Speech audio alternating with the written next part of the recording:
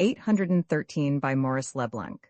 The tragedy at the Palace Hotel. Mr. Kesselbach stopped short on the threshold of the sitting room, took his secretary's arm and, in an anxious voice, whispered, "Chapman, someone has been here again." "Surely not, sir," protested the secretary. "You have just opened the hall door yourself, and the key never left your pocket while we were lunching in the restaurant." "Chapman, someone has been here again," Mr. Kesselbach repeated. He pointed to a traveling bag on the mantelpiece. "Look, I can prove it. That bag was shut. It is now open." Chapman protested. "Are you quite sure that you shut it, sir? Besides, the bag contains nothing but odds and ends of no value articles of dress. It contains nothing else because I took my pocketbook out before we went down by way of precaution. But for that, no, Chapman, I tell you, someone has been here while we were at lunch." There was a telephone on the wall. He took down the receiver. "Hello? I'm Mr. Kesselbach, Suite 415, that's right. Mademoiselle, would you please put me on to the Prefecture of Police, the Detective Department? I know the number. 1 second. Here it is. Number 822.48. I'll hold the line." A moment later he continued, "Are you 822.48? I should like a word with M. Lenormand, the Chief of the Detective Service. My name's Kesselbach." "Hello? Yes, the Chief Detective knows what it's about. He has given me leave to ring him up." "Oh, he's not there. To whom am I speaking?" "Detective Sergeant Girl. You were there yesterday, were you not, when I called on M. Lenormand? Well, the same thing that I told M. Lenormand yesterday has occurred again today. Someone has entered the suite which I am occupying, and if you come at once, you may be able to discover some clues. In an hour or two? All right, thanks. You have only to ask for Suite 415. Thank you again." Rudolf Kesselbach, nicknamed alternatively the King of Diamonds and the Lord of the Cape, possessed a fortune estimated at nearly 20 millions sterling. For the past week, he had occupied Suite 415, on the 4th floor of the Palace Hotel, consisting of 3 rooms, of which the 2 larger, on the right, the sitting room and the principal bedroom, faced the avenue, while the other, on the left, in which Chapman, the secretary, slept, looked out on the Rue de Jude. Adjoining this bedroom, a suite of 5 rooms had been reserved for Mrs. Kesselbach, who was to leave Monte Carlo, where she was at present staying, and join her husband the moment she heard from him. Rudolf Kesselbach walked up and down for a few minutes with a thoughtful air. He was a tall man, with a ruddy complexion, and still young, and his dreamy eyes, which showed pale blue through his gold-rimmed spectacles, gave him an expression of gentleness and shyness that contrasted curiously with the strength of the square forehead and the powerfully developed jaws. He went to the window. It was fastened. Besides, how could anyone have entered that way? The private balcony that ran round the flat broke off on the right and was separated on the left by a stone channel from the balconies in the Rue de Jude. He went to his bedroom. It had no communication with the neighboring rooms. He went to his secretary's bedroom. The door that led into the 5 rooms reserved for Mrs. Kesselbach was locked and bolted. "I can't understand it at all, Chapman. Time after time I have noticed things here, funny things, as you must admit. Yesterday my walking stick was moved. The day before that my papers had certainly been touched. And yet how was it possible?" "It is not possible, sir," cried Chapman, whose honest, placid features displayed no anxiety. "You're imagining things, that's all. You have no proof, nothing but impressions to go upon. Besides, look here, there is no way into this suite except through the entrance lobby. Very well.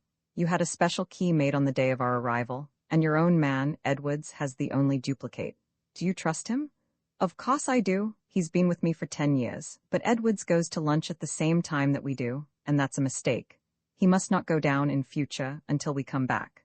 Chapman gave a slight shrug of the shoulders. There was no doubt about it, the Lord of the Cape was becoming a trifle eccentric, with those incomprehensible fears of his. What risk can you run in an hotel, especially when you carry no valuables, no important sum of money on you or with you? They heard the hall door opening. It was Edwards. Mr. Kesselbach called him. "Are you dressed, Edwards?" "Ah, that's right. I am expecting no visitors today, Edwards, or rather, one visitor only, Girl. Meantime, remain in the lobby and keep an eye on the door. Mr. Chapman and I have some serious work to do." The serious work lasted for a few minutes, during which Mr. Kesselbach went through his correspondence, read 3 or 4 letters, and gave instructions how they were to be answered. But suddenly, Chapman, waiting with pen poised, saw that Mr. Kesselbach was thinking of something quite different from his correspondence. He was holding between his fingers and attentively examining a pin, a black pin bent like a fishhook. "Chapman," he said, "look what I've found on the table." This bent pin obviously means something. It's a proof, a material piece of evidence. You can't pretend now that no one has been in the room, for after all this pin did not come here of itself. Certainly not, replied the secretary. It came here through me. What do you mean? Why, it's a pin which I used to fasten my tie to my collar. I took it out last night while you were reading, and I twisted it mechanically. Mr. Kesselbach rose from his chair with a great air of vexation, took a few steps and stopped. You're laughing at me, Chapman, I feel you are, and you're quite right. I won't deny it, I have been rather odd since my last journey to the Cape. It's because, well, you don't know the new factor in my life, a tremendous plan, a huge thing. I can only see it as yet in the haze of the future, but it's taking shape for all that, and it will be something colossal.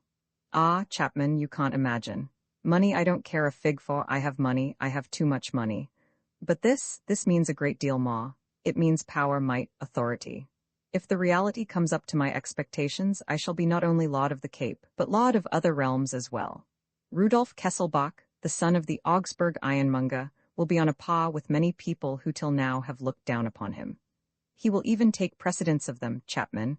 He will take precedence of them, mark my words. And if ever he interrupted himself, looked at Chapman as though he regretted having said too much and nevertheless, carried away by his excitement, concluded, You now understand the reasons of my anxiety, Chapman. Here in this brain is an idea that is worth a great deal, and this idea is suspected perhaps, and I am being spied upon. I'm convinced of it. A bell sounded. The telephone, said Chapman. Could it, muttered Kesselbach, by any chance be? He took down the instrument. Hullo, who, the colonel? Ah, good, yes, it's I. Any news? Good, then I shall expect you. You will come with one of your men. Very well. What? No, we shan't be disturbed. I will give the necessary orders. It's as serious as that, is it? I tell you, my instructions will be positive. My secretary and my man shall keep the door, and no one shall be allowed in. You know the way, don't you? Then don't lose a minute. He hung up the receiver and said, Chapman, there are 2 gentlemen coming. Edwards will show them in. But girl, the detective sergeant. He will come later in an hour, and even then there's no harm in their meeting. So send Edwards down to the office at once to tell them. I am at home to nobody, except 2 gentlemen, the colonel and his friend, and girl. He must make them take down the names. Chapman did as he was asked. When he returned to the room, he found Mr. Kesselbach holding in his hand an envelope, or rather, a little pocket case in black morocco leather, apparently empty. He seemed to hesitate, as though he did not know what to do with it. Should he put it in his pocket or lay it down elsewhere? At last he went to the mantelpiece and threw the leather envelope into his traveling bag. Let us finish the mail, Chapman. We have 10 minutes left. Ah, a letter from Mrs. Kesselbach. Why didn't you tell me of it, Chapman? Didn't you recognize the handwriting? He made no attempt to conceal the emotion which he felt in touching and contemplating that paper which his wife had held in her fingers, and to which she had added a look of her eyes, an atom of her scent, a suggestion of her secret thoughts.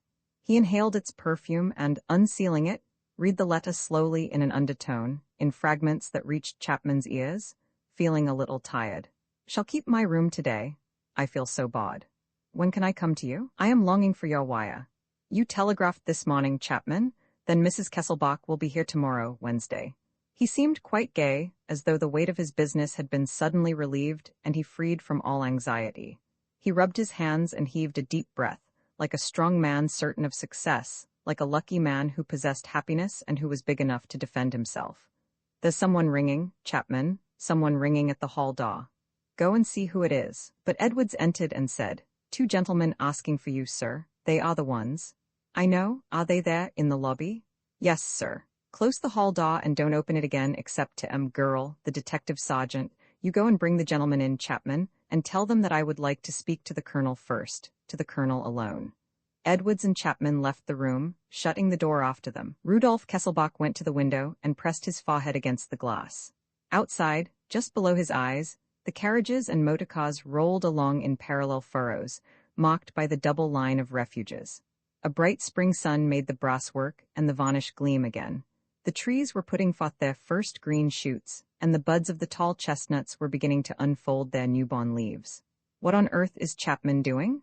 Muttered Kesselbach. The time he wastes in palavering. He took a cigarette from the table, lit it, and drew a few puffs. A faint exclamation escaped him. Close before him stood a man whom he did not know. He started back. Who are you? The man, he was a well-dressed individual, rather smart-looking, with dark hair, a dark mustache and hard eyes. The man gave a grin. Who am I? Why, the Colonel? No, no, the one I call the Colonel. The one who writes to me under that adopted signature is not you? Yes, yes, the other was only. But my dear sir, all this, you know, is not of the smallest importance. The essential thing is that I am myself, and that I assure you I am. But your name, sir? The Colonel, until further orders. Mr. Kesselbach was seized with a growing fear. Who was this man? What did he want with him? He called out. Chapman? What a funny idea to call out. Isn't my company enough for you? Chapman? Mr. Kesselbach cried again. Chapman? Edwards? Chapman? Edwards? Echoed the stranger in his turn. What are you doing? You're wanted. Sir, I ask you, I order you to let me pass. But my dear sir, who's preventing you? He politely made way. Mr. Kesselbach walked to the door, opened it, and gave a sudden jump backward. Behind the door stood another man, pistol in hand. Kesselbach stammered. Edwards, chap? He did not finish. In a corner of the lobby, he saw his secretary and his servant lying side by side on the floor, gagged and bound. Mr. Kesselbach, notwithstanding his nervous and excitable nature, was not devoid of physical courage, and the sense of a definite danger, instead of depressing him, restored all his elasticity and vigor. Pretending dismay and stupefaction, he moved slowly back to the chimney-piece and leant against the wall. His hand felt for the electric bell. He found it and pressed the button without removing his finger. Well?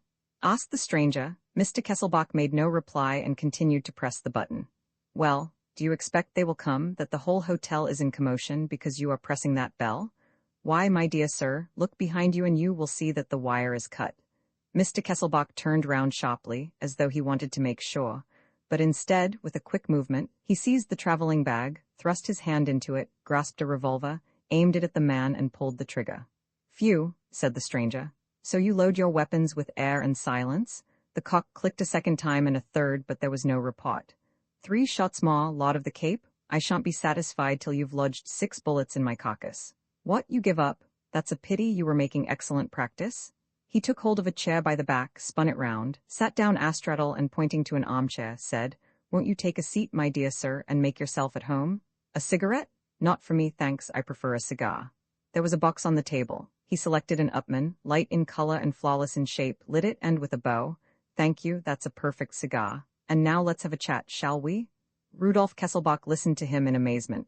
Who could this strange person be? Still, at the sight of his visitor sitting there so quiet and so chatty, he became gradually reassured, and began to think that the situation might come to an end without any need to resort to violence or brute force.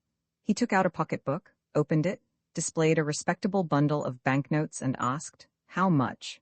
The other looked at him with an air of bewilderment, as though he found a difficulty in understanding what Kesselbach meant.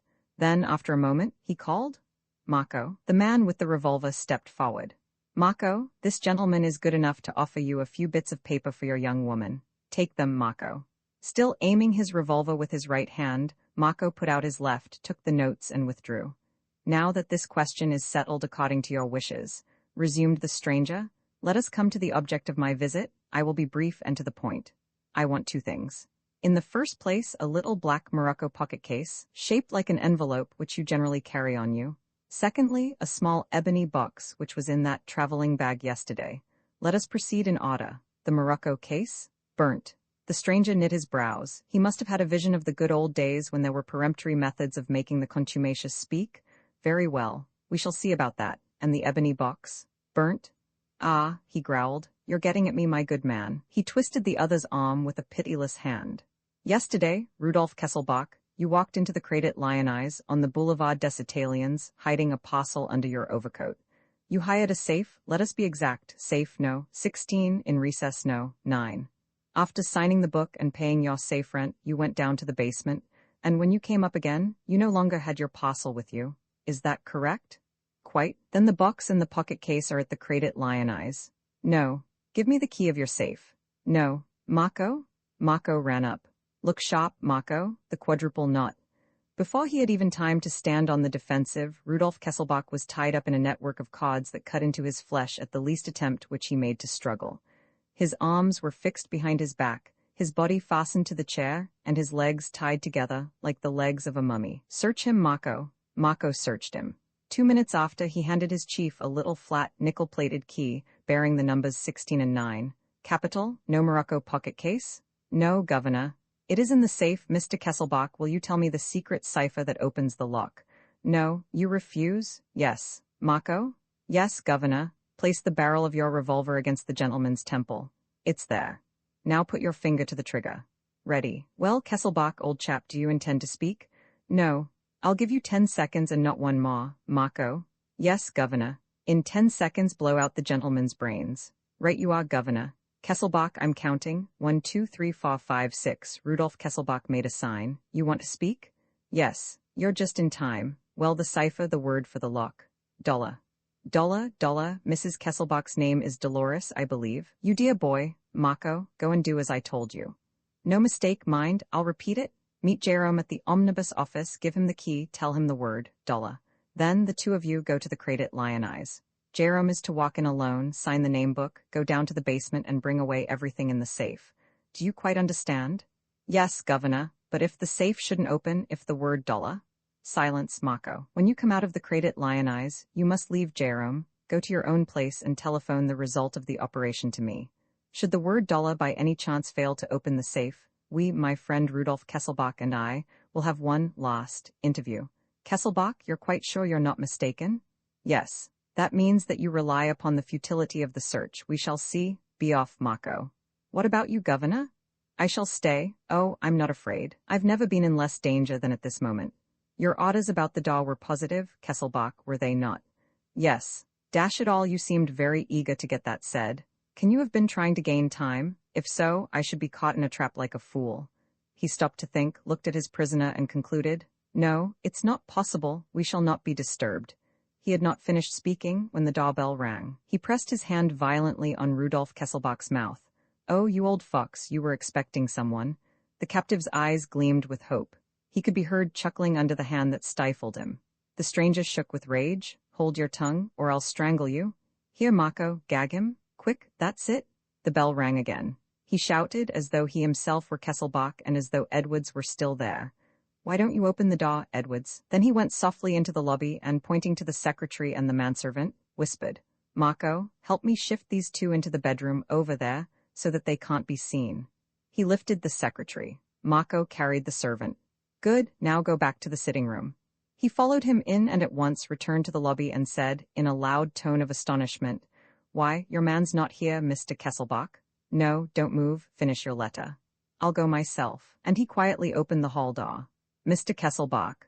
He found himself faced by a sort of jovial, bright-eyed giant who stood swinging from one foot to the other and twisting the brim of his hat between his fingers. He answered, Yes, that's right. Who shall I say? Mr. Kesselbach telephoned. He expects me. Oh, it's you. I'll tell him. Do you mind waiting a minute? Mr. Kesselbach will speak to you. He had the audacity to leave the visitor standing on the threshold of the little entrance hall, at a place from which he could see a portion of the sitting room through the open door, and slowly, without so much as turning round, he entered the room, went to his confederate by Mr. Kesselbach's side and whispered, We're done. It's Girl, the detective. The other drew his knife. He caught him by the arm. No nonsense, I have an idea. But for God's sake, Mako, understand me and speak in your turn. Speak as if you were Kesselbach. You hear, Mako? You are Kesselbach. He expressed himself so coolly, so forcibly, and with such authority that Mako understood, without further explanation, that he himself was to play the part of Kesselbach. Mako said, so as to be heard, You must apologize for me, my dear fellow. Tell Girl, I'm awfully sorry, but I'm over head and ears in work. I will see him tomorrow morning. At 9, yes, at 9 o'clock punctually. Good, whispered the other. Don't stir. He went back to the lobby, found Girl waiting, and said, Mr. Kesselbach begs you to excuse him. He is finishing an important piece of work. Could you possibly come back at 9 o'clock tomorrow morning? There was a pause. Girl seemed surprised, more or less bothered and undecided. The other man's hand clutched the handle of a knife at the bottom of his pocket. At the first suspicious movement, he was prepared to strike. At last, Girl said, Very well. At 9 o'clock tomorrow. But all the same, however, I shall be here at 9 tomorrow. And putting on his hat, he disappeared down the passage of the hotel. Mako, in the sitting room, burst out laughing. That was jolly clever of you, Governor. Oh, how nicely you spoofed him. Look alive, Mako, and follow him. If he leaves the hotel, let him be. Meet Jerome at the omnibus office as arranged, and telephone. Mako went away quickly. Then the man took a water bottle on the chimney-piece, poured himself out a tumblerful, which he swallowed at a draught, wetted his handkerchief, dabbed his forehead, which was covered with perspiration, and then sat down beside his prisoner, and with an affectation of politeness, said, "But I must really have the honor, Mr. Kesselbach, of introducing myself to you." And taking a card from his pocket, he said, "Allow me. Arsène Lupin, gentleman burglar." The name of the famous adventurer seemed to make the best of impressions upon Mr. Kesselbach. Lupin did not fail to observe the fact and exclaimed, "Aha, my dear sir, you breathe again. Arsène Lupin is a delicate, squeamish burglar. He loathes bloodshed. He has never committed a more serious crime than that of annexing other people's property, a mere peccadillo, eh? And what you're saying to yourself is that he is not going to burden his conscience with a useless murder. Quite so. But will your destruction be so useless as all that? Everything depends on the answer, and I assure you that I'm not locking at present. Come on, old chap."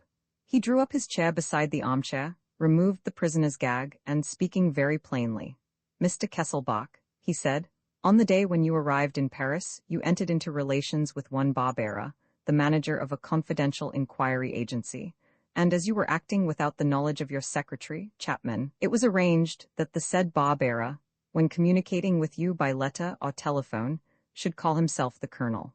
I hasten to tell you that Barbera is a perfectly honest man, but I have the good fortune to number one of his clocks among my own particular friends. That is how I discovered the motive of your application to Barbera, and how I came to interest myself in you, and to make a search or two here, with the assistance of a set of false keys, in the course of which search or two, I may as well tell you, I did not find what I was looking for." He lowered his voice, and with his eyes fixed on the eyes of his prisoner, watching his expression, searching his secret thoughts, he uttered these words, "Mr. Kesselbach, your instructions to Barbera were that he should find a man hidden somewhere in the slums of Paris who bears, or used to bear the name of Pierre Leduc. The man answers to this brief description. Height 5 feet 9 inches, hair and complexion fair, wears a mustache. Special mark. The tip of the little finger of the left hand is missing as the result of a cut. Also, he has an almost imperceptible scar on the right cheek. You seem to attach enormous importance to this man's discovery, as though it might lead to some great advantage to yourself. Who is the man? I don't know."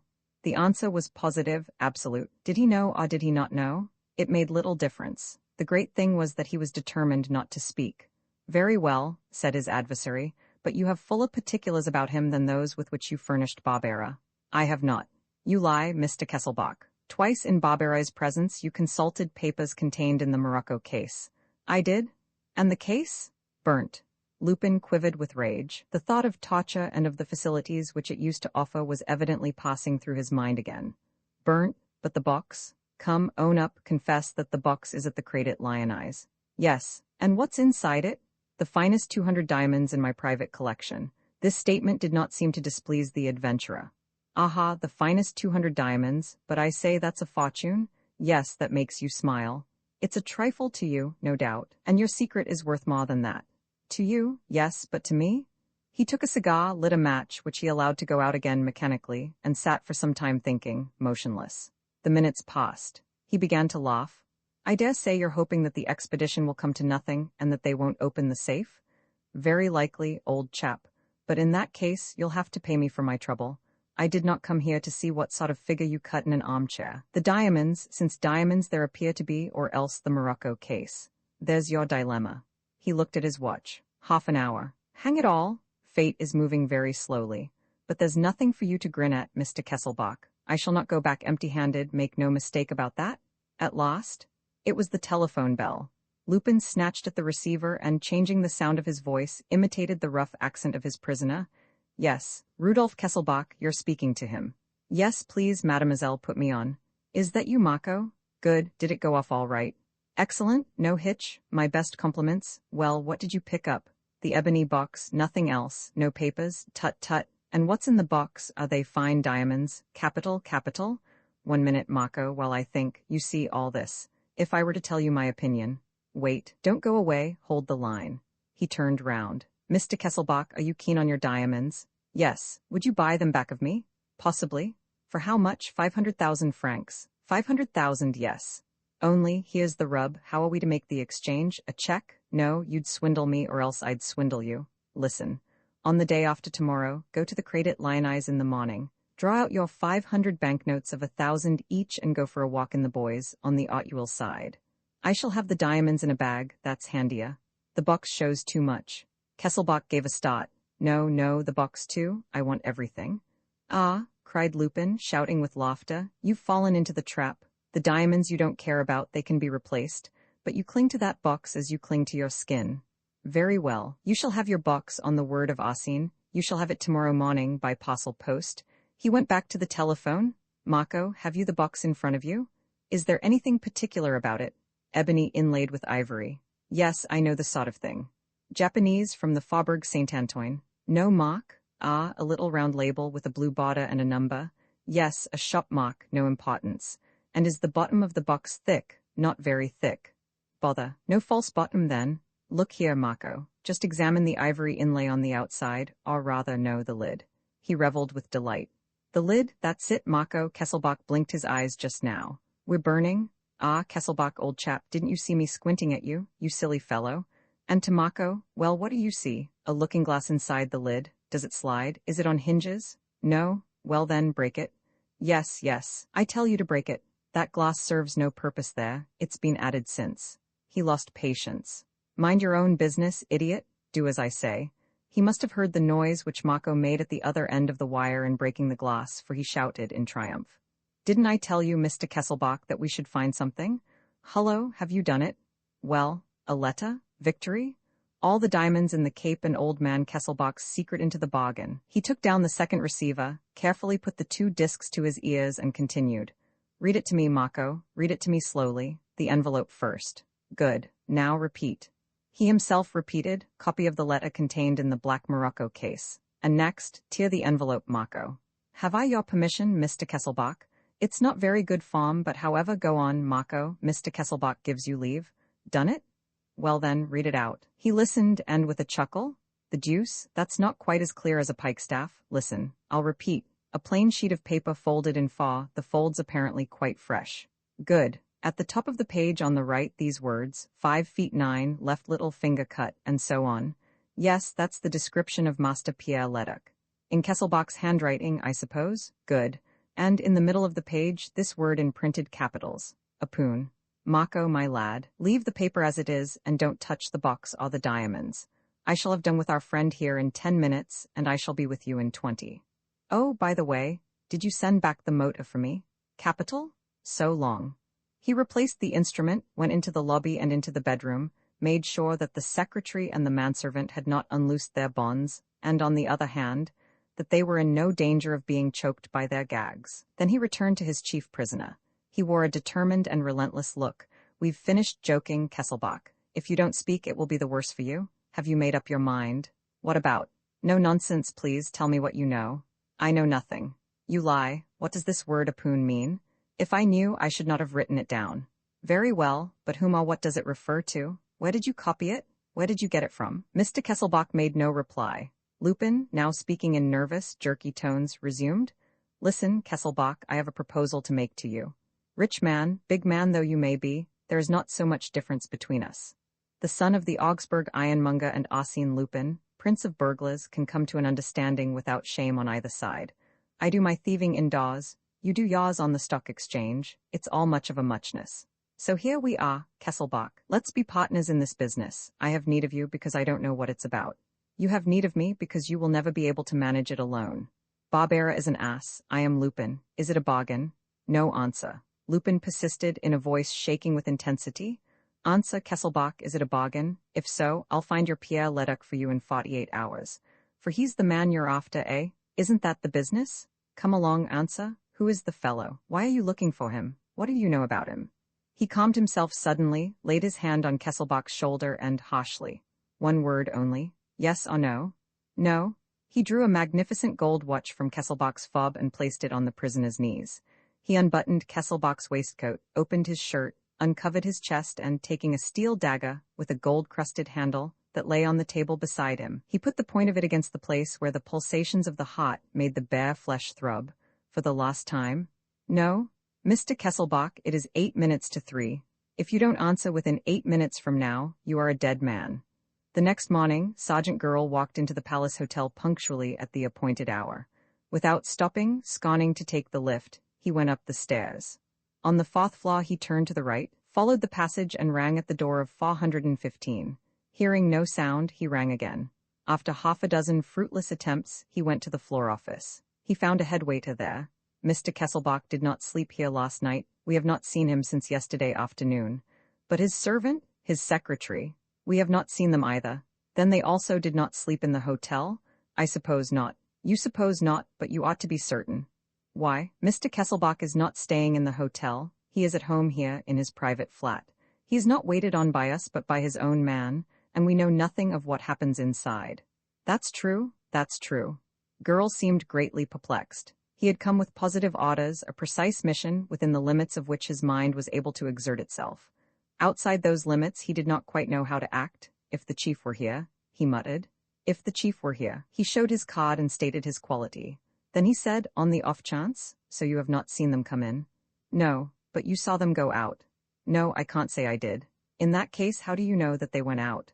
From a gentleman who called yesterday afternoon.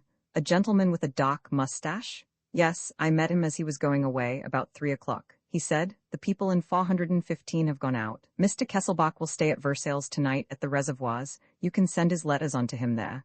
But who was this gentleman? By what right did he speak? I don't know. Girl felt uneasy. It all struck him as rather queer. Have you the key? No, Mr. Kesselbach had special keys made. Let's go and look. Girl rang again furiously. Nothing happened. He was about to go when suddenly he bent down and clapped his ear to the keyhole. Listen. I seem to hear why, yes, it's quite distinct. I hear moans. He gave the door a tremendous blow with his fist. But, sir, you have not the right. Oh, hang the right. He struck the door with renewed force, but to so little purpose that he abandoned the attempt forthwith. Quick, quick, a locksmith? One of the waiters started off at a run. Girl, blustering and undecided, walked to and fro. The servants from the other floors collected in groups. People from the office, from the manager's department arrived. Girl cried, but why shouldn't we go in the adjoining rooms? Do they communicate with this suite?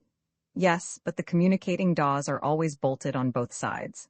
Then I shall telephone to the detective office, said Girl, to whose mind, obviously, there existed no salvation without his chief. And to the commissary of police, observed someone. Yes, if you like, he replied, in the tone of a gentleman who took little or no interest in that formality. When he returned from the telephone, the locksmith had nearly finished trying the keys. The last worked the lock. Girl walked briskly in. He at once hastened in the direction from which the moans came and hit against the bodies of Chapman, the secretary, and Edwards, the manservant. One of them, Chapman, had succeeded, by dint of patience, in loosening his gag a little, and was uttering short, stifled moans. The other seemed asleep. They were released, but Girl was anxious. Where's Mr. Kesselbach? He went into the sitting room.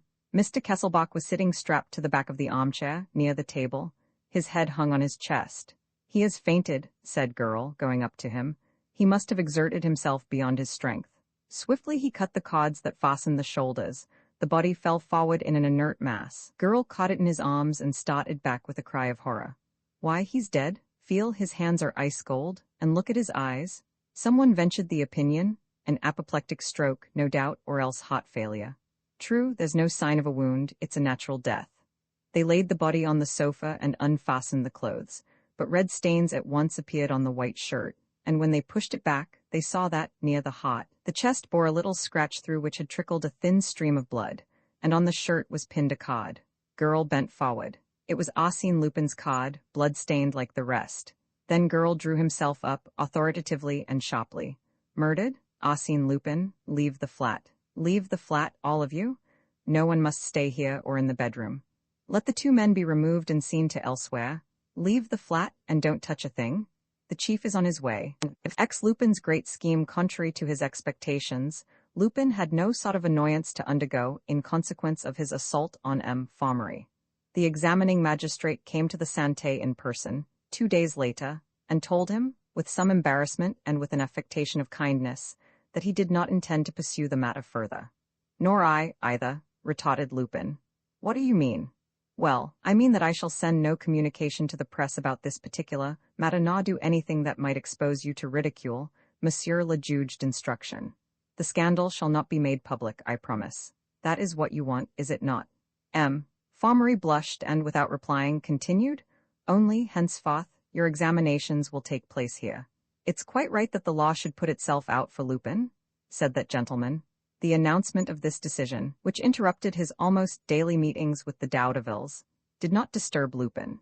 He had taken his precautions from the first day, by giving the Daudevilles all the necessary instructions, and now that the preparations were nearly completed, reckoned upon being able to turn old Steinweg's confidences to the best account without delay, and to obtain his liberty by one of the most extraordinary and ingenious schemes that had ever entered his brain. His method of correspondence was a simple one, and he had devised it at once. Every morning he was supplied with sheets of paper in numbered packets. He made these into envelopes, and every evening the envelopes, duly folded and gummed, were fetched away. Now Lupin, noticing that his packet always bore the same number, had drawn the inference that the distribution of the numbered packets was always effected in the same order among the prisoners who had chosen that particular kind of work. Experience showed that he was right. It only remained for the Daudevilles to bribe one of the employees of the private firm entrusted with the supply and dispatch of the envelopes. This was easily done, and thenceforward Lupin, sure of success, had only to wait quietly until the sign agreed upon between him and his friends appeared upon the top sheet of the packet. On the 6th day, he gave an exclamation of delight. At last, he said. He took a tiny bottle from a hiding-place, uncorked it, moistened the tip of his forefinger with the liquid which it contained, and passed his finger over the 3rd sheet in the packet. In a moment, strokes appeared, then letters, then words and sentences. He read, All well. Steinweg free. Hiding in country. Genevieve Ernemont good health. Often goes Hotel Bristol to see Mrs. Kesselbach, who is ill. Meets Pierre Leduc there every time. Answer by same means. No danger. So communications were established with the outside. Once more, Lupin's efforts were crowned with success. All that he had to do now was to execute his plan and lead the press campaign which he had prepared in the peaceful solitude of his prison. 3 days later, these few lines appeared in the Grand Journal, quite apart from Prince Bismarck's memoirs, which, according to well-informed people, contain merely the official history of the events in which the great Chancellor was concerned. There exists a series of confidential letters of no little interest. These letters have been recently discovered. We hear, on good authority, that they will be published almost immediately. My readers will remember the noise which these mysterious sentences made throughout the civilized world, the comments in which people indulged, the suggestions put forward, and, in particular, the controversy that followed in the German press. Who had inspired those lines? What were the letters in question? Who had written them to the Chancellor, or who had received them from him? Was it an act of posthumous revenge? Or was it an indiscretion committed by one of Bismarck's correspondents? A second note settled public opinion as to certain points, but at the same time worked it up to a strange pitch of excitement. It ran as follows: To the editor of the Grand Journal, Santé Palace, Cell 14, 2nd Division. Sir, you inserted in your issue of Tuesday last a paragraph based upon a few words which I let fall the other evening in the course of a lecture which I was delivering at the Santé on foreign politics. Your correspondence paragraph, although accurate in all essential particulars, requires a slight correction. The letters exist, as stated, and it is impossible to deny their exceptional importance, seeing that, for 10 years, they have been the object of an uninterrupted search on the part of the government interested. But nobody knows where they are hidden, and nobody knows a single word of what they contain. The public, I am convinced, will bear me no ill will if I keep it waiting for some time before satisfying its legitimate curiosity. Apart from the fact that I am not in possession of all the elements necessary for the pursuit of the truth, my present occupation does not allow me to devote so much time as I could wish to this matter. All that I can say for the moment is that the letters were entrusted by the dying statesman to one of his most faithful friends, and that this friend had eventually to suffer the serious consequences of his loyalty. Constant spying, domiciliary visits, nothing was spared him. I have given orders to 2 of the best agents of my secret police to take up this scent from the start in a position to get to the bottom of this exciting mystery. I have the honor to be, sir, your obedient servant, Arsène Lupin. So it was Arsène Lupin who was conducting the case? It was he who, from his prison cell, was stage managing the comedy or the tragedy announced in the first note. What luck! Everybody was delighted. With an artist like Lupin, the spectacle could not fail to be both picturesque and startling. 3 days later, the Grand Journal contained the following letter from Arsène Lupin. The name of the devoted friend to whom I referred has been imparted to me. It was the Grand Duke Hermann Roman III, reigning, although dispossessed, sovereign of the Grand Duchy of Zweibrücken-Veldenz and a confidant of Prince Bismarck, whose entire friendship he enjoyed. A thorough search was made of his house by Count von W., at the head of 12 men. The result of this search was purely negative, but the Grand Duke was nevertheless proved to be in possession of the papers. Where had he hidden them? This was a problem which probably nobody in the world would be able to solve at the present moment. I must ask for 24 hours in which to solve it. Arsène Lupin. And 24 hours later, the promised note appeared. The famous letters are hidden in the feudal castle of Veldenz, the capital of the Grand Duchy of Zweibrücken. The castle was partly destroyed in the course of the 19th century. Where exactly are they hidden? And what are the letters precisely? These are the two problems which I am now engaged in unraveling, and I shall publish the solution in 4 days' time. Arsène Lupin. On the day stated, men scrambled to obtain copies of the Grand Journal. To the general disappointment, the promised information was not given. The same silence followed on the next day and the day after. What had happened? It leaked out through an indiscretion at the prefecture of police. The governor of the Santé, it appeared, had been warned that Lupin was communicating with his accomplices by means of the packets of envelopes which he made. Nothing had been discovered, but it was thought best, in any case, to forbid all work to the insufferable prisoner. To this the insufferable prisoner replied, "As I have nothing to do now, I may as well attend to my trial. Please let my counsel, Maître Quimble, know." It was true. Lupin, who, hitherto, had refused to hold any intercourse with Maître Quimble, now consented to see him and to prepare his defense. On the next day Maître Quimble, in cheery tones, asked for Lupin to be brought to the barrister's room. He was an elderly man, wearing a pair of very powerful spectacles, which made his eyes seem enormous. He put his hat on the table, spread out his briefcase, and at once began to put a series of questions which he had carefully prepared. Lupin replied with extreme readiness and even volunteered a host of particulars, which Maître Quimble took down, as he spoke, on slips pinned one to the other. "And so you say," continued the barrister, with his head over his papers, "that at that time—" "I say that at that time," Lupin answered.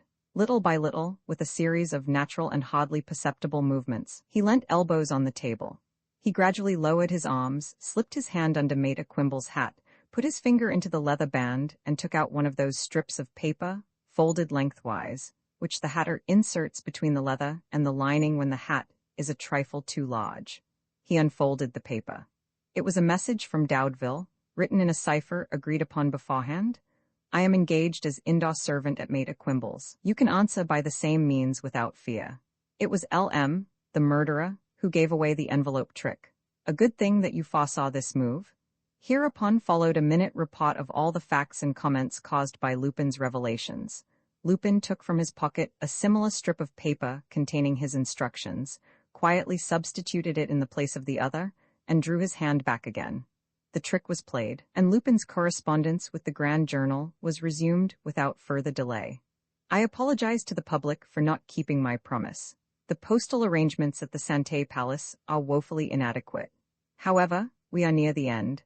I have in hand all the documents that establish the truth upon an indisputable basis. I shall not publish them for the moment. Nevertheless, I will say this. Among the letters are some that were addressed to the Chancellor by one who, at that time, declared himself his disciple and his admirer, and who was destined, several years after, to rid himself of that irksome tutor and to govern alone. I trust that I make myself sufficiently clear.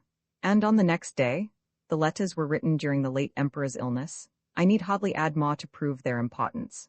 4 days of silence, and then this final note, which caused a stir that has not yet been forgotten. My investigation is finished. I now know everything. By dint of reflection, I have guessed the secret of the hiding place. My friends are going to Veldenz and, in spite of every obstacle, will enter the castle by a way which I am pointing out to them. The newspapers will then publish photographs of the letters, of which I already know the tenor, but I prefer to reproduce the whole text. This certain, inevitable publication will take place in a fortnight from today precisely, on the 22nd of August next. Between this and then I will keep silence and wait. The communications to the Grand Journal did in fact stop for a time, but Lupin never ceased corresponding with his friends, via the hat, as they said among themselves. It was so simple, there was no danger. Who could ever suspect that Maître Quimble's had served Lupin as a letterbox? Every 2 or 3 mornings, whenever he called, in fact, the celebrated advocate faithfully brought his clients letters. Letters from Paris, letters from the country, letters from Germany, all reduced and condensed by Daudeville into a brief form and cipher language. And an hour later, Maître Quimble solemnly walked away, carrying Lupin's orders. Now, one day, the governor of the Santé received a telephone message, signed L.M., informing him that Maître Quimble was, in all probability, serving Lupin as his unwitting postman, and that it would be advisable to keep an eye upon the worthy man's visits. The governor told Maître Quimble, who thereupon resolved to bring his junior with him. So, once again, in spite of all Lupin's efforts, in spite of his fertile powers of invention, in spite of the marvels of ingenuity which he renewed after each defeat, once again, Lupin found himself cut off from communication with the outside world by the infernal genius of his formidable adversary. And he found himself thus cut off at the most critical moment, at the solemn minute when, from his cell, he was playing his last trump card against the coalesced forces that were overwhelming him so terribly. On the 13th of August, as he sat facing the 2 councils, his attention was attracted by a newspaper in which some of Maître Quimble's papers were wrapped up. He saw a heading in very large type 813. The subheadings were, "A fresh murder. The excitement in Germany. Has the secret of the Apun been discovered?" Lupin turned pale with anguish. Below he read the words, "2 sensational telegrams reach us at the moment of going to press. The body of an old man has been found near Augsburg, with his throat cut with a knife. The police have succeeded in identifying the victim. It is Steinweg, the man mentioned in the Kesselbach case. On the other hand, a correspondent telegraphs that the famous English detective, Herlock Sholmes, has been hurriedly summoned to Cologne. He will there meet the Emperor, and they will both proceed to Veldenz Castle. Herlock Sholmes is said to have undertaken to discover the secret of the Apun. If he succeeds, it will mean the pitiful failure of the incomprehensible campaign which Arsène Lupin has been conducting for the past month in so strange a fashion. Perhaps public curiosity was never so much stirred as by the duel announced to take place between Sholmes and Lupin, an invisible duel in the circumstances, an anonymous duel, one might say, in which everything would happen in the dark, in which people would be able to judge only by the final results, and yet an impressive duel, because of all the scandal that circled around the adventure, and because of the stakes in dispute between the 2 irreconcilable enemies, now once more opposed to each other. And it was a question not of small private interests, of insignificant burglaries, of trumpery individual passions, but of a matter of really worldwide importance, involving the politics of the 3 great Western nations and capable of disturbing the peace of the world.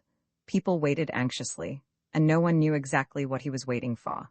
For after all, if the detective came out victorious in the duel, if he found the letters, who would ever know? What proof would anyone have of his triumph? In the main, all hopes were centered on Lupin, on his well-known habit of calling the public to witness his acts. What was he going to do? How could he avert the frightful danger that threatened him? Was he even aware of it? Those were the questions which men asked themselves. Between the 4 walls of his cell, prisoner 14 asked himself pretty nearly the same questions, and he for his part was not stimulated by idle curiosity, but by real uneasiness, by constant anxiety. He felt himself irrevocably alone, with impotent hands, an impotent will, an impotent brain. It availed him nothing that he was able, ingenious, fearless, heroic. The struggle was being carried on without him. His part was now finished. He had joined all the pieces and set all the springs of the great machine that was to produce, that was, in a manner of speaking, automatically to manufacture his liberty, and it was impossible for him to make a single movement to improve and supervise his handiwork. At the date fixed, the machine would start working. Between now and then, 1,000 adverse incidents might spring up, 1,000 obstacles arise, without his having the means to combat those incidents or remove those obstacles. Lupin spent the unhappiest hours of his life at that time. He doubted himself. He wondered whether his existence would be buried for good in the horror of a jail. Had he not made a mistake in his calculations? Was it not childish to believe that the event that was to set him free would happen on the appointed date? Madness? He cried. My argument is false. How can I expect such a concurrence of circumstances? There will be some little fact that will destroy all, the inevitable grain of sand. Steinweg's death and the disappearance of the documents which the old man was to make over to him did not trouble him greatly. The documents he could have done without in case of need, and, with the few words which Steinweg had told him, he was able, by dint of guesswork and his native genius, to reconstruct what the Emperor's letters contained and to draw up the plan of battle that would lead to victory. But he thought of Herlock Sholmes, who was over there now, in the very center of the battlefield, and who was seeking and who would find the letters, thus demolishing the edifice so patiently built up. And he thought of the other one, the implacable enemy, lurking round the prison, hidden in the prison, perhaps, who guessed his most secret plans even before they were hatched in the mystery of his thought. The 17th of August, the 18th of August, the 19th? 2 more days. 2 centuries rather. Oh, the interminable minutes. Lupin, usually so calm, so entirely master of himself, so ingenious at providing matter for his own amusement, was feverish, exultant and depressed by turns, powerless against the enemy, mistrusting everything and everybody, morose. The 20th of August, he would have wished to act and he could not. Whatever he did, it was impossible for him to hasten the hour of the catastrophe. This catastrophe would take place or would not take place, but Lupin would not know for certain until the last hour of the last day was spent to the last minute. Then, and then alone, he would know of the definite failure of his scheme. The inevitable failure, he kept on repeating to himself. Success depends upon circumstances far too subtle and can be obtained only by methods far too psychological. There is no doubt that I am deceiving myself as to the value and the range of my weapons. And yet, hope returned to him. He weighed his chances. They suddenly seemed to him real and formidable. The fact was going to happen as he had foreseen it happening, and for the very reasons which he had expected. It was inevitable. Yes, inevitable. Unless, indeed, Sholmes discovered the hiding place. And again he thought of Sholmes, and again an immense sense of discouragement overwhelmed him. The last day. He woke late, after a night of bad dreams. He saw nobody that day, neither the examining magistrate nor his counsel. The afternoon dragged along slowly and dismally, and the evening came, the murky evening of the cells. He was in a fever, his heart beat in his chest like the clapper of a bell, and the minutes passed irretrievably. At 9 o'clock, nothing; at 10 o'clock, nothing. With all his nerves tense as the string of a bow, he listened to the vague prison sounds, tried to catch through those inexorable walls all that might trickle in from the life outside. Oh, how he would have liked to stay the march of time and to give destiny a little more leisure. But what was the good? Was everything not finished? Oh, he cried, I am going mad. If all this were only over, that would be better. I can begin again, differently. I shall try something else. But I can't go on like this, I can't go on. He held his head in his hands, pressing it with all his might, locking himself within himself and concentrating his whole mind upon one subject, as though he wished to provoke, as though he wished to create the formidable, stupefying, inadmissible event to which he had attached his independence and his fortune. It must happen, he muttered. It must, and it must, not because I wish it, but because it is logical, and it shall happen, it shall happen. He beat his skull with his fists and delirious words rose to his lips. The key grated in the lock. In his frenzy, he had not heard the sound of footsteps in the corridor, and now, suddenly, a ray of light penetrated into his cell and the door opened. 3 men entered. Lupin had not a moment of surprise. The unheard-of miracle was being worked, and this at once seemed to him natural and normal, in perfect agreement with truth and justice. But a rush of pride flooded his whole being. At this minute he really received a clear sensation of his own strength and intelligence. "Shall I switch on the light?" asked one of the 3 men, in whom Lupin recognized the governor of the prison. "No," replied the taller of his companions, speaking in a foreign accent. "This lantern will do." "Shall I go?" "Act according to your duties, sir," said the same individual. "My instructions from the prefect of police are to comply entirely with your wishes. In that case, sir, it would be preferable that you should withdraw." M. Borelli went away, leaving the door half open, and remained outside within call. The visitor exchanged a few words with the one who had not yet spoken, and Lupin vainly tried to distinguish his features in the shade. He saw only 2 dark forms, clad in wide motoring cloaks and wearing caps with the flaps lowered. "Are you Arsène Lupin?" asked the man, turning the light of the lantern full on his face. He smiled. "Yes, I am the person known as Arsène Lupin, at present a prisoner in the Santé, Cell 14, 2nd Division." Was it you, continued the visitor, who published in the Grand Journal a series of more or less fanciful notes in which there is a question of a so-called collection of letters? Lupin interrupted him. I beg your pardon, sir, but before pursuing this conversation, the object of which, between ourselves, is none too clear to me, I should be much obliged if you would tell me to whom I have the honor of speaking. Absolutely unnecessary, replied the stranger. Absolutely essential, declared Lupin. Why? For reasons of politeness, sir. You know my name and I do not know yours. This implies a disregard of good form which I cannot suffer. The stranger lost patience. The mere fact that the governor of the prison brought us here shows that M. Borelli does not know his manners, said Lupin. M. Borelli should have introduced us to each other. We are equals here, sir. It is no case of a superior and an inferior, of a prisoner and a visitor who condescends to come and see him. There are two men here, and one of those two men has a hat on his head, which he ought not to have. Now look here. Take the lesson as you please, sir, said Lupin. The stranger came closer to him and tried to speak. The hat first, said Lupin, the hat. You shall listen to me? No, yes, no, matters were becoming virulent stupidly. The second stranger, the one who had kept silent, placed his hand on his companion's shoulder and said in German, Leave him to me. Why, it was understood. Hush and go away. Leaving you alone? Yes. But the door. Shut it and walk away. But this man, you know who he is, Arsène Lupin. Go away. The other went out, cursing under his breath. Pull the door, cried the second visitor. Hotter than that. Altogether, that's right. Then he turned, took the lantern and raised it slowly. Shall I tell you who I am? He asked. No, replied Lupin. And why? Because I know? Ah, you are the visitor I was expecting. Yes, sire. Roman 11 Chala Magnus silence, said the stranger sharply. Don't use that word. Then what shall I call ya? Call me nothing. They were both silent, and this moment of respite was not one of those which go before the struggle of two adversaries ready for the fray. The stranger strode to and fro with the air of a master accustomed to command and to be obeyed. Lupin stood motionless. He had abandoned his usual provocative attitude and his sarcastic smile. He waited, gravely and deferentially. But down in the depths of his being, he reveled, eagerly, madly, in the marvelous situation in which he found himself placed. Here, in his cell, he, a prisoner, he, the adventurer, he, the swindler, the burglar, he, Arsène Lupin, face to face with that demigod of the modern world, that formidable entity, the heir of Caesar and of Charlemagne. He was intoxicated for a moment with the sense of his own power. The tears came to his eyes when he thought of his triumph. The stranger stood still.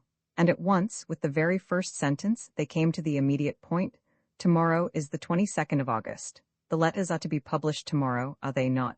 Tonight, in 2 hours from now, my friends are to hand in to the Grand Journal, not the letters themselves, but an exact list of the letters, with the Grand Duke Hermann's annotations. That list shall not be handed in. It shall not be. You will give it to me. It shall be placed in the hands of in your hands. Likewise all the letters? Likewise all the letters. Without any of them being photographed. Without any of them being photographed. The stranger spoke in a very calm voice, containing not the least accent of entreaty nor the least inflection of authority. He neither ordered nor requested. He stated the inevitable actions of Arsène Lupin. Things would happen as he said, and they would happen, whatever Arsène Lupin's demands should be, at whatever price he might value the performance of those actions. The conditions were accepted beforehand. By Jove, said Lupin to himself, that's jolly clever of him. If he leaves it to my generosity, I am a ruined man. The very way in which the conversation opened, the frankness of the words employed, the charm of voice and manner, all pleased him infinitely. He pulled himself together, lest he should relent and abandon all the advantages which he had conquered so fiercely. And the stranger continued, Have you read the letters? No, but someone you know has read them. No, in that case, I have the Grand Duke's list and his notes. Moreover, I know the hiding place where he put all his papers. Why did you not take them before this? I did not know the secret of the hiding place until I came here. My friends are on the way there now. The castle is guarded. It is occupied by 200 of my most trusty men. 10,000 would not be sufficient. After a minute's reflection, the visitor asked, How do you know the secret? I guessed it. But you had other elements of information which the papers did not publish? No, none at all. And yet I had the castle searched for 4 days. Herlock Sholmes looked in the wrong place. Ah, said the stranger to himself, it's an odd thing, an odd thing. And to Lupin, you are sure that your supposition is correct. It is not a supposition, it is a certainty. So much the better, muttered the visitor. There will be no rest until those papers cease to exist. And placing himself in front of Arsène Lupin, how much? What? Said Lupin, taken aback. How much for the papers? How much do you ask to reveal the secret? He waited for Lupin to name a figure. He suggested one himself, 50,000, 100,000, and, when Lupin did not reply, he said, with a little hesitation, Ma, 200,000, very well, I agree. Lupin smiled and in a low voice said, It is a handsome figure, but is it not likely that some sovereign, let us say, the King of England, would give as much as 1,000,000? In all sincerity? I believe so. And that those letters are priceless to the Emperor, that they are worth 2,000,000 quite as easily as 200,000 francs, 3,000,000 as easily as 2. I think so, and if necessary, the Emperor would give that 3,000,000 francs. Yes, then it will not be difficult to come to an arrangement. On that basis? Cried the stranger, not without some alarm. Lupin smiled again. On that basis, no, I am not looking for money. I want something else, something that is worth more to me than any number of millions. What is that? My liberty? What, your liberty, but I can do nothing. That concerns your country, the law. I have no power. Lupin went up to him and, lowering his voice still more, You have every power, sire. My liberty is not such an exceptional event that they are likely to refuse you. Then I should have to ask for it. Yes. Of whom? Of Vaillanglais, the Prime Minister. But Vaillanglais himself can do no more than I. He can open the doors of this prison for me. It would cause a public outcry. When I say, open, half open would be enough, we should counterfeit an escape. The public so thoroughly expects it that it would not so much as ask for an explanation. Very well, but Vaillanglais will never consent. He will consent. Why? Because you will express the wish. My wishes are not commands to him? No, but an opportunity of making himself agreeable to the Emperor by fulfilling them, and Vaillanglais is too shrewd a politician. Nonsense. Do you imagine that the French government will commit so illegal an act for the sole pleasure of making itself agreeable to me?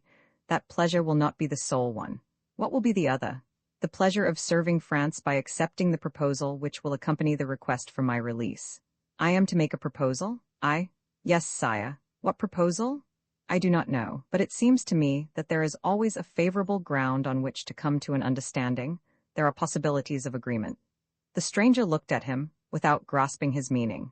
Lupin leant forward, and as though seeking his words, as though putting an imaginary case, said, Let me suppose that two great countries are divided by some insignificant question, that they have different points of view on a matter of secondary importance. A colonial matter, for instance, in which their self-esteem is at stake rather than their interest. Is it inconceivable that the ruler of one of those countries might come of his own accord to treat this matter in a new spirit of conciliation, and give the necessary instructions, so that I might leave Morocco to France? Said the stranger, with a burst of laughter. The idea which Lupin was suggesting struck him as the most comical thing that he had ever heard, and he laughed heartily. The disparity was so great between the object aimed at and the means proposed. Of course, he resumed, with a vain attempt to recover his seriousness. Of course, it's a very original idea, the whole of modern politics upset so that Arsène Lupin may be free, the plans of the Empire destroyed so that Arsène Lupin may continue his exploits. Why not ask me for Alsace and Lorraine at once? I did think of it, sire, replied Lupin calmly. The stranger's merriment increased. Splendid, and you let me off? This time, yes, Lupin had crossed his arms. He too was amusing himself by exaggerating the part which he was playing, and he continued with affected seriousness. A series of circumstances might one day arise which would put in my hands the power of demanding and obtaining that restitution. When that day comes, I shall certainly not fail to do so. For the moment, the weapons at my disposal oblige me to be more modest. Peace in Morocco will satisfy me. Just that.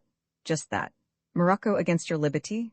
Nothing more, or rather, for we must not lose sight entirely of the main object of this conversation, or rather, a little goodwill on the part of one of the countries in question, and, in exchange, the surrender of the letters which are in my power.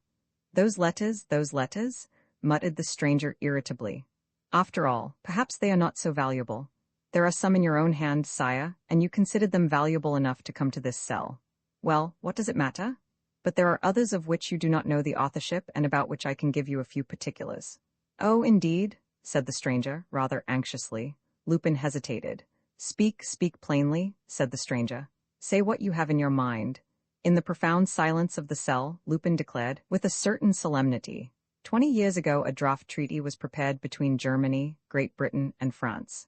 That's not true, it's impossible. Who could have done such a thing?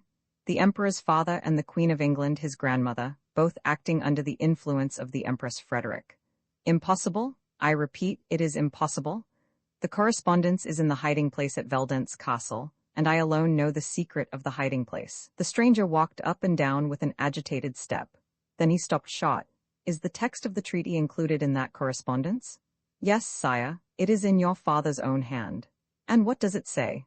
By that treaty, France and Great Britain granted and promised Germany an immense colonial empire, the empire which she does not at present possess, and which has become a necessity to her, in these times, to ensure her greatness. And what did England demand as a set-off against that empire?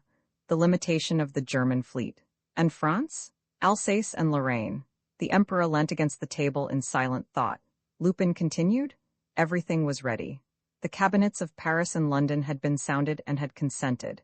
The thing was practically done. The great treaty of alliance was on the point of being concluded. It would have laid the foundations of a definite and universal peace. The death of your father destroyed that sublime dream.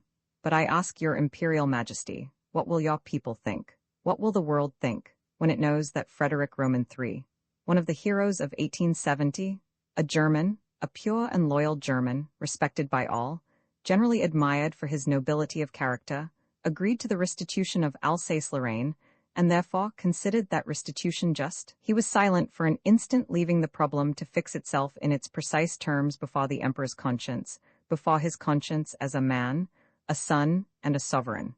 Then he concluded, Your Imperial Majesty yourself must know whether you wish or do not wish history to record the existence of that treaty.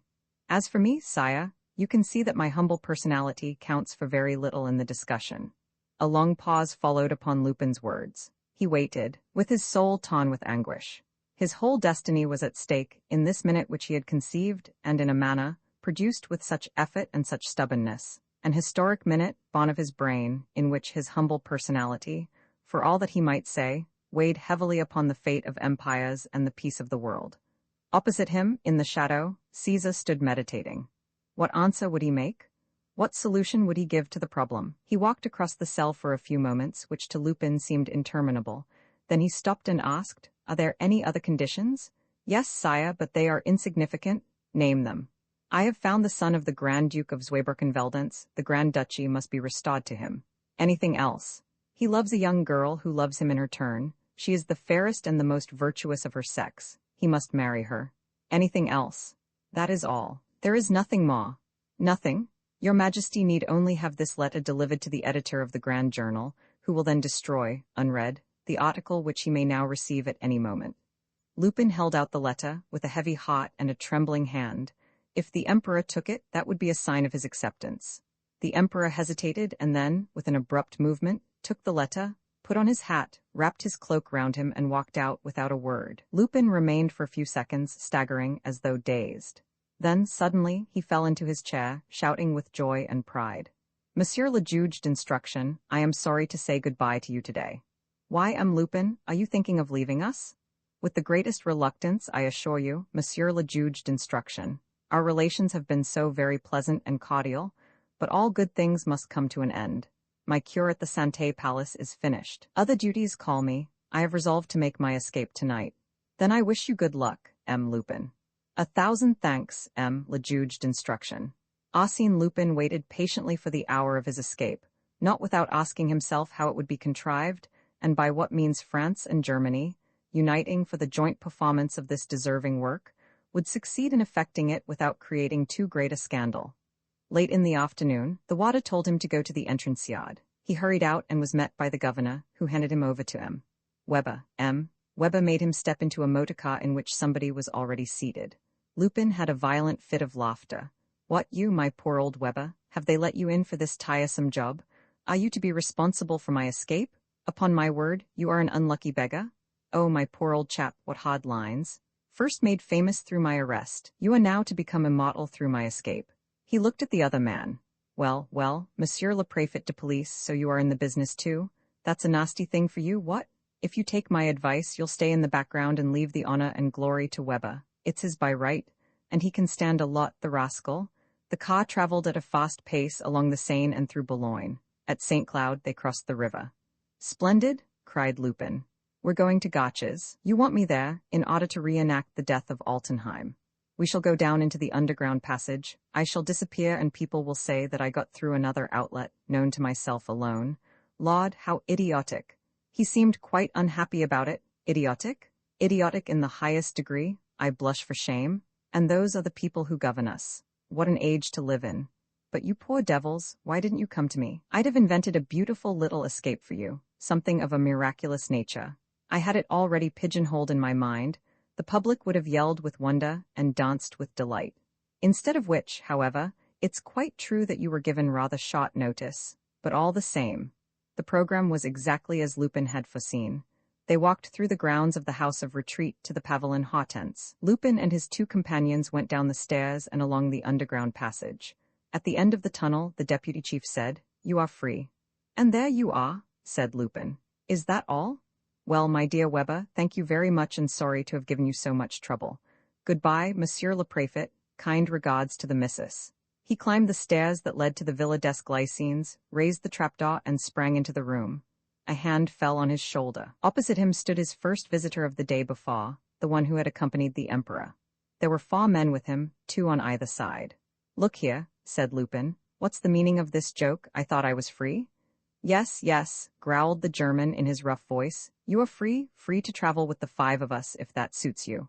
Lupin looked at him for a second with a mad longing to hit him on the nose just to teach him, but the 5 men looked devilish determined. Their leader did not betray any exaggerated fondness for him, and it seemed to him that the fellow would be only too pleased to resort to extreme measures.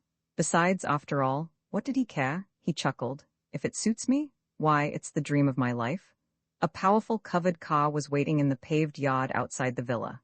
2 men got into the driver's seat, 2 others inside, with their backs to the motor. Lupin and the stranger sat down on the front seat. "Vorwärts," cried Lupin in German. "Vorwärts nach Veldenz," the stranger said. "Silence, those men must know nothing. Speak French, they don't know French, but why speak at all?" "Quite right," said Lupin to himself. "Why speak at all?" The car traveled all the evening and all night without any incident. Twice they stopped to take in petrol at some sleepy little town. The Germans took it in turns to watch their prisoner, who did not open his eyes until the early morning. They stopped for breakfast at an inn on a hillside, near which stood a signpost. Lupin saw that they were at an equal distance from Metz and Luxembourg. From there, they took a road that slanted northeast, in the direction of Treves. Lupin said to his traveling companion, "Am I right in believing that I have the honor of speaking to Count von Waldemar, the Emperor's confidential friend, the one who searched Hermann Roman III house in Dresden?" The stranger remained silent. "You're the sort of chap I can't stand at any price," muttered Lupin.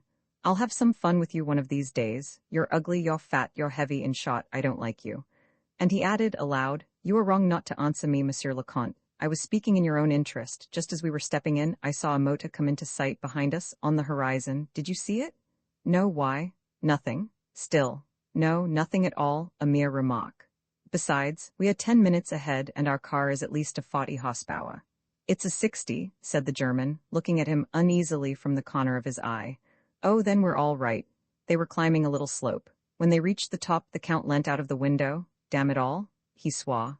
"What's the matter?" asked Lupin. The Count turned to him and in a threatening voice, "Take care. If anything happens, it will be so much the worse for you." "Oh ho, it seems the other's gaining on us. But what are you afraid of, my dear Count? It's no doubt a traveler, perhaps even someone they are sending to help us." "I don't want any help," growled the German. He leant out again. The car was only 200 or 300 yards behind. He said to his men, pointing to Lupin, "Bind him, if he resists." He drew his revolver. "Why should I resist, O gentle Teuton?" chuckled Lupin, and he added, while they were fastening his hands, "It is really curious to see how people take precautions when they need not and don't when they ought to. What the devil do you care about that motor? Accomplices of mine? What an idea." Without replying, the German gave orders to the driver. "To the right, slow down, let them pass. If they slow down also, stop." But to his great surprise, the motor seemed, on the contrary, to increase its speed. It passed in front of the car like a whirlwind, in a cloud of dust. Standing up at the back, leaning over the hood, which was lowered, was a man dressed in black. He raised his arm. 2 shots rang out. The Count, who was blocking the whole of the left window, fell back into the car. Before even attending to him, the two men leapt upon Lupin and finished securing him. "Jackasses, blockheads!" shouted Lupin, shaking with rage. "Let me go, on the contrary. There now, we're stopping. But go after him, you silly fools, catch him up. It's the man in black. I tell you, the murderer." "Oh, the idiots?" They gagged him. Then they attended to the Count. The wound did not appear to be serious and was soon dressed. But the patient, who was in a very excited state, had an attack of fever and became delirious. It was 8 o'clock in the morning. They were in the open country, far from any village. The men had no information as to the exact object of the journey. Where were they to go? Whom were they to send to? They drew up the motor beside a wood and waited. The whole day went by in this way. It was evening before a squad of cavalry arrived, dispatched from Treves in search of the motor car. 2 hours later, Lupin stepped out of the car, and still escorted by his two Germans, by the light of a lantern climbed the steps of a staircase that led to a small room with iron-barred windows. Here he spent the night. The next morning, an officer led him, through a courtyard filled with soldiers, to the center of a long row of buildings that ran round the foot of a mound covered with monumental ruins. He was shown into a large, hastily furnished room. His visitor of 2 days back was sitting at a writing table, reading newspapers and reports, which he marked with great strokes of red pencil. "Leave us?" he said to the officer, and going up to Lupin, "The papers." The tone was no longer the same. It was now the harsh and imperious tone of the master who is at home and addressing an inferior, and such an inferior, a rogue, an adventurer of the worst type, before whom he had been obliged to humiliate himself. "The papers," he repeated. Lupin was not put out of countenance. He said, quite calmly, "They are in Veldant's castle. We are in the outbuildings of the castle. Those are the ruins of Veldant's over there. The papers are in the ruins. Let us go to them. Show me the way." Lupin did not budge. Well, sire, it is not as simple as you think. It takes some time to bring into play the elements which are needed to open that hiding place. How long do you want? 24 hours. An angry movement, quickly suppressed. Oh, there was no question of that between us? Nothing was specified, neither that nor the little trip which your Imperial Majesty made me take in the charge of half a dozen of your bodyguard. I am to hand over the papers, that is all. And I am not to give you your liberty until you do hand over those papers. It is a question of confidence, sire. I should have considered myself quite as much bound to produce the papers if I had been free on leaving prison, and your Imperial Majesty may be sure that I should not have walked off with them. The only difference is that they would now be in your possession. For we have lost a day, sire, and a day, in this business, is a day too much. Only, there it is, you should have had confidence. The Emperor gazed with a certain amazement at that outcast, that vagabond who seemed vexed that anyone should doubt his word. He did not reply, but rang the bell. "The officer on duty," he commanded. Count von Waldemar appeared, looking very white. "Ah, it's you, Waldemar, so you're all right again." "At your service, sire. Take 5 men with you, the same men, as you're sure of them. Don't leave this gentleman until tomorrow morning." He looked at his watch. "Until tomorrow morning at 10 o'clock. No, I will give him till 12. You will go wherever he thinks fit to go. You will do whatever he tells you to do. In short, you are at his disposal. At 12 o'clock I will join you. If, at the last stroke of 12, he has not handed me the bundle of letters, you will put him back in your car and, without losing a second, take him straight to the Santé prison. If he tries to escape, take your own costs." He went out. Lupin helped himself to a cigar from the table and threw himself into an easy chair. "Good, I just love that way of going to work. It is frank and explicit." The Count had brought in his men. He said to Lupin, "March." Lupin lit his cigar and did not move. "Bind his hands," said the Count, and when the order was executed, he repeated, "Now then, march." "No, what do you mean by no? I'm wondering. What about? Where on earth that hiding place can be?" The Count gave a start, and Lupin chuckled. "For the best part of the story is that I have not the remotest idea where that famous hiding place is nor how to set about discovering it. What do you say to that, my dear Waldemar, eh? Funny, isn't it? Not the very remotest idea. Roman 12. The Emperor's letters. The ruins of Veldant's are well known to all who visit the banks of the Rhine and the Moselle. They comprise the remains of the old feudal castle, built in 1377 by the Archbishop of Fistingen, an enormous dungeon keep, gutted by Turenne's troops, and the walls, left standing in their entirety, of a large Renaissance palace, in which the Grand Dukes of Zweibrücken lived for 3 centuries. It was this palace that was sacked by Hermann Roman II rebellious subjects. The empty windows display 200 yawning cavities on the far frontages. All the wainscoting, the hangings, and most of the furniture were burnt. You walk on the scotched girders of the floors, and the sky can be seen at intervals through the ruined ceilings. Lupin, accompanied by his escort, went over the whole building in 2 hours' time. I am very pleased with you, my dear Count. I don't think I ever came across a guide so well posted in his subject, which is rare, so silent. And now, if you don't mind, we will go to lunch. As a matter of fact, Lupin knew no more than at the first moment, and his perplexity did nothing but increase. To obtain his release from prison, and to strike the imagination of his visitor, he had bluffed, pretending to know everything, and he was still seeking for the best place at which to begin to seek. Things look bad, he said to himself from time to time. Things are looking about as bad as they can look. His brain, moreover, was not as clear as usual. He was obsessed by an idea, the idea of the other one, the murderer, the assassin, whom he knew to be still clinging to his footsteps. How did that mysterious personality come to be on his tracks? How had he heard of Lupin's leaving prison and of his rush to Luxembourg and Germany? Was it a miraculous intuition? Or was it the outcome of definite information? But if so, at what price? By means of what promises or threats was he able to obtain it? All these questions haunted Lupin's mind. At about 4 o'clock, however, after a fresh walk through the ruins, in the course of which he had examined the stones, measured the thickness of the walls, investigated the shape and appearance of things, all to no purpose, he asked the Count, "Is there no one left who was in the service of the lost Grand Duke who lived in the castle?" All the servants of that time went different ways. Only one of them continued to live in the district. Well, he died 2 years ago. Any children? He had a son who married and who was dismissed with his wife for disgraceful conduct. They left their youngest child behind, a little girl, Isolde. Where does she live? She lives here, at the end of these buildings. The old grandfather used to act as a guide to visitors, in the days when the castle was still open to the public. Little Isolde has lived in the ruins ever since. She was allowed to remain out of pity. She is a poor innocent who is hardly able to talk and does not know what she says. Was she always like that? It seems not. Her reason went gradually, when she was about 10 years old. In consequence of a sorrow, of a fright? No, for no direct cause, I am told. The father was a drunkard and the mother committed suicide in a fit of madness. Lupin reflected and said, "I should like to see her." The Count gave a rather curious smile. "You can see her, by all means." She happened to be in one of the rooms which had been set apart for her.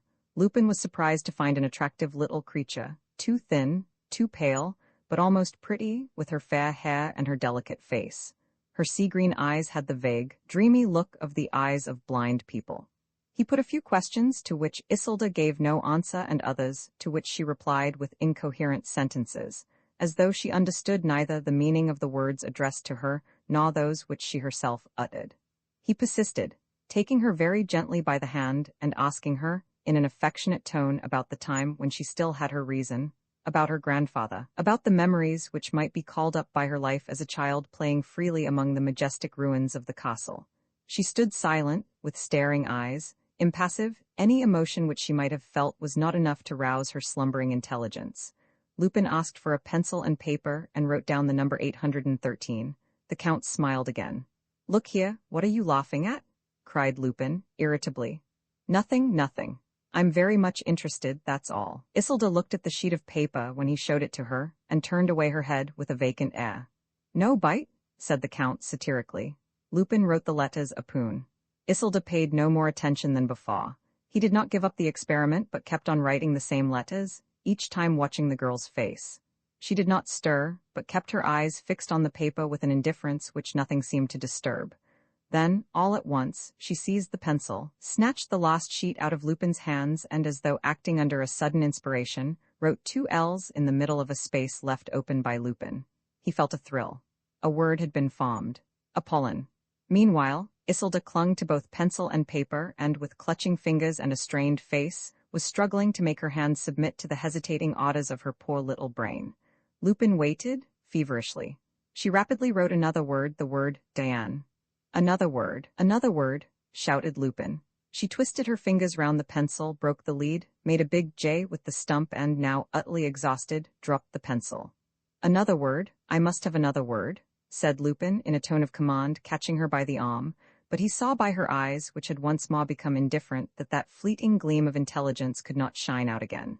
"Let us go," he said. He was walking away, when she ran after him and stood in his path. He stopped. "What is it?"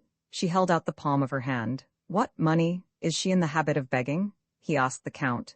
No, said Waldemar, and I can't understand. Isolde took 2 gold coins from her pocket and chinked them together gleefully. Lupin looked at them. They were French coins, quite new, bearing the date of that year. Where did you get these? Asked Lupin, excitedly. French money? Who gave it you? And when? Was it today? Speak, answer. He shrugged his shoulders. Fool that I am, as though she could answer. My dear Count, would you mind lending me 40 marks? Thanks, here, Isolde, that's for you. She took the 2 coins, jingled them with the others in the palm of her hand, and then, putting out her arm, pointed to the ruins of the Renaissance palace with a gesture that seemed to call attention more particularly to the left wing and to the top of that wing. Was it a mechanical movement, or must it be looked upon as a grateful acknowledgment for the 2 gold coins? He glanced at the Count. Waldemar was smiling again. What makes the brute keep on grinning like that? Said Lupin to himself. Anyone would think that he was having a game with me. He went to the palace on the off chance, attended by his escort. The ground floor consisted of a number of large reception rooms, running one into the other, and containing the few pieces of furniture that had escaped the fire. On the first floor, on the north side, was a long gallery, out of which 12 handsome rooms opened all exactly alike. There was a similar gallery on the second floor, but with 24 smaller rooms, also resembling one another. All these apartments were empty, dilapidated, wretched to look at. Above, there was nothing. The attics had been burnt down. For an hour, Lupin walked, ran, rushed about indefatigably, with his eyes on the lookout. When it began to grow dusk, he hurried to one of his 12 rooms on the first floor, as if he were selecting it for special reasons known to himself alone. He was rather surprised to find the Emperor there, smoking and seated in an armchair which he had sent for. Taking no notice of his presence, Lupin began an inspection of the room, according to the methods which he was accustomed to employ in such cases, dividing the room into sections, each of which he examined in turn. After 20 minutes of this work, he said, I must beg you, sire, to be good enough to move. There is a fireplace here. The Emperor tossed his head. Is it really necessary for me to move? Yes, sire, this fireplace. The fireplace is just the same as the others, and the room is no different from its fellows. Lupin looked at the Emperor without understanding. The Emperor rose and said with a laugh, I think, M. Lupin, that you have been making just a little fun of me. How do you mean, sire? Oh, it's hardly worth mentioning. You obtained your release on the condition of handing me certain papers in which I am interested, and you have not the smallest notion as to where they are. I have been thoroughly, what do you call it in French, roulé done. Do you think so, sire? Why, what a man knows he doesn't have to hunt for, and you have been hunting for 10 good hours. Doesn't it strike you as a case for an immediate return to prison? Lupin seemed thunderstruck. Did not your Imperial Majesty fix 12 o'clock tomorrow as the last limit? Why wait? Why? Well, to allow me to complete my work. Your work? But it's not even begun, M. Lupin. There your Imperial Majesty is mistaken. Prove it, and I will wait until tomorrow. Lupin reflected and, speaking in a serious tone, since your Imperial Majesty requires proofs in order to have confidence in me, I will furnish them. The 12 rooms leading out of this gallery each bear a different name, which is inscribed in French, obviously by a French decorative artist, over the various doors. One of the inscriptions, less damaged by the fire than the others, caught my eye as I was passing along the gallery. I examined the other doors. All of them bore hardly legible traces of names caned over the pediments. Thus, I found a D and an E, the first and last letters of Diane. I found an A and Lon, which pointed to Apollon. These are the French equivalents of Diana and Apollo, both of them mythological deities. The other inscriptions presented similar characteristics. I discovered traces of such names as Jupiter, Venus, Mercury, Saturn, and so on. This part of the problem was solved. Each of the 12 rooms bears the name of an Olympian god or goddess, and the letters Apun, completed by Isolde, point to the Apollo room or salle d'Apollon. So it is here, in the room in which we now are, that the letters are hidden. A few minutes perhaps will suffice in which to discover them. A few minutes or a few years, or even longer, said the Emperor, laughing. He seemed greatly amused, and the Count also displayed a coarse merriment. Lupin asked, Would your Imperial Majesty be good enough to explain? M. Lupin, the exciting investigation which you have conducted today, and of which you are telling us the brilliant results, has already been made by me. Yes, a fortnight ago, in the company of your friend Herlock Sholmes. Together we questioned little Isolde. Together, we employed the same method in dealing with her that you did. And together we observed the names in the gallery and got as far as this room, the Apollo room. Lupin turned livid. He spluttered. Oh, did Sholmes get as far as this? Yes, after 4 days searching. True, it did not help us, for we found nothing. All the same, I know that the letters are not here. Trembling with rage, wounded in his innermost pride, Lupin fired up under the jibe as though he had been lashed with a whip. He had never felt humiliated to such a degree as this. In this fury, he could have strangled the fat Waldemar, whose laughter incensed him. Containing himself with an effort, he said, "It took Sholmes 4 days, sire, and me only 4 hours, and I should have required even less if I had not been thwarted in my search. And by whom, bless my soul? By my faithful Count? I hope he did not dare. No, sire, but by the most terrible and powerful of my enemies, by that infernal being who killed his own accomplice Altenheim. Is he here? Do you think so?" exclaimed the Emperor with an agitation which showed that he was familiar with every detail of the dramatic story. "He is wherever I am. He threatens me with his constant hatred. It was he who guessed that I was M. Lenormand, the chief of the detective service. It was he who had me put in prison. It was he, again, who pursued me on the day when I came out. Yesterday, aiming at me in the motor, he wounded Count von Waldemar. But how do you know, how can you be sure that he is at Veldenz? Isolde has received 2 gold coins, 2 French coins. And what is he here for? With what object? I don't know, sire, but he is the very spirit of evil. Your Imperial Majesty must be on your guard. He is capable of anything and everything. It is impossible. I have 200 men in the ruins. He cannot have entered. He would have been seen. Someone has seen him, beyond a doubt. Who? Isolde. Let her be questioned. Waldemar, take your prisoner to where the girl is." Lupin showed his bound hands. "It will be a tough battle. Can I fight like this?" the Emperor said to the Count. "Unfasten him, and keep me informed." In this way, by a sudden effort, bringing the hateful vision of the murder into the discussion, boldly, without evidence, Arsène Lupin gained time and resumed the direction of the search. 16 hours still, he said to himself. It's more than I want. He reached the premises occupied by Isolde at the end of the old outbuildings. These buildings served as barracks for the 200 soldiers guarding the ruins, and the whole of this, the left wing, was reserved for the officers. Isolde was not there. The Count sent 2 of his men to look for her. They came back. No one had seen the girl. Nevertheless, she could not have left the precincts of the ruins. As for the Renaissance Palace, it was, so to speak, invested by 1/2 of the troops, and no one was able to obtain admittance. At last, the wife of a subaltern who lived in the next house declared that she had been sitting at her window all day, and that the girl had not been out. "If she hadn't gone out," said Waldemar, "she would be here now, and she is not here." Lupin observed, "Is there a floor above?" "Yes, but from this room to the upper floor there is no staircase." "Yes, there is."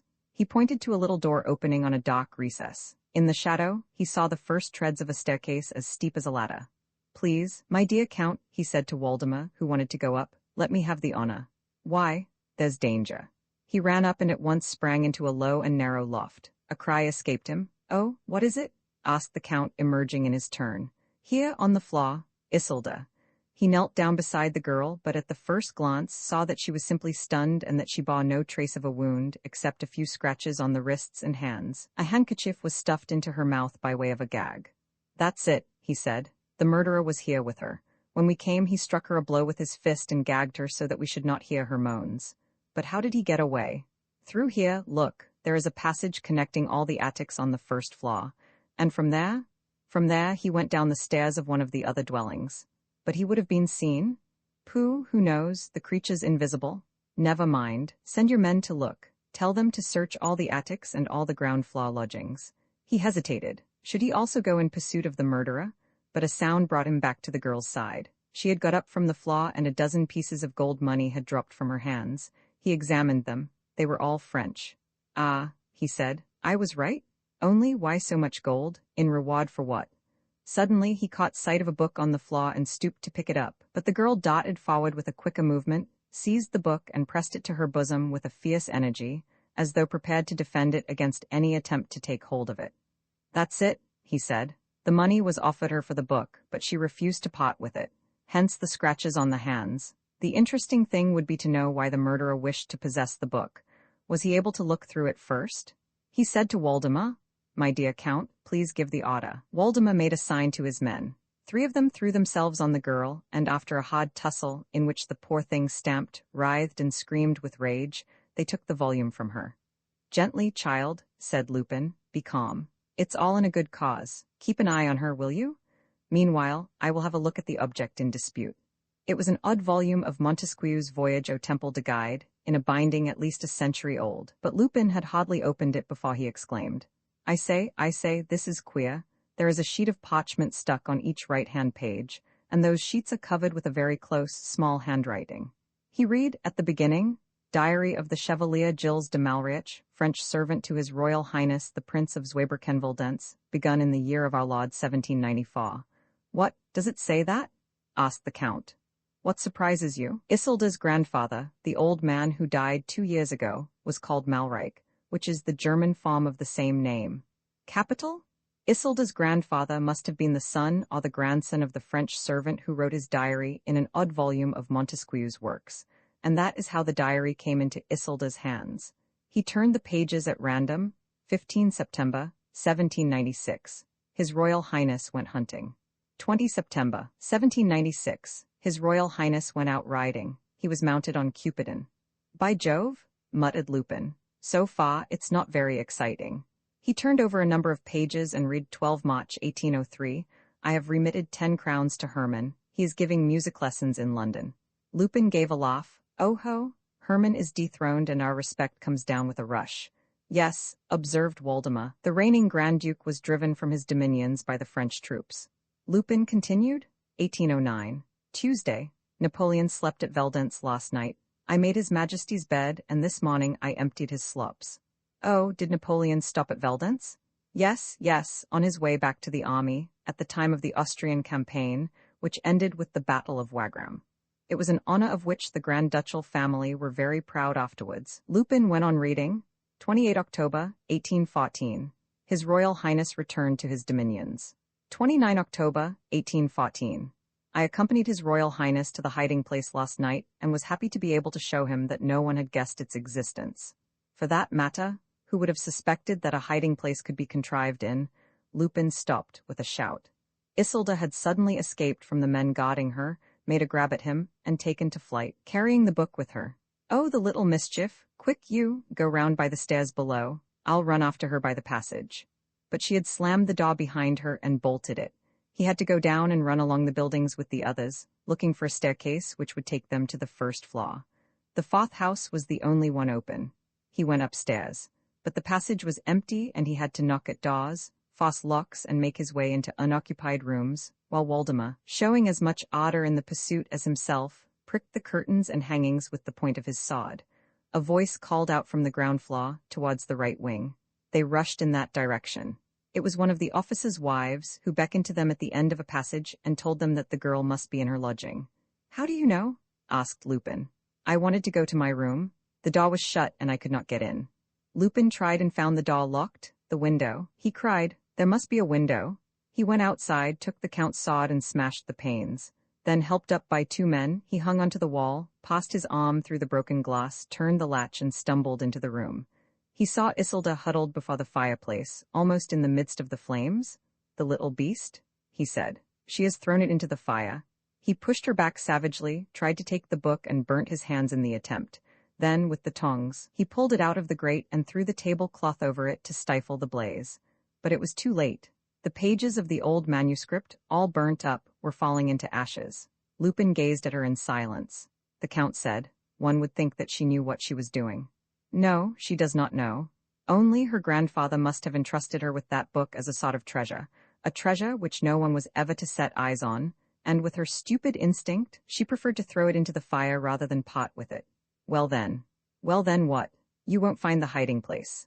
"Aha, my dear Count, so you did, for a moment, look upon my success as possible, and Lupin does not strike you as quite a charlatan? Make your mind easy, Waldemar. Lupin has more than one string to his bow. I shall succeed. Before 12 o'clock tomorrow? Before 12 o'clock tonight, but for the moment I am starving with hunger, and, if your kindness would go so far." He was taken to the sergeant's mess and a substantial meal prepared for him, while the Count went to make his report to the Emperor. 20 minutes later, Waldemar returned and they sat down and dined together, opposite each other, silent and pensive. "Waldemar, a good cigar would be a treat, I thank you." "Ah, this one crackles as a self-respecting Havana should. He lit his cigar and after a minute or two, "You can smoke, Count. I don't mind in the least, in fact, I rather like it." An hour passed. Waldemar dozed and from time to time swallowed a glass of brandy to wake himself up. Soldiers passed in and out, waiting on them.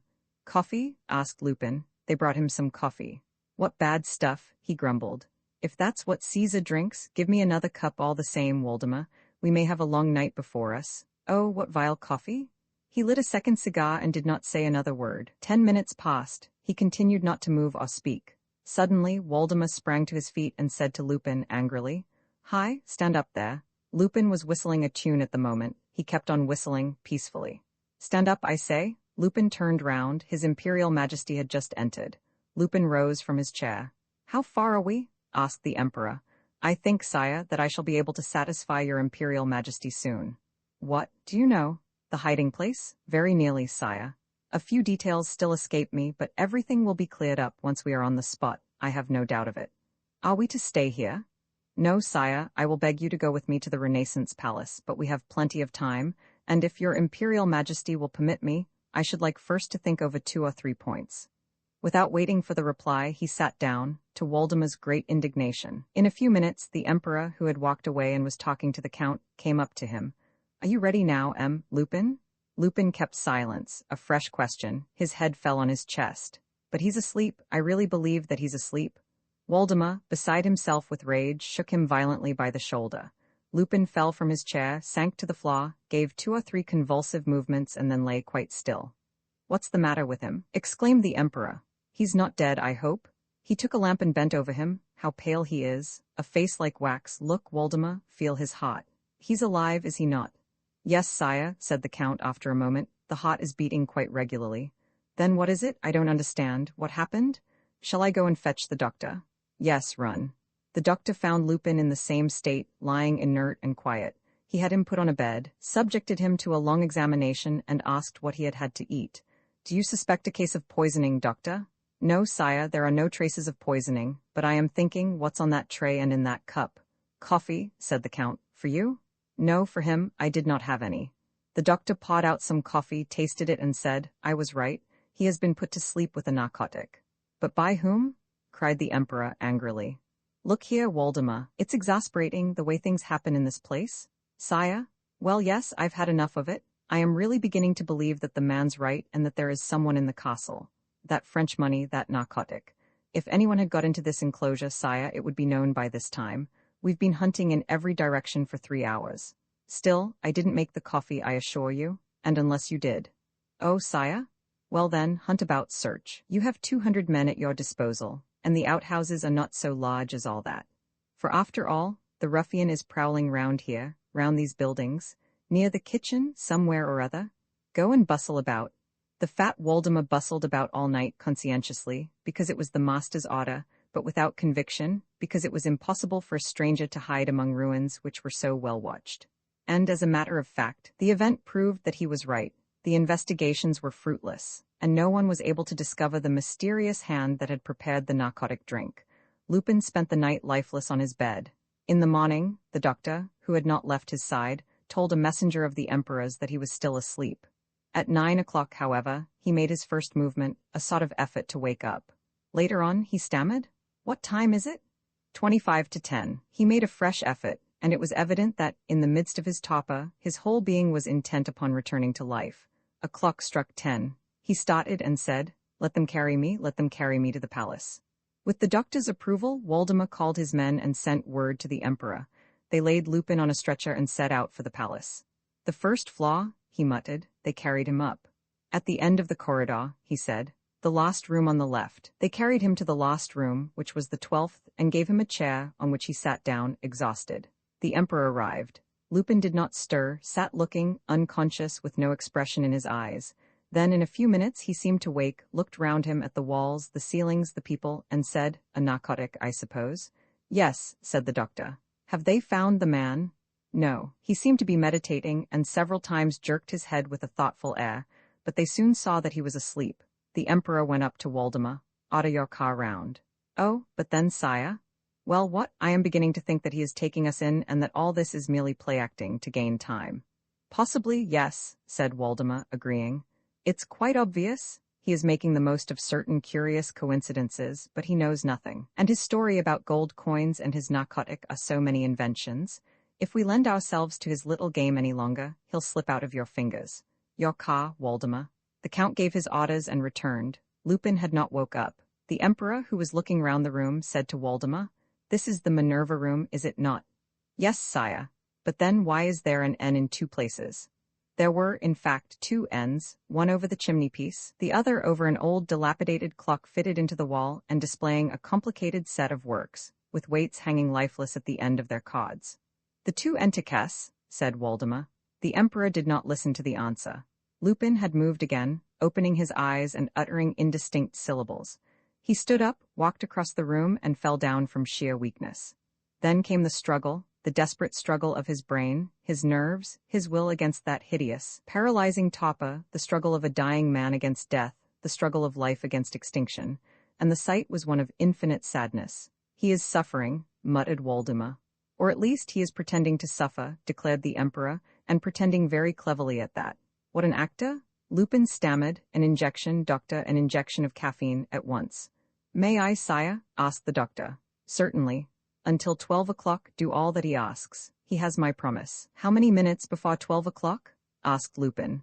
40, said somebody. 40, I shall do it. I am sure to do it. I've got to do it.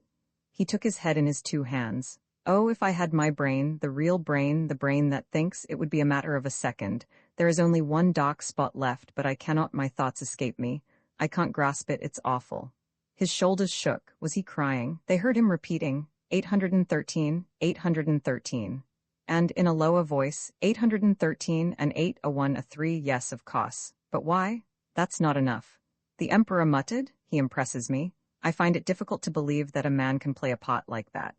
11:30 struck, 11:45. Lupin remained motionless, with his fists glued to his temples. The Emperor waited, with his eyes fixed on a chronometer which Waldemar held in his hand. 10 minutes more, 5 minutes more. "Is the car there, Waldemar? Are your men ready?" "Yes, sire." "Is that watch of yours a repeater, Waldemar?" "Yes, sire." "At the last stroke of 12, then." "But—" "At the last stroke of 12, Waldemar." There was really something tragic about the scene, that sort of grandeur and solemnity which the hours assume at the approach of a possible miracle, when it seems as though the voice of fate itself were about to find utterance. The Emperor did not conceal his anguish. This fantastic adventurer who was called Arsène Lupin and whose amazing life he knew, this man troubled him, and although he was resolved to make an end of all this dubious story, he could not help waiting and hoping. 2 minutes more, 1 minute more, then they counted by seconds. Lupin seemed asleep. "Come, get ready," said the Emperor to the Count. The Count went up to Lupin and placed his hand on his shoulder. The silvery chime of the repeater quivered and struck. 1, 2, 3, 4, 5. "Waldemar, old chap, pull the weights of the old clock." A moment of stupefaction. It was Lupin's voice, speaking very calmly. Waldemar, annoyed at the familiarity of the address, shrugged his shoulders. "Do as he says, Waldemar," said the Emperor. "Yes, do as I say, my dear Count," echoed Lupin, recovering his powers of chaff. "You know the ropes so well. All you have to do is to pull those of the clock in turns, 1, 2, capital. That's how they used to wind it up in the old days." The pendulum, in fact, was started, and they heard its regular ticking. "Now the hands," said Lupin. "Set them at a little before 12. Don't move. Let me." He rose and walked to the face of the clock, standing 2 feet away, at most, with his eyes fixed, with every nerve attentive. The 12 strokes sounded, 12 heavy, deep strokes, a long silence. Nothing happened. Nevertheless, the Emperor waited as though he were sure that something was going to happen. And Waldemar did not move, stood with wide-open eyes. Lupin, who had stooped over the clock face, now drew himself up, muttering, "That's it, I have it." He went back to his chair and commanded, "Waldemar, set the hands at 2 minutes to 12 again." "Oh, no, old chap, not backwards, the way the hands go." "Yes, I know. It will take rather long, but it can't be helped." All the hours struck and the half-hours, up to 11:30. "Listen, Waldemar," said Lupin, and he spoke seriously, without jesting, as though himself excited and anxious. "Listen, Waldemar. Do you see on the face of the clock a little round dot marking the first hour? That dot is loose, isn't it? Put the forefinger of your left hand on it and press. Good. Do the same with your thumb on the dot marking the third hour. Good. With your right hand, push in the dot at the 8th hour. Good. Thank you. Go and sit down, my dear fellow." The minute hand shifted, moved to the 12th dot, and the clock struck again. Lupin was silent and very white.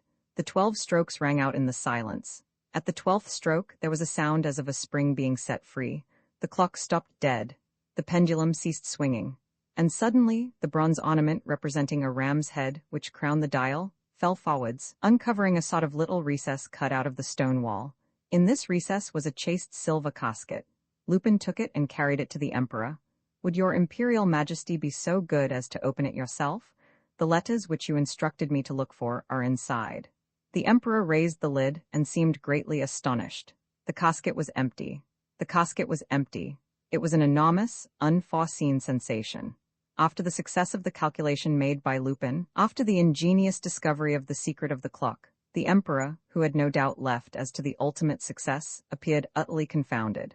Opposite him was Lupin, pallid and wan, with drawn jaws and bloodshot eyes, gnashing his teeth with rage and impotent hate. He wiped the perspiration from his forehead, then snatched up the casket, turned it over, examined it, as though he hoped to find a false bottom. At last, for greater certainty, in a fit of fury, he crushed it, with an irresistible grip, that relieved him. He breathed more easily. The Emperor said, "Who has done this?" "Still the same man, sire, the one who is following the same road as I and pursuing the same aim, Mr. Kesselbach's murderer." "When?" "Last night." "Ah, sire, why did you not leave me free when I came out of prison? Had I been free, I should have come here without losing an hour. I should have arrived before him. I should have given Isolde money before he did. I should have read Malreich, the old French servant's diary, before he did." "So you think that it was through the revelations in the diary?" "Why, yes, sire, he had time to read them. And lurking I don't know where, kept informed of all our movements by I don't know whom, he put me to sleep last night in order to get rid of me. But the palace was guarded." "Guarded by your soldiers, sire. Does that count with a man like him? Besides, I have no doubt that Waldemar concentrated his search upon the outbuildings, thus thinning the posts in the palace. But the sound of the clock, those 12 strokes in the night, it was mere child's play, sire, mere child's play to him, to prevent the clock from striking. All this seems very impossible to my mind. It all seems monstrous clear to mine, sire. If it were possible to feel in every one of your soldiers' pockets here and now, or to know how much money they will each of them spend during the next 12 months, we should be sure to find 2 or 3 who are, at this moment, in possession of a few banknotes, French banknotes, of course." "Oh," protested Waldemar. "But yes, my dear Count, it is a question of price, and that makes no difference to him. If he wished, I am sure that you yourself—" The Emperor, wrapped up in his own thoughts, was not listening. He walked across the room from left to right and right to left, then beckoned to one of the officers standing in the gallery. "My car. And tell them to get ready. We're starting." He stopped, watched Lupin for a moment, and going up to the Count, "You too, Waldemar, be off straight to Paris without a break." Lupin pricked up his ears. He heard Waldemar reply, "I should like to have a dozen additional guards, with that devil of a man." "Take them? And look sharp, you must get there tonight." Lupin stamped his foot violently on the floor. "Well, no, sire. No, no, no. It shan't be, I swear it shan't. No, no, never." "What do you mean?" "And the letters, sire, the stolen letters?" "Upon my word." "So," cried Lupin, indignantly folding his arms. "So your Imperial Majesty gives up the struggle? You look upon the defeat as irretrievable? You declare yourself beaten?" "Well, I do not, sire. I have begun and I mean to finish." The Emperor smiled at this display of mettle. "I do not give up, but my police will set to work." Lupin burst out laughing. "Excuse me, sire, it is so funny. Your police? Your Imperial Majesty's police? Why, they're worth just about as much as any other police, that is to say, nothing at all. No, sire, I will not return to the Santé. Prison I can afford to laugh at. But time enough has been wasted as it is. I need my freedom against that man, and I mean to keep it." The Emperor shrugged his shoulders. "You don't even know who the man is." "I shall know, sire, and I alone can know. And he knows that I am the only one who can know. I am his only enemy. I am the only one whom he attacks. It was I whom he meant to hit the other day, when he fired his revolver. He considered it enough to put me and me only to sleep last night, to be free to do as he pleased. The fight lies between him and me. The outside world has nothing to say to it. No one can help me and no one can help him. There are 2 of us, and that is all. So far, chance has favored him. But in the long run, it is inevitable, it is doomed that I should gain the day. Why? Because I am the better man. Suppose he kills you? He will not kill me. I shall draw his claws, I shall make him perfectly harmless. And you shall have the letters, sire, they are yours. There is no power on earth that can prevent me from restoring them to you. He spoke with a violent conviction, and a tone of certainty that gave to the things which he foretold the real appearance of things already accomplished. The emperor could not help undergoing a vague, inexplicable feeling in which there was a sort of admiration, combined with a good deal of that confidence which Lupin was demanding in so masterful a manner. In reality, he was hesitating only because of his scruples against employing this man and making him, so to speak, his ally, and anxiously, not knowing what decision to take, he walked from the gallery to the windows without saying a word. At last he asked, "And who says that the letters were stolen last night?" "The theft is dated, sire." "What do you say?" "Look at the inner side of the pediment which concealed the hiding place. The date is written in white chalk. Midnight, 24 August. "So it is," muttered the emperor, nonplussed. "How was it that I did not see?" And he added, betraying his curiosity, just as with those two entices painted on the wall, "I can't understand, this is the Minerva room." "This is the room in which Napoleon, the emperor of the French, slept," said Lupin. "How do you know?" "Ask Waldemar, sire. As for myself, when I was turning over the old servant's diary, it came upon me as a flash of light. I understood that Sholmes and I had been on the wrong scent. Apun, the imperfect word written by the Grand Duke Hermann on his deathbed, is a contraction not of Apollon, but of Napoleon." "That's true, you are right," said the emperor. "The same letters occur in both words and in the same order. The Grand Duke evidently meant to write Napoleon, but that figure 813? Ah, that was the point that gave me most trouble. I always had an idea that we must add up the three figures 8, 1 and 3, and the number 12, thus obtained, seemed to me at once to apply to this room, which is the 12th leading out of the gallery. But that was not enough for me. There must be something else, something which my enfeebled brain could not succeed in translating into words. The sight of that clock, situated precisely in the Napoleon room, was a revelation to me. The number 12 evidently meant 12 o'clock, the hour of noon, the hour of midnight. Is this not the solemn moment which a man most readily selects?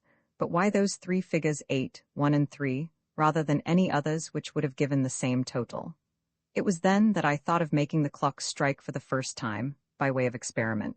And it was while making it strike that I saw the dots of the first, third, and eighth hour were movable, and that they alone were movable.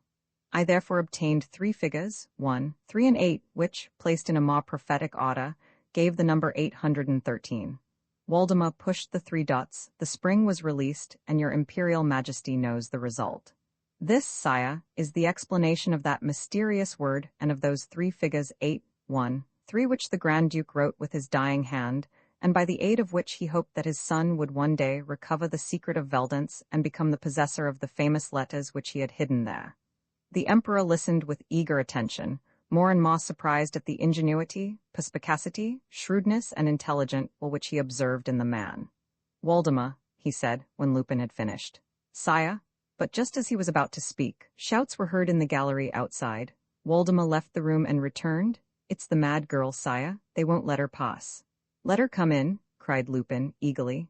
"She must come in, sire." At a sign from the emperor, Waldemar went out to fetch Isolde.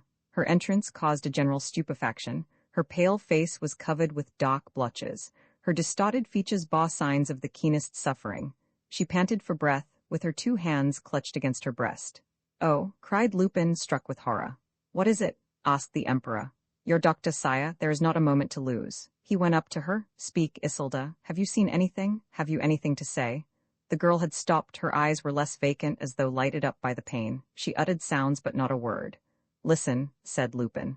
"Answer yes or no, make a movement of the head. Have you seen him? Do you know where he is? You know who he is? Listen, if you don't answer." He suppressed a gesture of anger.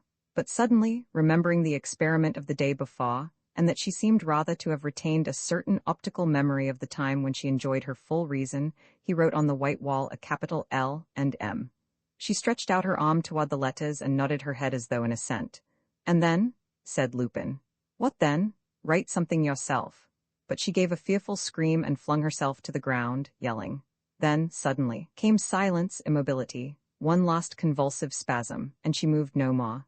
"Dead?" asked the emperor. "Poisoned, sire." "Oh, the poor thing, and by whom?" "By him, sire. She knew him, no doubt. He must have been afraid of what she might tell." The doctor arrived. The emperor pointed to the girl. Then, addressing Waldemar, all your men to turn out, make them go through the houses, telegraph to the stations on the frontier. He went up to Lupin. How long do you want to recover the letters? A month, sire, 2 months at most. Very well. Waldemar will wait for you here. He shall have my orders and full powers to grant you anything you wish. What I should like, sire, is my freedom. You are free. Lupin watched him walk away and said, between his teeth, my freedom first. And afterward, when I have given you back the letters, O Majesty, one little shake of the hand, then we shall be quits. Roman 13. The 7 scoundrels. Will you see this gentleman, ma'am? Dolores Kesselbach took the card from the footman and read, Andre Boney. No, she said, I don't know him. The gentleman seems very anxious to see you, ma'am. He says that you are expecting him. Oh, possibly. Yes, bring him here. Since the events which had upset her life and pursued her with relentless animosity, Dolores, after staying at the hotel, Bristol had taken up her abode in a quiet house in the Rue des Vins, down at Passy. A pretty garden lay at the back of the house and was surrounded by other leafy gardens. On days when attacks more painful than usual did not keep her from morning till night behind the closed shutters of her bedroom, she made her servants carry her under the trees, where she lay stretched at full length, a victim to melancholy, incapable of fighting against her hard fate. Footsteps sounded on the gravel path and the footman returned, followed by a young man, smart in appearance and very simply dressed, in the rather out-of-date fashion adopted by some of our painters, with a turn-down collar and a flowing necktie of white spots on a blue ground. The footman withdrew. Your name is Andre Boney, I believe? Said Dolores. Yes, madam. I have not the honor. I beg your pardon, madam, knowing that I was a friend of Mimi. Ernimont, Genevieve's grandmother. You wrote to her at Gotch's, saying that you wished to speak to me. I have come. Dolores rose in her seat very excitedly. Oh, you are? Yes, she stammered. Really? Is it you? I do not recognize you. You don't recognize Prince Paul's surnine? No, everything is different, the forehead, the eyes. And that is not how the newspapers represented the prisoner at the Santé, he said with a smile. And yet it is I, really. A long silence followed, during which they remained embarrassed and ill at ease. At last he asked, May I know the reason? Did not Genevieve tell you? I have not seen her, but her grandmother seemed to think that you required my services. That's right, that's right. And in what way? I am so pleased. She hesitated a second and then whispered, I am afraid. Afraid? He cried. Yes, she said, speaking in a low voice, I am afraid of everything, afraid of today and of tomorrow, and of the day after, afraid of life. I have suffered so much, I can bear no more. He looked at her with great pity in his eyes. The vague feeling that had always drawn him to this woman took a more precise character now that she was asking for his protection. He felt an eager need to devote himself to her, wholly, without hope of reward. She continued, I am alone now, quite alone, with servants whom I have picked up on chance, and I am afraid. I feel that people are moving about me. But with what object? I do not know, but the enemy is hovering around and coming closer. Have you seen him? Have you noticed anything? Yes, the other day 2 men passed several times in the street and stopped in front of the house. Can you describe them? I saw one of them better than the other. He was tall and powerful, clean-shaven, and wore a little black cloth jacket, cut quite short.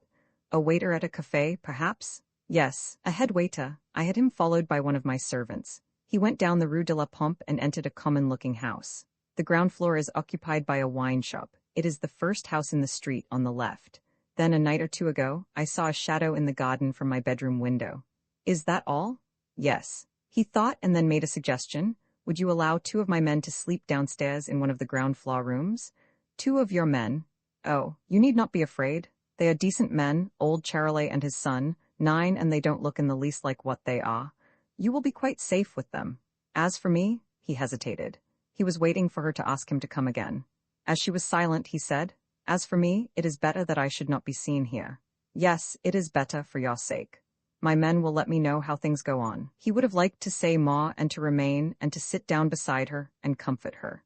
But he had a feeling that they had said all that they had to say, and that a single word more, on his side, would be an insult. Then he made her a very low bow and went away. He went up the garden, walking quickly, in his haste to be outside and master his emotion. The footman was waiting for him at the hall door. As he passed out into the street, somebody rang, a young woman. He gave a start. Genevieve?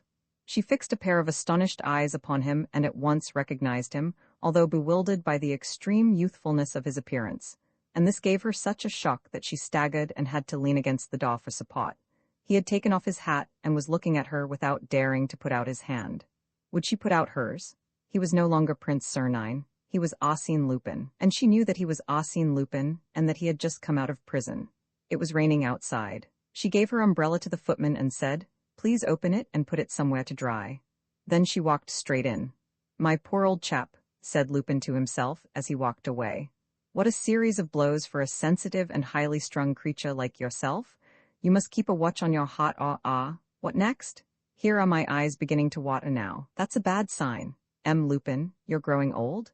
He gave a tap on the shoulder to a young man who was crossing the Chaussée de la Muette and going toward the Rue des Vins. The young man stopped, stared at him, and said, "I beg your pardon, monsieur, but I don't think I have the honor." "Think again, my dear Leblanc. Has your memory quite gone? Don't you remember Versailles? And the little room at the Hôtel des Trois Emperieurs?" The young man bounded backwards. "You? Why, yes, I. Prince Sernine, or rather Lupin, since you know my real name. Did you think that Lupin had departed this life? Oh yes, I see prison. You were hoping, get out, you baby." He patted him gently on the shoulder. There, young fellow, don't be frightened. You have still a few nice quiet days left to write your poems in. The time has not yet come. Write your verses, poet?" Then he gripped Leblanc's arm violently and, looking him full in the face, said, "But the time is drawing near, poet. Don't forget that you belong to me, body and soul, and prepare to play your part. It will be a hard and magnificent part, and as I live, I believe you're the man to play it." He burst out laughing, turned on one foot, and left young Leblanc astounded. A little further, at the corner of the Rue de la Pompe, stood the wine shop of which Mrs. Kesselbach had spoken to him. He went in and had a long talk with the proprietor. Then he took a taxi and drove to the Grand Hotel, where he was staying under the name of André Boney, and found the brothers Daudeville waiting for him. Lupin, though used to that sort of pleasure, nevertheless enjoyed the marks of admiration and devotion with which his friends overwhelmed him. "But, Governor, tell us, what happened? We're accustomed to all sorts of wonders with you, but still, there are limits. So you are free? And here you are, in the heart of Paris, scarcely disguised." "Have a cigar," said Lupin. "Thank you, no. You're wrong, Daudeville. These are worth smoking. I have them from a great connoisseur who is good enough to call himself my friend." "Oh, may one ask?" "The Kaiser, come, don't look so flabbergasted, the two of you, and tell me things. I haven't seen the papers. What effect did my escape have on the public?" "Tremendous, Governor." "What was the police version?" "Your flight took place at Gotch's, during an attempt to reenact the murder of Altenheim. Unfortunately, the journalists have proved that it was impossible. After that, a general fluster. People wondering, laughing, and enjoying themselves like mad. Weber is badly let in. Apart from that, no news at the detective office, nothing discovered about the murderer, no clue to help us to establish Altenheim's identity? No. What fools they are, and to think that we pay millions a year to keep those people. If this sort of thing goes on, I shall refuse to pay my rates. Take a seat and a pen. I will dictate a letter which you must hand in to the Grand Journal this evening. The world has been waiting for news of me long enough. It must be gasping with impatience. Right." He dictated, to the editor of the Grand Journal, "Sir, I must apologize to your readers for disappointing their legitimate impatience. I have escaped from prison, and I cannot possibly reveal how I escaped. In the same way, since my escape, I have discovered the famous secret, and I cannot possibly disclose what the secret is nor how I discovered it. All this will, some day or other, form the subject of a rather original story which my biographer in ordinary will publish from my notes. It will form a page of the history of France which our grandchildren will read with interest. For the moment, I have more important matters to attend to. Disgusted at seeing into what hands the functions which I once exercised have fallen, tired of finding the Kesselbach-Altenheim case still dragging along, I am discharging Weber and resuming the post of honor which I occupied with such distinction and to the general satisfaction under the name of Lenormand. I am, sir, your obedient servant, Arsène Lupin, Chief of the Detective Service. At 8 o'clock in the evening, Arsène Lupin and Jean Daudeville walked into Caillard's, the fashionable restaurant, Lupin in evening clothes, but dressed like an artist, with rather wide trousers and a rather loose tie, and Daudeville in a frock coat, with the serious air and appearance of a magistrate. They sat down in that part of the restaurant which is set back and divided from the big room by 2 columns. A head waiter, perfectly dressed and supercilious in manner, came to take their orders, notebook in hand. Lupin selected the dinner with the nice thought of an accomplished epicure. "Certainly," he said. "The prison ordinary was quite acceptable, But all the same, it is nice to have a carefully ordered meal. He ate with a good appetite and silently, contenting himself with uttering from time to time a short sentence that mocked his train of thought. Of course I shall manage, but it will be a hard job. Such an adversary? What staggers me is that, after 6 months fighting, I don't even know what he wants. His chief accomplice is dead, we are near the end of the battle, and yet even now, I can't understand his game. What is the wretch after? My own plan is quite clear. To lay hands on the Grand Duchy, to shove a Grand Duke of my own making on the throne, to give him Genevieve for a wife, and to reign. That is what I call lucid, honest, and fair. But he, the low fellow, the ghost in the dark, what is he aiming at? He called. Waiter. The head waiter came up. Yes, sir. Cigars. The head waiter stalked away, returned and opened a number of boxes. Which do you recommend? These Upmans are very good, sir. Lupin gave Daudeville an Upman, took one for himself, and cut it. The head waiter struck a match and held it for him. With a sudden movement, Lupin caught him by the wrist. Not a word. I know you? Your real name is Dominique Lecas. The man, who was big and strong, tried to struggle away. He stifled a cry of pain. Lupin had twisted his wrist. Your name is Dominique. You live in the Rue de la Pompe on the 4th floor, where you retired with a small fortune acquired in the service. Listen to me, you fool, will you? Or I'll break every bone in your body. Acquired in the service of Baron Altenheim, at whose house you were butler. The other stood motionless, his face pallid with fear. Around them, the small room was empty. In the restaurant beside it, 3 gentlemen sat smoking and 2 couples were chatting over their liquors. You see, we are quiet, we can talk. Who are you? Who are you? Don't you recollect me? Why, think of that famous luncheon in the Villa Dupont. You yourself, you old flunky, handed me the plate of cakes, and such cakes. Prince, stammered the other. Yes, Prince Arsene, Prince Lupin in person. Aha, you breathe again. You're saying to yourself that you have nothing to fear from Lupin, isn't that it? Well, you're wrong, old chap, you have everything to fear. He took a card from his pocket and showed it to him. There, look, I belong to the police now. Can't be helped, that's what we all come to in the end, all of us rubber kings and emperors of crime. Well, said the head waiter, still greatly alarmed. Well, go to that customer over there who's calling you, get him what he wants and come back to me. And no nonsense, mind you. Don't go trying to get away. I have 10 men outside with orders to keep their eyes on you. Be off. The head waiter obeyed. 5 minutes after, he returned and, standing in front of the table with his back to the restaurant, as though discussing the quality of the cigars with his customers, he said, Well, what is it? Lupin laid a number of 100-franc notes in a row on the table, 1 note for each definite answer to my questions. Done. Now then, how many of you were there with Baron Altenheim? 7, without counting myself. No more? No, once only. We picked up some workmen in Italy to make the underground passage from the Villa des Glycines at Gotches. Were there 2 underground passages? Yes, one led to the Pavilion Hortense and the other branched off from the first and ran under Mrs. Kesselbach's house. What was the object? To carry off Mrs. Kesselbach. Were the 2 maids, Suzanne and Gertrude, accomplices? Yes. Where are they? Abroad. And your 7 pals, those of the Altenheim gang? I have left them, they are still going on. Where can I find them? Dominique hesitated. Lupin unfolded 2 notes of 1,000 francs each and said, Your scruples do you honor, Dominique. There's nothing for it but to swallow them like a man and answer. Dominique replied, You will find them at No. 3, Route de la Revolte, Neuilly. One of them is called the Broca. Capital. And now the name, the real name of Altenheim. Do you know it? Yes, Ribera. Dominique, you're asking for trouble. Ribera was only an assumed name. I asked you the real name. Paubry. That's another assumed name. The head waiter hesitated. Lupin unfolded 300-franc notes. Pshaw, what do I care? Said the man. After all, he's dead, isn't he? Quite dead. His name? Said Lupin. His name? The Chevalier de Malreich. Lupin gave a jump in his chair. What do you say? The Chevalier? Say it again. The Chevalier? Raoul de Malreich. A long pause. Lupin, with his eyes fixed before him, thought of the mad girl at Veldance who had died by poison. Isolde bore the same name, Malreich, and it was the name borne by the small French noble who came to the court of Veldance in the 18th century. He resumed his questions. What country did this Malreich belong to? He was of French origin, but born in Germany. I saw some papers once. That was how I came to know his name. Oh, if he had found it out, he would have wrung my neck, I believe. Lupin reflected and said, Did he command the lot of you? Yes. But he had an accomplice, a partner? Oh, hush, hush. The head waiter's face suddenly expressed the most intense alarm. Lupin noticed the same sort of terror and repulsion which he himself felt when he thought of the murderer. Who is he? Have you seen him? Oh, don't let us talk of that one, it doesn't do to talk of him. Who is he, I'm asking you? He is the master, the chief, nobody knows him. But you've seen him, you, answer me, have you seen him?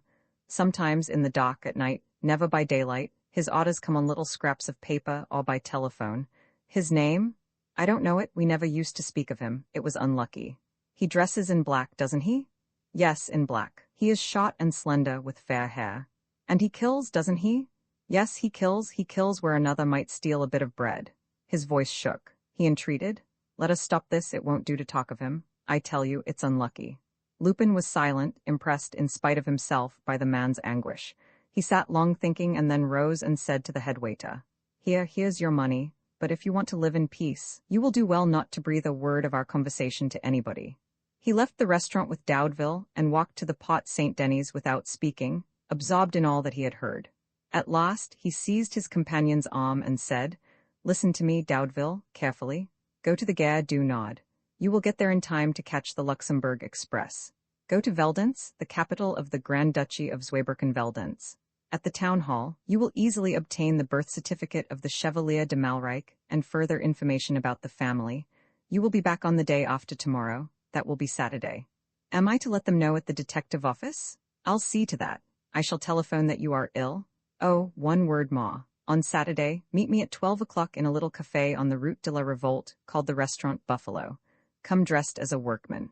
The next day Lupin, wearing a shot smock and a cap, went down to Neuilly and began his investigations at No. 3, Route de la Revolte. A gateway opened into an outer yard, and here he found a huge block of workmen's dwellings, a whole series of passages and workshops, with a swarming population of artisans, women, and brats. In a few minutes, he had won the goodwill of the portress, with whom he chatted for an hour on the most varied topics. During this hour, he saw 3 men pass, one after the other, whose manner struck him. That's game, he thought, and gamey game at that. They follow one another by scent. Look quite respectable, of course, but with the eye of the hunted deer which knows that the enemy is all around, and that every tuft, every blade of grass may conceal an ambush. That afternoon and on the Saturday morning, he pursued his inquiries, and made certain that Altenheim's 7 accomplices all lived on the premises. 4 of them openly followed the trade of second-hand clothes dealers.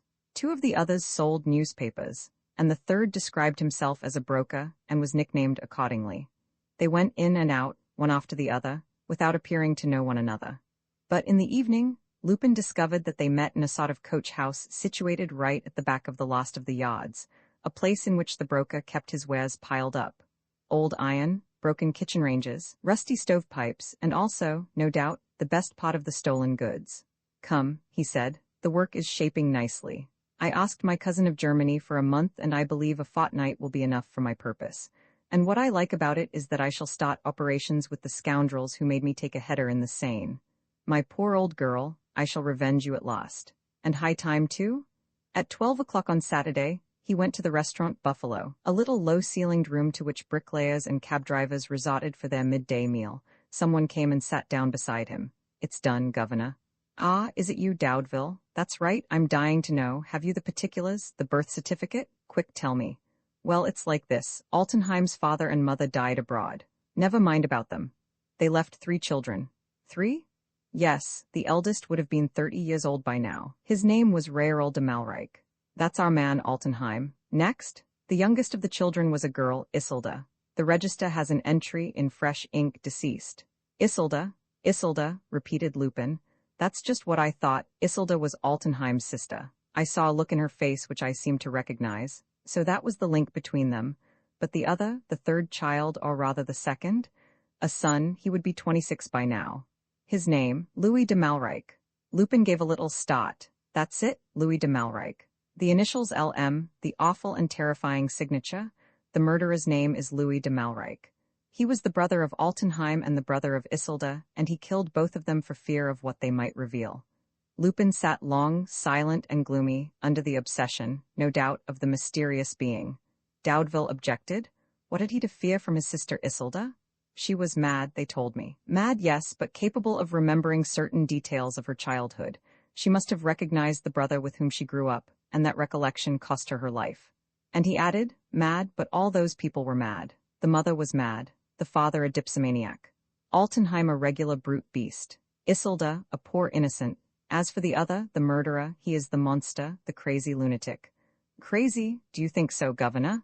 Yes, crazy, with flashes of genius, of devilish cunning and intuition, but a crack-brained fool, a madman, like all that Malreich family. Only madmen kill, and especially madmen of his stamp. For after all, he interrupted himself, and his face underwent so great a change that Doudeville was struck by it. What's the matter, Governor? Look. A man had entered and hung his hat, a soft, black felt hat on a peg. He sat down at a little table, examined the bill of fare which a waiter brought him, gave his order and waited motionless, with his body stiff and erect and his two arms crossed over the tablecloth. And Lupin saw him full face. He had a lean, hard visage, absolutely smooth and pierced with two sockets in the depths of which appeared a pair of steel-gray eyes. The skin seemed stretched from bone to bone, like a sheet of parchment, so stiff and so thick that not a hair could have penetrated through it. And the face was dismal and dull. No expression enlivened it, no thought seemed to abide under that ivory forehead, and the eyelids, entirely devoid of lashes, never flickered, which gave the eyes the fixed look of the eyes in a statue. Lupin beckoned to one of the waiters. Who is that gentleman? The one eating his lunch over there? Yes, he is a customer. He comes here 2 or 3 times a week. Can you tell me his name? Why, yes, Leon Massier. Oh, blurted Lupin, very excitedly. L.M., the same 2 letters, could it be Louis de Malreich? He watched him eagerly. Indeed, the man's appearance agreed with Lupin's conjectures, with what he knew of him and of his hideous mode of existence. But what puzzled him was that look of death about him, where he anticipated life and fire, where he would have expected to find the torment, the disorder, the violent facial distortion of the great accursed, he beheld sheer impassiveness. He asked the waiter, "What does he do?" "I really can't say. He's a rum cove, he's always quite alone. He never talks to anybody, we here don't even know the sound of his voice. He points his finger at the dishes on the bill of fare which he wants. He has finished in 20 minutes, then he pays and goes, and he comes back again. Every 3 or 4 days, he's not regular." "It's he, it cannot be anyone else," said Lupin to himself. "It's Malreich. There he is breathing, at 4 steps from me. There are the hands that kill. There is the brain that gloats upon the smell of blood. There is the monster, the vampire. And yet, was it possible? Lupin had ended by looking upon Malreich as so fantastic a being that he was disconcerted at seeing him in the flesh, coming, going, moving. He could not explain to himself how the man could eat bread and meat like other men, drink beer like anyone else. This man whom he had pictured as a foul beast, feeding on live flesh and sucking the blood of his victims. "Come away, Doudeville. What's the matter with you, Governor? You look quite white. I want air, come out." Outside, he drew a deep breath, wiped the perspiration from his forehead and muttered, "That's better, I was stifling." And mastering himself, he added, "Now we must play our game cautiously and not lose sight of his tracks. Hadn't we better separate, Governor? Our man saw us together. He will take less notice of us singly." "Did he see us?" said Lupin, pensively. "He seems to me to see nothing, to hear nothing, and to look at nothing. What a bewildering specimen." And in fact, 10 minutes later, Leon Massier appeared and walked away, without even looking to see if he was followed. He had lit a cigarette and smoked, with one of his hands behind his back, strolling along like a saunterer enjoying the sunshine and the fresh air, and never suspecting that his movements could possibly be watched. He passed through the toll gates, skirted the fortifications, went out again through the Pot Champert, and retraced his steps along the Route de la Revolte. Would he enter the buildings at No. 3? Lupin eagerly hoped that he would, for that would have been a certain proof of his complicity with the Altenheim gang. But the man turned round and made for the Rue de Laisement, which he followed until he passed the Velodrome Buffalo. On the left, opposite the cycling track, between the public tennis court and the booths that line the Rue de Laisement, stood a small detached villa, surrounded by a scanty garden. Leon Massier stopped, took out his keys, opened first the gate of the garden and then the door of the house, and disappeared. Lupin crept forward cautiously. He at once noticed that the block in the Route de la Revolte stretched back as far as the garden wall. Coming still nearer, he saw that the wall was very high, and that a coach house rested against it at the bottom of the garden. The position of the buildings was such as to give him the certainty that his coach house stood back to back with the coach house in the inner yard of No. 3, which served as a lumber room for the broker. Leon Massier, therefore, occupied a house adjoining the place in which the 7 members of the Altenheim gang held their meetings. Consequently, Leon Massier was, in point of fact, the supreme leader who commanded that gang, and there was evidently a passage between the two coach houses through which he communicated with his followers. "I was right," said Lupin. "Leon Massier and Louis de Malrique are one and the same man. The situation is much simpler than it was." "There is no doubt about that," said Daudeville, "and everything will be settled in a few days. That is to say, I shall have been stabbed in the throat." "What are you saying, Governor? There's an idea?" "Pooh, who knows? I have always had a presentiment that that monster would bring me ill luck." Thenceforth it became a matter of watching Malrique's life in such a way that none of his movements went unobserved. This life was of the oddest, if one could believe the people of the neighborhood whom Daudeville questioned. The bloke from the villa, as they called him, had been living there for a few months only. He saw and received nobody. He was not known to keep a servant of any kind, and the windows, though they were left wide open, even at night, always remained dark and were never lit with the glow of a lamp or candle. Moreover, Leon Massier most often went out at the close of day, and did not come in again until very late, at dawn, said people who had come upon him at sunrise. "And does anyone know what he does?" asked Lupin of his companion when they next met. "No, he leads an absolutely irregular existence. He sometimes disappears for several days together, or rather, he remains indoors. When all is said, nobody knows anything." "Well, we shall know, and that soon." He was wrong. After a week of continuous efforts and investigations, he had learnt no more than before about that strange individual. The extraordinary thing that constantly happened was this, that suddenly, while Lupin was following him, the man, who was ambling with short steps along the streets, without ever turning round or ever stopping, the man would vanish as if by a miracle. True, he sometimes went through houses with two entrances, but at other times, he seemed to fade away in the midst of the crowd, like a ghost. And Lupin was left behind, petrified, astounded, filled with rage and confusion. He at once hurried to the Rue de Laisement and stood on guard outside the villa. Minutes followed upon minutes, half-hour upon half-hour. A part of the night slipped away. Then, suddenly, the mysterious man hove in sight. What could he have been doing? "An express message for you, Governor," said Daudeville, at 8 o'clock one evening, as he joined him in the Rue de Laisement. Lupin opened the envelope. Mrs. Kesselbach implored him to come to her aid. It appeared that two men had taken up their stand under her windows at night, and one of them had said, "What luck. We've dazzled them completely this time, so it's understood, we shall strike the blow tonight." Mrs. Kesselbach thereupon went downstairs and discovered that the shutter in the pantry did not fasten, or, at least, that it could be opened from the outside. "At last," said Lupin, "it's the enemy himself who offers to give battle. That's a good thing. I am tired of marching up and down under Malrique's windows. Is he there at this moment? No, he played me one of his tricks again in Paris, just as I was about to play him one of mine. But first of all, listen to me, Daudeville. Go and collect 10 of our men and bring them to the Rue des Vins. Look here, bring Marco and Jérôme, the messenger. I have given them a holiday since the business at the Palace Hotel. Let them come this time. Daddy Charolais and his son ought to be mounting guard by now. Make your arrangements with them, and at 11:30, come and join me at the corner of the Rue des Vins and the Rue Rainward. From there, we will watch the house." Daudeville went away. Lupin waited for an hour longer, until that quiet thoroughfare, the Rue de Laisement, was quite deserted, and then, seeing that Leon Massier did not return, he made up his mind and went up to the villa. There was no one in sight.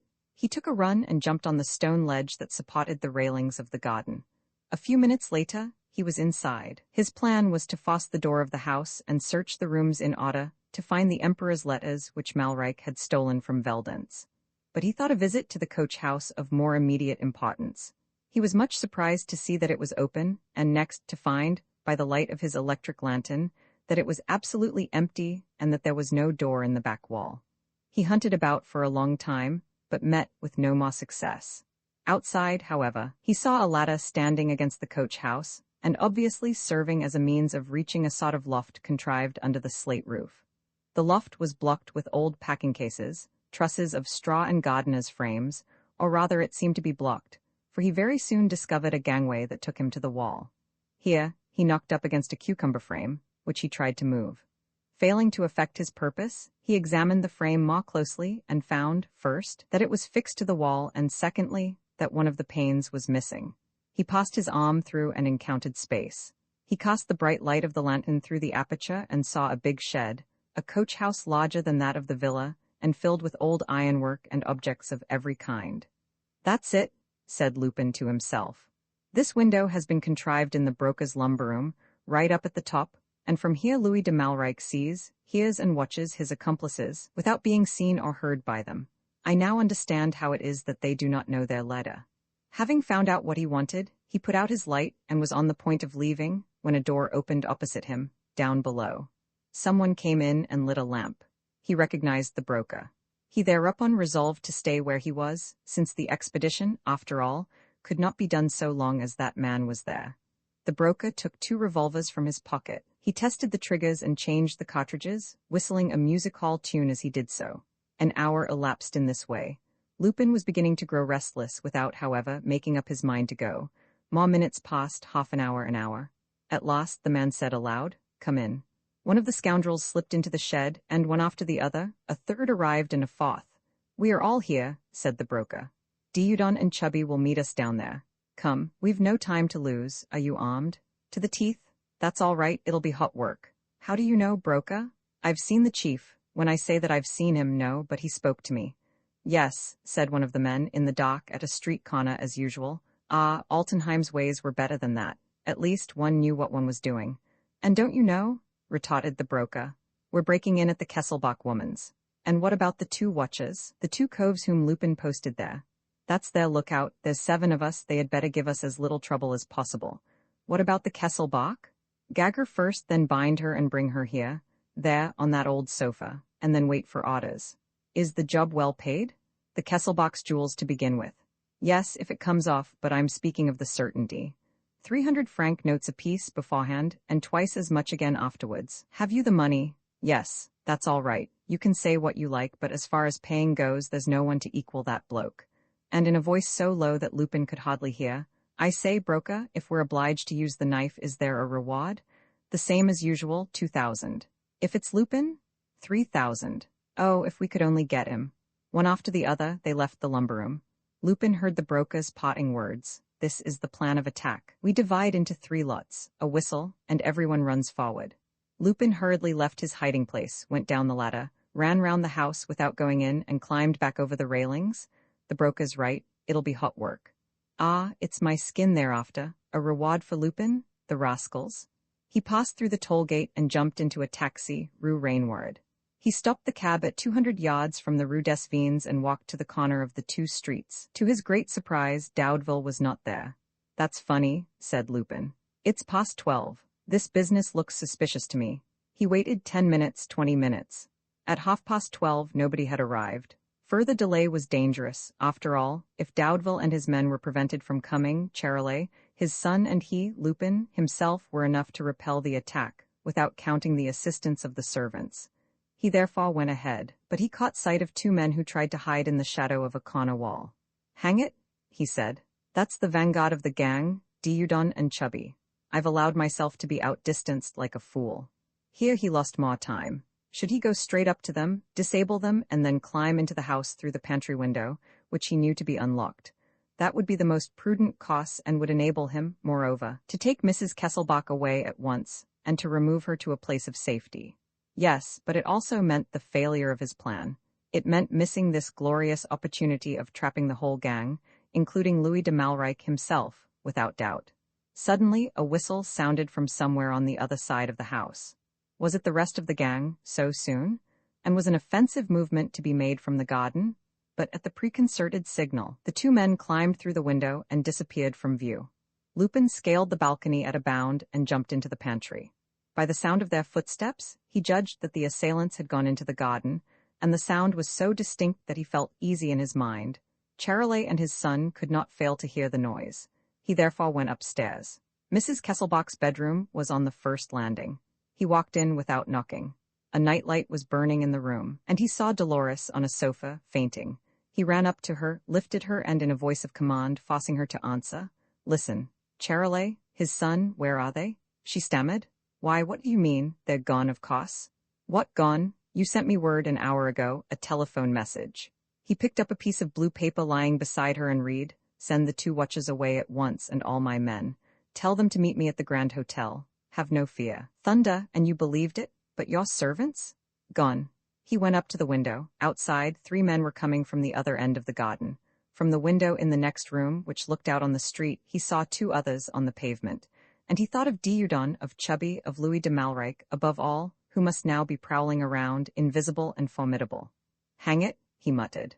I half believe they've done me this time. Roman 14, the man in black at that moment. Arsène Lupin felt the impression, the certainty, that he had been drawn into an ambush, by means which he had not the time to perceive, but of which he guessed the prodigious skill and address. Everything had been calculated, everything ordained. The dismissal of his men, the disappearance or treachery of the servants, his own presence in Mrs. Kesselbach's house. Clearly, the whole thing had succeeded exactly as the enemy wished, thanks to circumstances almost miraculously fortunate. For after all, he might have arrived before the false message had sent his friends away. But then, there would have been a battle between his own gang and the Altenheim gang.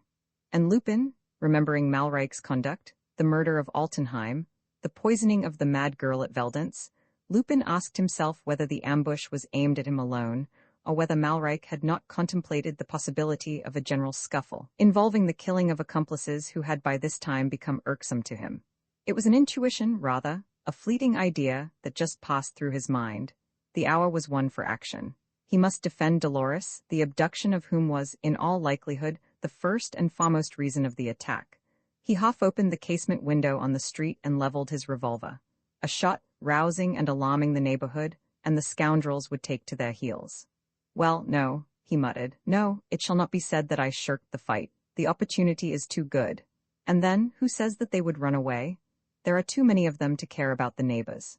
He returned to Dolores' room. There was a noise downstairs. He listened, and finding that it came from the staircase, he locked the door. Dolores was crying and throwing herself about the sofa. He implored her. Are you strong enough? We are on the first floor. I could help you down. We can lower the sheets from the window. No, no, don't leave me. I am frightened. I haven't the strength. They will kill me. Oh, protect me. He took her in his arms and carried her to the next room, and bending over her, don't move and keep calm. I swear to you that not one of those men shall touch you as long as I am alive. The door of the first room was tried. Dolores, clinging to him with all her might, cried, Oh, there they are, there they are. They will kill you, you are alone. Eagerly, he said, No, I am not alone. You are here beside me. He tried to release himself. She took his head in her two hands, looked him deep in the eyes, and whispered, Where are you going? What are you going to do? No, you must not die. I won't have it. You must live, you must. She stammered words which he did not catch and which she seemed to stifle between her lips lest he should hear them, and, having spent all her energy, exhausted, she fell back unconscious. He leant over her and gazed at her for a moment. Softly, lightly, he pressed a kiss upon her hair. Then he went back to the first room, carefully closed the door between the two, and switched on the electric light. 1 second, my lads, he cried. You seem in a great hurry to get yourselves smashed to pieces. Don't you know that Lupin's here? I'll make you dance. While speaking, he unfolded a screen in such a way as to hide the sofa on which Mrs. Kesselbach had been lying, and he now spread dresses and coverings over it. The door was on the point of giving way under the blows of the men outside. Here I am, coming. Are you ready? Now, gentlemen, one at a time. He briskly turned the key and drew the bolt. Shouts, threats, a roar of infuriated animals came through the open doorway, yet none of them dared come forward. Before rushing at Lupin, they hesitated, seized with alarm, with fear. This was what he had reckoned on. Standing in the middle of the room, full in the light, with outstretched arm, he held between his fingers a sheaf of banknotes, which he divided, counting them one by one, into 7 equal shares. And he calmly said, 3,000 francs reward for each of you, if Lupin is sent to his last account. That's what you were promised, isn't it? Here's double the money. He laid the bundles on the table, within reach of the scoundrels. The broker roared, Humbug, he's trying to gain time, shoot him down. He raised his arm. His companions held him back, and Lupin continued, Of course, this need not affect your plan of campaign. You came here first to kidnap Mrs. Kesselbach, and secondly, to lay hands on her jewels. Far be it from me to interfere with your laudable intentions. Look here, what are you driving at? Growled the broker, listening in spite of himself. Aha, broker, I'm beginning to interest you, am I? Come in, old chap. Come in, all of you. There's a draught at the top of those stairs, and such pretty fellows as you mustn't run the risk of catching cold. What, are we afraid? Why, I'm all by myself. Come, pull yourselves together, my lambs. They entered the room, puzzled and suspicious. Shut the door, broker, we shall be more comfortable. Thanks, old man. Oh, by the way, I see the notes are gone, therefore we're agreed. How easy it is for honest men to come to terms. Well, and next? Next, well, as we're partners? Partners? Why haven't you accepted my money? We're working together, old man, and we will carry off the young woman together first and carry off the jewels after. The broker grinned. Don't want you for that. Yes, you do, old man. Why? Because you don't know where the jewels are hidden and I do? We'll find out. Tomorrow, not tonight. Well, let's hear. What do you want? My share of the jewels. Why didn't you take the lot as you know where they are? Can't get at them by myself. There's a way of doing it, but I don't know it. You're here, so I'm making use of you. The broker hesitated. Share the jewels, share the jewels. A few bits of glass and brass, most likely. You fool, there's more than a million's worth. The men quivered under the impression made upon them. Very well, said the broker, but suppose the Kesselbach gets away. She's in the next room, isn't she? No, she's in here. Lupin for a moment pulled back one of the leaves of the screen, revealing the heap of dresses and bedclothes which he had laid out on the sofa. She's here, fainting, but I shan't give her up till we've divided. Still, you can take it or leave it. I don't care if I'm alone. You know what I'm good for, so please yourselves. The men consulted with one another, and the broker said, Where is the hiding place you're talking of? Under the fireplace. But when you don't know the secret, you must first lift up the whole chimney-piece, looking-glass, marble and all in a lump, it seems. It's no easy job. Pooh, we're a smart lot, we are, just you wait and see. In 5 minutes, he gave his orders and his pals at once set to work with admirable vigor and discipline. 2 of them, standing on chairs, tried to lift the mirror. The 4 others attacked the fireplace itself. The broker, on his knees, kept his eyes on the hearth and gave the word of command. Cheerily, lads, all together if you please, look out. 1, 2, there, it's moving? Standing behind them, with his hands in his pockets, Lupin watched them affectionately, and at the same time, reveled with all his pride, as an artist and master, in this striking proof of his authority, of his might, of the incredible sway which he wielded over others. How could those scoundrels for a second accept that improbable story, and lose all sense of things, to the point of relinquishing every chance of the fight in his favor? He took from his pockets 2 great massive and formidable revolvers, and calmly, choosing the first 2 men whom he would bring down and the 2 who would fall next, he aimed as he might have aimed at a pair of targets in a rifle gallery. 2 shots together, and 2 more. Loud yells of pain. 4 men came tumbling down, one after the other, like dolls at a cockshee. 4 from 7 leaves 3, said Lupin. Shall I go on? His arms remained outstretched, leveled at the broker and his 2 pals. You swine, growled the broker, feeling for a weapon. Hands up, cried Lupin, or I fire. That's it. Now you 2 take away his toys. If not? The 2 scoundrels, shaking with fear, caught hold of their leader and compelled him to submit. Bind him, confound it. What difference does it make to you? Once I'm gone, you're all free. Come along, have you finished? The wrists first with your belts, and the ankles. Hurry up. The broker, beaten and disabled, made no further resistance. While his pals were binding him, Lupin stooped over them and dealt them 2 terrific blows on the head with the butt end of his revolver. They sank down in a heap. That's a good piece of work, he said, taking breath. Pity there are not another 50 of them. I was just in the mood. And all so easily done, with a smile on one's face. What do you think of it, broker? The scoundrel lay cursing. Lupin said, Cheer up, old man. Console yourself with the thought that you are helping in a good action, the rescue of Mrs. Kesselbach. She will thank you in person for your gallantry. He went to the door of the second room and opened it. What's this? He said, stopping on the threshold, taken aback, dumbfounded. The room was empty. He went to the window, saw a ladder leaning against the balcony, a telescopic steel ladder, and muttered, Kidnapped? Louis de Malrique. Oh, the villain. He reflected for a minute, trying to master his anguish of mind, and said to himself that, after all, as Mrs. Kesselbach seemed to be in no immediate danger, there was no cause for alarm. But he was seized with a sudden fit of rage and flew at the 7 scoundrels, gave a kick or 2 to those of the wounded who stirred, felt for his banknotes and put them back in his pocket, then gagged the men's mouths and tied their hands with anything that he could find, blind cords, curtain loops, blankets and sheets reduced to strips. And lastly, laid in a row on the carpet, in front of the sofa, 7 bundles of humanity, packed tight together and tied up like so many parcels.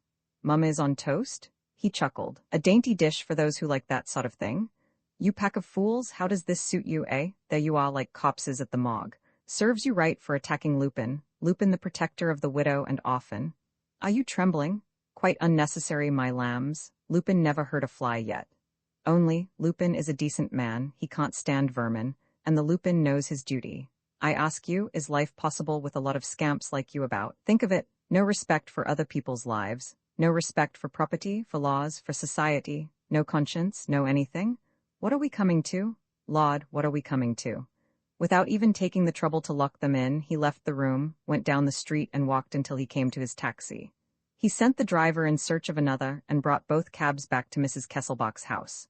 A good tip, paid in advance, avoided all tedious explanations. With the help of the two men, he carried the 7 prisoners down and plumped them anyhow, on one another's knees, into the cabs. The wounded men yelled and moaned. He shut the doors, shouting, "Mind your hands." He got up beside the driver of the front cab. "Where to?" asked the man. 36 Quai des Orfèvres, the detective office. The motors throbbed, the drivers started the gear, and the strange procession went scooting down the slopes of the Trocadero. In the streets, they passed a few vegetable carts. Men carrying long poles were turning out the street lamps. There were stars in the sky. A cool breeze was wafted through the air. Lupin sang aloud, the Place de la Concorde, the Louvre. In the distance, the dark bulk of Notre Dame. He turned round and half opened the door. "Having a good time, mates, so am I, thank you. It's a grand night for a drive and the air's delicious." They were now bumping over the ill-paved quays, and soon they arrived at the Palais de Justice and the door of the detective office.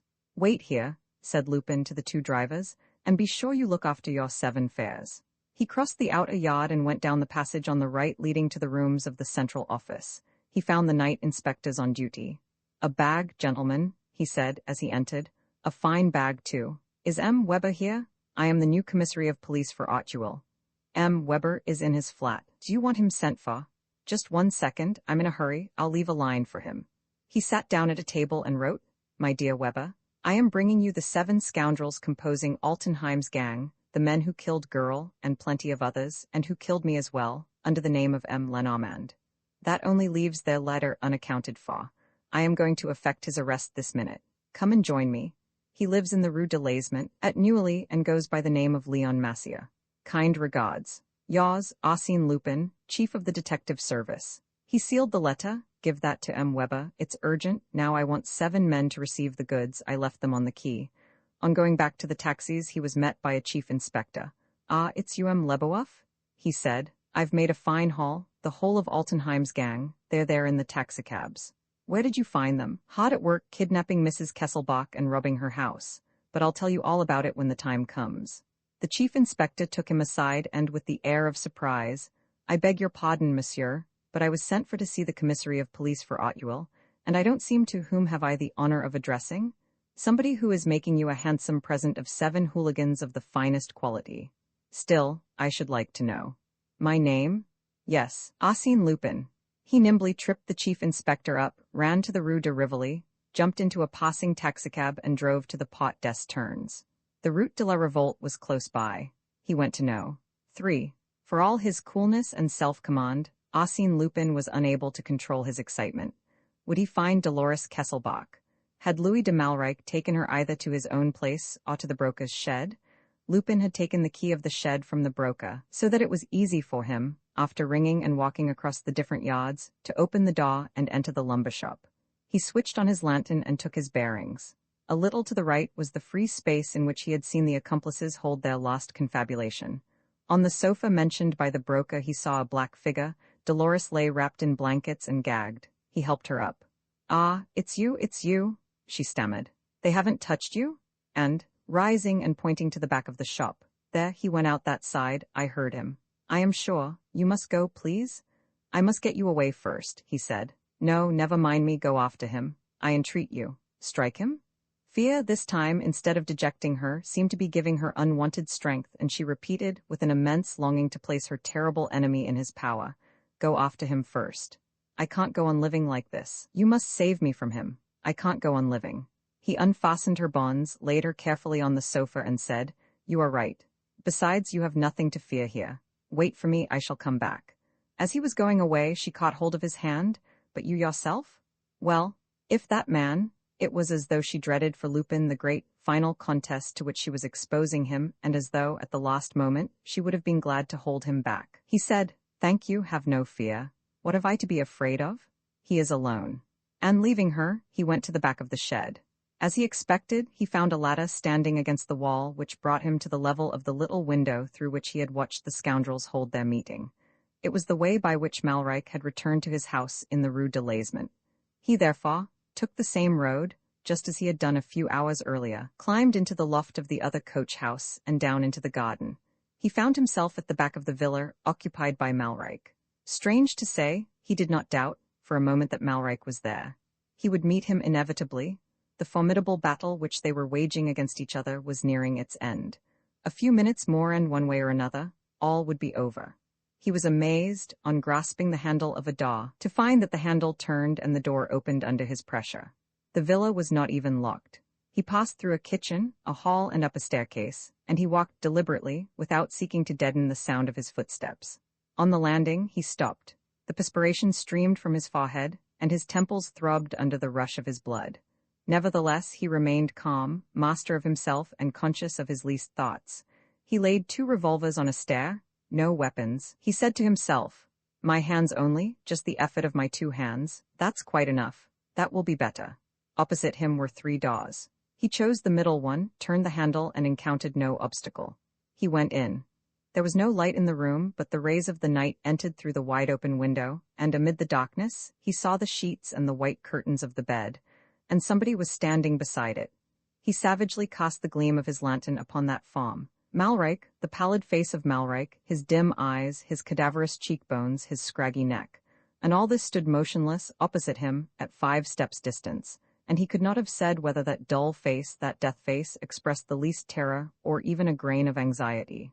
Lupin took a step forward, and a second, and a third.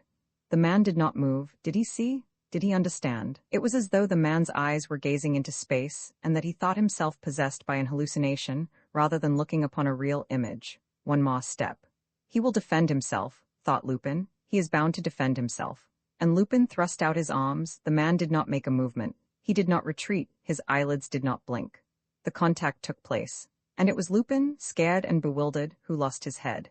He knocked the man back upon his bed, stretched him at full length, rolled him in the sheets, bound him in the blankets, and held him under his knee, like a prey, whereas the man had not made the slightest movement of resistance. Ah! Shouted Lupin, drunk with delight and satisfied hatred. At last I have crushed you, you odious brute. At last I am the master. He heard a noise outside in the Rue de Laisement, men knocking at the gate. He ran to the window and cried, Is that you, Weber, already? Well done. You are a model servant. Break down the gate, old chap, and come up here. Delighted to see you. In a few minutes, he searched his prisoner's clothes, got hold of his pocketbook, cleared the papers out of the drawers of the desk and the davenport, flung them on the table, and went through them. He gave a shout of joy. The bundle of letters was there, the famous bundle of letters which he had promised to restore to the Emperor. He put back the papers in their place and went to the window. It's all finished, Weber. You can come in. You will find Mr. Kesselbach's murderer in his bed, already tied up. Goodbye, Weber. And Lupin, tearing down the stairs, ran to the coach house and went back to Dolores Kesselbach, while Weber was breaking into the villa. Single-handed, he had arrested Altenheim's 7 companions, and he had delivered to justice the mysterious leader of the gang, the infamous monster, Louis de Malreich. A young man sat writing at a table on a wide wooden balcony.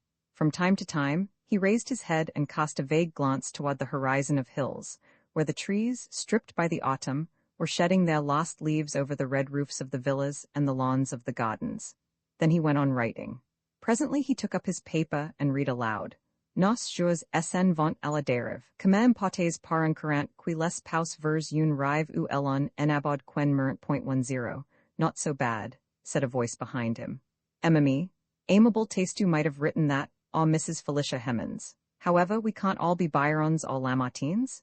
You, stammered the young man in dismay. Yes, I, poet, I myself, Arsène Lupin, come to see his dear friend Pierre Leduc. Pierre Leduc began to shake as though shivering with fever. He asked, in a low voice, Has the hour come? Yes, my dear Pierre Leduc, the hour has come for you to give up, or rather to interrupt the slack poet's life which you have been leading for months at the feet of Geneviève Ernimont and Mrs. Kesselbach, and to perform the part which I have allotted to you in my play. Oh, a fine play, I assure you, thoroughly well constructed, according to all the canons of art, with top notes, comic relief, and gnashing of teeth galore. We have reached the 5th act, the grand finale is at hand, and you, Pierre Leduc, are the hero. There's fame for you. The young man rose from his seat, and suppose I refuse? Idiot? Yes, suppose I refuse, after all, what obliges me to submit to your will? What obliges me to accept a pot which I do not know, but which I loathe in advance and feel ashamed of? Idiot, repeated Lupin. And forcing Pierre Leduc back into his chair, he sat down beside him and, in the gentlest of voices, "You quite forget, my dear young man, that you are not Pierre Leduc, but Gerard Beaupré. That you bear the beautiful name of Pierre Leduc is due to the fact that you, Gerard Beaupré, killed Pierre Leduc and robbed him of his individuality." The young man bounded with indignation. "You are mad. You know as well as I do that you conceived the whole plot." "Yes, I know that, of course, but the law doesn't know it. And what will the law say when I come forward with proof that the real Pierre Leduc died a violent death and that you have taken his place?" The young man, overwhelmed with consternation, stammered, "No one will believe you." "Why should I have done that? With what object?" "Idiot! The object is so self-evident that Weber himself could have perceived it. You lie when you say that you will not accept a pot which you do not know. You know your pot quite well. It is the pot which Pierre Leduc would have played were he not dead. But Pierre Leduc, to me, to everybody, was only a name. Who was he? Who am I? What difference can that make to you? I want to know. I want to know what I am doing. And if you know, will you go straight ahead? Yes, if the object of which you speak is worth it.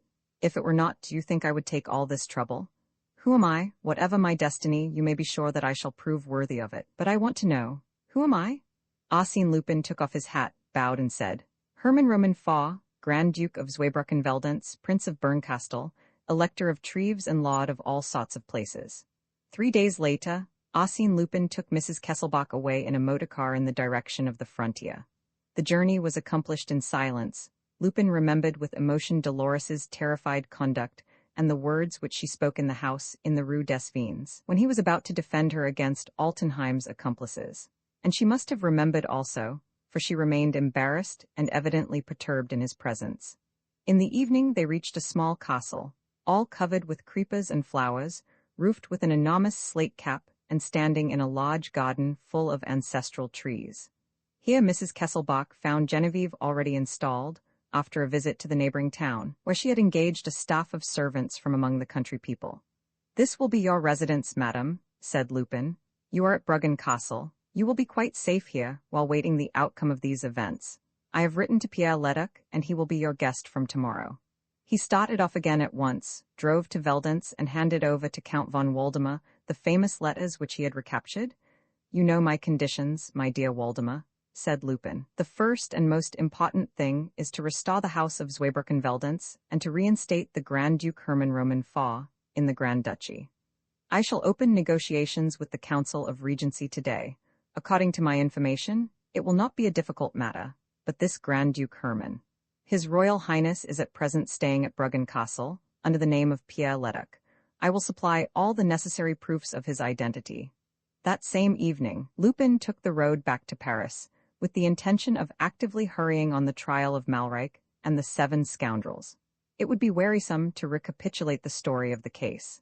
The facts, down to the smallest details, are in the memory of one and all. It was one of those sensational events which still form a subject of conversation and discussion among the weather-beaten laborers in the remotest villages. But what I wish to recall is the enormous part played by Lupin in the conduct of the case and in the incidents pertaining to the preliminary inquiry. As a matter of fact, it was he who managed the inquiry. From the very start, he took the place of the authorities, ordering police searches, directing the measures to be taken, prescribing the questions to be put to the prisoners, assuming the responsibility for everything. We can all remember the universal amazement when, morning after morning, we read in the papers those letters, so irresistible in their masterly logic, signed, by turns, Arsène Lupin, examining magistrate; Arsène Lupin, public prosecutor; Arsène Lupin, Minister of Justice; Arsène Lupin, copper. He flung himself into the business with a spirit, an ardor, a violence even, that was astonishing in one usually so full of light-hearted chaff, and, when all was said, so naturally disposed by temperament to display a certain professional indulgence. No, this time he was prompted by hatred. He hated Louis de Malreich, that bloodthirsty scoundrel, that foul brute, of whom he had always been afraid, and who, even beaten, even in prison, still gave him that sensation of dread and repugnance which one feels at the sight of a reptile. Besides, had not Malreich had the audacity to persecute Dolores? "He has played and lost," said Lupin. He shall pay for it with his head. That was what he wanted for his terrible enemy. The scaffold, the bleak, dull morning when the blade of the guillotine slides down and kills. It was a strange prisoner whom the examining magistrate questioned for months on end between the far walls of his room, a strange figure, that bony man, with the skeleton face and the lifeless eyes. He seemed quite out of himself. His thoughts were not there, but elsewhere, and he cared so little about answering. "My name is Leon Massia." That was the one sentence to which he confined himself, and Lupin retorted. "You lie. Leon Massia, born at Perigue, left fatherless at the age of 10, died 7 years ago. You took his papers, but you forgot his death certificate. Here it is." And Lupin sent a copy of the document to the public prosecutor. "I am Leon Massia," declared the prisoner once again. "You lie," replied Lupin. "You are Louis de Malrique, the last surviving descendant of a small French noble who settled in Germany in the 18th century. You had a brother who called himself Pabri, Ribera, and Altenheim, by turns. You killed your brother. You had a sister, Isolde de Malrique. You killed your sister. I am Leon Massia. You lie. You are Malrique. Here is your birth certificate. Here are your brothers and your sisters." And Lupin sent the 3 certificates. Apart from the question of his identity, Malrique, crushed, no doubt, by the accumulation of proofs brought up against him, did not defend himself. What could he say? They had 40 notes written in his own hand. A comparison of the handwritings established the fact, written in his own hand to the gang of his accomplices, 40 notes which he had omitted to tear up after taking them back. And all these notes were orders relating to the Kesselbach case, the capture of M. Lenormand and Girl, the pursuit of old Steinweg, the construction of the underground passages at Gotches, and so on. What possibility was there of a denial? One rather odd thing baffled the law officers. The 7 scoundrels, when confronted with their leader, all declared that they did not know him, because they had never seen him. They received his instructions either by telephone, or else in the dock, by means of those same little notes which Malrique slipped into their hands without a word. But, for the rest, was not the existence of the communication between the villa in the Rue de Laisement and the brokers shed an ample proof of complicity? From that spot, Malrique saw and heard. From that spot, the leader watched his men. Discrepancies? Apparently irreconcilable facts. Lupin explained them all away. In a celebrated article published on the morning of the trial, he took up the case from the start, revealed what lay beneath it, unraveled its web, showed Malrique, unknown to all, living in the room of his brother, the sham Major Pabri, passing unseen along the passages of the Palace Hotel and murdering Mr. Kesselbach, murdering Budot the floor waiter, murdering Chapman the secretary. The trial lingers in the memory. It was both terrifying and gloomy. Terrifying because of the atmosphere of anguish that hung over the crowd of onlookers and the recollection of crime and blood that obsessed their minds. Gloomy, heavy, darksome, stifling because of the tremendous silence observed by the prisoner. Not a protest, not a movement, not a word. A face of wax that neither saw nor heard. An awful vision of impassive calmness. The people in cot shuddered. Their distraught imaginations conjured up a sort of supernatural being rather than a man, a sort of genie out of the Arabian Nights, one of those Hindu gods who symbolize all that is ferocious, cruel, sanguinary, and pernicious. As for the other scoundrels, the people did not even look at them, treated them as insignificant supers overshadowed by that stupendous leader. The most sensational evidence was that given by Mrs. Kesselbach. To the general astonishment, and to Lupin's own surprise, Dolores, who had answered none of the magistrate's summonses, and who had retired to an unknown spot, Dolores appeared, a sorrow-stricken widow, to give damning evidence against her husband's murderer. She gazed at him for many seconds and then said, simply, "That is the man who entered my house in the Rue des Vins, who carried me off and who locked me up in the broker's shed. I recognize him." "On your oath?" "I swear it before God and man." 2 days later, Louis de Malrique, alias Leon Massia, was sentenced to death, and his overpowering personality may be said to have absorbed that of his accomplices to such an extent that they received the benefit of extenuating circumstances. "Louis de Malrique, have you nothing to say?" asked the presiding judge. He made no reply. One question alone remained undecided in Lupin's eyes. Why had Malrique committed all those crimes? What did he want? What was his object? Lupin was soon to understand, and the day was not far off when, gasping with horror, struck, motley smitten with despair, he would know the awful truth. For the moment, although the thought of it constantly hovered over his mind, he ceased to occupy himself with the Malrique case. Resolved to get a new skin, as he put it. Reassured, on the other hand, as to the fate of Mrs. Kesselbach and Genevieve, over whose peaceful existence he watched from afar. And lastly, kept informed by Jean Doudeville, whom he had sent to Veldance, of all the negotiations that were being pursued between the Court of Berlin and the Regent of Zweibrücken-Veldance. He employed all his time in winding up the past and preparing for the future. The thought of the different life which he wished to lead under the eyes of Mrs. Kesselbach filled him with new ambitions and unexpected sentiments, in which the image of Dolores played a part, without his being able to tell exactly how or why. In a few weeks, he got rid of all the proofs that could have compromised him sooner or later, all the traces that could have led to his ruin. He gave each of his old companions a sum of money sufficient to keep them from want for the rest of their lives and said goodbye to them, saying that he was going to South America. One morning, after a night of careful thought and a deep study of the situation, he cried, "It's done. There's nothing to fear now. The old Lupin is dead. Make way for the young one." His man brought him a telegram from Germany. It contained the news for which he had been waiting. The Council of Regency, greatly influenced by the Court of Berlin, had referred the question to the electors, and the electors, greatly influenced by the Council of Regency, had declared their unshaken attachment to the old dynasty of the Veldance. Count von Waldemar was deputed, together with 3 delegates selected from the nobility, the army, and the law, to go to Bruggen Castle, carefully to establish the identity of the Grand Duke Hermann Roman IV, and to make all the arrangements with His Royal Highness for his triumphal entry into the principality of his fathers, which was to take place in the course of the following month. "This time, I've pulled it off," said Lupin to himself. "Mr. Kesselbach's great scheme is being realized. All that remains for me to do is to make Waldemar swallow Pierre Leduc, and that is child's play. The banns between Genevieve and Pierre shall be published tomorrow, and it shall be the Grand Duke's affianced bride that will be presented to Waldemar." Full of glee, he started in his motor for Bruggen Castle. He sang in the car, he whistled, he chatted to his chauffeur. "Octave, do you know whom you have the honor of driving? The master of the world?" "Yes, old man, that staggers you, eh? Just so, but it's the truth.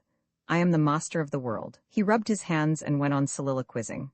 "All the same, it was a long job. It's a year since the fight began. True, it was the most formidable fight I ever stood to win or lose. By Jupiter, what a war of giants." And he repeated, "But this time I've pulled it off. The enemies are in the water. There are no obstacles left between the goal and me. The site is free. Let us build upon it. I have the materials at hand, I have the workmen. Let us build, Lupin, and let the palace be worthy of you." He stopped the car at a few hundred yards from the castle, so that his arrival might create as little fuss as possible, and said to Octave, "Wait here for 20 minutes until 4 o'clock, and then drive in. Take my bags to the little chalet at the end of the park. That's where I shall sleep." At the first turn of the road, the castle appeared in sight, standing at the end of a dark avenue of lime trees. From the distance, he saw Genevieve passing on the terrace. His heart was softly stirred. "Genevieve, Genevieve," he said fondly. "Genevieve, the vow which I made to the dying mother is being fulfilled as well. Genevieve a Grand Duchess, and I, in the shade, watching over her happiness and pursuing the great schemes of Arsène Lupin." He burst out laughing, sprang behind a cluster of trees that stood to the left of the avenue, and slipped along the thick shrubberies. In this way, he reached the castle without the possibility of his being seen from the windows of the drawing-room or the principal bedrooms. He wanted to see Dolores before she saw him, and pronounced her name several times, as he had pronounced Genevieve's, but with an emotion that surprised himself. Dolores. Dolores. He stole along the passages and reached the dining-room. From this room, through a glass panel, he could see half the drawing-room. He drew nearer. Dolores was lying on a couch, and Pierre Leduc, on his knees before her, was gazing at her with eyes of ecstasy. Roman 15, the map of Europe. Pierre Leduc loved Dolores. Lupin felt a keen, penetrating pain in the depths of his being, as though he had been wounded in the very sauce of life.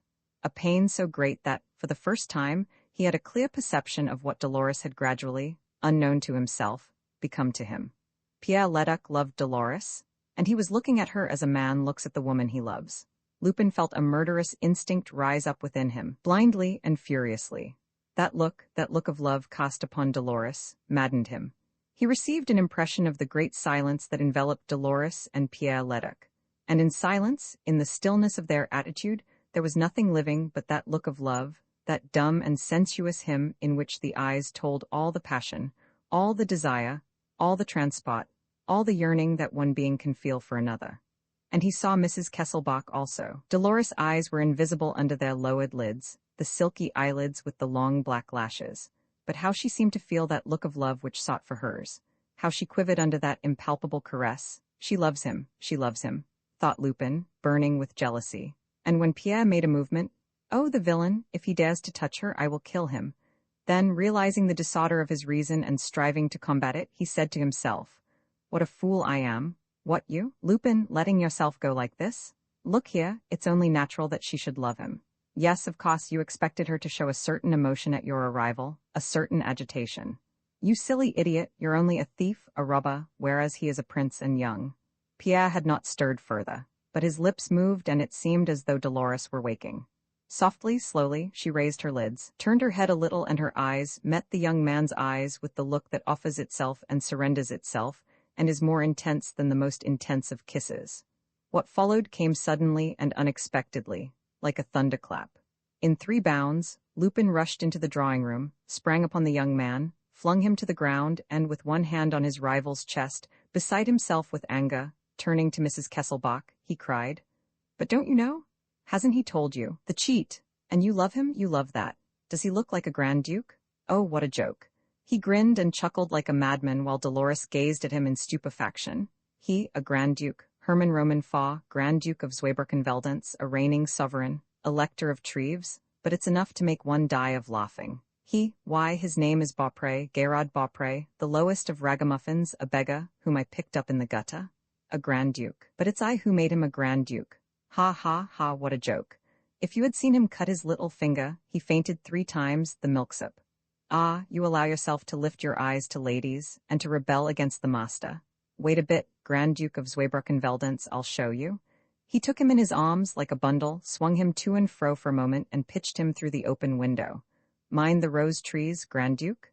There are thorns. When he turned round, Dolores was close to him and looking at him with eyes which he had never seen in her before, the eyes of a woman who hates and who is incensed with rage.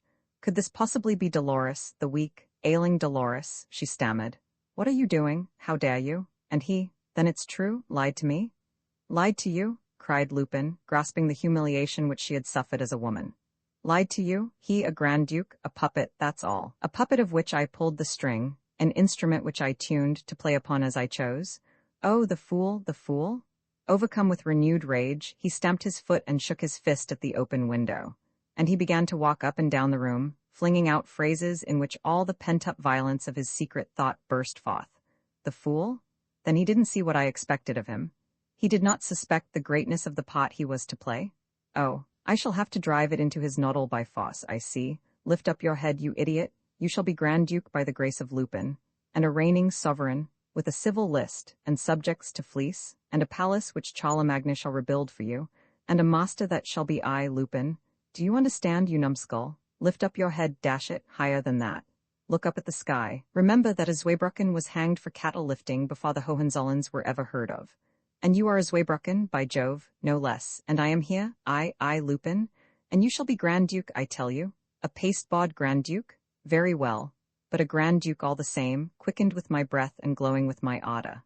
A puppet? Very well, but a puppet that shall speak my words and make my movements and perform my wishes and realize my dreams. Yes, my dreams. He stood motionless, as though dazzled by the glory of his conception. Then he went up to Dolores, and sinking his voice, with a sort of mystic exaltation, he said, On my left, Alsace-Lorraine. On my right, Baden-Württemberg, Bavaria. South Germany, all those discontented states crushed under the heel of the Prussian Charlemagne, but restless and ready to throw off the yoke at any moment. Do you understand all that a man like myself can do in the midst of that? All the aspirations that he can kindle, all the hatred that he can produce, all the angry rebellion that he can inspire. In a still lower voice, he repeated, And on my left, Alsace-Lorraine. Do you fully understand? Dreams? Not at all. It is the reality of the day after tomorrow of tomorrow. Yes, I wish it. I wish it. Oh, all that I wish and all that I mean to do is unprecedented. Only think, at 2 steps from the Alsatian frontier, in the heart of German territory, close to the old Rhine, a little intrigue, a little genius will be enough to change the surface of the earth. Genius I have, and to spare, and I shall be the master, I shall be the man who directs. The other, the puppet, can have the title and the honors. I shall have the power.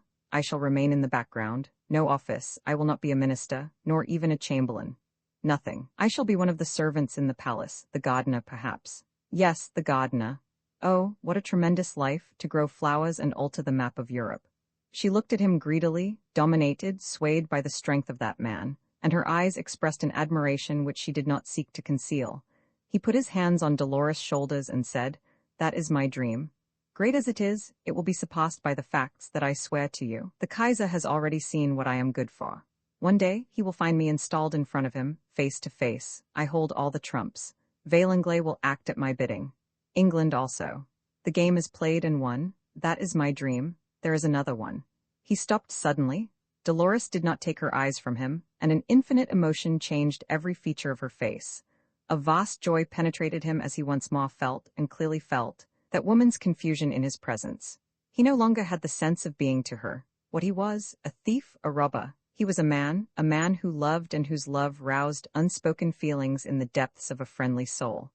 Then he said no more, but he lavished upon her, unuttered, every known word of love and admiration, and he thought of the life which he might lead somewhere, not far from Veldance, unknown and all-powerful.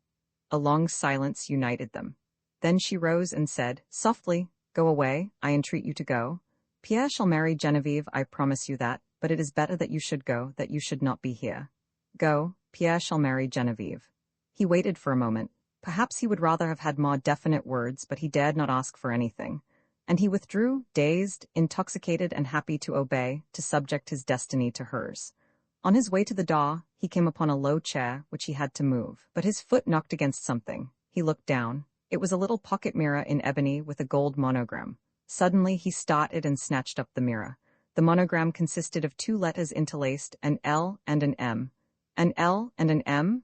Louis de Malrique, he said to himself with a shudder. He turned to Dolores. "Where does this mirror come from? Whose is it? It is important that I should." She took it from him and looked at it.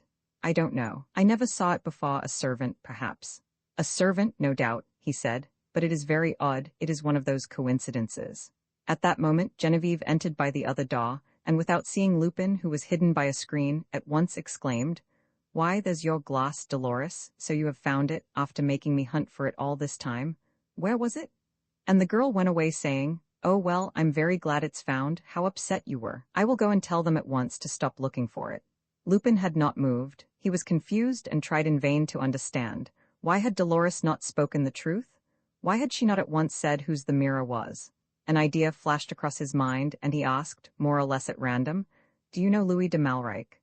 "Yes," she said, watching him, as though striving to guess the thoughts that beset him. He rushed toward her, in a state of intense excitement. "You know him. Who was he? Who is he? Who is he? And why did you not tell me? Where have you known him? Speak, answer, I implore you." "No," she said. "But you must. Think, Louis de Malrique, the murderer, the monster. Why did you not tell me?" She, in turn, placed her hands on Lupin's shoulders and in a firm voice declared, "Listen, you must never ask me, because I shall never tell. It is a secret which I shall take with me to the grave. Come what may, no one will ever know, no one in the wide world, I swear it." He stood before her for some minutes, anxiously, with a confused brain. He remembered Steinweg's silence and the old man's terror when Lupin asked him to reveal the terrible secret. Dolores also knew, and she also refused to speak. He went out without a word. The open air, the sense of space, did him good. He passed out through the park wall and wandered long over the country, and he soliloquized aloud. What does it mean? What is happening? For months and months, fighting hard and acting, I have been pulling the strings of all the characters that are to help me in the execution of my plans, and during this time, I have completely forgotten to stoop over them and see what is going on in their hearts and brains. I do not know Pierre Leduc, I do not know Genevieve, I do not know Dolores. And I have treated them as so many jumping jacks, whereas they are live persons, and today I am stumbling over obstacles. He stamped his foot and cried, "Over obstacles that do not exist. What do I care for the psychological state of Genevieve, of Pierre? I will study that later at Veldance when I have secured their happiness. But Dolores, she knew Malrique and said nothing. Why, what relation united them? Was she afraid of him? Is she afraid that he will escape from prison and come to revenge himself for an indiscretion on her part?" At night, he went to the chalet which he had allotted to his own use at the end of the park, and dined in a very bad temper, storming at Octave, who waited on him and who was always either too slow or too fast. "I'm sick of it, leave me alone. You're doing everything wrong today. And this coffee. It's not fit to drink." He pushed back his cup half full and for 2 hours, walked about the park, sifting the same ideas over and over again. At last, one suggestion took definite shape within his mind. Maurice has escaped from prison. He is terrifying Mrs. Kesselbach. By this time, he already knows the story of the mirror from her. Lupin shrugged his shoulders. "And tonight he's coming to pull my leg, I suppose? I'm talking nonsense. The best thing I can do is to go to bed." He went to his room, undressed, and got into bed. He fell asleep at once, with a heavy sleep disturbed by nightmares. Twice he woke and tried to light his candle and twice fell back, as though stunned by a blow. Nevertheless, he heard the hours strike on the village clock, or rather he thought that he heard them strike, for he was plunged in a sort of torpor in which he seemed to retain all his wits. And he was haunted by dreams of anguish and terror. He plainly heard the sound of his window opening. He plainly, through his closed eyelids, through the thick darkness, saw a form come toward the bed, and the form bent over him. He made the incredible effort needed to raise his eyelids and look, or, at least, he imagined that he did.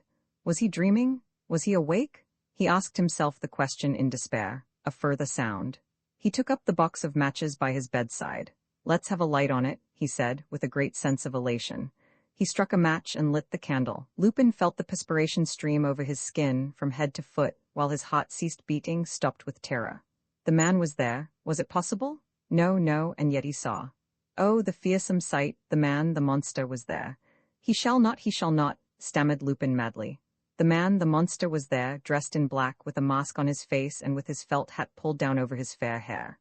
"Oh, I am dreaming, said Lupin, laughing. "It's a nightmare." Exerting all his strength and all his willpower, he tried to make one movement, to drive away the vision. He could not. And suddenly he remembered the coffee, the taste of it similar to the taste of the coffee which he had drunk at Veldant's. He gave a cry, made a last effort, and fell back exhausted. But in his delirium, he felt that the man was unfastening the top button of his pajama jacket and baring his neck, felt that the man was raising his arm, saw that the hand was clutching the handle of a dagger, a little steel dagger similar to that which had struck Kesselbach, Chapman, Altenheim, and so many others. A few hours later, Lupin woke up, shattered with fatigue, with a scotched palate. He lay for several minutes collecting his thoughts and suddenly, remembering, made an instinctive defensive movement as though he were being attacked. "Fool that I am!" he cried, jumping out of bed. It was a nightmare, an hallucination. It only needs a little reflection. Had it been he, had it really been a man, in flesh and blood, who lifted his hand against me last night, he would have cut my throat like a rabbit's. He doesn't hesitate. Let's be logical. Why should he spare me? For the sake of my good looks? No, I have been dreaming, that's all. He began to whistle and dressed himself, assuming the greatest calmness, but his brain never ceased working and his eyes sought about. On the floor, on the window ledge, not a trace. As his room was on the ground floor, and as he slept with his window open, it was evident that his assailant would have entered that way. Well, he discovered nothing, and nothing either at the foot of the wall outside, or on the gravel of the path that ran round the chalet. Still, he repeated, between his teeth. He called, "Octave, where did you make the coffee which you gave me last night?" "At the castle, governor, like the rest of the things. There is no range here. Did you drink any of it?" "No." "Did you throw away what was left in the coffee pot?" "Why, yes, governor. You said it was so bad, you only took a few mouthfuls." "Very well. Get the motor ready. We're leaving." Lupin was not the man to remain in doubt. He wanted to have a decisive explanation with Dolores. But for this, he must first clear up certain points that seemed to him obscure and see Jean Daudeville, who had sent him some rather curious information from Veldant's. He drove, without stopping, to the Grand Duchy, which he reached at 2 o'clock. He had an interview with Count de Waldemar, whom he asked, upon some pretext, to delay the journey of the delegates of the Regency to Bruggen. Then he went in search of Daudeville, in a tavern at Veldant's. Daudeville took him to another tavern, where he introduced him to a shabbily dressed little gentleman, Herr Stockley, a clerk in the department of births, deaths, and marriages. They had a long conversation. They went out together, and all three passed stealthily through the offices of the town hall. At 7 o'clock, Lupin dined and set out again.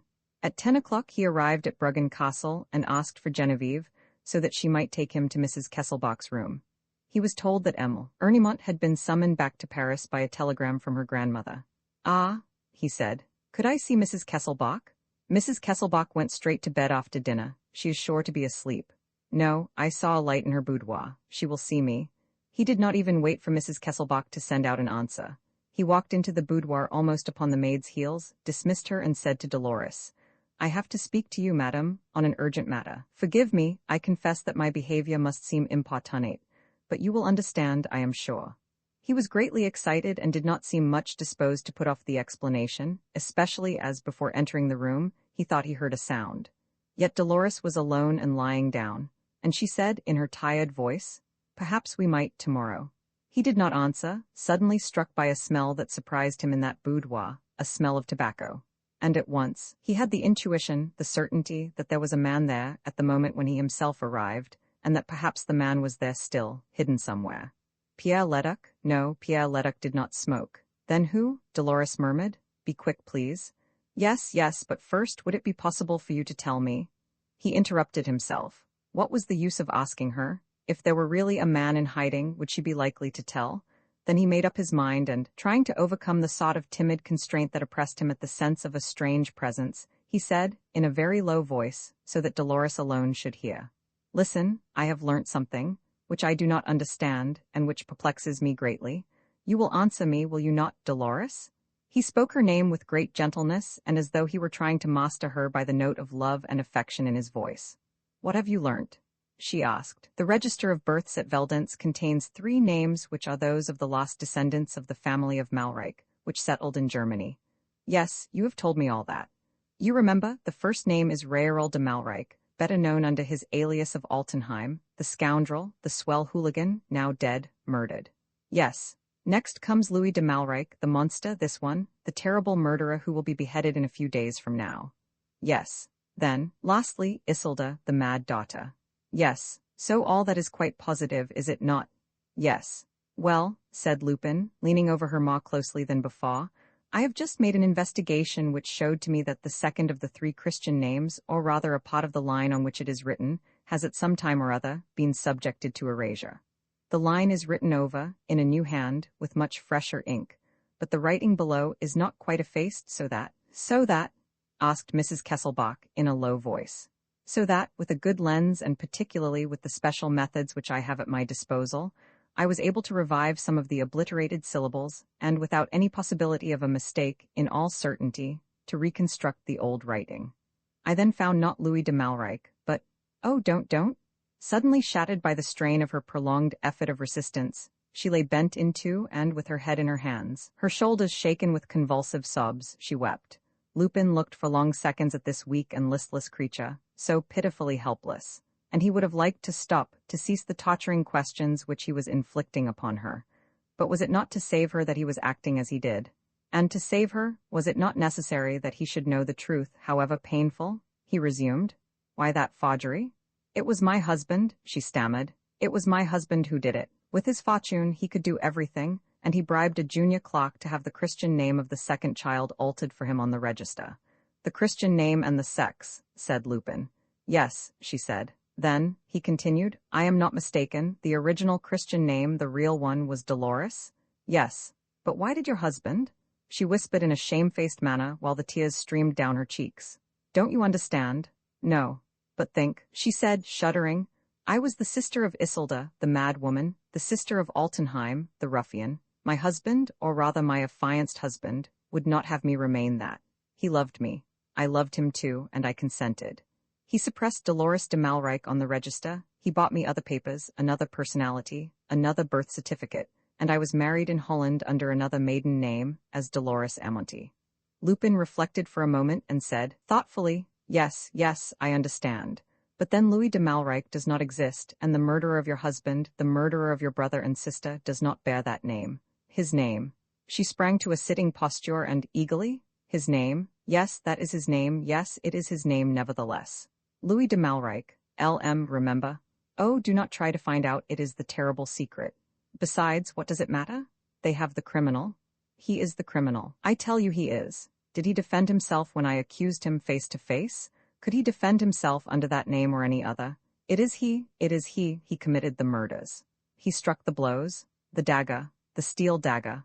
Oh, if I could only tell all I know. Louis de Malreich. If I could only, she fell back on the sofa in a fit of hysterical sobbing, and her hand clutched Lupin's and he heard her stammering, amid inarticulate words. Protect me, you alone, perhaps. Oh, do not forsake me. I am so unhappy. Oh, what torture, it is hell. With his free hand he stroked her hair and forehead with infinite gentleness, and under his caress she gradually relaxed her tense nerves and became calmer and quieter. Then he looked at her again and long asked himself what there could be behind that fair, white brow, what secret was ravaging that mysterious soul. She also was afraid. But of whom? Against whom was she imploring him to protect her? Once again, he was obsessed by the image of the man in black, by that Louis de Malrique, the sinister and incomprehensible enemy, whose attacks he had to ward off without knowing whence they came or even if they were taking place. He was in prison, watched day and night. Tush, did Lupin not know by his own experience that there are beings for whom prison does not exist and who throw off their chains at the given moment? And Louis de Malrique was one of those. Yes, there was someone in the Santé prison, in the condemned man's cell. But it might be an accomplice or some victim of Malrique, while Malrique himself prowled around Bruggen Castle, slipped in under cover of the darkness, like an invisible spectre, made his way into the chalet in the park, and at night, raised his dagger against Lupin asleep and helpless. And it was Louis de Malrique who terrorized Dolores, who drove her mad with his threats, who held her by some dreadful secret and forced her into silence and submission. And Lupin imagined the enemy's plan, to throw Dolores, scared and trembling, into Pierre Ledoc's arms, to make away with him, Lupin, and to reign in his place over there, with the Grand Duke's power and Dolores's millions. It was a likely supposition, a certain supposition, which fitted in with the facts and provided a solution of all the problems. Of all? Thought Lupin. Yes, but then, why did he not kill me last night in the chalet? He had but to wish, and he did not wish. One movement and I was dead. He did not make that movement. Why? Dolores opened her eyes, saw him and smiled with a pale smile. Leave me, she said. He rose with some hesitation. Should he go and see if the enemy was behind the curtain or hidden behind the dresses in a cupboard? She repeated gently, Go, I am so sleepy. He went away. But outside, he stopped behind some trees that formed a dark cluster in front of the castle. He saw a light in Dolores' boudoir. Then the light passed into the bedroom. In a few minutes, all was darkness. He waited. If the enemy was there, perhaps he would come out of the castle. An hour elapsed. 2 hours, not a sound. There's nothing to be done, thought Lupin. Either he is burrowing in some corner of the castle, or else he has gone out by a door which I cannot see from here, unless the whole thing is the most ridiculous supposition on my part. He lit a cigarette and walked back to the chalet. As he approached it, he saw, at some distance from him, a shadow that appeared to be moving away. He did not stir, for fear of giving the alarm. The shadow crossed a path. By the light of the moon, he seemed to recognize the black figure of Malrique. He rushed forward. The shadow fled and vanished from sight. Come, he said. It shall be for tomorrow. And this time, Lupin went to Octave's, his chauffeur's room, woke him and said, Take the motor and go to Paris. You will be there by 6 o'clock in the morning. See Jacques Daudeville and tell him 2 things. First, to give me news of the man under sentence of death. And secondly, as soon as the post office is open, to send me a telegram which I will write down for you now. He worded the telegram on a scrap of paper and added, The moment you have done that, come back, but this way, along the wall of the park. Go now. No one must suspect your absence. Lupin went to his own room, pressed the spring of his lantern and began to make a minute inspection. It's as I thought, he said presently. Someone came here tonight while I was watching beneath the window, and if he came, I know what he came for. I was certainly right. Things are getting warm. The first time I was spared. This time I may be sure of my little stab. For prudence's sake, he took a blanket, chose a lonely spot in the park, and spent the night under the stars. Octave was back by 10 o'clock in the morning. It's all right, Governor. The telegram has been sent. Good, and is Louis de Malrique still in prison? Yes, Daudeville passed his cell at the Santé last night as the water was coming out. They talked together. Malrique is just the same, it appears, silent as the grave. He is waiting. Waiting for what? The fatal hour, of course. They are saying at headquarters that the execution will take place on the day after tomorrow. That's all right, said Lupin. And one thing is quite plain, he has not escaped. He ceased to understand or even to look for the explanation of the riddle, so clearly did he feel that the whole truth would soon be revealed to him. He had only to prepare his plan, for the enemy to fall into the trap. Or for me to fall into it myself, he thought, laughing. He felt very gay, very free from care, and no fight had ever looked more promising to him. A footman came from the castle with the telegram which he had told Doudeville to send him and which the postman had just brought. He opened it and put it in his pocket. A little before 12 o'clock, he met Pierre Leduc in one of the avenues and said, offhand, "I am looking for you. Things are serious. You must answer me frankly. Since you have been at the castle, have you ever seen a man there, besides the 2 German servants whom I sent in?" "No." "Think carefully. I'm not referring to a casual visitor. I mean a man who hides himself, a man whose presence you might have discovered or less than that, whose presence you might have suspected from some clue or even by some intuition." "No, have you?" "Yes, someone is hiding here, someone is prowling about." "Where, and who is it? And what is his object?" "I don't know, but I shall know. I already have a suspicion. Do you, on your side, keep your eyes open and watch. And above all, not a word to Mrs. Kesselbach. It is no use alarming her." He went away. Pierre Leduc, taken aback and upset, went back to the castle. On his way, he saw a piece of blue paper on the edge of the lawn. He picked it up. It was a telegram, not crumpled like a piece of paper that had been thrown away, but carefully folded, obviously lost. It was addressed to Boney, the name by which Lupin was known at Bruggen, and it contained these words: "We know the whole truth. Revelations impossible by letter. Will take train tonight. Meet me 8 o'clock tomorrow morning, Bruggen station." "Excellent," said Lupin, who was watching Pierre Leduc's movements from a neighboring coppice. "Excellent. In 2 minutes from now the young idiot will have shown Dolores the telegram and told her all my fears. They will talk about it all day. And the other one will hear. The other one will know, because he knows everything, because he lives in Dolores' own shadow, and because Dolores is like a fascinated prey in his hands. And tonight," he walked away humming to himself, tonight we shall dance. Such a waltz, my boys, the waltz of blood to the tune of the little nickel-plated dagger. We shall have some fun at last." He reached the chalet, called to Octave, went to his room, flung himself on his bed, and said to the chauffeur, "Sit down in that chair, Octave, and keep awake. Your master is going to take 40 winks. Watch over him, you faithful servant." He had a good sleep. Like Napoleon on the morning of Austerlitz, he said when he woke up. It was dinner time. He made a hearty meal and then, while he smoked a cigarette, inspected his weapons and renewed the charges of his 2 revolvers.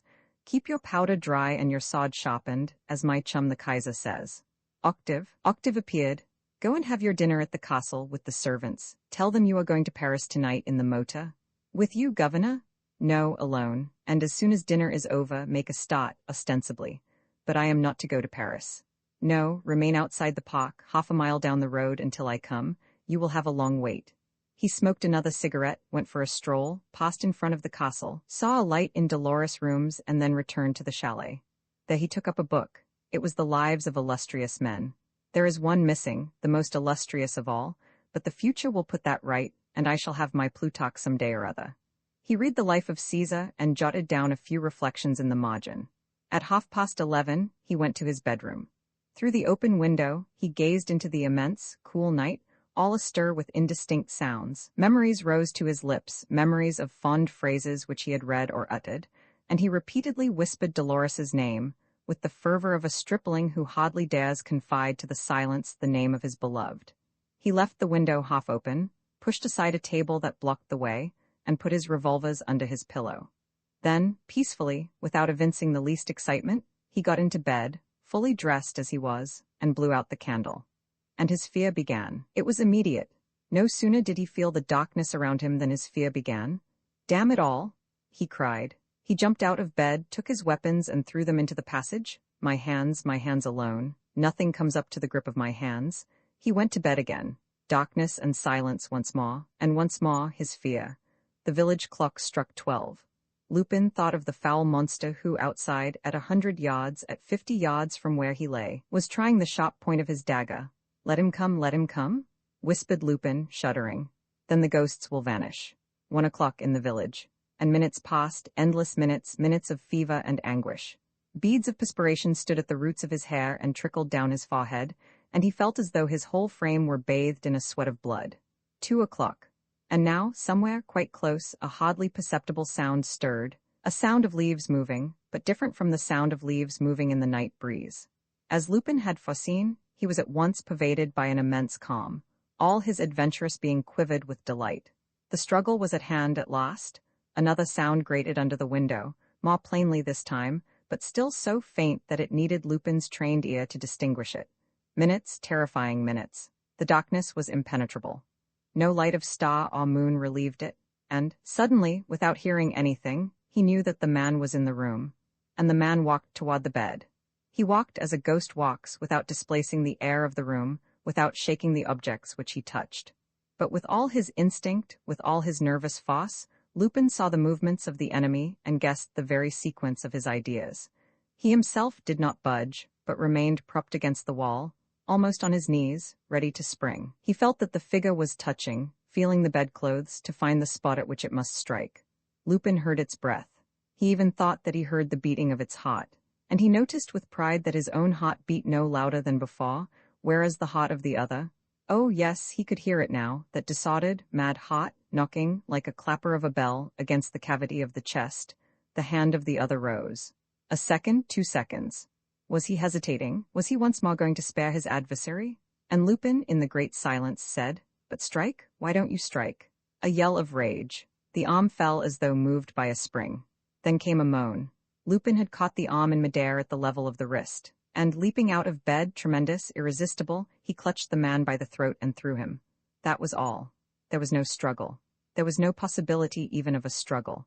The man lay on the floor, nailed, pinned by 2 steel rivets, which were Lupin's hands, and there was not a man in the world strong enough to release himself from that grip. And not a word. Lupin uttered none of those phrases in which his mocking humor usually delighted. He had no inclination to speak. The moment was too solemn. He felt no vain glee, no victorious exultation. In reality, he had but one longing, to know who was there. Louis de Malrique, the man sentenced to death, or another? Which was it? At the risk of strangling the man, he squeezed the throat a little more, and a little more, and a little more still. And he felt that all the enemy's strength, all the strength that remained to him, was leaving him. The muscles of the arm relaxed and became lifeless. The hand opened and dropped the dagger. Then, free to move as he pleased, with his adversary's life hanging in the terrible clutch of his fingers, he took his pocket lantern with one hand, laid his finger on the spring, without pressing, and brought it close to the man's face. He had only to press the spring to wish to know, and he would know. For a second, he enjoyed his power. A flood of emotion upheaved him. The vision of his triumph dazzled him. Once again, superbly, heroically, he was the master. He switched on the light. The face of the monster came into view. Lupin gave a shriek of terror. Dolores Kesselbach. Roman 16 Arsène Lupin's 3 murders. A cyclone passed through Lupin's brain.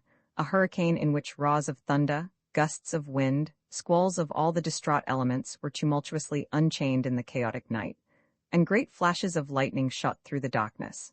And by the dazzling gleam of those lightning flashes, Lupin, scared, shaken with thrills, convulsed with horror, saw and tried to understand. He did not move, clinging to the enemy's throat, as if his stiffened fingers were no longer able to release their grip. Besides, although he now knew, he had not, so to speak, the exact feeling that it was Dolores. It was still the man in black, Louis de Malrique, the foul brute of the darkness, and that brute he held and did not mean to let go. But the truth rushed upon the attack of his mind and of his consciousness, and conquered, tortured with anguish, he muttered, "Oh, Dolores, Dolores." He at once saw the excuse. It was madness. She was mad. The sister of Altenheim and Isolde, the daughter of the last of the Malriques, of the demented mother, of the drunken father, was herself mad. A strange madwoman, mad with every appearance of sanity, but mad nevertheless, unbalanced, brainsick, unnatural, truly monstrous, that he most certainly understood. It was homicidal madness. Under the obsession of an object toward which she was drawn automatically, she killed, thirsting for blood, unconsciously, infernally. She killed because she wanted something, she killed in self-defense, she killed because she had killed before. But she killed also, and especially for the sake of killing. Murder satisfied sudden and irresistible appetites that arose in her. At certain seconds in her life, in certain circumstances, face to face with this, or that being who had suddenly become the foe, her arm had to strike. And she struck, drunk with rage, ferociously, frenziedly. A strange madwoman, not answerable for her murders, and yet so lucid in her blindness, so logical in her mental derangement, so intelligent in her absurdity. What skill, what perseverance, what cunning contrivances, at once abominable and admirable. And Lupin, in a rapid view, with prodigious keenness of outlook, saw the long array of bloodthirsty adventures and guessed the mysterious paths which Dolores had pursued. He saw her obsessed and possessed by her husband's scheme, a scheme which she evidently understood only in part. He saw her, on her side, looking for that same Pierre Leduc whom her husband was seeking, looking for him in order to marry him and to return, as queen, to that little realm of Veldance from which her parents had been ignominiously driven. And he saw her at the Palace Hotel, in the room of her brother, Altenheim, at the time when she was supposed to be at Monte Carlo. He saw her, for days together, spying upon her husband, creeping along the walls, one with the darkness, undistinguishable and unseen in her shadowy disguise. And one night she found Mr. Kesselbach fastened up, and she stabbed him. And in the morning, when on the point of being denounced by the floor waiter, she stabbed him. And an hour later, when on the point of being denounced by Chapman, she dragged him to her brother's room and stabbed him. All this pitilessly, savagely, with diabolical skill. And with the same skill, she communicated by telephone with her two maids, Gertrude and Suzanne, both of whom had arrived from Monte Carlo, where one of them had enacted the part of her mistress. And Dolores, resuming her feminine attire, discarding the fair wig that altered her appearance beyond recognition, went down to the ground floor, joined Gertrude at the moment when the maid entered the hotel, and pretended herself to have just arrived, all ignorant of the tragedy that awaited her. An incomparable actress, she played the part of the wife whose life is shattered. Everyone pitied her. Everyone wept for her. Who could have suspected her? And then came the war with him, Lupin, that barbarous contest, that unparalleled contest which she waged, by turns, against M. Lenormand and Prince Sernine, spending her days stretched on her sofa, ill and fainting, but her nights on foot, scouring the roads indefatigable and terrible. And the diabolical contrivances. Gertrude and Suzanne, frightened and subdued accomplices, both of them serving her as emissaries, disguising themselves to represent her, perhaps, as on the day when old Steinweg was carried off by Baron Altenheim in the middle of the Palais de Justice. And the series of murders. Girl drowned, Altenheim, her brother, stabbed. Oh, the implacable struggle in the underground passages of the Villa des Glycines, the invisible work performed by the monster in the dock. How clear it all appeared today. And it was she who tore off his mask as Prince Sernine, she who betrayed him to the police, she who sent him to prison, she who thwarted all his plans, spending her millions to win the battle. And then events followed faster. Suzanne and Gertrude disappeared, dead, no doubt. Steinweg assassinated. Isolde, the sister, assassinated. Oh, the ignominy, the horror of it, stammered Lupin, with a start of revulsion and hatred. He execrated her, the abominable creature. He would have liked to crush her, to destroy her. And it was a stupefying sight, those two beings, clinging to each other, lying motionless in the pale dawn that began to mingle with the shades of the night. Dolores, Dolores, he muttered in despair. He leapt back, terror-stricken, wild-eyed. What was it? What was that? What was that hideous feeling of cold which froze his hands? Octave, Octave, he shouted, forgetting that the chauffeur was not there. Help, he needed help, someone to reassure him and assist him. He shivered with fright. Oh, that coldness of death which he had felt, was it possible? Then, during those few tragic minutes with his clenched fingers violently he forced himself to look. Dolores did not stir. He flung himself on his knees and drew her to him. She was dead. He remained for some seconds a prey to a sort of numbness in which his grief seemed to be swallowed up. He no longer suffered. He no longer felt rage nor hatred nor emotion of any kind, nothing but a stupid prostration. The sensation of a man who has received a blow with a club and who does not know if he is still alive, if he is thinking, or if he is the spot of a nightmare. Nevertheless, it seemed to him that an act of justice had taken place, and it did not for a second occur to him that it was he who had taken life. No, it was not he. It was outside him and his will. It was destiny, inexorable destiny, that had accomplished the work of equity by slaying the noxious beast. Outside, the birds were singing. Life was recommencing under the old trees, which the spring was preparing to bring into bud. And Lupin, waking from his torpor, felt gradually welling up within him an indefinable and ridiculous compassion for the wretched woman, odious, certainly, abject, and 20 times criminal, but so young still and now, dead. And he thought of the tortures which she must have undergone in her lucid moments, when reason returned to the unspeakable madwoman and brought the sinister vision of her deeds. Protect me. I am so unhappy. She used to beg. It was against herself that she asked to be protected, against her wild beast instincts, against the monster that dwelt within her and forced her to kill, always to kill. Always? Lupin asked himself. And he remembered the night, 2 days since, when, standing over him, with her dagger raised against the enemy who had been harassing her for months, against the indefatigable enemy who had run her to earth after each of her crimes, he remembered that, on that night, she had not killed. And yet it would have been easy. The enemy lay lifeless and powerless. One blow and the implacable struggle was over. No, she had not killed. She too had given way to feelings stronger than her own cruelty, to mysterious feelings of pity, of sympathy, of admiration for the man who had so often mastered her. No, she had not killed that time. And now, by a really terrifying vicissitude of fate, it was he who had killed her.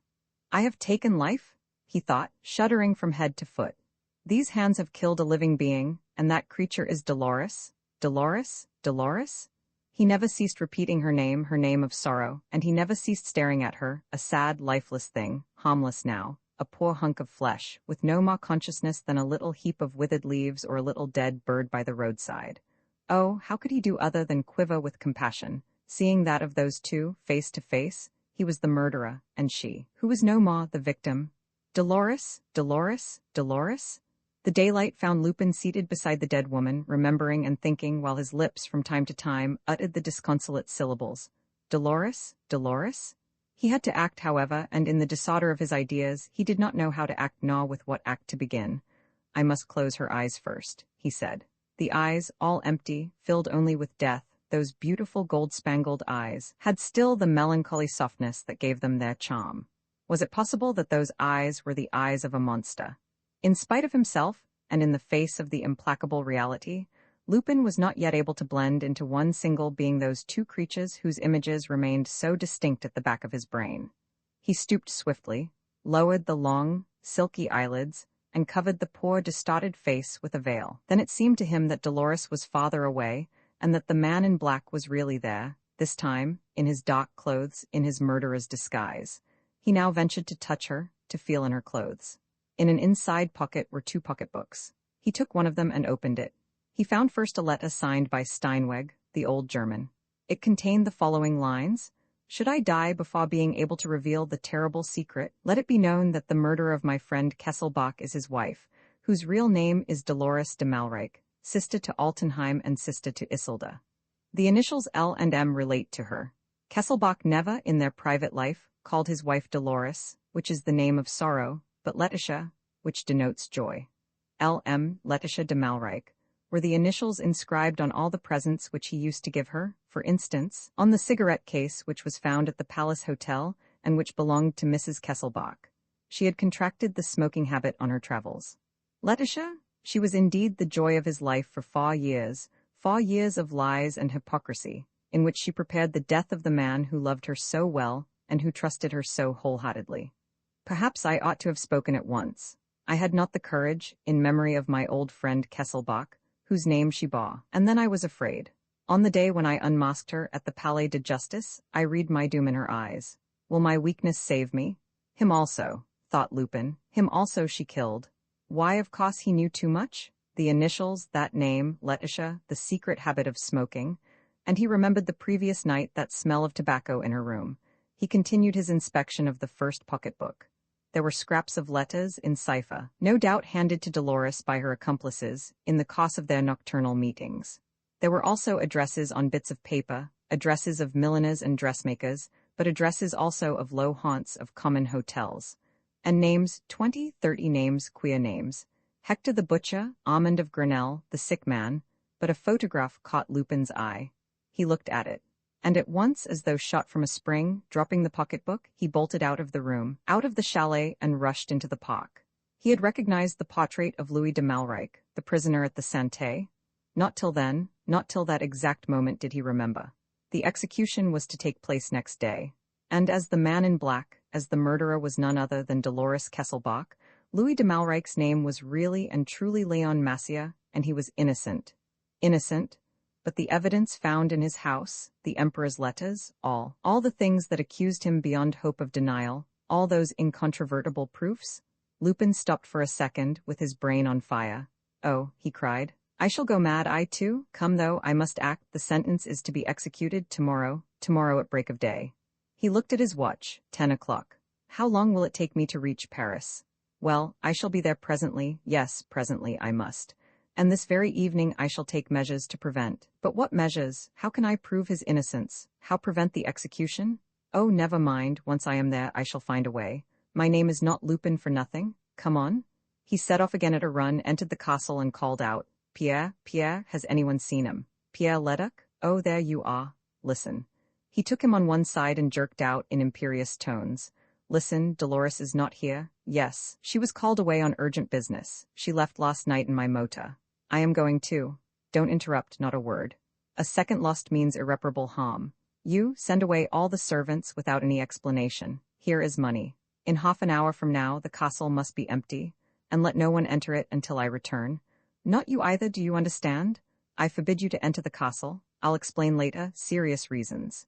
Here, take the key with you. Wait for me in the village." And once more he darted away. 5 minutes later he was with Octave. He jumped into the car. Paris? The journey was a real race for life or death. Lupin, thinking that Octave was not driving fast enough, took the steering wheel himself and drove at a furious, breakneck speed. On the road, through the villages, along the crowded streets of the towns, they rushed at 60 miles an hour. People whom they nearly upset roared and yelled with rage. The meteor was far away, was out of sight. "Gee, Governor," stammered Octave, livid with dismay, "we shall be stuck? You, perhaps the motor, perhaps, but I shall arrive," said Lupin. He had a feeling as though it were not the car that was carrying him, but he carrying the car, and as though he were cleaving space by dint of his own strength, his own willpower. Then what miracle could prevent his arriving, seeing that his strength was inexhaustible, his willpower unbounded? "I shall arrive because I have got to arrive," he repeated.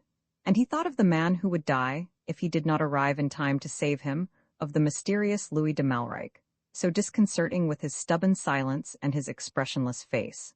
And amid the roar of the road, under the trees whose branches made a noise as of furious waves, amid the buzzing of his thoughts, Lupin, all the same, strove to set up an hypothesis. And this hypothesis became gradually more defined, logical, probable, certain, he said to himself, now that he knew the hideous truth about Dolores, and saw all the resources and all the odious designs of that crazy mind. Yes, it was she who contrived that most terrible plot against Malrique. What was it she wanted? To marry Pierre Leduc, whom she had bewitched, and to become the sovereign of the little principality from which she had been banished. The object was attainable, within reach of her hand. There was one sole obstacle. I, Lupin, who, for weeks and weeks, persistently barred her road. I, whom she encountered after every murder. I, whose perspicacity she dreaded. I, who would never lay down my arms before I had discovered the culprit and found the letters stolen from the Emperor. Well, the culprit should be Louis de Malrique, or rather, Leon Massier. Who was this Leon Massier? Did she know him before her marriage? Had she been in love with him? It is probable, but this, no doubt, we shall never know. One thing is certain, that she was struck by the resemblance to Leon Massier in figure and stature which she might attain by dressing up like him, in black clothes, and putting on a fair wig. She must have noticed the eccentric life led by that lonely man, his nocturnal expeditions, his manner of walking in the streets, and of throwing any who might follow him off the scent. And it was in consequence of these observations, and in anticipation of possible eventualities, that she advised Mr. Kesselbach to erase the name of Dolores from the register of births, and to replace it by the name of Louis, so that the initials might correspond with those of Leon Massier. The moment arrived at which she must act, and thereupon she concocted her plot and proceeded to put it into execution. Leon lived in the Rue de l'Aisement. She ordered her accomplices to take up their quarters in the street that backed onto it, and she herself told me the address of Dominique the head waiter, and put me on the track of the 7 scoundrels, knowing perfectly well that, once on the track, I was bound to follow it to the end, that is to say, beyond the 7 scoundrels, till I came up with their ladder, the man who watched them and who commanded them, the man in black, Leon Massier, Louis de Malrique. As a matter of fact, I came up with the 7 scoundrels first. Then what would happen? Either I should be beaten or we should all destroy one another, as she must have hoped that night in the Rue des Vins. In either case, Dolores would have been rid of me. But what really happened was this: I captured the 7 scoundrels. Dolores fled from the Rue des Vins. I found her in the broker's shed. She sent me off to Leon Massier, that is to say, Louis de Malrique. I found in his house the Emperor's letters, which she herself had placed there, and I delivered him to justice, and I revealed the secret communication, which she herself had caused to be made, between the 2 coach houses, and I produced all the evidence which she herself had prepared, and I proved, by means of documents which she herself had forged, that Leon Massier had stolen the social status of Leon Massier, and that his real name was Louis de Malrique. And Louis de Malrique was sentenced to death. And Dolores de Malrique, victorious at last, safe from all suspicion once the culprit was discovered, released from her infamous and criminal past. Her husband dead, her brother dead, her sister dead, her 2 maids dead, Steinweg dead, delivered by me from her accomplices, whom I handed over to Weber all packed up, delivered, lastly from herself by me, who was sending the innocent man whom she had substituted for herself to the scaffold, Dolores de Malrique, triumphant, rich with the wealth of her millions and loved by Pierre Leduc. Dolores de Malrique would sit upon the throne of her native Grand Duchy. Ah, cried Lupin, beside himself with excitement, that man shall not die, I swear it as I live, he shall not die. Look out, governor, said Octave, scared. We are near the town now, the outskirts, the suburbs. What shall I care? But we shall topple over, and the pavement is greasy, we are skidding. Never mind, take care, look ahead. What? A tramcar at the turn? Let it stop, do slow down, governor. Never, but we have no room to pass, we shall get through. We can't get through? Yes, we can. Oh Lord, a crash, outcries. The motor had run into the tramcar, cannoned against a fence, torn down 10 yards of planking, and lastly, smashed itself against the corner of a slope. Driver, are you disengaged? Lupin, lying flat on the grass of the slope, had hailed a taxicab. He scrambled to his feet, gave a glance at his shattered car and the people crowding round to Octave's assistance, and jumped into the cab. Go to the Ministry of the Interior, on the place Beauvau, 20 francs for yourself. He settled himself in the taxi and continued, No, no, he shall not die. No, 1,000 times no, I will not have that on my conscience. It is bad enough to have been tricked by a woman and to have fallen into the snare like a schoolboy. That will do. No more blunders for me. I have had that poor wretch arrested. I have had him sentenced to death. I have brought him to the foot of the scaffold, but he shall not mount it? Anything but that? If he mounts the scaffold, there will be nothing left for me but to put a bullet through my head. They were approaching the toll house. He leant out. 20 francs more, driver, if you don't stop. And he shouted to the officials, Detective Service? They passed through. But don't slow down, hang it. Rod Lupin. Faster, faster still. Are you afraid of running over the old ladies? Never mind about them. I'll pay the damage. In a few minutes they were at the Ministry of the Interior. Lupin hurried across the courtyard and ran up the main staircase. The waiting room was full of people. He scribbled on a sheet of paper, Prince Sernine, and hustling a messenger into a corner, said, You know me, don't you? I'm Lupin. I procured you this berth, a snug retreat for your old age, eh? Only, you've got to show me in at once. There, take my name through. That's all I ask of you. The Premier will thank you, you may be sure of that, and so I will. But hurry, you fool. Vaillanglais is expecting me. 10 seconds later, Vaillanglais himself put his head through the door of his room and said, Show the prince in. Lupin rushed into the room, slammed the door, and, interrupting the Premier, said, No, no set phrases, you can't arrest me. It would mean ruining yourself and compromising the Emperor. No, it's not a question of that. Look here. Malrique is innocent. I have discovered the real criminal. It's Dolores Kesselbach. She is dead. Her body is down there. I have undeniable proofs. There is no doubt possible. It was she. He stopped. Vaillanglais seemed not to understand. But look here, Monsieur le President, we must save Malrique. Only think, a judicial error. An innocent man guillotined? Give your orders, say you have fresh information, anything you please, but quick, there is no time to lose. Vaillanglais looked at him attentively, then went to a table, took up a newspaper and handed it to him, pointing his finger at an article as he did so. Lupin cast his eye at the headline and read, Execution of the monster, Louis de Malrique, underwent the death penalty this morning. He read no more. Thunderstruck, crushed, he fell into the Premier's chair with a moan of despair. How long he remained like that he could not say. When he was outside again, he remembered a great silence and then Vaillanglais bending over him and sprinkling water on his forehead. He remembered, above all, the Premier's hushed voice whispering, Listen, you won't say anything about this, will you? Innocent, perhaps I don't say not. But what is the use of revelations, of a scandal? A judicial error can have serious consequences. Is it worthwhile? A rehabilitation? For what purpose? He was not even sentenced under his own name. It is the name of Malrique which is held up to public execration, the name of the real criminal, as it happens. So, and, pushing Lupin gradually toward the door, he said, So go back there. Get rid of the cops, and let not a trace remain, eh? Not the slightest trace of all this business. I can rely on you, can I not? And Lupin went back. He went back like a machine, because he had been told to do so, and because he had no will left of his own. He waited for hours at the railway station. Mechanically, he ate his dinner, took a ticket and settled down in a compartment. He slept badly. His brain was on fire between nightmares and half-waking intervals in which he tried to make out why Malreich had not defended himself. He was a madman, surely half a madman. He must have known her family, and she poisoned his life. She drove him crazy. So he felt he might as well die. Why defend himself? The explanation only half satisfied him, and he promised himself sooner or later to clear up the riddle and to discover the exact part which Marcia had played in Dolores' life. But what did it matter for the moment? One fact alone stood out clearly, which was Marcia's madness, and he repeated persistently. He was a madman. Marcia was undoubtedly mad. Besides, all those Marcias, a family of madmen. He raved, mixing up names in his enfeebled brain. But on alighting at Bruggen Station, in the cool, moist air of the morning, his consciousness revived. Things suddenly assumed a different aspect, and he exclaimed, well, after all, it was his own lookout. He had only to protest. I accept no responsibility. It was he who committed suicide. He was only a dumb actor in the play. He has gone under. I am sorry, but it can't be helped.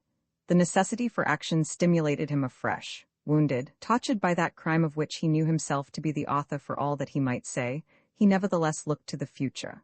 Those are the accidents of war, he said. Don't let us think about it. Nothing is lost. On the contrary, Dolores was the stumbling block since Pierre Leduc loved her. Dolores is dead. Therefore Pierre Leduc belongs to me, and he shall marry Genevieve as I have arranged, and he shall reign, and I shall be the master, and Europe is mine. He worked himself up, reassured, full of sudden confidence, and made feverish gestures as he walked along the road, whirling an imaginary sod, the sod of the leader whose will is law, who commands and triumphs. Lupin, you shall be king. You shall be king, Arsène Lupin. He inquired in the village of Bruggen and heard that Pierre Leduc had lunched yesterday at the inn. Since then, he had not been seen.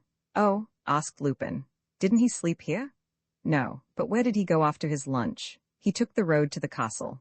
Lupin walked away in some surprise. After all, he had told the young man to lock the doors and not to return after the servants had gone. He at once received a proof that Pierre had disobeyed him. The park gates were open. He went in, hunted all over the castle, called out. No reply. Suddenly, he thought of the chalet. Who could tell? Perhaps Pierre Leduc, worrying about the woman he loved and driven by an intuition, had gone to look for her in that direction. And Dolores Copse was there. Greatly alarmed, Lupin began to run. At first sight, there seemed to be no one in the chalet. Pierre? Pierre? He cried. Hearing no sound, he entered the front passage and the room which he had occupied. He stopped short, rooted to the threshold. Above Dolores Copse hung Pierre Leduc with a rope round his neck, dead. Lupin impatiently pulled himself together from head to foot. He refused to yield to a single gesture of despair. He refused to utter a single violent word. After the cruel blows which fate had dealt him, after Dolores' crimes and death, after Marcia's execution, after all those disturbances and catastrophes, he felt the absolute necessity of retaining all his self-command. If not, his brain would undoubtedly give way. Idiot? He said, shaking his fist at Pierre Leduc. You great idiot, couldn't you wait? In 10 years we should have had Alsace-Lorraine again. To relieve his mind, he sought for words to say, for attitudes, but his ideas escaped him and his head seemed on the point of bursting. Oh no, he cried. None of that, thank you. Lupin mad too? No, old chap, put a bullet through your head if you like, and when all is said, I don't see any other way out. But Lupin driveling, wheeled about in a bath chair, no, style. Old fellow, finish in style. He walked up and down, stamping his feet and lifting his knees very high, as certain actors do when feigning madness. And he said, Swagger, my lad, swagger. The eyes of the gods are upon you. Lift up your head, pull in your stomach, hang it, throw out your chest. Everything is breaking up around you. What do you care? It's the final disaster. I've played my lost card, a kingdom in the gutter. I've lost Europe. The whole world ends in smoke. Well, and what of it? Laugh, be Lupin, or you're in the soup. Come, laugh. Louder than that, louder. That's right. Lord, how funny it all is. Dolores, old girl, a cigarette? He bent down with a grin, touched the dead woman's face, tottered for a second and fell to the ground unconscious. After lying for an hour, he came to himself and stood up. The fit of madness was over, and master of himself, with relaxed nerves, serious and silent, he considered the position. He felt that the time had come for the irrevocable decisions that involve a whole existence. His had been utterly shattered in a few days, under the assault of unforeseen catastrophes, rushing up, one after the other, at the very moment when he thought his triumph assured. What should he do? Begin again? Build up everything again? He had not the courage for it. What then? The whole morning, he roamed tragically about the park and gradually realized his position in all its slightest details. Little by little, the thought of death enforced itself upon him with inflexible rigor. But whether he decided to kill himself or to live, there was first of all a series of definite acts which he was obliged to perform, and these acts stood out clearly in his brain, which had suddenly become quite cool. The midday angelus rang from the church steeple. "To work?" he said, firmly.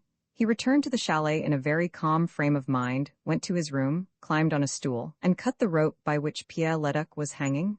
"You poor devil," he said. "You were doomed to end like that with a hempen tie around your neck. Alas, you were not made for greatness. I ought to have foreseen that and not hooked my fortune to a rhymester." He felt in the young man's clothes and found nothing. But remembering Dolores' second pocketbook, he took it from the pocket where he had left it. He gave a start of surprise. The pocketbook contained a bundle of letters whose appearance was familiar to him, and he at once recognized the different writings. "The Emperor's letters," he muttered slowly. "The old Chancellor's letters, the whole bundle which I myself found at Leon Massier's and which I handed to Count von Waldemar. How did it happen? Did she take them in her turn from that blockhead of a Waldemar?" And suddenly, slapping his forehead, "Why, no, the blockhead is myself. These are the real letters. She kept them to blackmail the Emperor when the time came. And the others, the ones which I handed over, are copies, forged by herself, of course, or by an accomplice, and placed where she knew that I should find them. And I played her game for her, like a mug, by Jove, when women begin to interfere." There was only a piece of pasteboard left in the pocketbook, a photograph. He looked at it. It was his own. 2 photographs, Massier and I, the 2 she loved best. No doubt, for she loved me. A strange love, built up of admiration for the adventurer that I am, for the man who, by himself, put away the 7 scoundrels whom she had paid to break my head. A strange love. I felt it throbbing in her the other day, when I told her my great dream of omnipotence. Then, really, she had the idea of sacrificing Pierre Leduc and subjecting her dream to mine. If the incident of the mirror had not taken place, she would have been subdued. But she was afraid. I had my hand upon the truth. My death was necessary for her salvation, and she decided upon it. He repeated several times pensively, "And yet she loved me.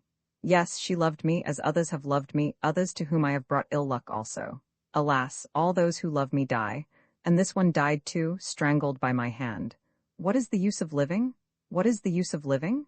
he asked again, in a low voice. "Is it not better to join them, all those women who have loved me, and who have died of their love, Sonia, Raymond, Clotilde, Destange, Miss Clark?" He laid the 2 corpses beside each other, covered them with the same sheet, sat down at a table and wrote, "I have triumphed over everything and I am beaten. I have reached the goal and I have fallen. Fate is too strong for me, and she whom I loved is no more. I shall die also." And he signed his name, Arsène Lupin. He sealed the letter and slipped it into a bottle which he flung through the window, on the soft ground of a flower border. Next he made a great pile on the floor with old newspapers, straw and shavings, which he went to fetch in the kitchen. On the top of it he emptied a gallon of petrol. Then he lit a candle and threw it among the shavings. A flame at once arose and other flames leapt forth, quick, glowing, crackling. "Let's clear out," said Lupin. "The chalet is built of wood. It will all flare up like a match. And by the time they come from the village, break down the gates and run to this end of the park, it will be too late. They will find ashes, the remains of 2 charred corpses, and, close at hand, my farewell letter in a bottle. Goodbye, Lupin. Bury me simply, good people, without superfluous state. A poor man's funeral, no flowers, no wreaths. Just a humble cross and a plain epitaph. Here lies Arsène Lupin, adventurer." He made for the park wall, climbed over it, and turning round, saw the flames soaring up to the sky. He wandered back toward Paris on foot, bowed down by destiny, with despair in his heart. And the peasants were amazed at the sight of this traveler, who paid with banknotes for his 15-penny meals. 3 footpads attacked him one evening in the forest. He defended himself with his stick and left them lying for dead. He spent a week at an inn. He did not know where to go. What was he to do? What was there for him to cling to? He was tired of life. He did not want to live. "Is that you, Emma?" Ernemont stood in her little sitting room in the villa at Gotch's, trembling, scared and livid, staring at the apparition that faced her. "Lupin?" It was Lupin. "You?" she said. "You?" But the papers said. He smiled sadly. "Yes, I am dead." Well then, she said naively. "You mean that, if I am dead, I have no business here? Believe me, I have serious reasons, Victoire." "How you have changed," she said in a voice full of pity. "A few little disappointments. However, that's over. Tell me, is Genevieve in? She flew at him in a sudden rage. You leave her alone, do you hear? Genevieve? You want to see Genevieve to take her back? Ah, this time I shall not let her out of my sight. She came back tired, white as a sheet, nervous, and the color has hardly yet returned to her cheeks. You shall leave her alone, I swear you shall. He pressed his hand hard on the old woman's shoulder. I will, do you understand? I will speak to her. No, I mean to speak to her. No. He pushed her about. She drew herself up and, crossing her arms, You shall pass over my dead body first, do you hear? The child's happiness lies in this house and nowhere else. With all your ideas of money and rank, you would only make her miserable. Who is this Pierre Leduc of yours? And that Veldance of yours? Genevieve a Grand Duchess? You are mad. That's no life for her. You see, after all, you have thought only of yourself in this matter. It was your power, your fortune you wanted. The child you don't care a rap about. Have you so much as asked yourself if she loved your rascally Grand Duke? Have you asked yourself if she loved anybody?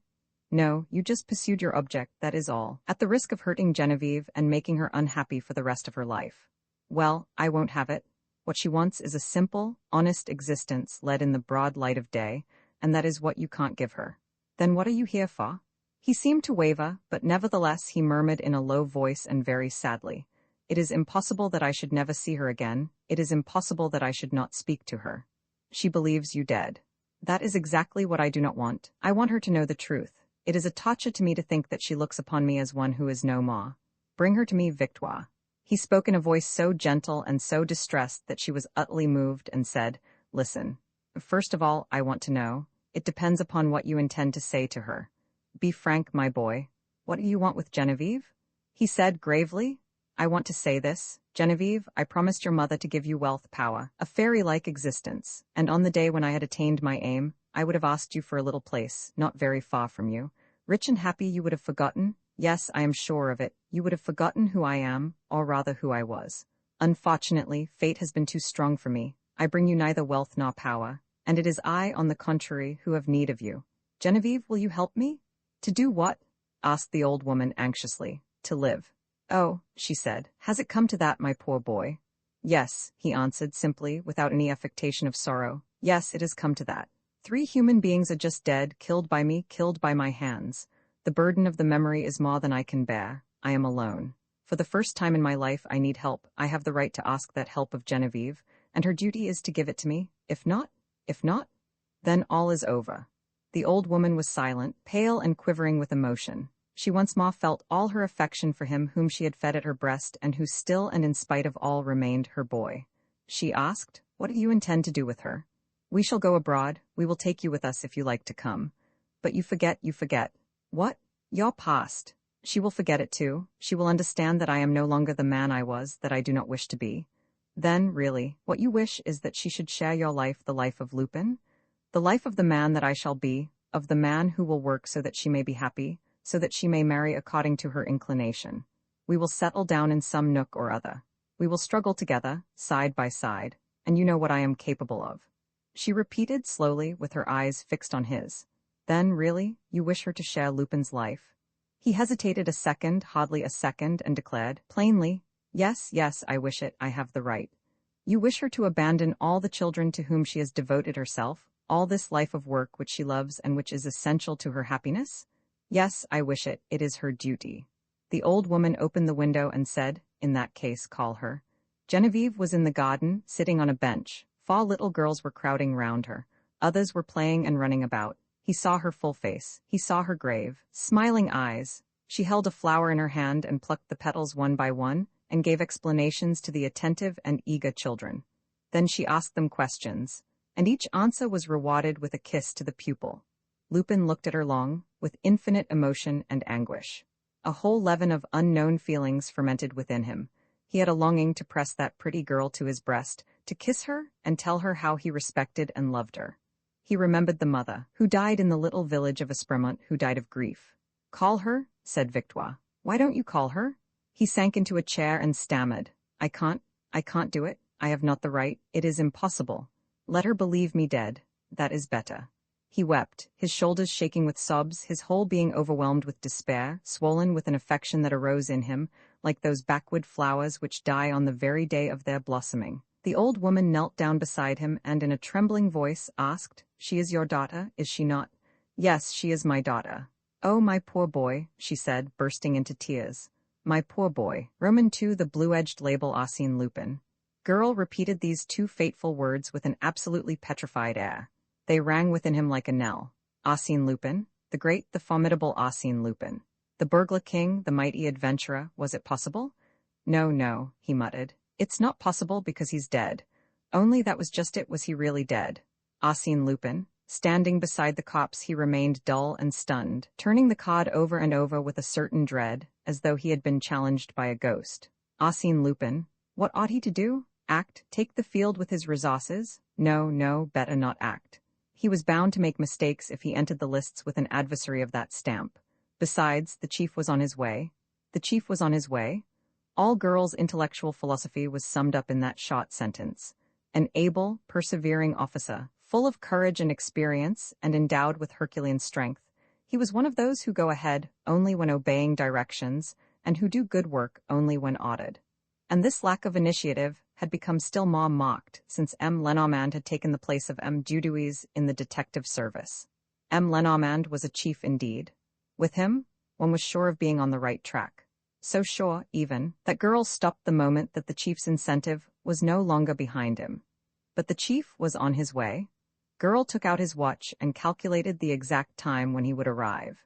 If only the commissary of police did not get there first, if only the examining magistrate, who was no doubt already appointed, or the divisional surgeon, did not come to make inopportune discoveries before the chief had time to fix the essential points of the case in his mind.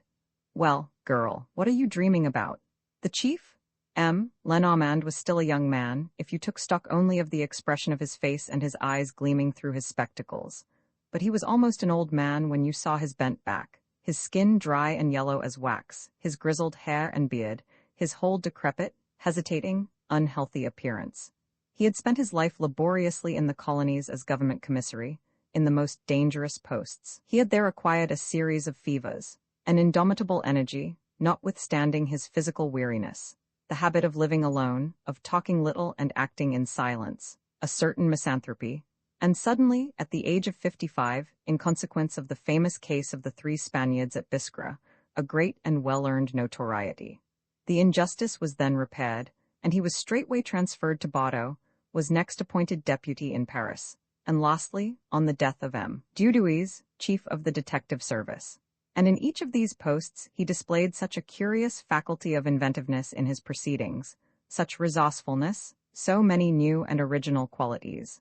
And above all, he achieved such correct results in the conduct of the last 5 cases with which public opinion had been stirred, that his name was quoted in the same breath with those of the most celebrated detectives. Girl, for his part, had no hesitation. Himself a favorite of the chief, who liked him for his frankness and his passive obedience, he set the chief above them all. The chief to him was an idol, an infallible god. M. Lenormand seemed more tired than usual that day. He sat down wearily, potted the tails of his frock coat, an old frock coat, famous for its antiquated cut and its olive-green hue, untied his neckerchief. An equally famous maroon-colored neckerchief, rested his 2 hands on his stick, and said, "Speak." Girl told all that he had seen and all that he had learnt, and told it briefly, according to the habit which the chief had taught him. But when he produced Lupin's card, M. Lenormand gave a start. "Lupin?" "Yes, Lupin," the brutes bobbed up again. That's all right," said M. Lenormand after a moment's thought.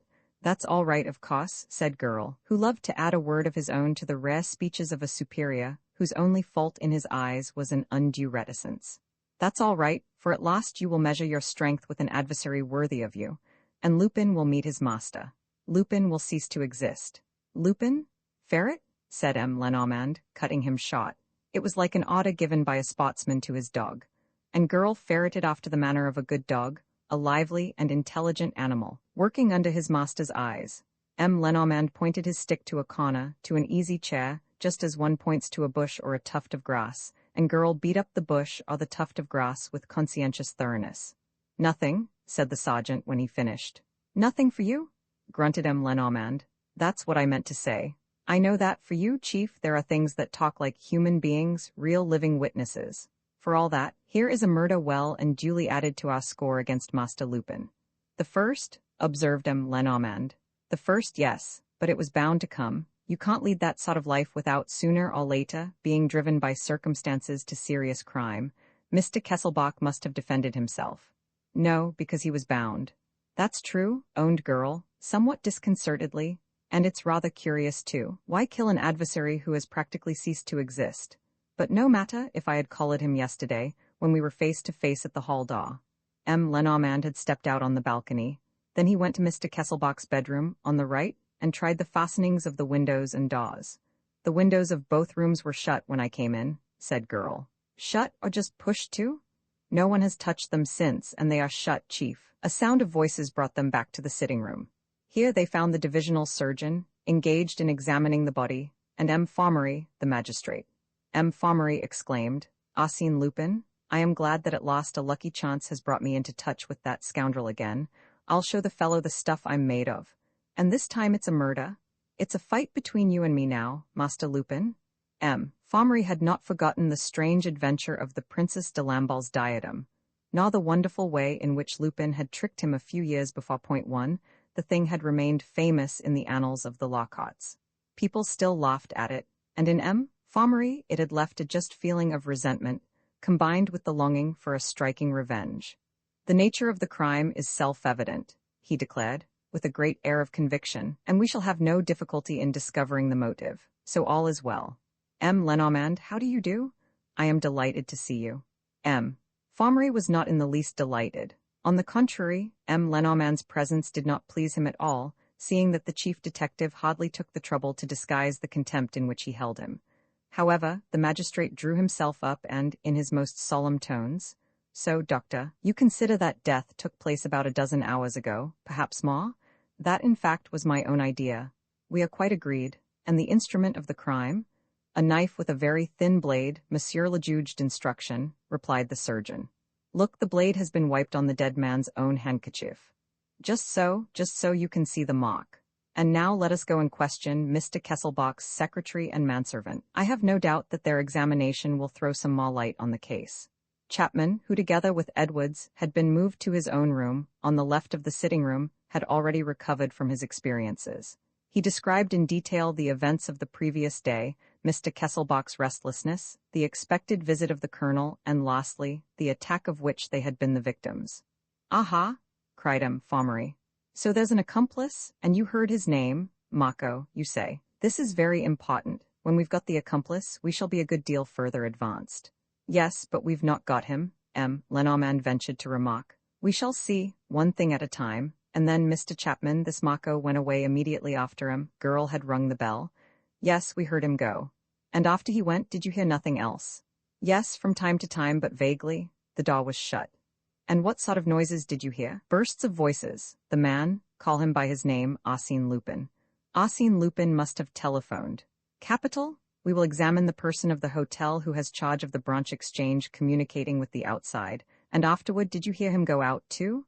He came in to see if we were still bound, and a quarter of an hour later he went away, closing the hall door after him. Yes, as soon as his crime was committed. Good. Good. It all fits in. And after that we heard nothing more. The night passed. I fell asleep from exhaustion. So did Edwards. And it was not until this morning? Yes, I know. There, it's not going badly, it all fits in. And marking off the stages of his investigation, in a tone as though he were enumerating so many victories over the stranger, he muttered thoughtfully. The accomplice, the telephone, the time of the murder, the sounds that were heard. Good. Very good. We have still to establish the motive of the crime. In this case, as we have Lupin to deal with, the motive is obvious. M. Lenormand, have you noticed the least sign of anything being broken open? No. Then the robbery must have been effected upon the person of the victim himself. Has his pocketbook been found? I left it in the pocket of his jacket, said Girl. They all went into the sitting room, where M. Formery discovered that the pocketbook contained nothing but visiting cards and papers establishing the murdered man's identity.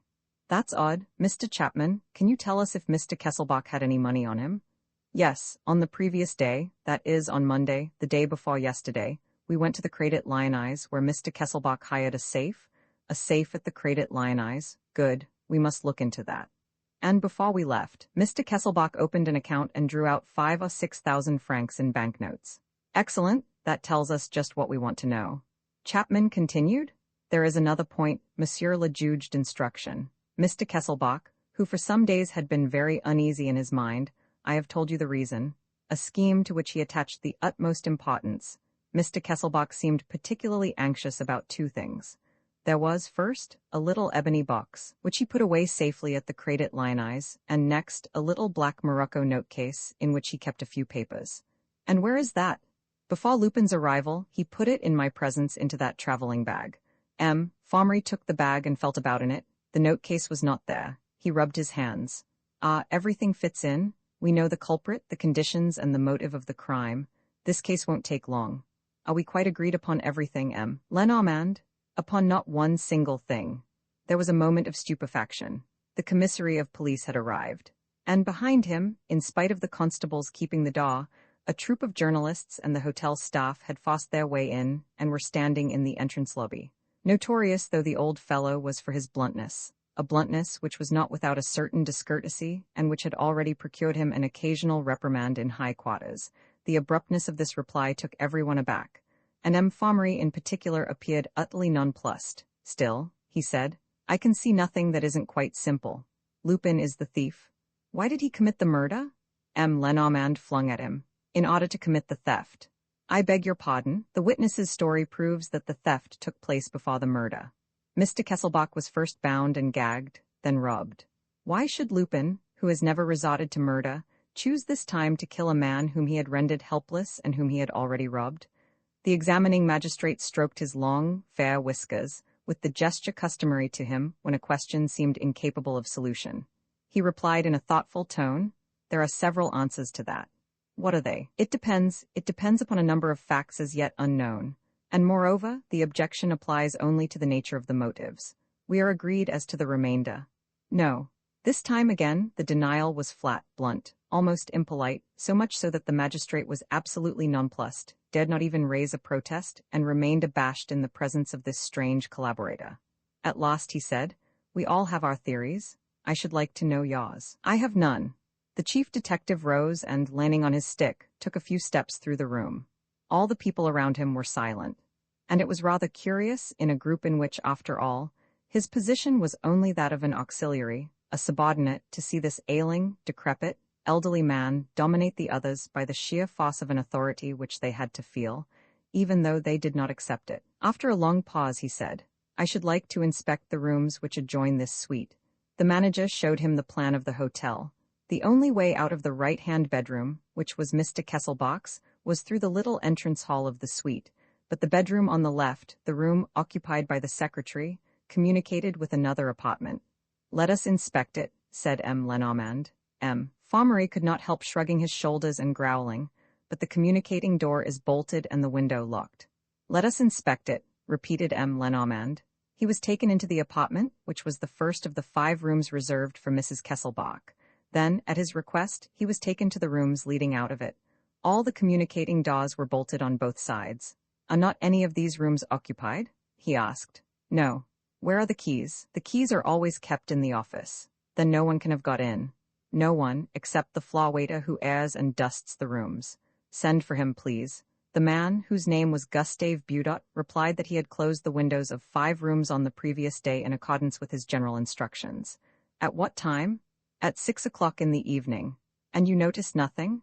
No, sir. And this morning? This morning, I opened the windows at 8 o'clock exactly. And you found nothing? He hesitated. He was pressed with questions and ended by admitting, Well, I picked up a cigarette case near the fireplace in 420. I intended to take it to the office this evening. Have you it on you? No, it is in my room. It is a gunmetal case. It has a space for tobacco and cigarette papers on one side and for matches on the other. There are 2 initials in gold, an L and an M. What's that? Chapman had stepped forward. He seemed greatly surprised and questioning the servant. A gunmetal cigarette case, you say? Yes, with 3 compartments for tobacco, cigarette papers, and matches. Russian tobacco, wasn't it? Very fine and light. Yes, go and fetch it. I should like to see it for myself to make sure. At a sign from the chief detective, Gustave Budot left the room. Lenormand sat down and his keen eyes examined the carpet, the furniture, and the curtains. He asked, This is room 420, is it not? Yes, the magistrate grinned. I should very much like to know what connection you establish between this incident and the tragedy.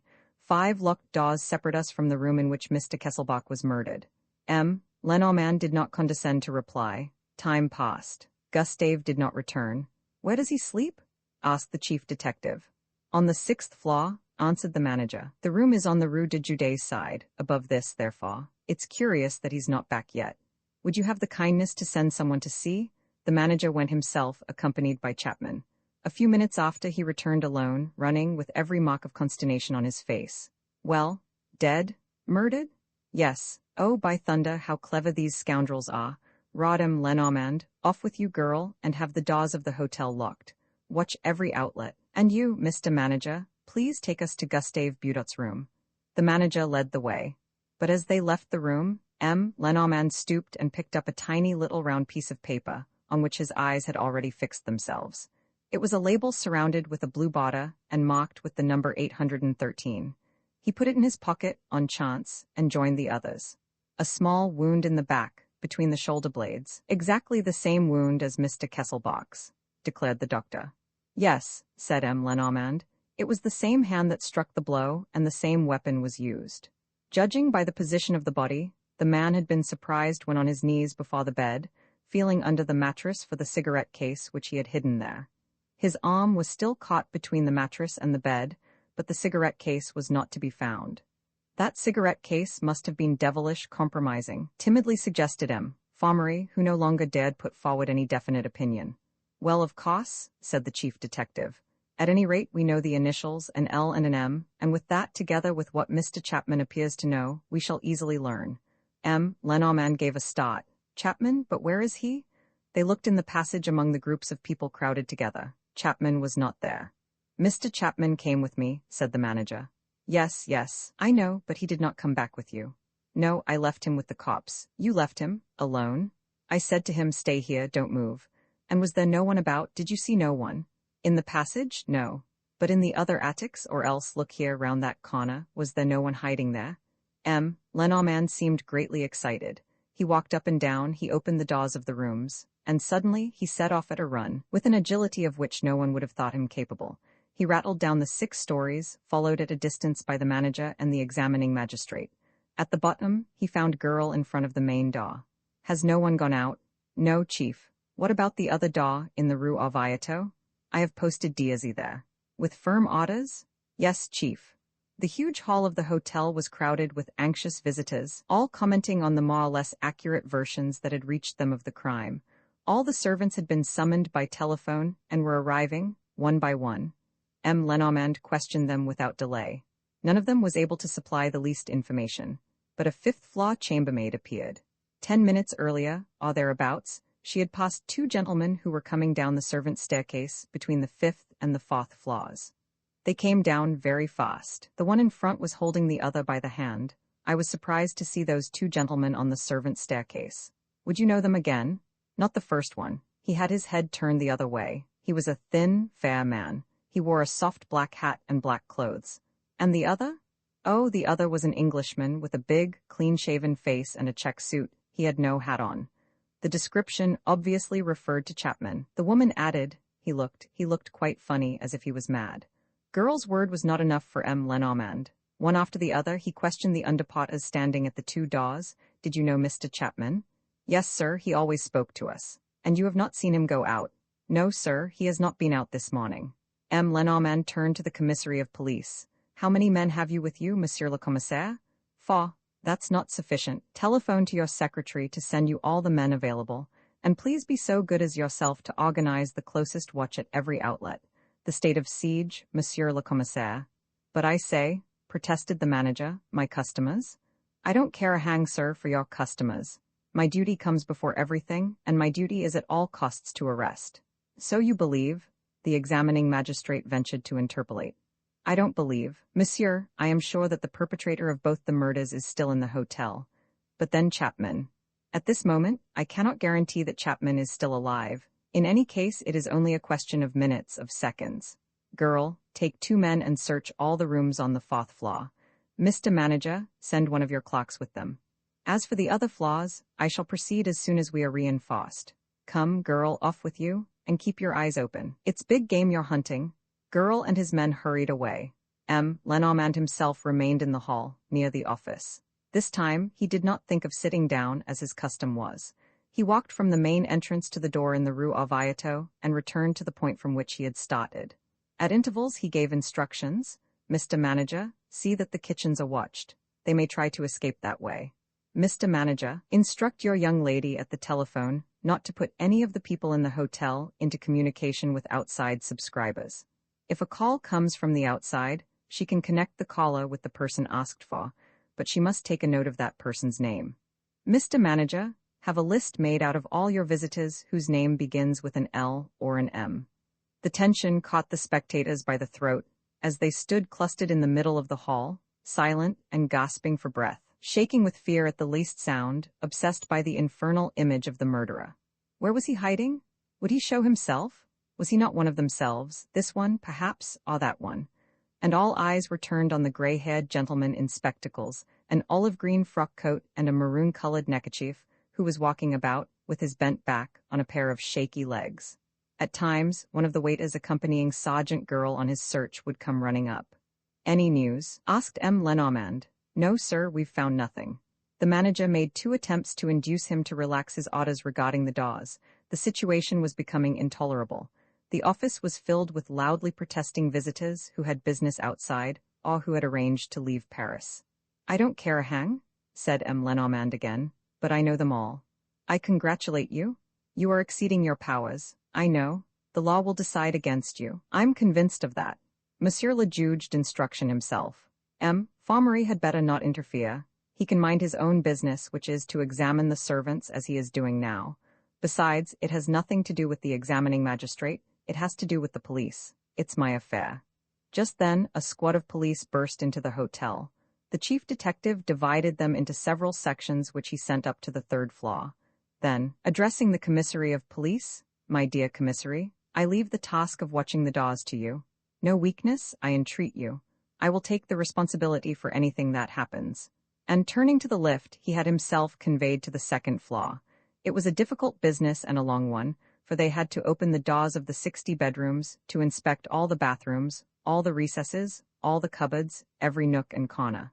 And it was also fruitless. An hour later, on the stroke of 12, Lenormand had just done the 2nd floor, the other parties had not yet finished the upper floors, and no discovery had been made. Lenormand hesitated. Had the murderer retreated to the attics? He was deciding, however, to go downstairs, when he was told that Mrs. Kesselbach had just arrived with her lady companion. Edwards, the old confidential manservant, had accepted the task of informing her of Mr. Kesselbach's death. Lenormand found her in one of the drawing rooms, overcome by the unexpected shock, dry-eyed, but with her features wrung with grief and her body trembling all over, as though convulsed with fever. She was a rather tall, dark woman, and her black and exceedingly beautiful eyes were filled with gold, with little gold spots like spangles gleaming in the dark. Her husband had met her in Holland, where Dolores was born of an old family of Spanish origin, the Amontes. He fell in love with her at first sight, and for 4 years the harmony between them, built up of mutual affection and devotion, had never been interrupted. Lenormand introduced himself. She looked at him without replying, and he was silent, for she did not appear in her stupor to understand what he said.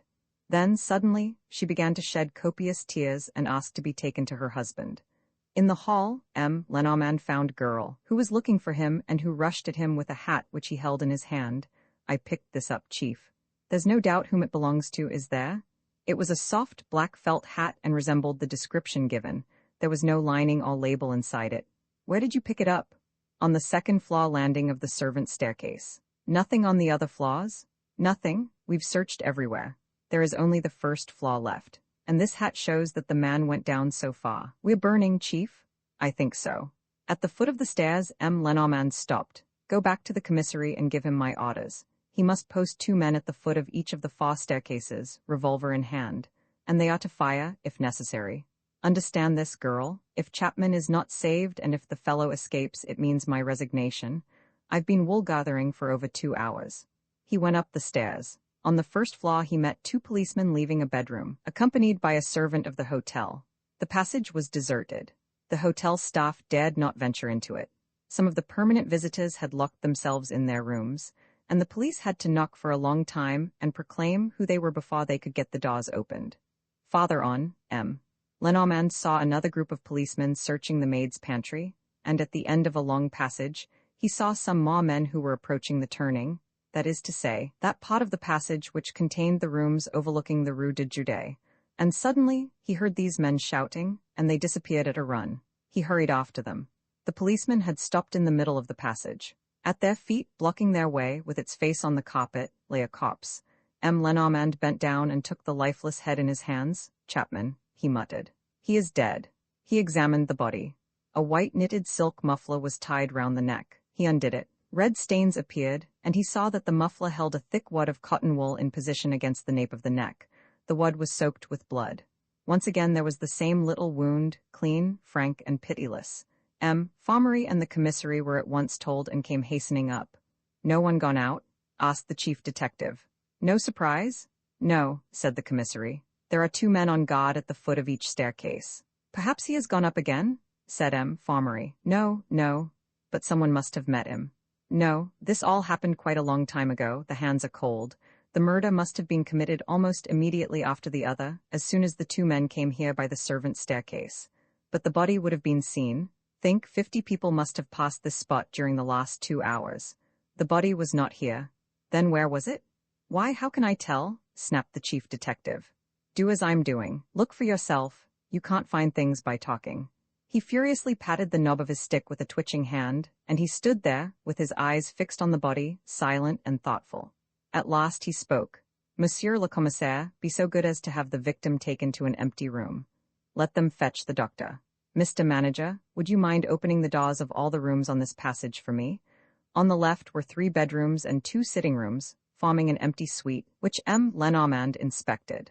On the right were 4 bedrooms. 2 were occupied respectively by a Reverdet and an Italian, Baron Giacomini, who were both then out.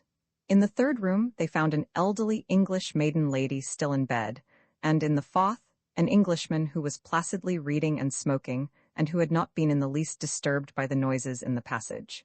His name was Major Pobry. No amount of searching or questioning led to any result. The old maid had heard nothing before the exclamations of the policeman. No noise of a struggle, no cry of pain, no sound of quarreling, and Major Pobry neither. Moreover, there was no suspicious clue found, no trace of blood, nothing to lead them to suppose that the unfortunate Chapman had been in one of those rooms. "It's queer," muttered the examining magistrate. "It's all very queer." And he confessed ingenuously, "I feel more and more at sea. There is a whole series of circumstances that are partly beyond me. What do you make of it, Lenormand?" Lenormand was on the point of letting off one of those pointed rejoinders in which he was wont to give vent to his chronic ill-temper, when Girl appeared upon the scene, all out of breath. "Chief," he panted, "they've found this, downstairs in the office, on a chair." It was a parcel of moderate dimensions, wrapped up in a piece of black serge. "Did they open it?" asked the chief. "Yes, but when they saw what the parcel contained, they did it up again exactly as it was, fastened very tight, as you can see." "Untie it." Girl removed the wrapper and disclosed a black diagonal jacket and trousers, which had evidently been packed up in a hurry, as the creases in the cloth showed.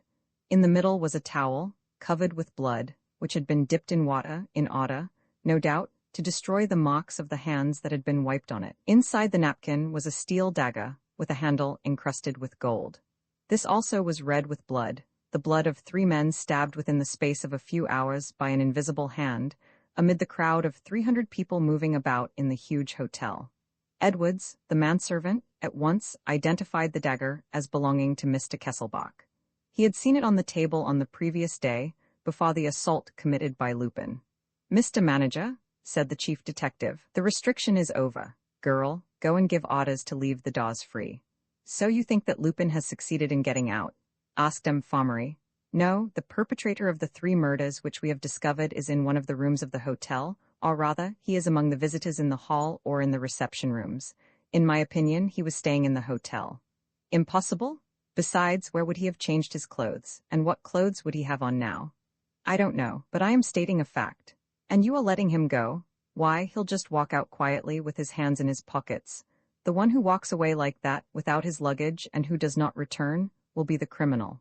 Mr. Manager, please come with me to the office." I should like to make a close inspection of your visitor's book. In the office, Lenormand found a few letters addressed to Mr. Kesselbach. He handed them to the examining magistrate. There was also a parcel that had just come by the Paris parcel post. The paper in which it was packed was partly torn, and Lenormand saw that it held a small ebony box, engraved with the name of Rudolf Kesselbach. Feeling curious, he opened the parcel. The box contained the fragments of a looking-glass which had evidently been fixed to the inside of the lid. It also contained the card of Arsène Lupin, but one detail seemed to strike the chief detective. On the outside, at the bottom of the box, was a little blue-edged label, similar to the label which he had picked up in the room on the 4th floor where the cigarette case was found, and this label bore the same number, 813. Roman 3 Lenormand opens his campaign, August, show Lenormand in. The messenger went out and, a few seconds later, announced the chief of the detective service. There were 3 men in the Prime Minister's private room on the Place Beauvau. The famous Vaillanglais, leader of the Radical Party for the past 30 years and now President of the Council and Minister of the Interior, the Attorney General, Tested, and the Prefect of Police, Delorme. The Prefect of Police and the Attorney General did not rise from the chairs which they had occupied during their long conversation with the Prime Minister. Vaillanglais, however, stood up and, pressing the chief detective's hand, said in the most cordial tones, "I have no doubt, my dear Lenormand, that you know the reason why I asked you to come. The Kesselbach case." "Yes, the Kesselbach case, not one of us but is able to recall not only the main details of this tragic affair, the tangled skein of which I have set myself to unravel, but even its very smallest incidents, so greatly did the tragedy excite us all during these recent years. Nor is there one of us but remembers the extraordinary stir which it created both in and outside France. And yet there was one thing that upset the public even more than the 3 murders committed in such mysterious circumstances, more than the detestable atrocity of that butchery, more than anything else, and that was the reappearance, one might almost say the resurrection, of Arsène Lupin. Arsène Lupin? No one had heard speak of him for over 4 years, since his astounding adventure of the Hollow Needle, 2 since the day when he had slunk away into the darkness before the eyes of Herlock Sholmes and Isidore Beautrelet, carrying on his back the dead body of the woman whom he loved, and followed by his old servant, Victoire. From that day onward, he had been generally believed to be dead. This was the version put about by the police, who, finding no trace of their adversary, were content purely and simply to bury him. Some, however, believing him to be saved, described him as leading a placid, Philistine existence. According to them, he was living with his wife and children, growing his small potatoes, whereas others maintained that, bent down with the weight of sorrow and weary of the vanities of this world, he had sought the seclusion of a Trappist monastery. And here he was once more looming large in the public view and resuming his relentless struggle against society. Arsène Lupin was Arsène Lupin again, the fanciful, intangible, disconcerting, audacious, genial Arsène Lupin, but this time a cry of horror arose. Arsène Lupin had taken human life, and the fierceness, the cruelty, the ruthless cynicism of the crime were so great that then and there, the legend of the popular hero, of the chivalrous and occasionally sentimental adventurer, made way for a new conception of an inhuman, bloodthirsty, and ferocious monster. The crowd now loathed and feared its former idol with more intensity than it had once shown in admiring him for his easy grace and his diverting good humor. And forthwith, the indignation of that frightened crowd turned against the police. Formerly, people had laughed. They forgave the beaten commissary of police for the comical fashion in which he allowed himself to be beaten. But the joke had lasted too long, and in a burst of revolt and fury, they now called the authorities to account for the unspeakable crimes which these were powerless to prevent. In the press, at public meetings, in the streets, and even in the tribune of the Chamber of Deputies, there was such an explosion of wrath that the government grew alarmed and strove by every possible means to allay the public excitement. It so happened that Vaillanglais, the Premier, took a great interest in all these police questions, and had often amused himself by going closely into different cases with the chief of the detective service, whose good qualities and independent character he valued highly. He sent for the prefect and the attorney general to see him in his room, talked to them, and then sent for Lenormand. "Yes, my dear Lenormand, it's about the Kesselbach case. But before we discuss it, I must call your attention to a point which more particularly affects and, I may say, annoys Monsieur le Préfet de Police. M. Delorme, will you explain to M. Lenormand? Oh, M. Lenormand knows quite well how the matter stands, said the prefect, in a tone which showed but little goodwill toward his subordinate. We have talked it over already, and I have told him what I thought of his improper conduct at the Palace Hotel. People are generally indignant. M. Lenormand rose, took a paper from his pocket, and laid it on the table. What is this? Asked Vaillanglais. My resignation, Monsieur le Président du Conseil. Vaillanglais gave a jump. What, your resignation? For a well-meaning remark which Monsieur le Préfet thinks fit to address to you, and to which, for that matter, he attaches no importance whatever. Do you, Delorme? No importance whatever, and there you go, taking offense. You must confess, my dear Lenormand, that you're devilish touchy. Come, put that bit of paper back in your pocket and let's talk seriously. The chief detective sat down again, and Vaillanglais, silencing the prefect, who made no attempt to conceal his dissatisfaction, said, in 2 words, Lenormand, the thing is that Lupin's reappearance upon the scene annoys us. The brute has defied us long enough. It used to be funny, I confess, and I, for my part, was the first to laugh at it. But it's no longer a question of that. It's a question of murder now. We could stand Lupin as long as he amused the gallery. But when he takes to killing people, no? Then what is it that you ask, Monsieur le Président?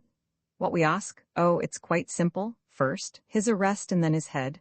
I can promise you his arrest some day or another, but not his head. What? If he's arrested, it means trial for murder, a verdict of guilty and the scaffold. No, and why not? Because Lupin has not committed murder. Why, you're mad, Lenormand. The corpses at the Palace Hotel are so many inventions, I suppose, and the 3 murders were never committed? Yes, but not by Lupin. The chief spoke these words very steadily, with impressive calmness and conviction. The attorney and the prefect protested. I presume, Lenormand, said Vaillanglais, that you do not put forward that theory without serious reasons. It is not a theory. What proof have you? There are 2, to begin with, 2 proofs of a moral nature, which I at once placed before Monsieur le Juge d'Instruction, and which the newspapers have laid stress upon. First and foremost, Lupin does not kill people. Next, why should he have killed anybody, seeing that the object which he set out to achieve, the theft, was accomplished, and that he had nothing to fear from an adversary who was gagged and bound? Very well. But the facts? Facts are worth nothing against reason and logic, and moreover, the facts also are on my side. What would be the meaning of Lupin's presence in the room in which the cigarette case was discovered? On the other hand, the black clothes which were found and which evidently belonged to the murderer are not in the least of a size to fit Lupin. You know him then, do you? I? No, but Edwards saw him, girls saw him, and the man whom they saw is not the man whom the chambermaid saw, on the servants' staircase, dragging Chapman by the hand. Then your idea? You mean to say the truth, M. le Président. Here it is, or, at least, here is the truth as far as I know it. On Tuesday, the 16th of April, a man, Lupin, broke into Mr. Kesselbach's room at about 2 o'clock in the afternoon. M. Lenormand was interrupted by a burst of laughter. It came from the prefect of police. Let me tell you, M. Lenormand, that you are in rather too great a hurry to state your precise facts. It has been shown that, at 3 o'clock on that day, Mr. Kesselbach walked into the Crédit Lyonnais and went down to the safe deposit. His signature in the register proves it. M. Lenormand waited respectfully until his superior had finished speaking. Then, without even troubling to reply directly to the attack, he continued. At about 2 o'clock in the afternoon, Lupin, assisted by an accomplice, a man named Marco, bound Mr. Kesselbach hand and foot, robbed him of all the loose cash which he had upon him, and compelled him to reveal the cipher of his safe at the Crédit Lyonnais. As soon as the secret was told, Marco left. He joined another accomplice who, profiting by a certain resemblance to Mr. Kesselbach, a resemblance which he accentuated that day by wearing clothes similar to Mr. Kesselbach's and putting on a pair of gold spectacles, entered the Crédit Lyonnais, imitated Mr. Kesselbach's signature, emptied the safe of its contents and walked off, accompanied by Marco. Marco at once telephoned to Lupin. Lupin, as soon as he was sure that Mr. Kesselbach had not deceived him and that the object of his expedition was attained, went away. Vaillanglais seemed to waver in his mind. Yes, we'll admit that. But what surprises me is that a man like Lupin should have risked so much for such a paltry profit. A few banknotes and the hypothetical contents of a safe. Lupin was after more than that. He wanted either the morocco envelope, which was in the traveling bag, or else the ebony box, which was in the safe. He had the ebony box because he has sent it back empty. Therefore, by this time, He knows, or is in a fair way for knowing, the famous scheme which Mr. Kesselbach was planning, and which he was discussing with his secretary a few minutes before his death. What was the scheme? I don't exactly know. The manager of Barberay's agency, to whom he had opened his mind about it, has told me that Mr. Kesselbach was looking for a man who went by the name of Pierre Leduc, a man who had lost caste, it appears. Why and how the discovery of this person was connected with the success of his scheme, I am unable to say. Very well, said Vaillanglais. So much for Arsène Lupin. His part is played. Mr. Kesselbach is bound hand and foot, robbed but alive? What happens up to the time when he is found dead? Nothing, for several hours, nothing until night, but during the night someone made his way in. How? Through room 420, one of the rooms reserved by Mr. Kesselbach. The person in question evidently possessed a false key. But, exclaimed the prefect of police, all the doors between that room and Mr. Kesselbach's flat were bolted, and there were 5 of them. There was always the balcony. The balcony? Yes, the balcony runs along the whole floor, on the Rue de Judet side. And what about the spaces in between? An active man can step across them. Our man did. I have found marks. But all the windows of the suite were shut, and it was ascertained after the crime that they were still shut. All except one, the secretary's window, Chapman's, which was only pushed to. I tried it myself. This time the Prime Minister seemed a little shaken, so logical did M. Lenormand's version seem, so precise and supported by such sound facts. He asked, with growing interest, but what was the man's object in coming? I don't know. Ah, you don't know? Any more than I know his name. But why did he kill Mr. Kesselbach? I don't know.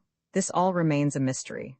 The utmost that we have the right to suppose is that he did not come with the intention of killing, but with the intention, he too, of taking the documents contained in the Morocco note case and the ebony box, and that, finding himself by accident in the presence of the enemy reduced to a state of helplessness, he killed him.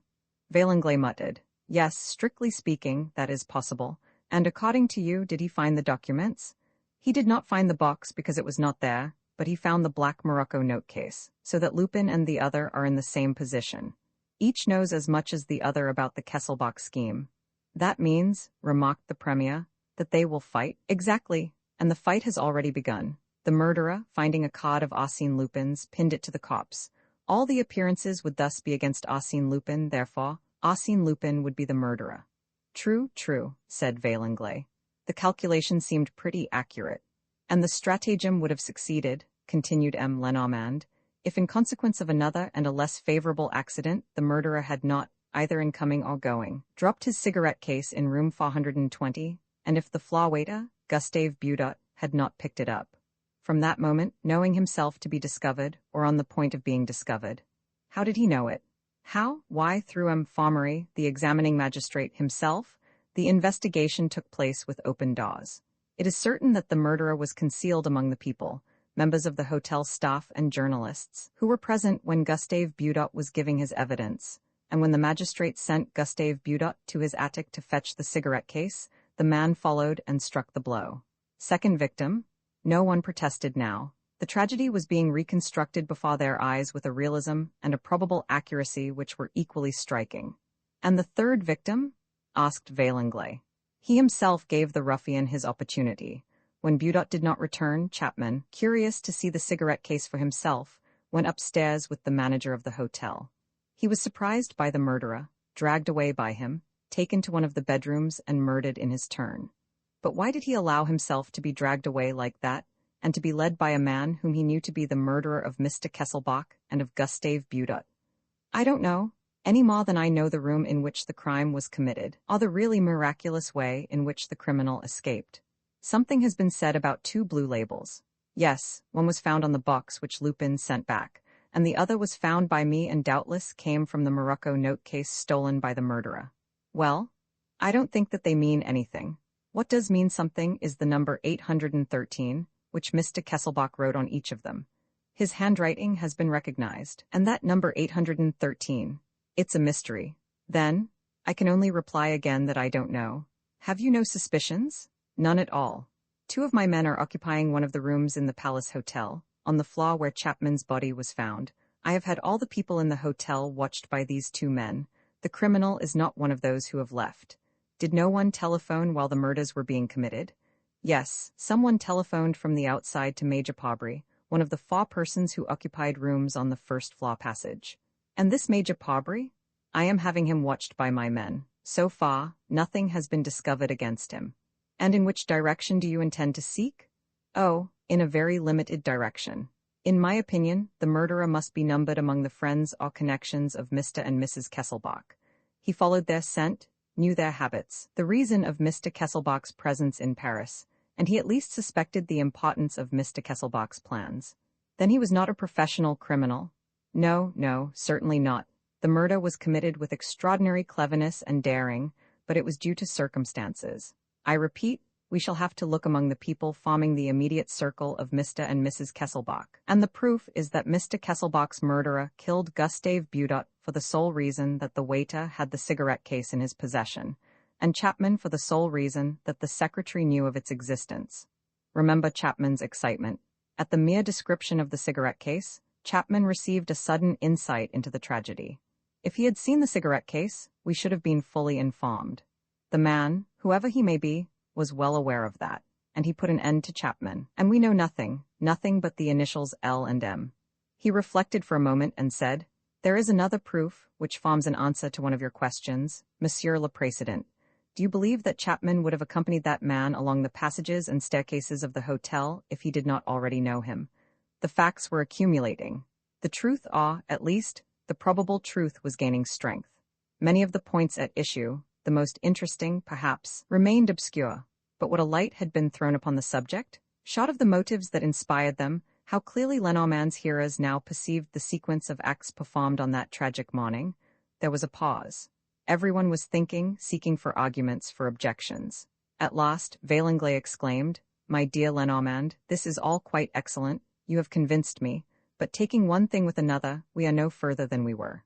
"What do you mean?" "What I say. The object of our meeting is not to clear up a portion of the mystery, which, one day, I am sure, you will clear up altogether, but to satisfy the public demand as fully as we possibly can. Now, whether the murderer is Lupin or another, whether there are 2 criminals or 3, or only 1, all this gives us neither the criminal's name nor his arrest, and the public continues under the disastrous impression that the law is powerless. What can I do? Give the public the definite satisfaction which it demands. But it seems to me that this explanation ought to be enough. Words, the public wants deeds. One thing alone will satisfy it, an arrest. Hang it all, we can't arrest the first person that comes along. Even that would be better than arresting nobody," said Vaillanglais with a laugh. "Come, have a good look round. Are you sure of Edwards, Kesselbach's servant?" "Absolutely sure. Besides, no, Monsieur le Président, it would be dangerous and ridiculous. And I am sure that Mr. Attorney General himself, there are only 2 people whom we have the right to arrest, the murderer. I don't know who he is, and Arsène Lupin." "Well, there is no question of arresting Arsène Lupin, or, at least, it requires time, a whole series of measures, which I have not yet had the leisure to contrive, because I looked upon Lupin as settled down, or dead." Vaillanglais stamped his foot with the impatience of a man who likes to see his wishes realized on the spot. And yet, my dear Lenormand, something must be done, if only for your own sake. You know as well as I do that you have powerful enemies, and that, if I were not there, in short, Lenormand, you can't be allowed to get out of it like this. What are you doing about the accomplices? There are others besides Lupin. There is Mako, and there's the rogue who impersonated Mr. Kesselbach in order to visit the cellars of the Credit Lyonnais. Would you be satisfied if you got him, Monsieur le Président? Would I be satisfied? Heavens alive, I should think I would. Well, give me 7 days. 7 days? Why, it's not a question of days, my dear Lenormand, it's a question of hours. How many will you give me, Monsieur le Président? Vaillanglais took out his watch and chuckled. "I will give you 10 minutes. My dear Lenormand." The chief took out his, and emphasizing each syllable, said calmly, "That is 4 minutes more than I want, Monsieur le Président." Vaillanglais looked at him in amazement. 4 minutes more than you want? What do you mean by that?" "I mean, Monsieur le Président, that the 10 minutes which you allow me are superfluous. I want 6 and not 1 minute more." "Oh, but look here, Lenormand, if you imagine that this is the time for joking." The chief detective went to the window and beckoned to 2 men who were walking round the courtyard. Then he returned. "Mr. Attorney General, would you have the kindness to sign a warrant for the arrest of Auguste Maximin Philippe Delarin, aged 47? You might leave the profession open." He went to the door. "Come in, girl. You too, Diazy." Girl entered, accompanied by Inspector Diazy. "Have you the handcuffs, girl?" "Yes, chief." Lenormand went up to Vaillanglais. Monsieur le Président, everything is ready, but I entreat you most urgently to forego this arrest. It upsets all my plans, it may render them abortive, and for the sake of what, after all, is a very trifling satisfaction, it exposes us to the risk of jeopardizing the whole business. Lenormand, let me remark that you have only 80 seconds left. The chief suppressed a gesture of annoyance, strode across the room and, leaning on his stick, sat down angrily, as though he had decided not to speak. Then, suddenly making up his mind, Monsieur le Président, the first person who enters this room will be the man whose arrest you asked for, against my wish, as I insist on pointing out to you.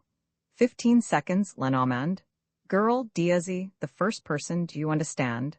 Mr. Attorney, have you signed the warrant? 10 seconds, Lenormand. Monsieur le Président, would you be so good as to ring the bell? Vaillanglais rang. The messenger appeared in the doorway and waited. Vaillanglais turned to the chief. Well, Lenormand, he's waiting for your orders. Whom is he to show in? No one. But the rogue whose arrest you promised us? The 6 minutes are more than past. Yes, but the rogue is here. Here, I don't understand. No one has entered the room? I beg your pardon. Oh, I say, look here, Lenormand. You're making fun of us. I tell you again that no one has entered the room. There were 6 of us in this room. Monsieur le Président, there are 7 now. Consequently, someone has entered the room. Vaillanglais started. But this is madness? What you mean to say? The 2 detectives had slipped between the messenger and the door. Lenormand walked up to the messenger, clapped his hand on his shoulder and, in a loud voice, in the name of the law, Auguste Maximin Philippe Delerin, chief messenger at the Ministry of the Interior, I arrest you. Vaillanglais burst out laughing. Oh, what a joke, that infernal Lenormand, of all the first-rate notions. Well done, Lenormand, it's long since I enjoyed so good a laugh. Lenormand turned to the Attorney General. Mr. Attorney, you won't forget to fill in Master Delerin's profession on the warrant, will you? Chief Messenger at the Ministry of the Interior. Oh, good. Oh, capital. Chief Messenger at the Ministry of the Interior. Spluttered Vaillanglais, holding his sides. Oh, this wonderful Lenormand gets hold of ideas that would never occur to anybody else. The public is clamoring for an arrest. Whoosh, he flings at its head my chief messenger, Auguste, the model servant. Well, Lenormand, my dear fellow, I knew you had a certain gift of imagination, but I never suspected that it would go so far as this. The impertinence of it. From the commencement of this scene, Auguste had not stirred a limb and seemed to understand nothing of what was going on around him. His face, the typical face of a good, loyal, faithful serving man, seemed absolutely bewildered. He looked at the gentlemen turn and turn about, with a visible effort to catch the meaning of their words. Lenormand said a few words to Girl, who went out. Then, going up to Auguste and speaking with great decision, he said, There's no way out of it. You're caught. The best thing to do when the game is lost is to throw down your cards. What were you doing on Tuesday? Nothing, I was here. You lie, you were off duty, you went out for the day. Oh yes, I remember, I had a friend to see me from the country, we went for a walk in the boys. Your friend's name was Mako, and you went for a walk in the cellars of the Credit Lyonnais. What an idea, Mako. I don't know anyone by that name. And these, do you know these? Cried the chief, thrusting a pair of gold-rimmed spectacles under his nose. No, certainly not, I don't wear spectacles. Yes, you do. You wear them when you go to the Credit Lyonnais and when you pass yourself off as Mr. Kesselbach. These come from your room, the room which you occupy under the name of M. Jérôme, at No. 50 Rue du Colisée. My room? My room? I sleep here at the office. But you change your clothes over there, to play your pots in Lupin's gang. A blow in the chest made him stagger back. Auguste reached the window at a bound, climbed over the balcony and jumped into the courtyard. Dash it all, shouted Vaillanglais. The scoundrel? He rang the bell, ran to the window, wanted to call out. Lenormand, with the greatest calm, said, Don't excite yourself, Monsieur le Président. But that blackguard of an Auguste? 1 second, please. I foresaw this ending, in fact, I allowed for it. It's the best confession we could have. Yielding in the presence of this coolness, Vaillanglais resumed his seat. In a moment, Girl entered, with his hand on the collar of Master Auguste Maximin Philippe Delerin, alias Jérôme, chief messenger at the Ministry of the Interior. Bring him, Girl, said Lenormand, as who should say, Fetch it, bring it, to a good retriever carrying the game in its jaws. Did he come quietly? He bit me a little, but I held tight, replied the sergeant, showing his huge, sinewy hand. Very well, Girl, and now take this chap off to the depot in a cab. Goodbye for the present, Jérôme. Vaillanglais was immensely amused. He rubbed his hands and laughed. The idea that his chief messenger was one of Lupin's accomplices struck him as a most delightfully ludicrous thing. "Well done, my dear Lenormand, this is wonderful, but how on earth did you manage it?" "Oh, in the simplest possible fashion. I knew that Mr. Kesselbach was employing the Barbera agency, and that Lupin had called on him, pretending to come from the agency. I hunted in that direction, and discovered that, when the indiscretion was committed to the prejudice of Mr. Kesselbach and of Barbera, it could only have been to the advantage of one Jerome, a friend of one of the clerks at the agency. If you had not ordered me to hustle things, I should have watched the messenger and caught Marco, and then Lupin. You'll catch them, Lenormand, you'll catch them, I assure you, and we shall be assisting at the most exciting spectacle in the world, the struggle between Lupin and yourself. I shall bet on you." The next morning the newspapers published the following letter: "Open letter to M. Lenormand, Chief of the Detective Service. All my congratulations, dear sir and dear friend, on your arrest of Jerome the messenger. It was a smart piece of work, well executed and worthy of you. All my compliments also, on the ingenious manner in which you proved to the Prime Minister that I was not Mr. Kesselbach's murderer. Your demonstration was clear, logical, irrefutable, and, what is more, truthful. As you know, I do not kill people. Thank you for proving it on this occasion. The esteem of my contemporaries and of yourself, dear sir and dear friend, are indispensable to my happiness. In return, allow me to assist you in the pursuit of the monstrous assassin, and to give you a hand with the Kesselbach case, a very interesting case, believe me. So interesting and so worthy of my attention that I have determined to issue from the retirement in which I have been living for the past 4 years, between my books and my good dog Sherlock, to beat all my comrades to arms and to throw myself once more into the fray. What unexpected turns life sometimes takes? Here am I, your fellow worker. Let me assure you, dear sir and dear friend, that I congratulate myself upon it, and that I appreciate this favor of destiny at its true value. Arsène Lupin. P.S. One word more, of which I feel sure that you will approve. As it is not right and proper that a gentleman who has had the glorious privilege of fighting under my banner should languish on the straw of your prisons, I feel it my duty to give you fair warning that, in 5 weeks' time, on Friday, the 31st of May, I shall set at liberty Master Jerome, promoted by me to the rank of Chief Messenger at the Ministry of the Interior. Don't forget the date. Friday, the 31st of May. A.L. Roman 4 Prince Sernine at work a ground floor flat, at the corner of the Boulevard Haussmann and the Rue de Courcelles. Here lived Prince Sernine, one of the most brilliant members of the Russian colony in Paris, whose name was constantly recurring in the arrivals and departures column in the newspapers. 11 o'clock in the morning. The prince entered his study. He was a man of 38 or 40 years of age, whose chestnut hair was mingled with a few silver threads on the temples. He had a fresh, healthy complexion, and wore a large mustache and a pair of whiskers cut extremely short, so as to be hardly noticeable against the fresh skin of his cheeks. He was smartly dressed in a tight-fitting frock coat and a white drill waistcoat, which showed above the opening. "Come on," he said, in an undertone. "I have a hard day's work before me, I expect." He opened a door leading into a large room where a few people sat waiting, and said, "Is Vania there? Come in, Vania." A man looking like a small tradesman, squat, solidly built, firmly set upon his legs, entered at the summons. The prince closed the door behind him. "Well, Vania, how far are you?" "Everything's ready for this evening, Governor." "Good, tell me in a few words." "It's like this. After her husband's murder, Mrs. Kesselbach, on the strength of the prospectuses which you ordered to be sent to her, selected as her residence the establishment known as the Retreat for Gentlewomen, at Gotches. She occupies the last of the 4 small houses, at the bottom of the garden, which the management lets to ladies who prefer to live quite apart from the other boarders, the house known as the Pavillon der l'Impératrice. What servants has she? Her companion, Gertrude, with whom she arrived a few hours after the crime, and Gertrude's sister Suzanne, whom she sent for to Monte Carlo and who acts as her maid. The 2 sisters are devoted to her. What about Edwards, the valet? She did not keep him. He has gone back to his own country. Does she see people? No, she spends her time lying on a sofa. She seems very weak and ill. She cries a great deal. Yesterday the examining magistrate was with her for 2 hours. Very good, and now about the young girl. Geneviève Ernemont lives across the way, in a lane running toward the open country, the 3rd house on the right in the lane. She keeps a free school for backward children. Her grandmother, Emmeline Ernemont, lives with her. And according to what you wrote to me, Genevieve Ernimont and Mrs. Kesselbach have become acquainted. Yes. The girl went to ask Mrs. Kesselbach for a subscription for her school. They must have taken a liking to each other, for, during the past 4 days, they have been walking together in the Parc de Villeneuve, of which the garden of the retreat is only a dependency. At what time do they go out? From 5 to 6. At 6 o'clock exactly the young lady goes back to her school. So you have arranged the thing?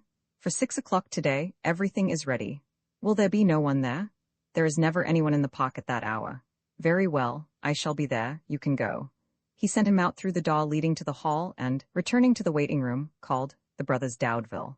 2 young men entered, a little overdressed, keen-eyed and pleasant-looking. Good morning, Jean. Good morning, Jacques. Any news at the prefecture? Nothing much, Governor. Does Lenormand continue to have confidence in you? Yes. Next to girl, we are his favorite inspectors. A proof is that he has posted us in the Palace Hotel to watch the people who were living on the first-floor passage at the time of Chapman's murder. Girl comes every morning, and we make the same report to him that we do to you. Capital. It is essential that I should be informed of all that happens and all that is said at the Prefecture of Police. As long as Lenormand looks upon you as his men, I am master of the situation. And have you discovered a trail of any kind in the hotel? Jean Doudeville, the elder of the 2, replied.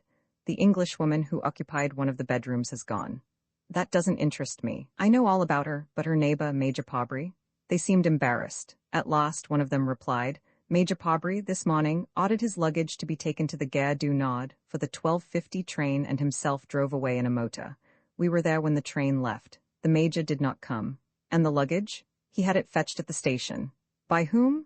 By a commissionaire, so we were told. Then his tracks are lost? Yes.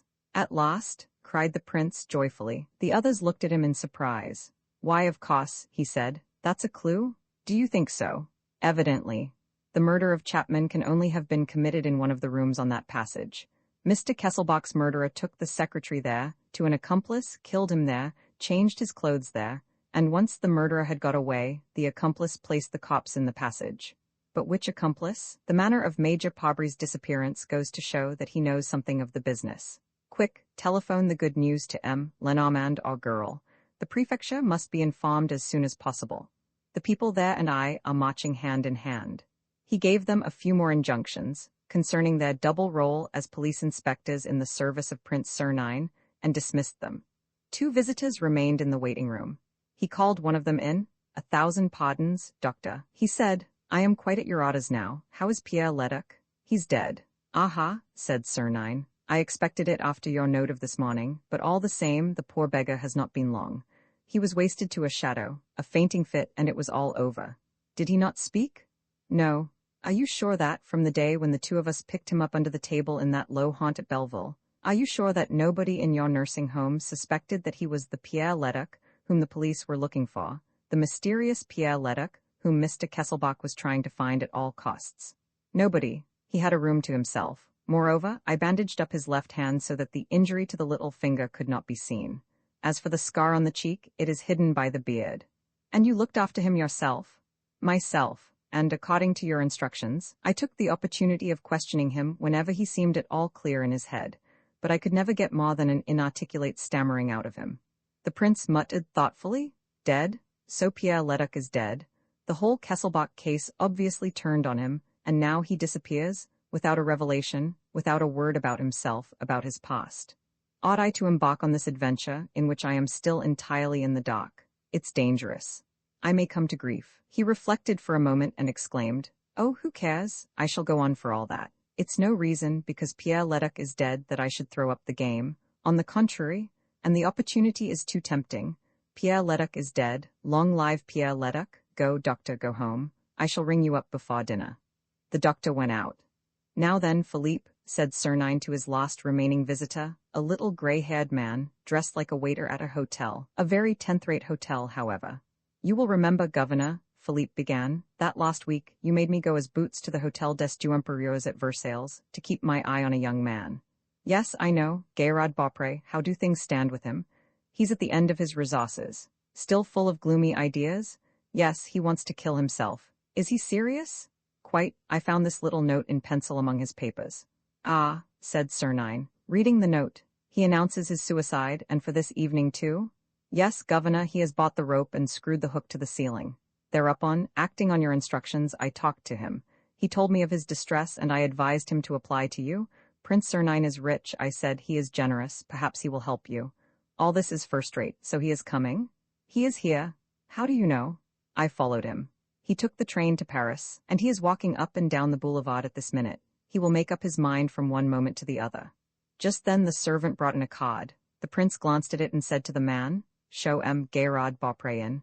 Then, turning to Philippe, "You go into the dressing room here. Listen and don't stir." Left alone, the prince muttered, "Why should I hesitate? It's fate that sends him my way." A few minutes later a tall young man entered.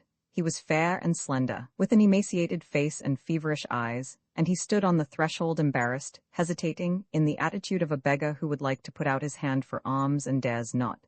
The conversation was brief. "Are you M. Gayrard Beaupré?" Yes, that is my name." "I have not the honor." "It's like this, sir. Someone told me."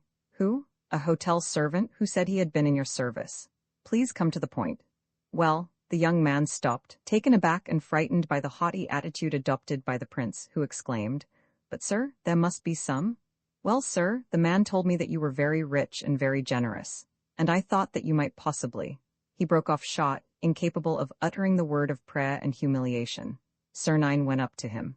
"M. Gayrard Beaupré, did you not publish a volume of poetry called The Smile of Spring?" Yes, cried the young man, his face lighting up. "Have you read it?" "Yes, very pretty, your poems, very pretty.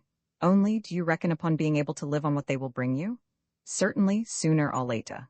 "Sooner or later? Later rather than sooner, I expect, and meantime you have come to ask me for the wherewithal to live." "For the wherewithal to buy food, sir." Sernine put his hand on the young man's shoulder and coldly, "Poets do not need food, monsieur. They live on rhymes and dreams. Do as they do. That is better than begging for bread." The young man quivered under the insult. He turned to the door without a word. Sernine stopped him. "One thing more, monsieur. Have you no resources of any kind?" "None at all." "And you are not reckoning on anything?" "I have one hope left. I have written to one of my relations, imploring him to send me something.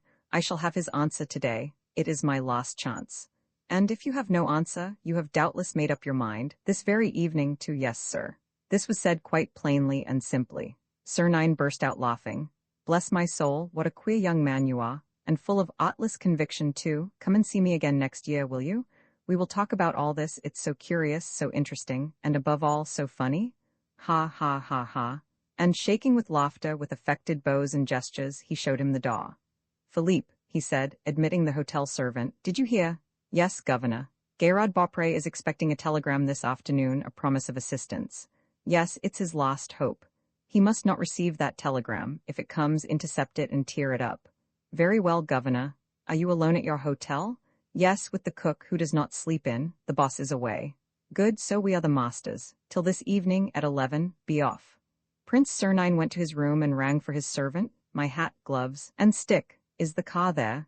"Yes, sir." He dressed, went out, and sank into a large, comfortable limousine, which took him to the Bois de Boulogne, to the Marquis and Marquise de Gasteins, where he was engaged for lunch. At 2:30, he took leave of his hosts, stopped in the Avenue Kléber, picked up 2 of his friends and a doctor, and at 5 minutes to 3 arrived at the Parc des Princes. At 3 o'clock he fought a sword duel with the Italian Major Spinelli, cut his adversary's ear in the first bout, and at 3:15 took a bank at the Rue Cambon Club, from which he retired, at 20 minutes past 5, after winning 47,000 francs.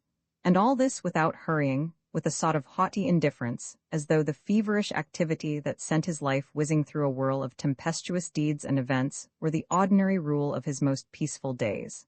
"Octave," he said to his chauffeur, "go to Gotch's." And at 10 minutes to 6, he alighted outside the old walls of the Parc de Villeneuve. Although broken up nowadays and spoilt, the Villeneuve estate still retains something of the splendor which it knew at the time when the Empress Eugénie used to stay there. With its old trees, its lake, and the leafy horizon of the woods of St. Cloud, the landscape has a certain melancholy grace. An important part of the estate was made over to the Pasteur Institute. A smaller portion, separated from the other by the whole extent of the space reserved for the public, forms a property contained within the walls which is still fairly large, and which comprises the house of retreat, with 4 isolated garden houses standing around it. "That is where Mrs. Kesselbach lives," said the prince to himself. catching sight of the roofs of the house and the fog garden houses in the distance. He crossed the park and walked toward the lake.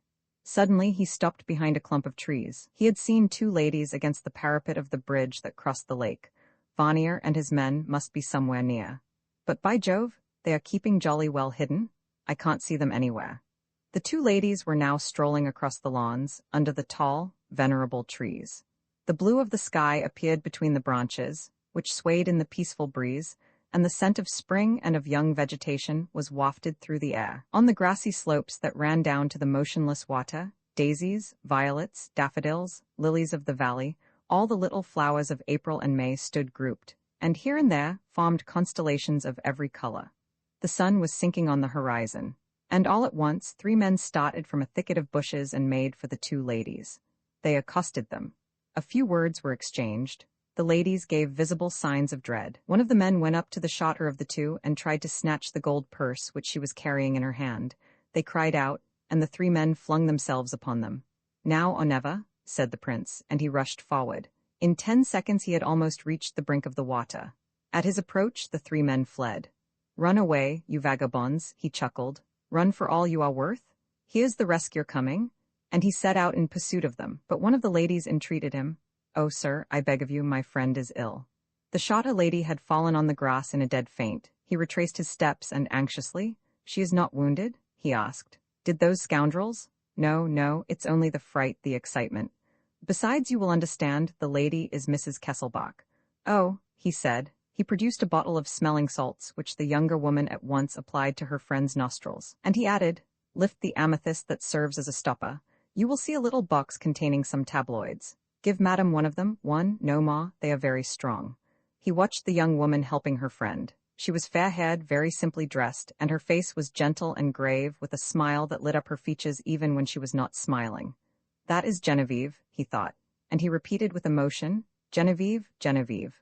Meanwhile, Mrs. Kesselbach gradually recovered consciousness. She was astonished at first, seemed not to understand. Then, her memory returning, she thanked her deliverer with a movement of the head. He made a deep bow and said, Allow me to introduce myself.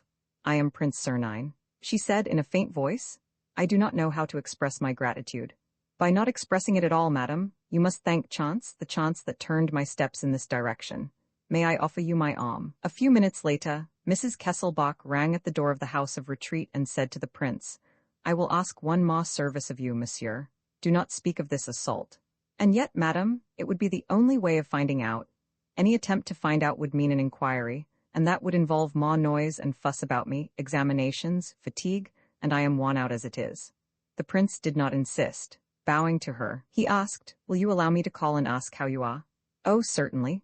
She kissed Genevieve and went indoors. Meantime, night was beginning to fall. Sernine would not let Genevieve return alone, but they had hardly entered the path when a figure, standing out against the shadow, hastened toward them. Grandmother, cried Genevieve. She threw herself into the arms of an old woman who covered her with kisses. Oh, my darling, what has happened? How late you are, and you are always so punctual. Genevieve introduced the prince, Prince Sernine Emmy, Ernimont my grandmother. Then she related the incident and Emmy. Ernimont repeated, Oh, my darling, how frightened you must have been. I shall never forget your kindness, monsieur, I assure you. But how frightened you must have been, my poor darling. Come, granny, calm yourself as I am here. Yes, but the fright may have done you harm. One never knows the consequences. Oh, it's horrible. They went along a hedge, through which a yard planted with trees, a few shrubs, a playground and a white house were just visible. Behind the house, sheltered by a clump of elder trees arranged to form a covered walk, was a little gate. The old lady asked Prince Sernine to come in and led the way to a little drawing-room or parlor. Genevieve asked leave to withdraw for a moment, to go and see her pupils, whose supper time it was. The prince and Emmy. Ernimont remained alone. The old lady had a sad and a pale face under her white hair, which ended in 2 long, loose curls. She was too stout, her walk was heavy, and notwithstanding her appearance and her dress, which was that of a lady, she had something a little vulgar about her, but her eyes were immensely kind. Prince Sernine went up to her, took her head in his 2 hands and kissed her on both cheeks. Well, old one, and how are you? She stood dumbfounded, wild-eyed, open-mouthed. The prince kissed her again, laughing. She spluttered, You, it's you. Oh, mother of God, oh, mother of God, is it possible? Oh, mother of God. My dear old Victoire. Don't call me that, she cried, shuddering. Victoire is dead, your old servant no longer exists. Point 3 I belong entirely to Genevieve. And lowering her voice, O Mother of God, I saw your name in the papers, then it's true that you have taken to your wicked life again. As you see, and yet you swore to me that it was finished, that you were going away for good, that you wanted to become an honest man. I tried, I have been trying for 4 years. You can't say that I have got myself talked about during those 4 years. Well, it bores me. She gave a sigh and asked, always the same, you haven't changed. Oh, it's settled, you never will change, so you are in the Kesselbach case? Why, of course, but for that, would I have taken the trouble to arrange for an attack on Mrs. Kesselbach at 6 o'clock, so that I might have the opportunity of delivering her from the clutches of my own men at 5 minutes past. Looking upon me as her rescuer, she is obliged to receive me. I am now in the heart of the citadel, and while protecting the widow, can keep a lookout all round. Ah, you see, the sort of life which I lead does not permit me to lounge about and waste my time on little questions of politeness and such outside matters. I have to go straight to the point, violently, brutally, dramatically. She looked at him in dismay and gasped. I see, it's all lies about the attack. But then, Genevieve? Why, I'm killing 2 birds with 1 stone. It was as easy to rescue 2 as 1. Think of the time it would have taken, the efforts, useless efforts, perhaps to worm myself into that child's friendship. What was I to her? What should I be now? An unknown person, a stranger. Whereas now I am the rescuer, in an hour I shall be the friend. She began to tremble. So you did not rescue Genevieve, so you are going to mix us up in your affairs. And suddenly, in a fit of rebellion, seizing him by the shoulders, no, I won't have it, do you understand? You brought the child to me one day, saying, here, I entrust her to you. Her father and mother are dead. Take her under your protection. Well, she's under my protection now, and I shall know how to defend her against you and all your maneuvers. Standing straight upright, in a very determined attitude, Emily. Ernimont seemed ready for all emergencies. Slowly and deliberately, Sernine loosened the 2 hands, one after the other, that held him, and in his turn, took the old lady by the shoulders, forced her into an armchair, stooped over and in a very calm voice, said, Rot. She began to cry and, clasping her hands together, implored him, I beseech you, leave us in peace, we were so happy. I thought that you had forgotten us, and I blessed heaven every time a day had passed. Why, yes, I love you just the same, but Genevieve, you see, there's nothing that I wouldn't do for that child. She has taken your place in my heart. So I perceive, said he, laughing. You would send me to the devil with pleasure. Come, enough of this nonsense, I have no time to waste, I must talk to Genevieve. You're going to talk to her? Well, is that a crime? And what have you to tell her? A secret, a very grave secret, and a very touching one. The old lady took fright, and one that will cause her sorrow, perhaps. Oh, I fear everything where she's concerned. She is coming, he said. No, not yet. Yes, I hear her. Wipe your eyes and be sensible. Listen, said she, eagerly, listen. I don't know what you are going to say, what secret you mean to reveal to this child whom you don't know, but I, who do know her, tell you this. Genevieve has a very plucky, very spirited, but very sensitive nature. Be careful how you choose your words. You might wound feelings, the existence of which you cannot even suspect. Lord bless me, and why not? Because she belongs to another race than you, to a different world. I mean, a different moral world. There are things which you are forbidden to understand nowadays. Between you and her, the obstacle is insurmountable. Genevieve has the most unblemished and upright conscience, and you, and I? And you are not an honest man. Genevieve entered, bright and charming. All my babies have gone to bed, I have 10 minutes to spare. Why, grandmother, what's the matter? You look quite upset. Is it still that business with the— No, mademoiselle, said Sernine. I believe I have had the good fortune to reassure your grandmother. Only, we were talking of you, of your childhood, and that is a subject, it seems, which your grandmother cannot touch upon without emotion. Of my childhood? Said Genevieve, reddening. Oh, grandmother! Don't scold her, mademoiselle. The conversation turned in that direction by accident. It so happens that I have often passed through the little village where you were brought up. Espremont? Yes, Espremont, near Nice. You used to live in a new house, white all over. Yes, she said, white all over, with a touch of blue paint round the windows. I was only 7 years old when I left Espremont, but I remember the least things of that period. And I have not forgotten the glare of the sun on the white front of the house, nor the shade of the eucalyptus tree at the bottom of the garden. At the bottom of the garden, mademoiselle, was a field of olive trees, and under one of those olive trees stood a table at which your mother used to work on hot days. That's true, she said, quite excitedly. I used to play by her side. And it was there, said he, that I saw your mother several times. I recognized her image the moment I set eyes on you, but it was a brighter, happier image. Yes, my poor mother was not happy. My father died on the very day of my birth, and nothing was ever able to console her. She used to cry a great deal. I still possess a little handkerchief with which I used to dry her tears at that time. A little handkerchief with a pink pattern. What? She exclaimed, seized with surprise. You know? I was there one day when you were comforting her, and you comforted her so prettily that the scene remained impressed on my memory. She gave him a penetrating glance and murmured, almost to herself, "Yes, yes, I seem to the expression of your eyes and then the sound of your voice." She lowered her eyelids for a moment and reflected as if she were vainly trying to bring back a recollection that escaped her. And she continued, "Then you knew her?" "I had some friends living near Espremont and used to meet her at their house. The last time I saw her, she seemed to me sadder still, paler, and when I came back again, it was all over, was it not?" said Genevieve. "Yes, she went very quickly, in a few weeks, and I was left alone with neighbors who sat up with her, and one morning they took her away. And on the evening of that day, someone came while I was asleep and lifted me up and wrapped me in blankets." "A man?" asked the prince. "Yes, a man. He talked to me quite low, very gently. His voice did me good, and as he carried me down the road and also in the carriage during the night, he rocked me in his arms and told me stories, in the same voice, in the same voice." She broke off gradually and looked at him again, more sharply than before, and with a more obvious effort to seize the fleeting impression that passed over her at moments. He asked, "And then, where did he take you?" "I can't recollect clearly. It is just as though I had slept for several days.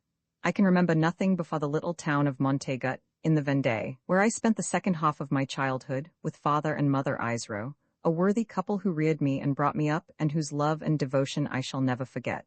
"And did they die too?" "Yes," she said, "of an epidemic of typhoid fever in the district, but I did not know that until later. As soon as they fell ill, I was carried off as on the first occasion and under the same conditions at night by someone who also wrapped me up in blankets. Only, I was bigger, I struggled, I tried to call out, and he had to close my mouth with a silk handkerchief." "How old were you then?" 14, it was 4 years ago." "Then you were able to see what the man was like?" "No, he hid his face better and he did not speak a single word to me. Nevertheless, I have always believed him to be the same one, for I remember the same solicitude, the same attentive, careful movements." "And after that?" "After that came oblivion, sleep as before. This time I was ill, it appears I was feverish, and I woke in a bright, cheerful room. A white-haired lady was bending over me and smiling. It was grandmother, and the room was the one in which I now sleep upstairs. She had resumed her happy face, her sweet, radiant expression, and she ended with a smile. That was how she became my grandmother, and how, after a few trials, the little Espremont girl now knows the delights of a peaceful life and teaches grammar and arithmetic to little girls who are either naughty or lazy, but who are all fond of her." She spoke cheerfully, in a tone at once thoughtful and gay, and it was obvious that she possessed a reasonable, well-balanced mind. Sernine listened to her with growing surprise, and without trying to conceal his agitation. "Have you never heard speak of that man since?" he asked. "Never. And would you be glad to see him again?" "Oh, very glad." "Well then, mademoiselle," Genevieve gave a start, "you know something, the truth perhaps?" "No, no, only." He rose and walked up and down the room. From time to time his eyes fell upon Genevieve, and it looked as though he were on the point of giving a more precise answer to the question which she had put to him. Would he speak? MME. Ernemont awaited with anguish the revelation of the secret upon which the girl's future peace might depend. He sat down beside Genevieve, appeared to hesitate, and said at last, "No, no, just now, an idea occurred to me, a recollection." "A recollection? And I was mistaken? Your story contained certain details that misled me." "Are you sure?" He hesitated and then declared, "Absolutely sure." "Oh," said she, greatly disappointed. "I had half guessed that that man whom I saw twice, that you knew him." That she did not finish her sentence, but waited for an answer to the question which she had put to him without daring to state it completely. He was silent. Then, insisting no further, she bent over Emily. "Ernemont? Good night, grandmother. My children must be in bed by this time, but they could none of them go to sleep before I had kissed them." She held out her hand to the prince. "Thank you once more." "Are you going?" he asked quickly. "Yes, if you will excuse me, grandmother will see you out." He bowed low and kissed her hand. As she opened the door, she turned round and smiled. Then she disappeared. The prince listened to the sound of her footsteps diminishing in the distance and stood stock still, his face white with emotion. Well, said the old lady, so you did not speak? No. That secret? Later. Today, oddly enough, I was not able to. Was it so difficult? Did not she herself feel that you were the stranger who took her away twice? A word would have been enough. Later, he repeated, recovering all his assurance. You can understand, the child hardly knows me. I must first gain the right to her affection, to her love. When I have given her the life which she deserves, a wonderful life, such as one reads of in fairy tales, then I will speak. The old lady tossed her head. I fear that you are making a great mistake. Genevieve does not want a wonderful life, she has simple tastes. She has the tastes of all women, and wealth, luxury, and power give joys which not one of them despises. Yes, Genevieve does, and you would do much better? We shall see. For the moment, let me go my own way, and be quite easy. I have not the least intention, as you say, of mixing her up in any of my maneuvers. She will hardly ever see me. Only, we had to come into contact, you know. That's done. Goodbye. He left the school and walked to where his motorcar was waiting for him. He was perfectly happy. She is charming, and so gentle, so grave. Her mother's eyes that soften you. Heavens, how long ago that all is. And what a delightful recollection, a little sad but so delightful. And he said aloud, certainly I shall look after her happiness, and that at once, this very evening. That's it, this very evening she shall have a sweetheart. Is not love the essential condition of any young girl's happiness? He found his car on the high road. Home, he said to Octave. When Sernine reached home, he rang up Newley and telephoned his instructions to the friend whom he called the doctor. Then he dressed, dined at the Rue Cambon Club, spent an hour at the opera, and got into his car again. Go to Newley, Octave. We are going to fetch the doctor. What's the time? 10:30. Dash it, look sharp. 10 minutes later, the car stopped at the end of the boulevard in Kerman, outside a villa standing in its own grounds. The doctor came down at the sound of the hooter. The prince asked, is the fellow ready? Packed up, strung up, sealed up. In good condition? Excellent. If everything goes as you telephoned, the police will be utterly at sea. That's what they are there for. Let's get him on board. They carried into the motor a sort of long sack shaped like a human being and apparently rather heavy. And the prince said, go to Versailles, Octave, Rue de la Villaine. Stop outside the Hotel des Deux Empereurs. Why, it's a filthy hotel, observed the doctor. I know it well, a regular hovel. You needn't tell me, and it will be a hard piece of work, for me at least. But by Jove, I wouldn't sell this moment for a fortune. Who dares pretend that life is monotonous? They reached the Hotel des Deux Empereurs. A muddy alley, 2 steps down, and they entered a passage lit by a flickering lamp. Sernine knocked with his fist against a little door. A waiter appeared, Philippe, the man to whom Sernine had given orders that morning concerning Gayrard Beaupré. Is he here still? Asked the prince. Yes, the rope? The knot is made. He has not received the telegram he was hoping for.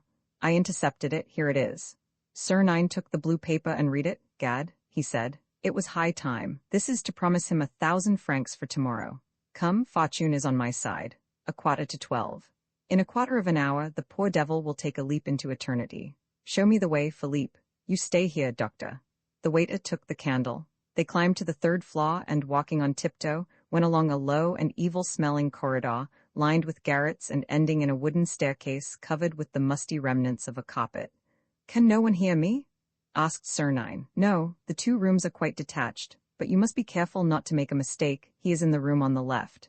Very good. Now go downstairs. At 12 o'clock, the doctor, Octave, and you are to carry the fellow up here to where we now stand and wait till I call you.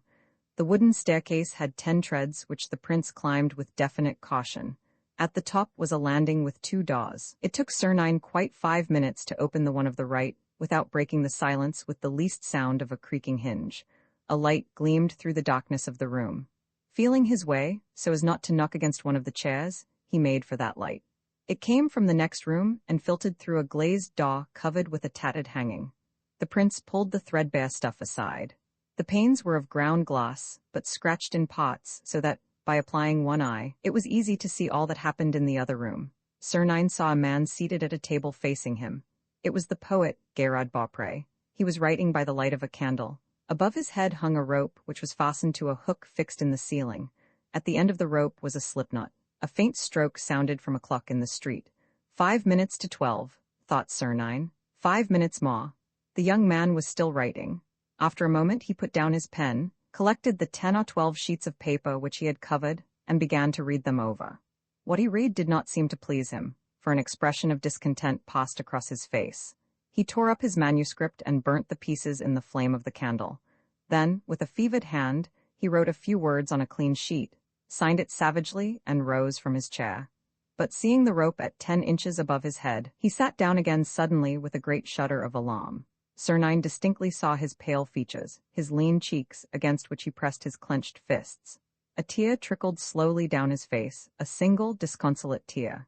His eyes gazed into space, eyes terrifying in their unutterable sadness, eyes that already seemed to behold the dread unknown.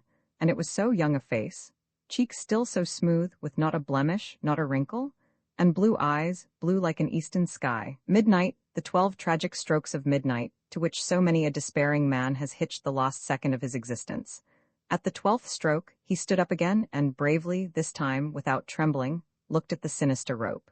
He even tried to give a smile, a poor smile, the pitiful grimace of the doomed man whom death has already seized for its own.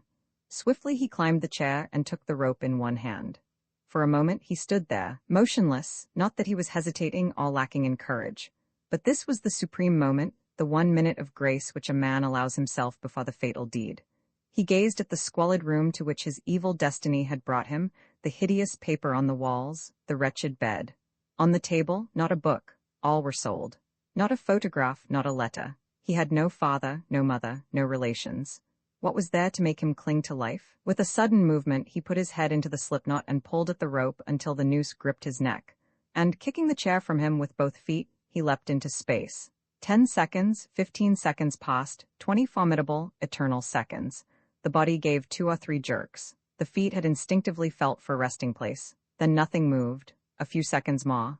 The little glazed door opened. Sir entered. Without the least haste, he took the sheet of paper to which the young man had set his signature, and read, "Tired of living, ill, penniless, hopeless, I am taking my own life. Let no one be accused of my death. Gerard Beaupre. 30 April. He put back the paper on the table where it could be seen, picked up the chair, and placed it under the young man's feet.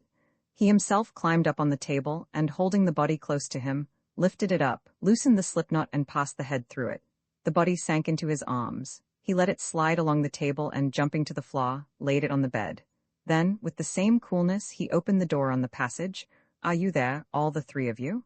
he whispered. Someone answered from the foot of the wooden staircase near him. "We are here. Are we to hoist up our bundle?" "Yes, come along." He took the candle and showed them a light. The 3 men trudged up the stairs, carrying the sack in which the fellow was tied up.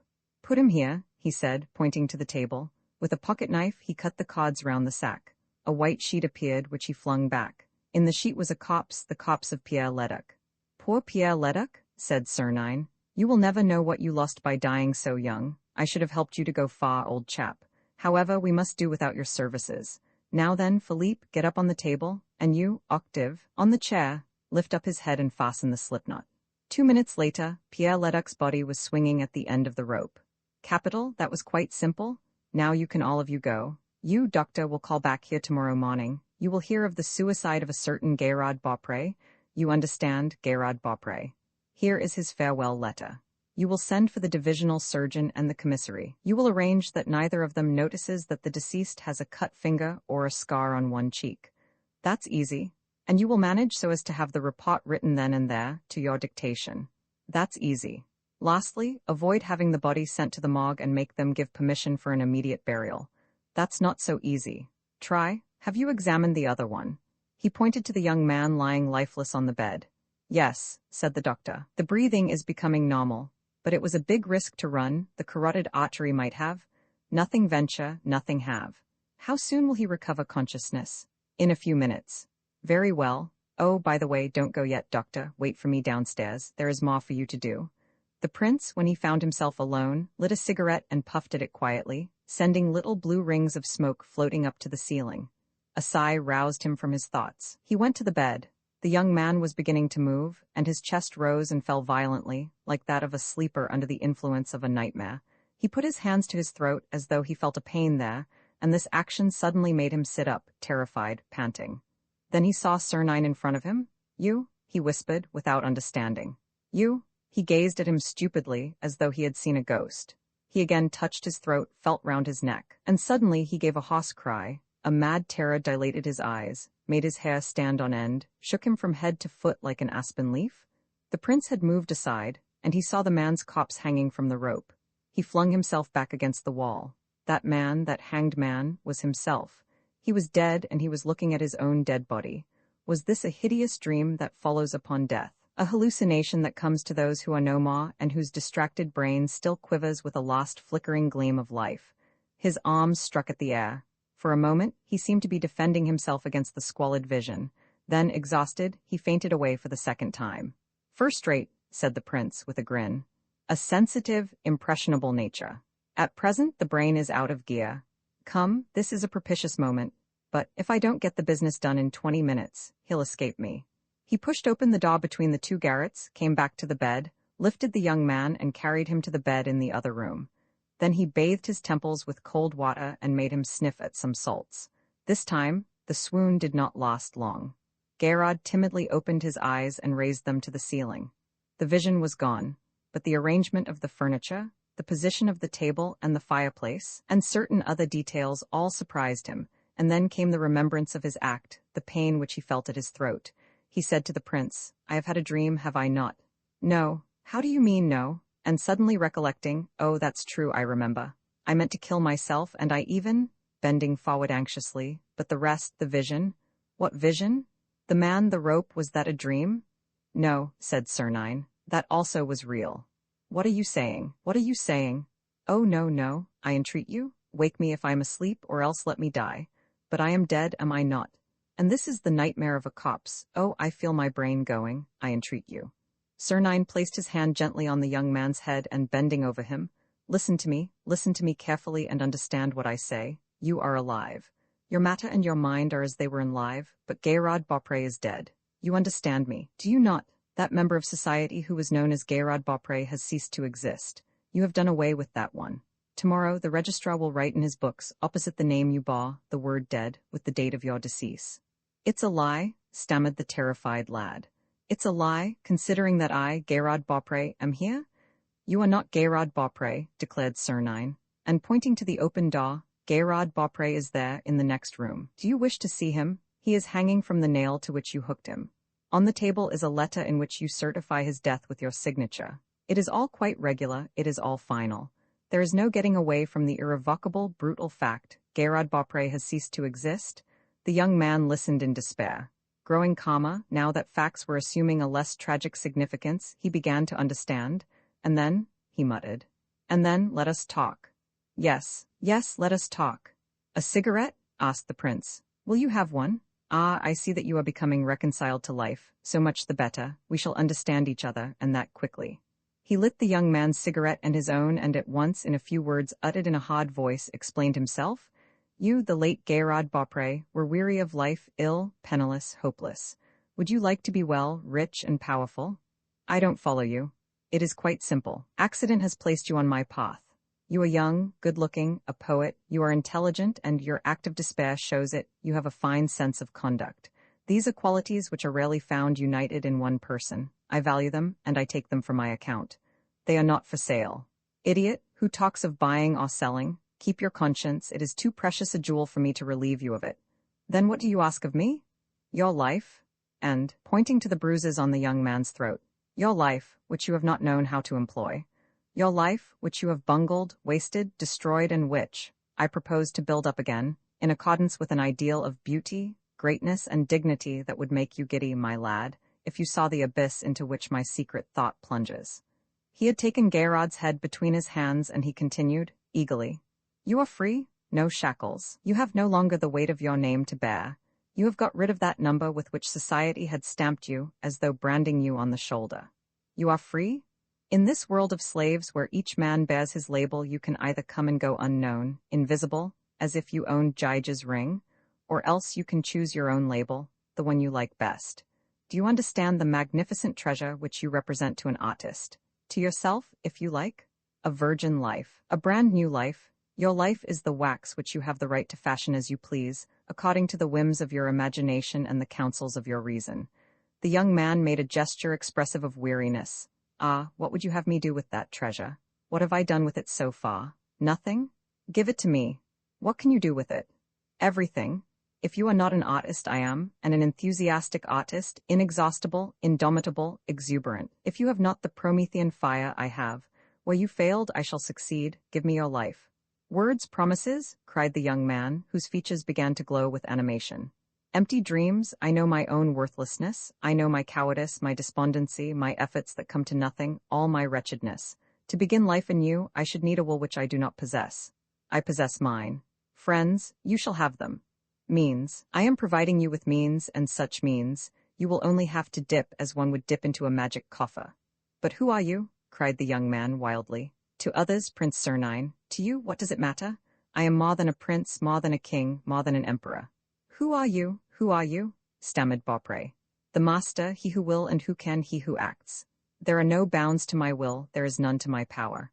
I am richer than the richest man alive, for his fortune is mine. I am more powerful than the mightiest, for their might is at my service.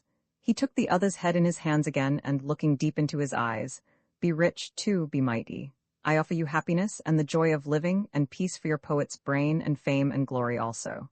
Do you accept? Yes, yes, whispered Gayrod, dazzled and overmastered. What am I to do? Nothing. But, nothing, I say, the whole scaffolding of my plans rests on you, but you do not count, you have no active part to play.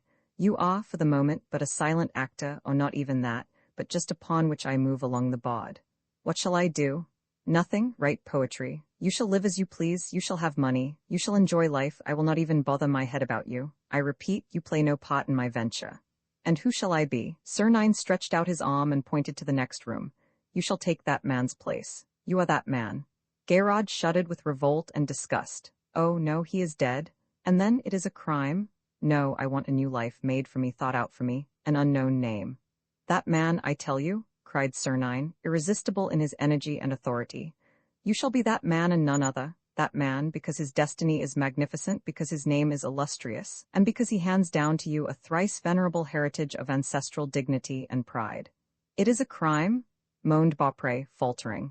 You shall be that man, spoke Sernine with unparalleled vehemence. You shall be that man, if not you become Beaupré again, and over Beaupré I own rights of life and death. Choose. He drew his revolver, cocked it, and took aim at the young man. Choose, he repeated.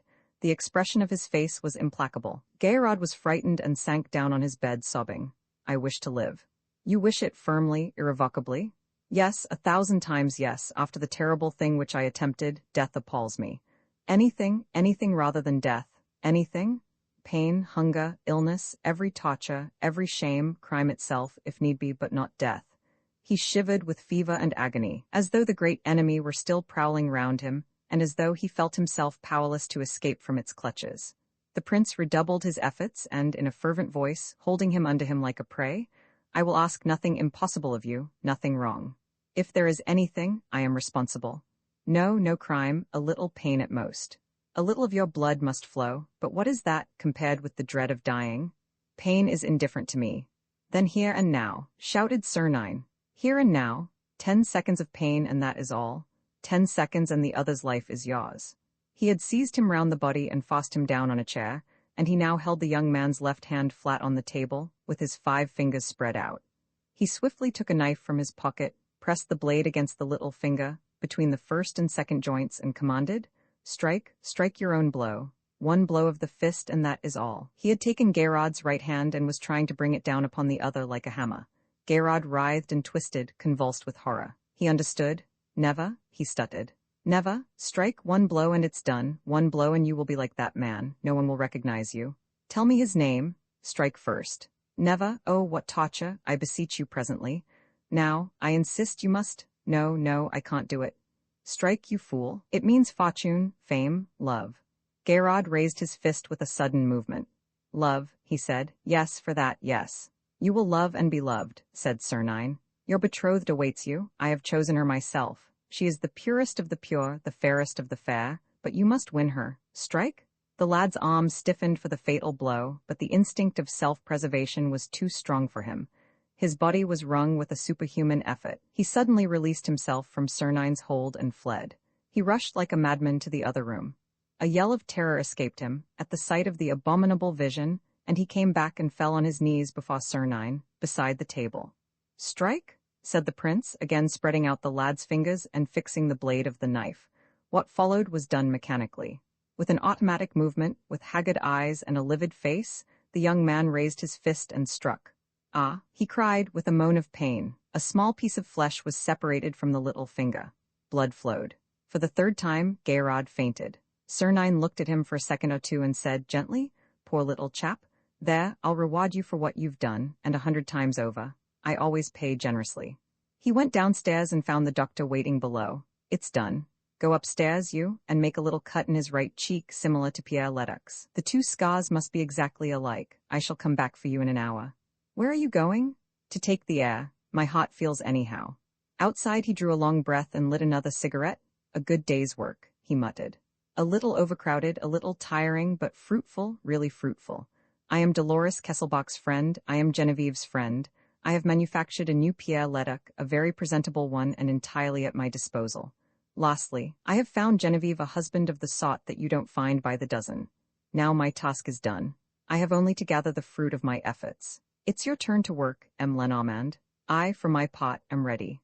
And he added, thinking of the poor mutilated lad whom he had dazzled with his promises, "Only, for there is an only, I have not the slightest notion who this Pierre Ledoc was, whose place I have magnanimously awarded to that good young man.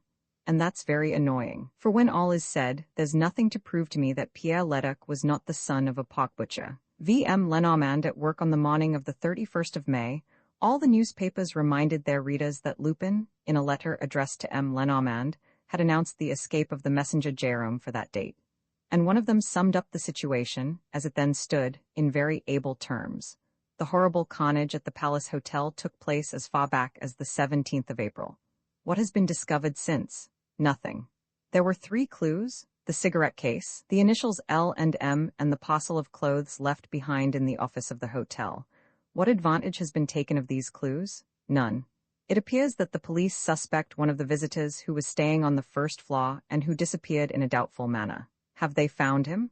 Have they established his identity? No.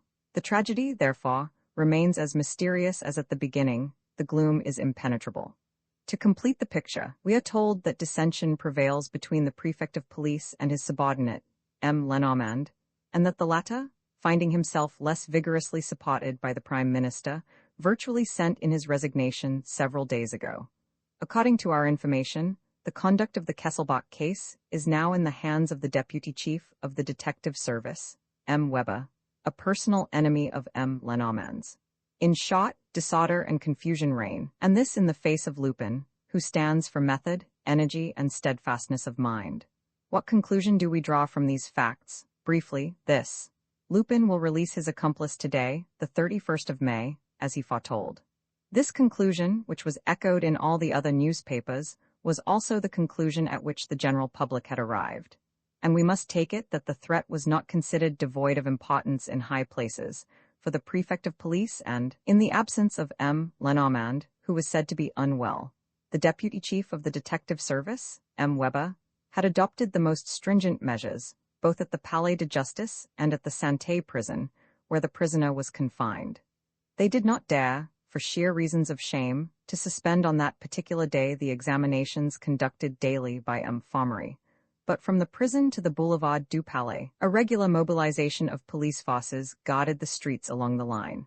To the intense astonishment of one and all, the 31st of May passed, and the threatened escape did not take place. One thing did happen, an attempt to execute the plan, as was betrayed by a block of tramway cars, omnibuses, and drays along the road taken by the prison van, and the unaccountable breaking of one of the wheels of the van itself. But the attempt assumed no more definite form. Lupin, therefore, had met with a check. The public felt almost disappointed, and the police triumphed loudly. On the next day, Saturday, an incredible rumor spread through the Palais and the newspaper offices. Jérôme the messenger had disappeared. Was it possible? Although the special editions confirmed the news, people refused to believe it. But at 6 o'clock, a note published by the Dépêche du Soir made it official. We have received the following communication signed by Arsène Lupin. The special stamp affixed to it, in accordance with the circular which Lupin recently sent to the press, guarantees the genuineness of the document. To the editor of the Dépêche du Soir. Sir, pray make my apologies to the public for not keeping my word yesterday. I remembered, at the last moment, that the 31st of May fell on a Friday. Could I set my friend at liberty on a Friday? I did not think it right to assume that responsibility. I must also apologize for not on this occasion explaining, with my customary frankness, how this little event was managed. My process is so ingenious and so simple that I fear lest, if I revealed it, every criminal should be inspired by it. How surprised people will be on the day when I am free to speak? Is that all? I shall be asked, that is all, but it had to be thought of. Permit me to be, sir, your obedient servant, Arsène Lupin. An hour later Lenormand was rung up on the telephone and informed that Vaillanglais, the Prime Minister, wished to see him at the Ministry of the Interior. How well you're looking, my dear Lenormand, and I who thought that you were ill and dared not leave your room. I am not ill, Monsieur le Président. So you were sulking in your tent, but you were always a bad-tempered fellow.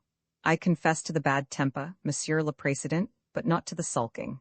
But you stay at home, and Lupin takes advantage of it to release his friends. How could I stop him? How? Why, Lupin's trick was of the plainest. In accordance with his usual method, he announced the date of the escape beforehand. Everybody believed in it. An apparent attempt was planned. The escape was not made, and on the next day, when nobody is thinking about it, whoosh, the bird takes flight.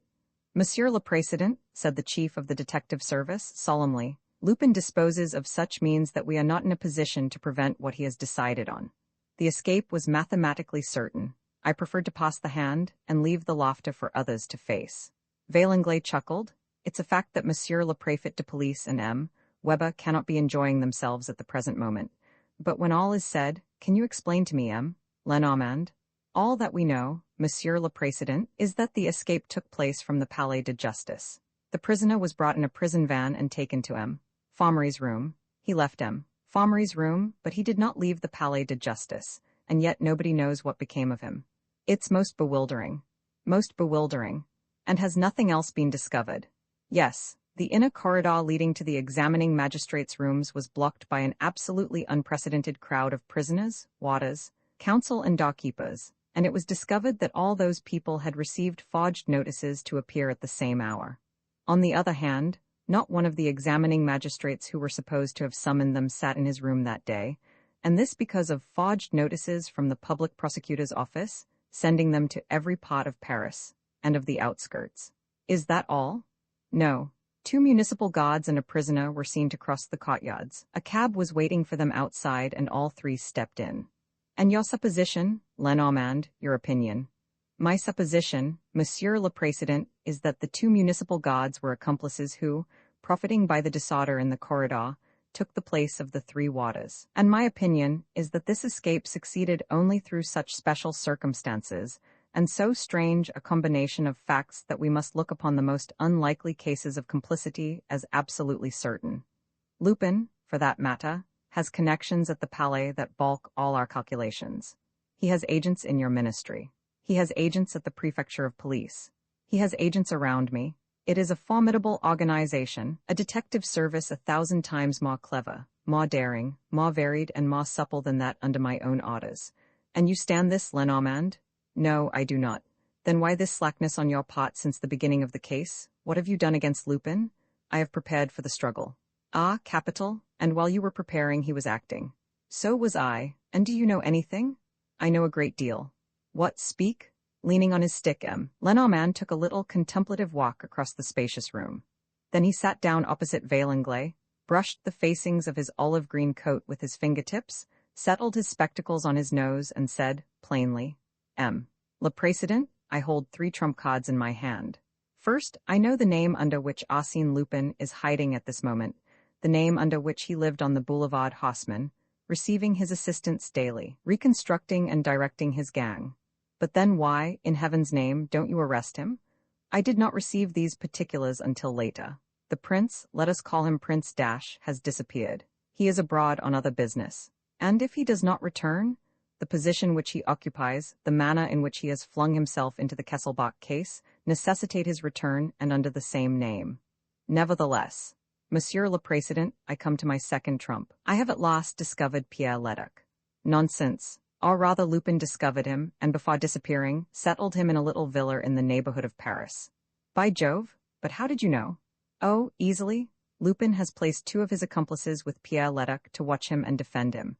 Now these accomplices are two of my own detectives, two brothers whom I employ in the greatest secrecy, and who will hand him over to me at the first opportunity.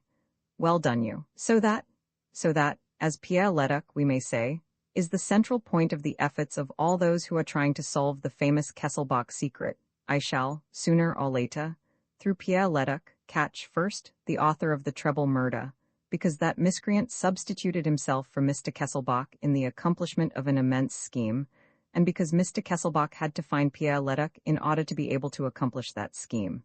And secondly, Arsène Lupin, because Arsène Lupin is pursuing the same object. Splendid? Pierre Leduc is the bait which you are throwing to the enemy. And the fish is biting, Monsieur le Président. I have just had word that a suspicious person was seen, a short time ago, prowling round the little villa where Pierre Leduc is living under the protection of my officers.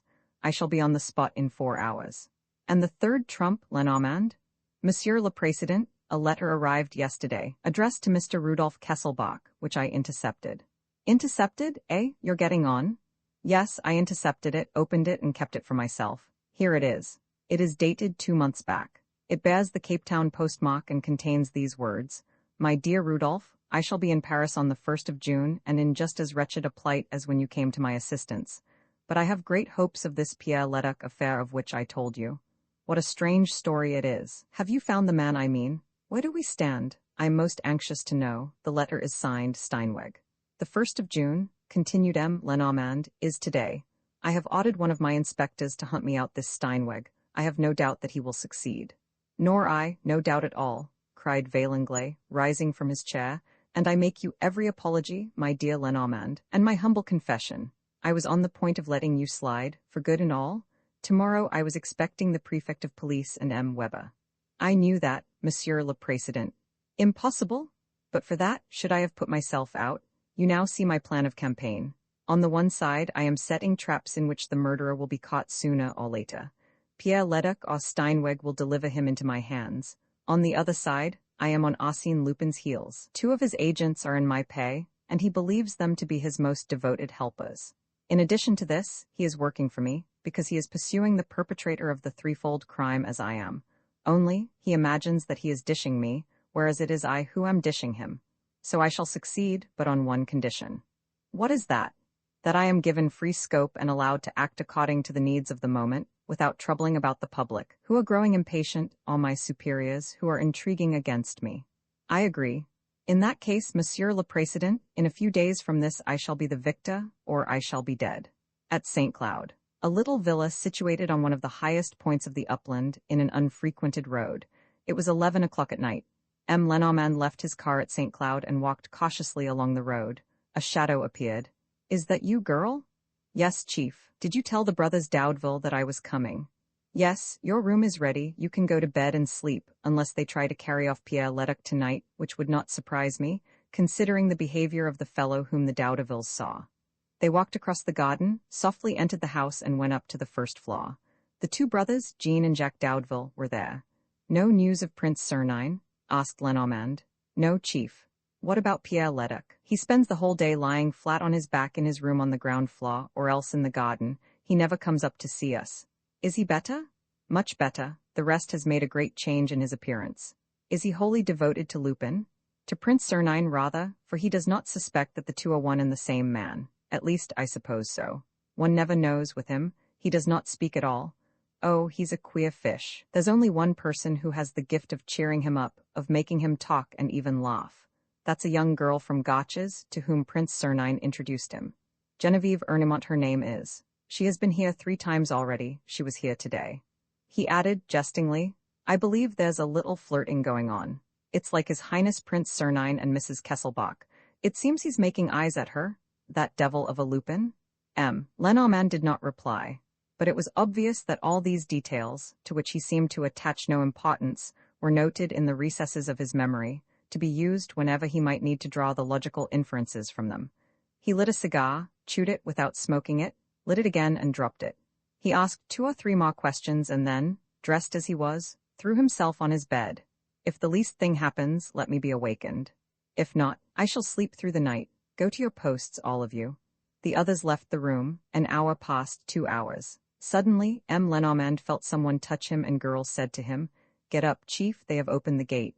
One man or two? I only saw one, the moon appeared just then, he crouched down against a hedge. And the brothers Dowdeville? I sent them out by the back, they will cut off his retreat when the time comes.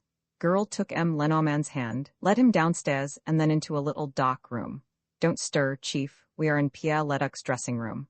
I am opening the door of the recess in which his bed stands. Don't be afraid, he has taken his veronal as he does every evening, nothing can wake him.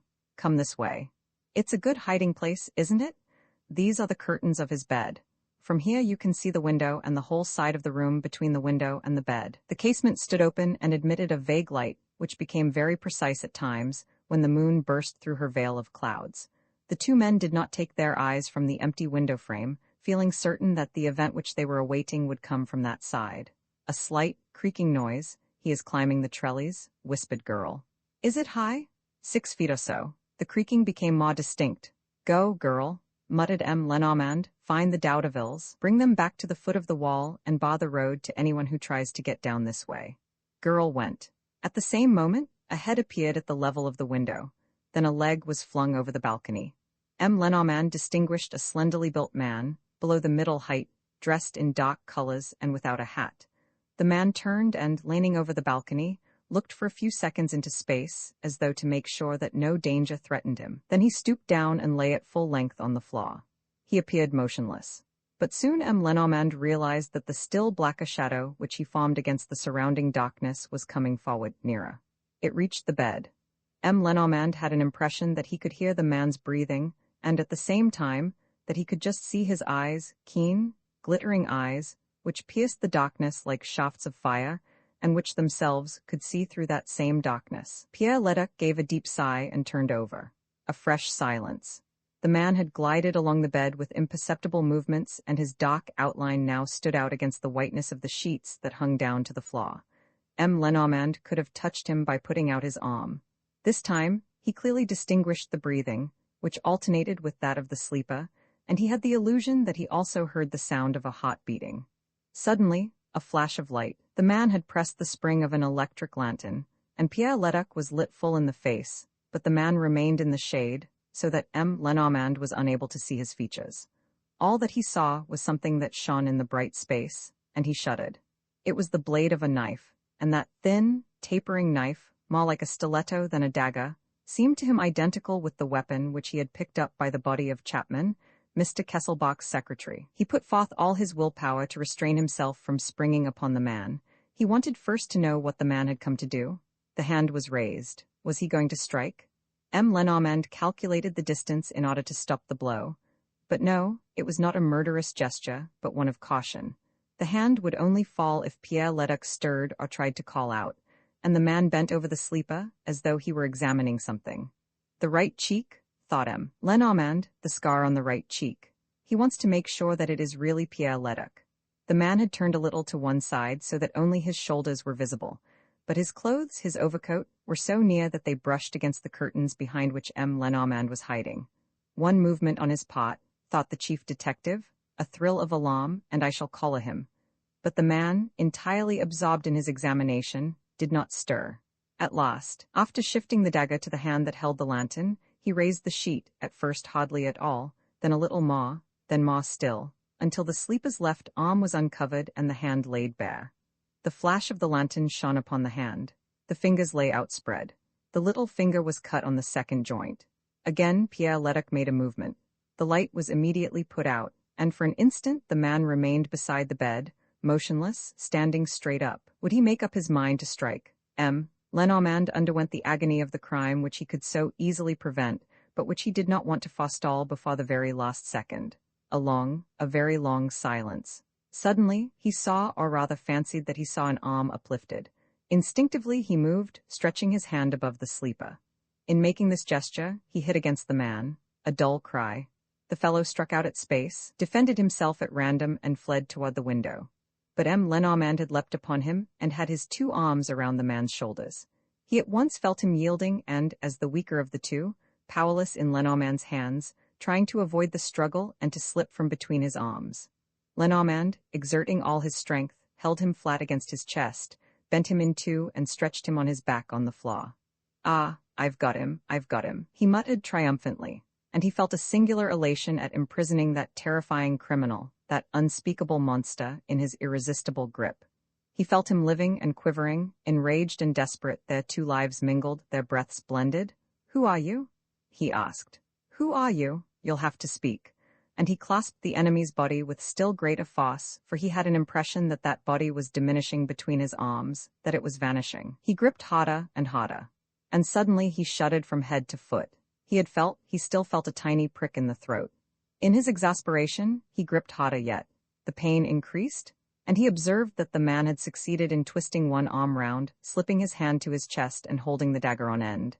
The arm, it was true, was incapable of motion, but the closer Lenormand tightened his grip, the deeper did the point of the dagger enter the proffered flesh. He flung back his head a little to escape the point. The point followed the movement, and the wound widened.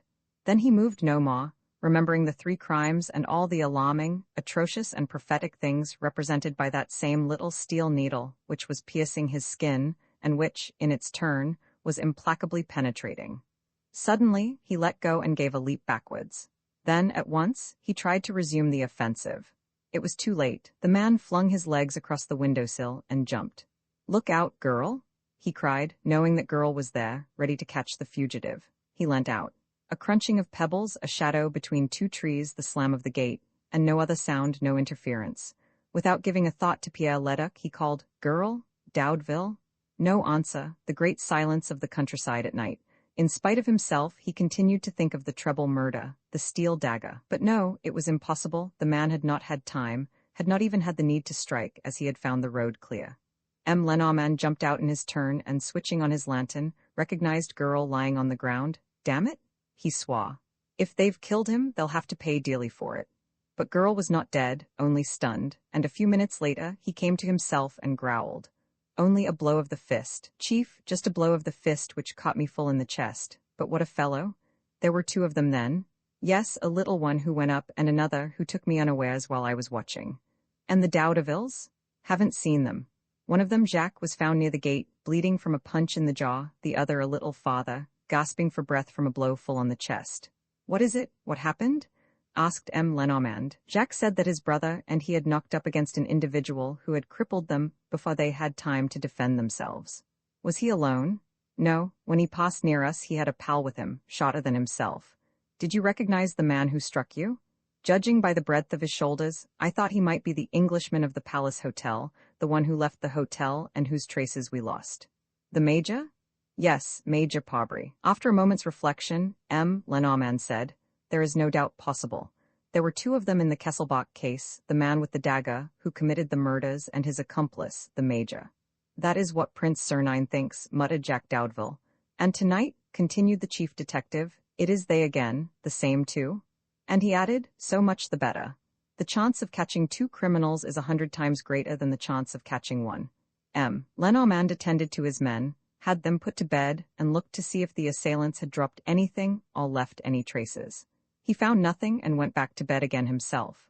In the morning, as girl and the Daudevilles felt none the worse for their injuries, he told the 2 brothers to scour the neighborhood and himself set out with girl for Paris, in order to hurry matters on and give his orders. He lunched in his office. At 2 o'clock, he heard good news. One of his best detectives, Diazy, had picked up Steinweg, Rudolf Kesselbach's correspondent, as the German was stepping out of a train from Marseille. "Is Diazy there?"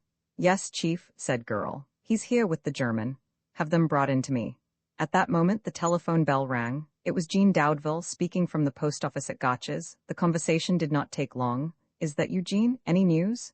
"Yes, Chief, Major Parbry." "Well, we have found him. He has become a Spaniard and has darkened his skin. We have just seen him. He was entering the Gotch's free school. He was received by that young lady, you know, the girl who knows Prince Sernine, Genevieve Ernimont." "Thunder?"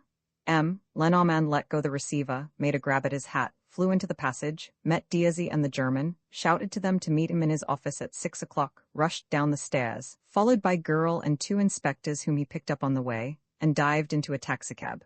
"Quick as you can to Gotch's, 10 francs for yourself." He stopped the car a little before the Parc de Villeneuve, at the turn of the lane that led to the school. Jean Daudeville was waiting for him and at once exclaimed, "He slipped away, 10 minutes ago, by the other end of the lane." "Alone?" "No, with the girl." M. Lenormand took Doudeville by the collar. Wretch, you let him go, but you ought to have. My brother is on his track. A lot of good that will do us. He'll stick your brother. You're no match for him, either of you. He himself took the steering wheel of the taxi and resolutely drove into the lane, regardless of the cart ruts and of the bushes on each side. They soon emerged on a parish road, which took them to a crossway where 5 roads met. M. Lenormand, without hesitation, chose the one on the left, the St. Cucufa road. As a matter of fact, at the top of the slope that runs down to the lake, they met the other Doudeville brother, who shouted, "They are in a carriage, half a mile away." The chief did not stop. He sent the car flying down the incline, rushed along the bends, drove round the lake, and suddenly uttered an exclamation of triumph.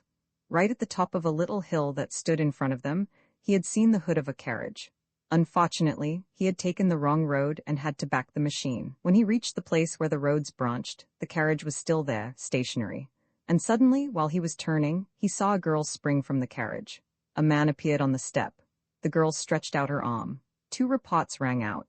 She had taken bad aim, without a doubt, for a head looked round the other side of the hood, and the man, catching sight of the motor-cab, gave his horse a great lash with the whip, and it started off at a gallop. The next moment, a turn of the road hid the carriage from sight. M. Lenormand finished his tacking in a few seconds, darted straight up the incline, passed the girl without stopping, and turned round boldly. He found himself on a steep, pebbly forest road, which ran down between dense woods and which could only be followed very slowly and with the greatest caution. But what did he care? 20 yards in front of him, the carriage, a sort of 2-wheeled cabriolet, was dancing over the stones, drawn, or rather held back, by a horse which knew enough only to go very carefully, feeling its way and taking no risks. There was nothing to fear. Escape was impossible, and the 2 conveyances went shaking and jolting downhill. At one moment, they were so close together that M. Lenormand thought of alighting and running with his men, but he felt the danger of putting on the brake on so steep a slope, and he went on, pressing the enemy closely, like a prey which one keeps within sight, within touch. "We've got him, Chief, we've got him," muttered the inspectors, excited by the unexpected nature of the chase. At the bottom, the way flattened out into a road that ran towards the Seine, towards Bougival. The horse, on reaching level ground, set off at a jog-trot, without hurrying itself and keeping to the middle of the road. A violent effort shook the taxi. It appeared, instead of rolling, to proceed by bounds, like a darting fawn, and slipping by the roadside slope, ready to smash any obstacle. It caught up the carriage, came level with it, passed it. An oath from M. Lenormand, shouts of fury. The carriage was empty. The carriage was empty. The horse was going along peacefully, with the reins on its back, no doubt returning to the stable of some inn in the neighborhood, where it had been hired for the day. Suppressing his inward rage, the chief detective merely said, "The major must have jumped out during the few seconds when we lost sight of the carriage at the top of the descent. We have only to beat the woods, Chief, and we are sure to return empty-handed. The beggar is far away by this time. He's not one of those who are caught twice in one day. Oh, hang it all, hang it all." They went back to the young girl, whom they found in the company of Jacques Doudeville, and apparently none the worse for her adventure. M. Lenormand introduced himself, offered to take her back home, and at once questioned her about the English major, Pobry. She expressed astonishment. "He is neither English nor a major, and his name is not Pobry." "Then what is his name?" "Juan Ribera. He is a Spaniard sent by his government to study the working of the French schools." "As you please. His name and his nationality are of no importance. He is the man we are looking for." "Have you known him long?" "A fortnight or so. He had heard about a school which I have founded at Gotches, and he interested himself in my experiment to the extent of proposing to make me an annual grant, on the one condition that he might come from time to time to observe the progress of my pupils. I had not the right to refuse. "No, of course not, but you should have consulted your acquaintances. Is not Prince Sernine a friend of yours? He is a man of good counsel." "Oh, I have the greatest confidence in him, but he is abroad at present." "Did you not know his address?" "No, and besides, what could I have said to him? That gentleman behaved very well. It was not until today, but I don't know if—" "I beg you, mademoiselle, speak frankly. You can have confidence in me also." "Well, M. Ribera came just now. He told me that he had been sent by a French lady who was paying a short visit to Bougival, that this lady had a little girl whose education she would like to entrust to me, and that she wished me to come and see her without delay." The thing seemed quite natural. And as this is a holiday, and as M. Ribera had hired a carriage which was waiting for him at the end of the road, I made no difficulty about accepting a seat in it. But what was his object, after all? She blushed and said, to carry me off, quite simply. He confessed it to me after half an hour. Do you know nothing about him? No. Does he live in Paris? I suppose so. Has he ever written to you? Do you happen to have a few lines in his handwriting, anything which he left behind that may serve us as a clue? No clue at all. Oh, wait a minute, but I don't think that has any importance. Speak, please. Well, 2 days ago, the gentleman asked permission to use my typewriting machine, and he typed out, with difficulty, for he evidently had no practice, a letter of which I saw the address by accident. What was the address? He was writing to the journal, and he put about 20 stamps into the envelope. Yes, the agony column, no doubt, said M. Lenormand. I have today's number with me, Chief, said Girl. M. Lenormand unfolded the sheet and looked at the 8th page. Presently, he gave a start. He had read the following sentence, printed with the usual abbreviation, far to any person knowing Mr. Steinweg. Advertiser wishes to know if he is in Paris and his address. Reply through this column. Steinweg? Exclaimed Girl. But that's the very man whom Diazy is bringing to you? Yes, said M. Lenormand to himself. It's the man whose letter to Mr. Kesselbach I intercepted, the man who put Kesselbach on the track of Pierre Leduc. So they, too, want particulars about Pierre Leduc and his past. They, too, are groping in the dark? He rubbed his hands. Steinweg was at his disposal. In less than an hour, Steinweg would have spoken. In less than an hour, the murky veil which oppressed him, and which made the Kesselbach case the most agonizing and the most impenetrable that he had ever had in hand, that veil would be torn asunder. Vim, Lenormand succumbs M. Lenormand was back in his room at the Prefecture of Police at 6 o'clock in the evening. He at once sent for Diazy. Is your man here? Yes, Chief. How far have you got with him? Not very. He won't speak a word. I told him that by a new regulation, foreigners were obliged to make a declaration at the prefecture as to the object and the probable length of their stay in Paris, and I brought him here, to your secretary's office. I will question him. But at that moment, an office messenger appeared. There's a lady asking to see you at once, Chief.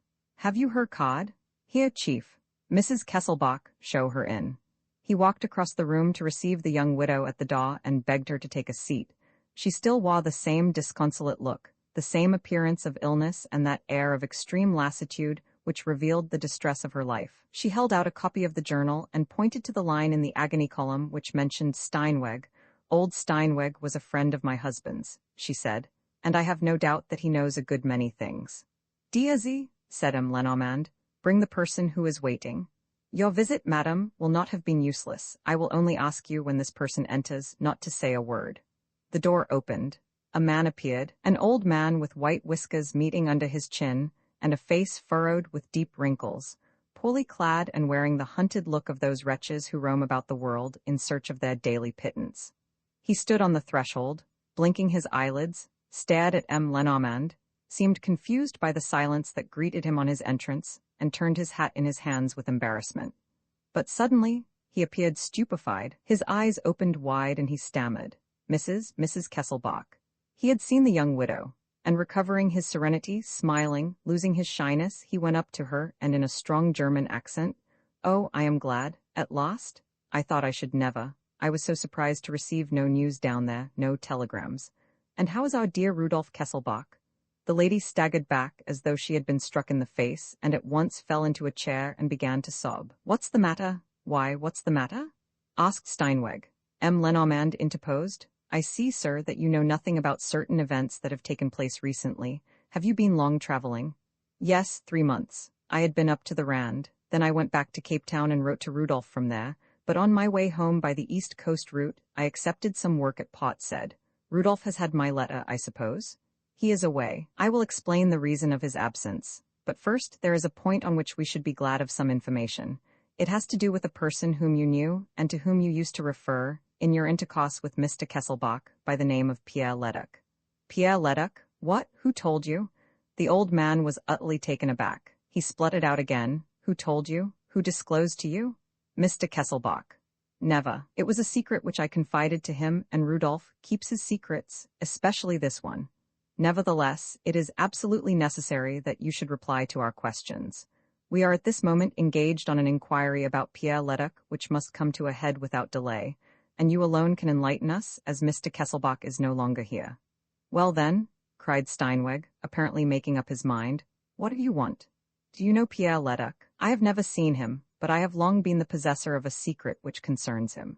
Through a number of incidents which I need not relate, and thanks to a series of chances, I ended by acquiring the certainty that the man in whose discovery I was interested was leading a dissolute life in Paris, and that he was calling himself Pierre Leduc, which is not his real name.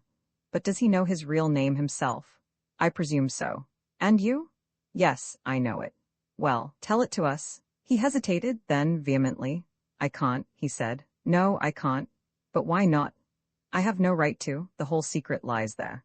When I revealed the secret to Rudolph, he attached so much importance to it that he gave me a large sum of money to purchase my silence, and he promised me a fortune, a real fortune, on the day when he should succeed first in finding Pierre Leduc and next in turning the secret to account.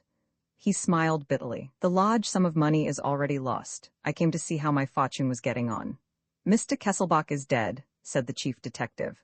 Steinweg gave a bound. Dead? Is it possible? No, it's a trap. Mrs. Kesselbach, is it true? She bowed her head. He seemed crushed by this unexpected revelation, and at the same time it must have been infinitely painful to him, for he began to cry. My poor Rudolph, I knew him when he was a little boy. He used to come and play at my house at Augsburg. I was very fond of him. And calling Mrs. Kesselbach to witness, and he of me, was he not Mrs. Kesselbach? He must have told you.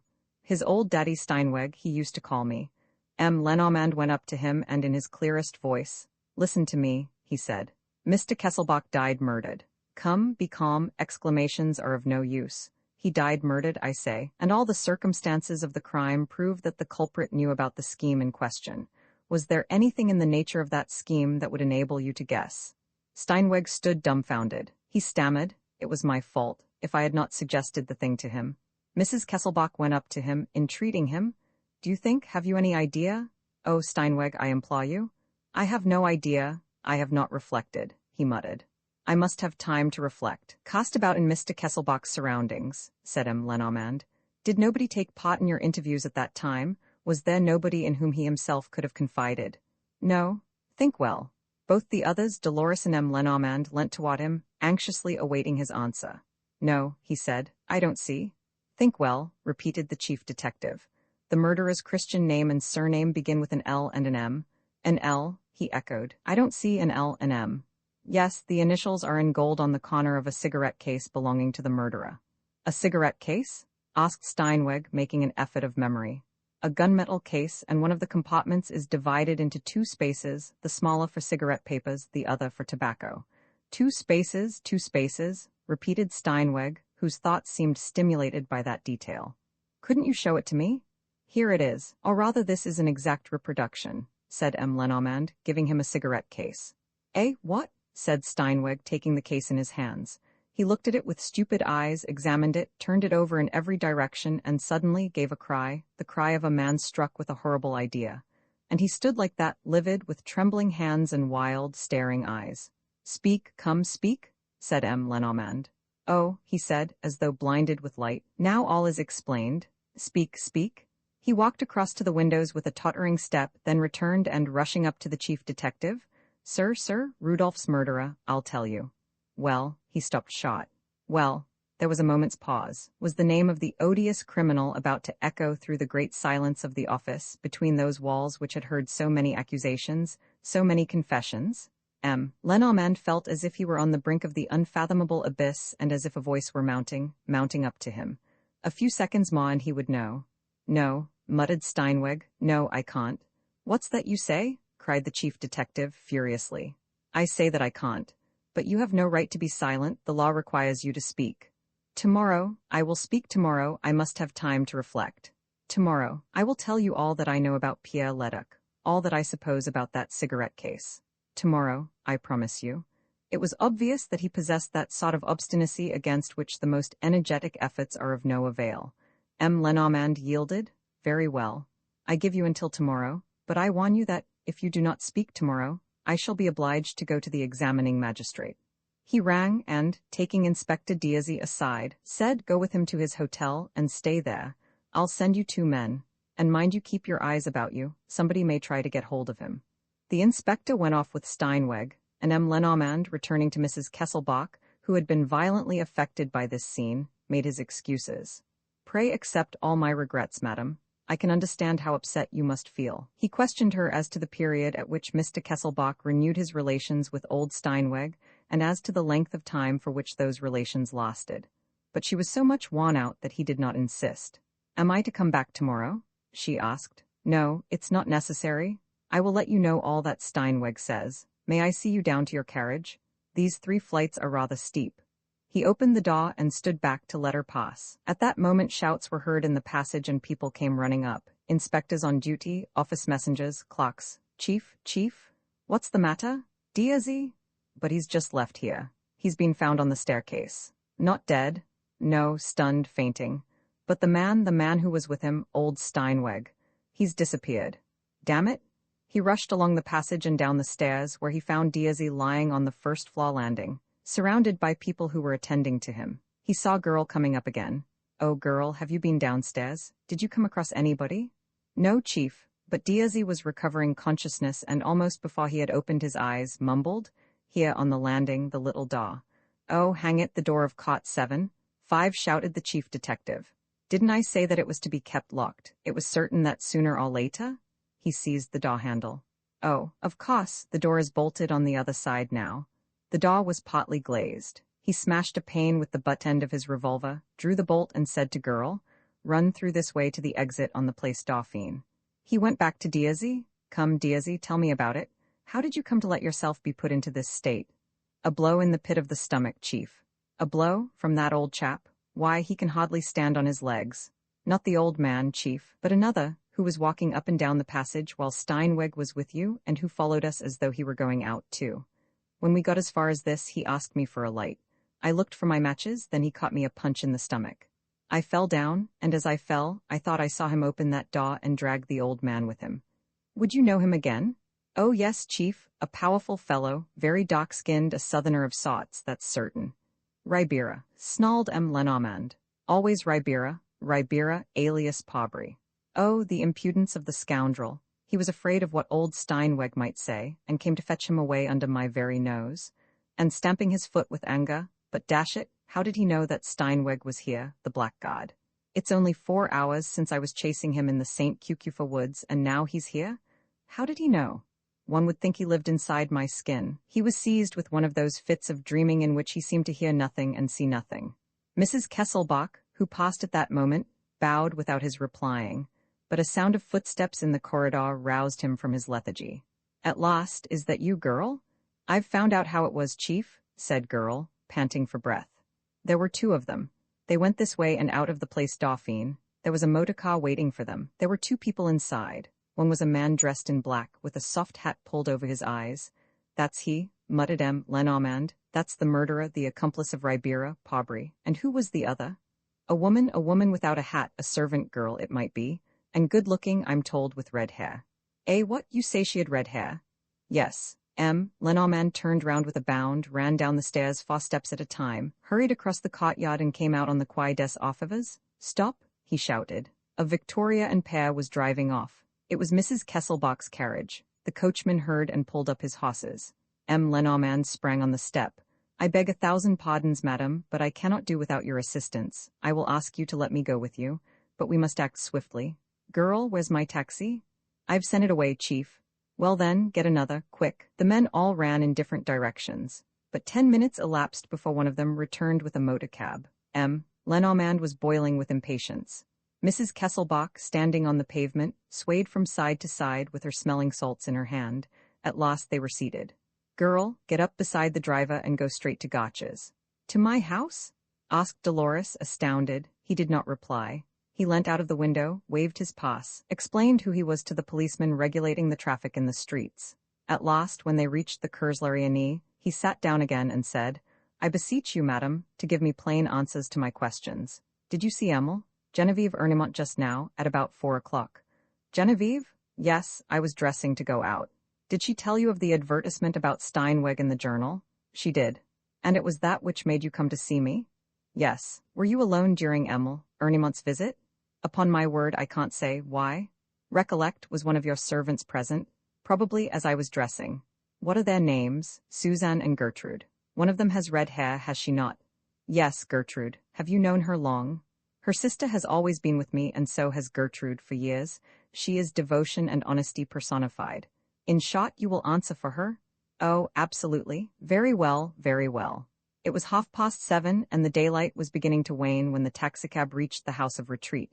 Without troubling about his companion, the chief detective rushed into the Potter's lodge. Mrs. Kesselbach's maid has just come in, has she not? Whom do you mean, the maid? Why, Gertrude, one of the two sisters. But Gertrude can't have been out, sir. We haven't seen her go out. Still, someone has just come in. No, sir. We haven't opened the door to anybody since, let me see, 6 o'clock this evening. Is there no other way out than this gate? No, the walls surround the estate on every side, and they are very high. Mrs. Kesselbach, we will go to your house, please. They all three went. Mrs. Kesselbach, who had no key, rang. The door was answered by Suzanne, the other sister. Is Gertrude in? Asked Mrs. Kesselbach. Yes, ma'am, in her room. Send her down, please, said the chief detective. After a moment, Gertrude came downstairs, looking very attractive and engaging in her white embroidered apron. She had, in point of fact, a rather pretty face, crowned with red hair. Lenormand looked at her for a long time without speaking, as though he were trying to read what lay behind those innocent eyes. He asked her no questions. After a minute, he simply said, That will do, thank you, come, girl. He went out with the sergeant, and at once, as they followed the darkling paths of the garden, said, That's the one. Do you think so, Chief? She looked so placid. Much too placid. Another would have been astonished, would have wanted to know why I sent for her. Not this one. Nothing but the concentrated effort of a face that is determined to smile at all costs. Only, I saw a drop of perspiration trickle from her temple along her ear. So that everything becomes plain. Gertrude is in league with the two ruffians who are conspiring round the Kesselbach case, in order either to discover and carry out the famous scheme, or to capture the widow's millions. No doubt, the other sister is in the plot as well. At 4 o'clock, Gertrude, learning that I know of the advertisement in the journal, takes advantage of her mistress's absence, hastens to Paris, finds Ribera and the man in the soft hat, and drags them off to the Palais, where Ribera annexes Master Steinweg for his own purposes. He reflected and concluded. All this proves, first, the importance which they attach to Steinweg and their fear of what he may reveal. Secondly, that a regular plot is being hatched around Mrs. Kesselbach.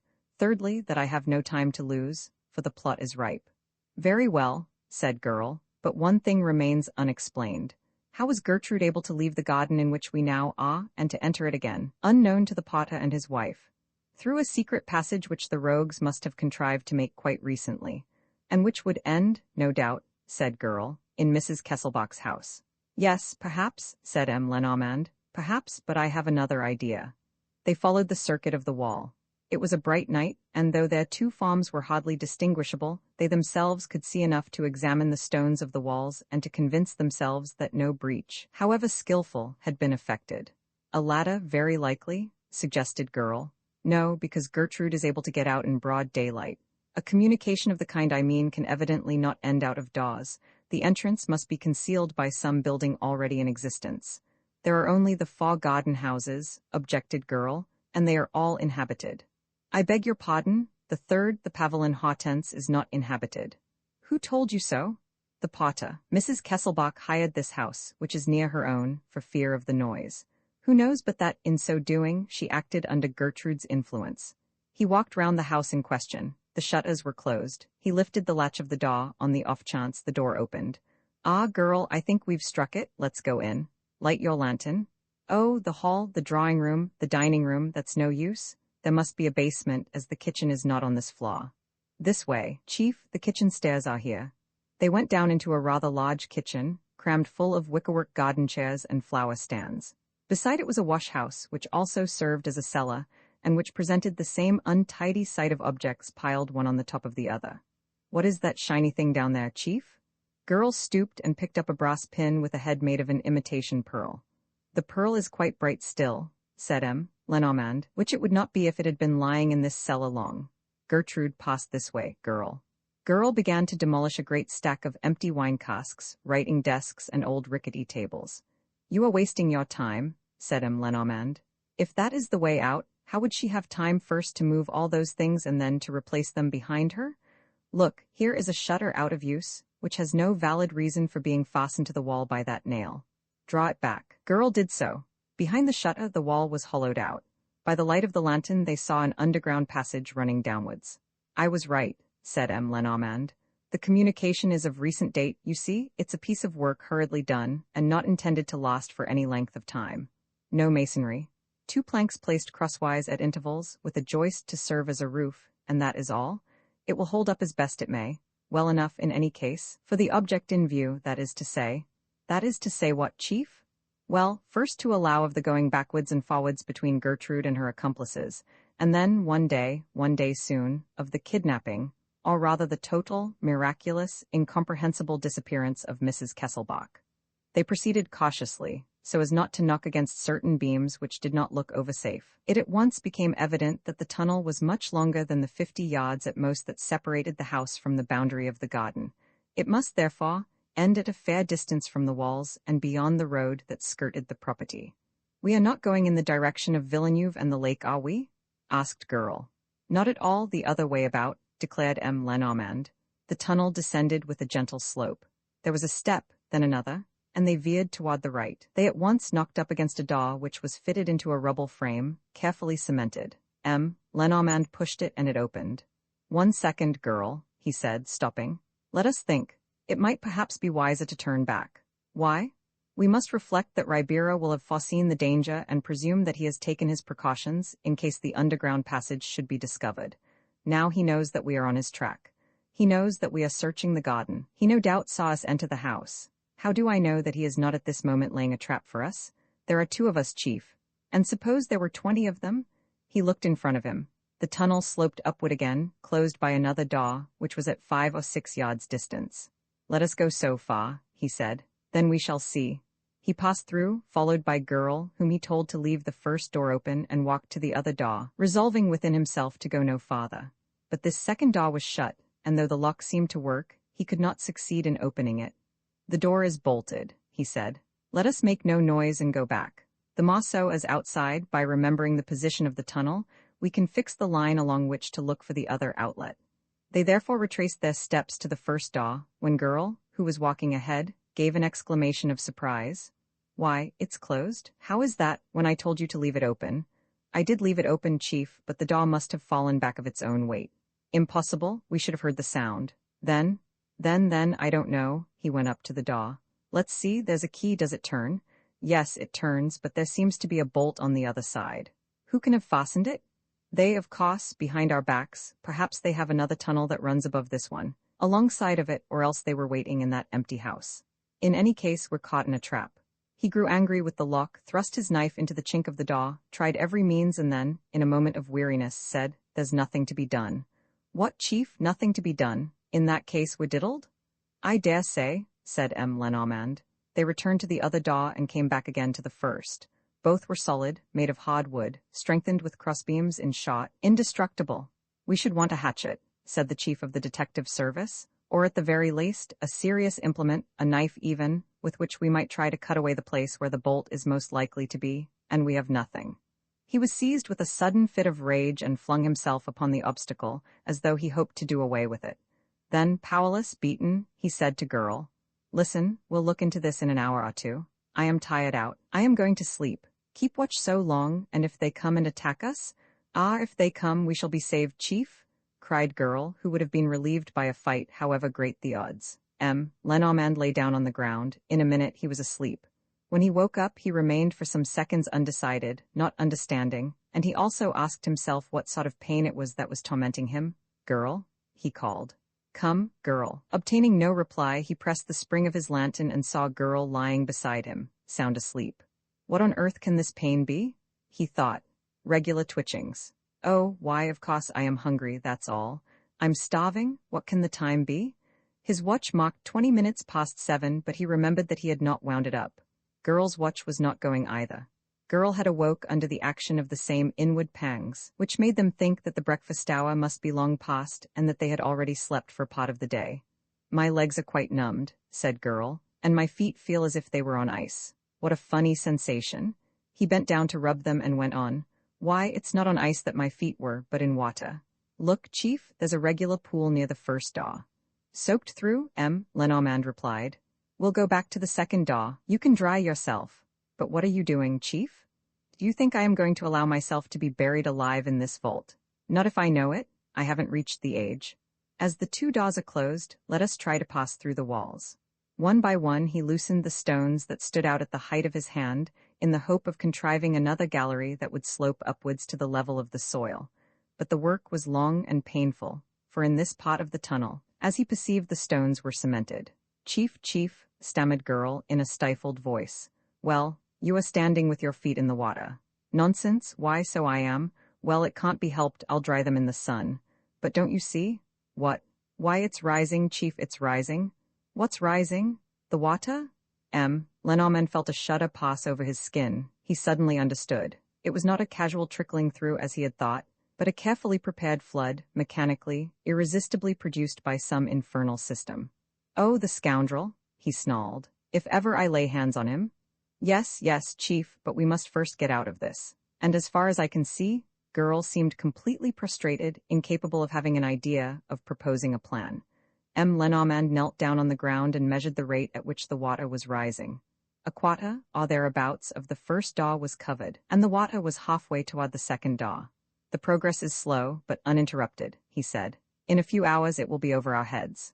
But this is terrible, Chief, it's horrible, moaned girl. Oh, look here, don't come boring me with your lamentations, do you understand? Cry if it amuses you, but don't let me hear you. It's the hunger that weakens me, Chief, my brain's going round. Bite your fist. As girl said, the position was terrible, and, if Lenormand had had less energy, he would have abandoned the vain struggle. What was to be done? It was no use hoping that Ribera would have the charity to let them out. It was no use either hoping that the brothers Doudeville would rescue them, for the inspectors did not know of the existence of the tunnel. So no hope remained, no hope but that of an impossible miracle. Come, said Lenormand. This is too silly, we're not going to kick the bucket here. Hang it all, there must be something. Show me a light, girl. Flattening himself against the second daw, he examined it from top to bottom in every corner. There was an enormous bolt on that side, just as there probably was on the other. He unfastened the screws with the blade of his knife, and the bolt came off in his hand. And what next? Asked girl. What next? He echoed.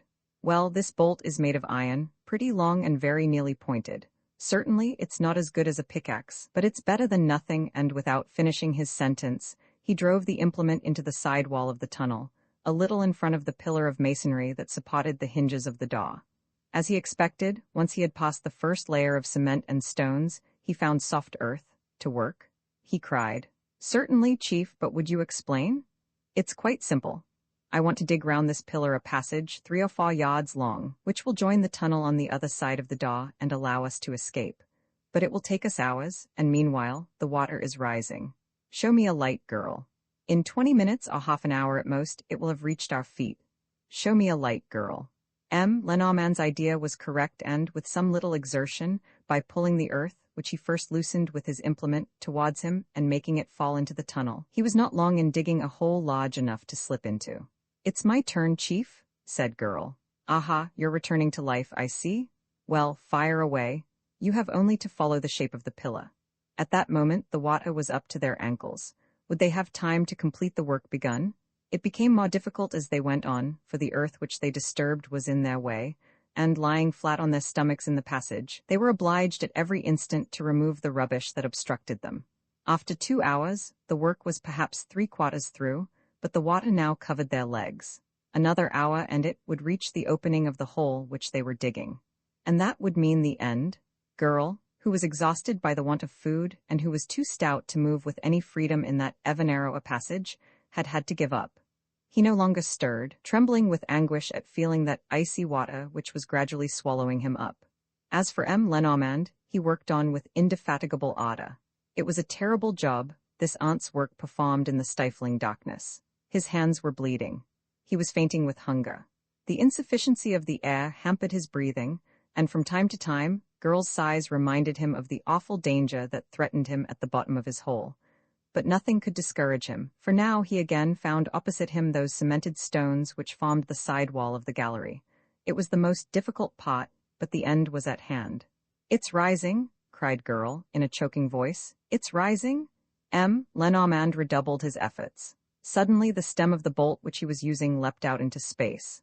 The passage was dug. He had now only to widen it, which became much easier once he was able to shoot the materials in front of him.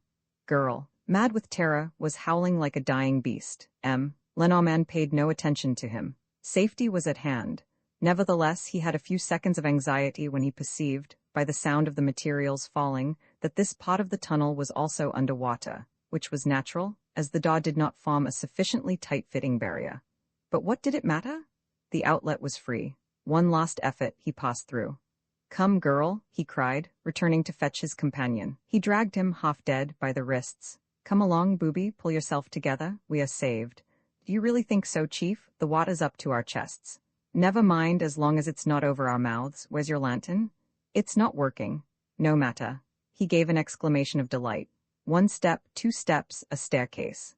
At last, they emerged from the water, that accursed water which had almost swallowed them up, and it was a delicious sensation, a release that sent up their spirits. "Stop," said Lenormand. His head had knocked against something. With arms outstretched, he pushed against the obstacle, which yielded at once. It was the flap of a trapdoor, and when this trapdoor was opened, he found himself in a cellar into which the light of a fine night filtered through an air hole. He threw back the flap and climbed the last treads. Then a veil fell over his eyes. Arms seized upon him.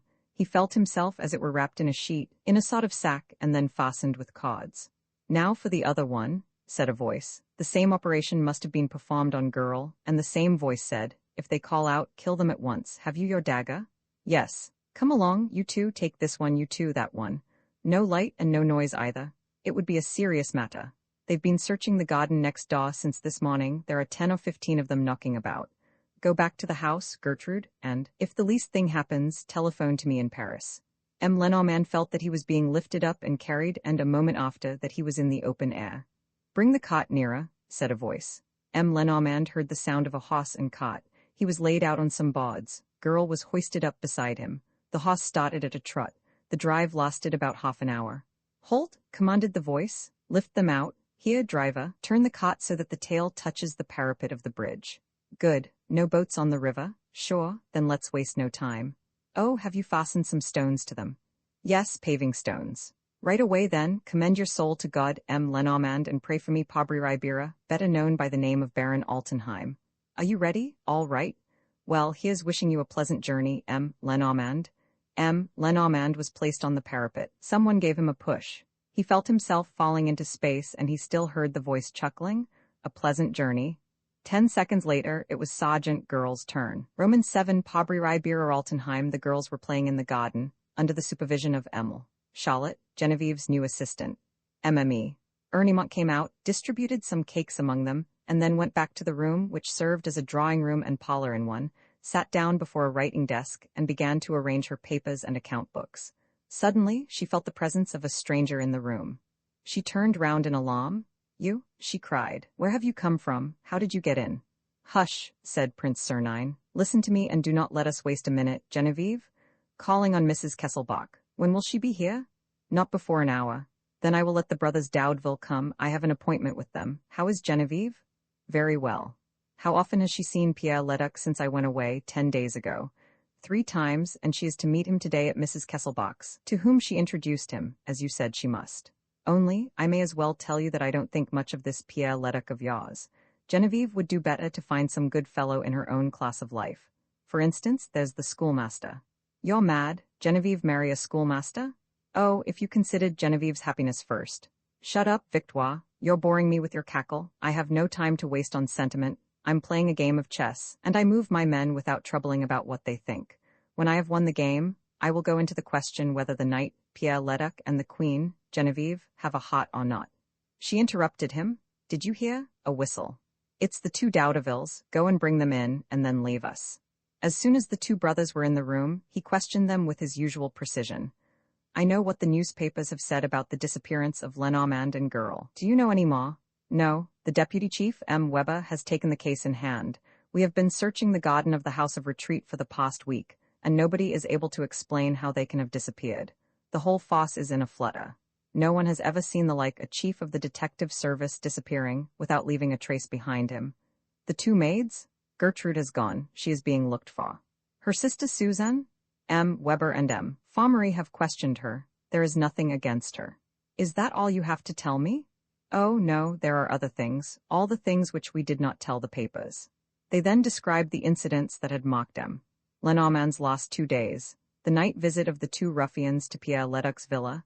Next day, Ribera's attempt to kidnap Genevieve and the chase through the St. Cucufa woods, old Steinweg's arrival, his examination at the detective office in Mrs. Kesselbach's presence, his escape from the Palais.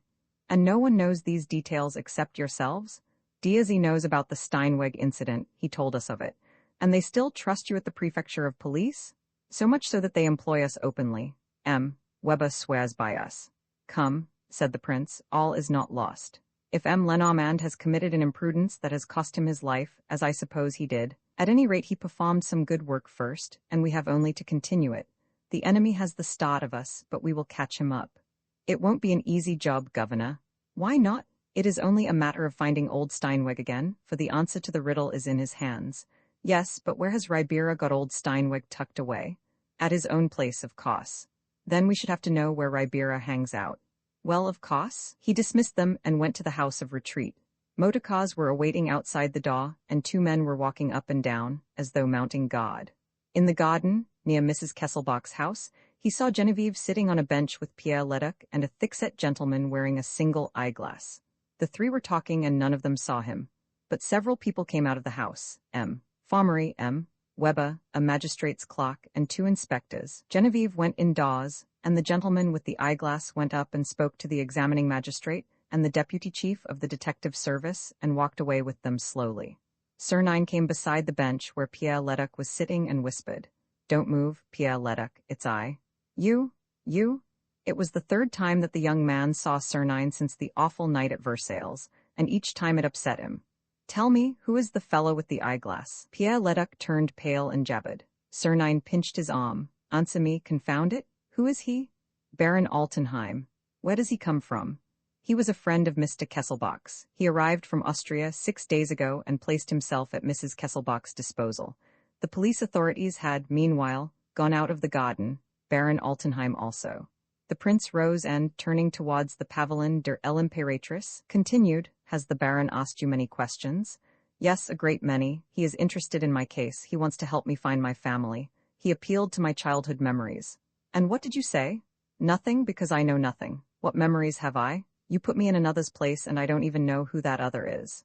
"No more do I," chuckled the prince, "and that's just what makes your case so quaint."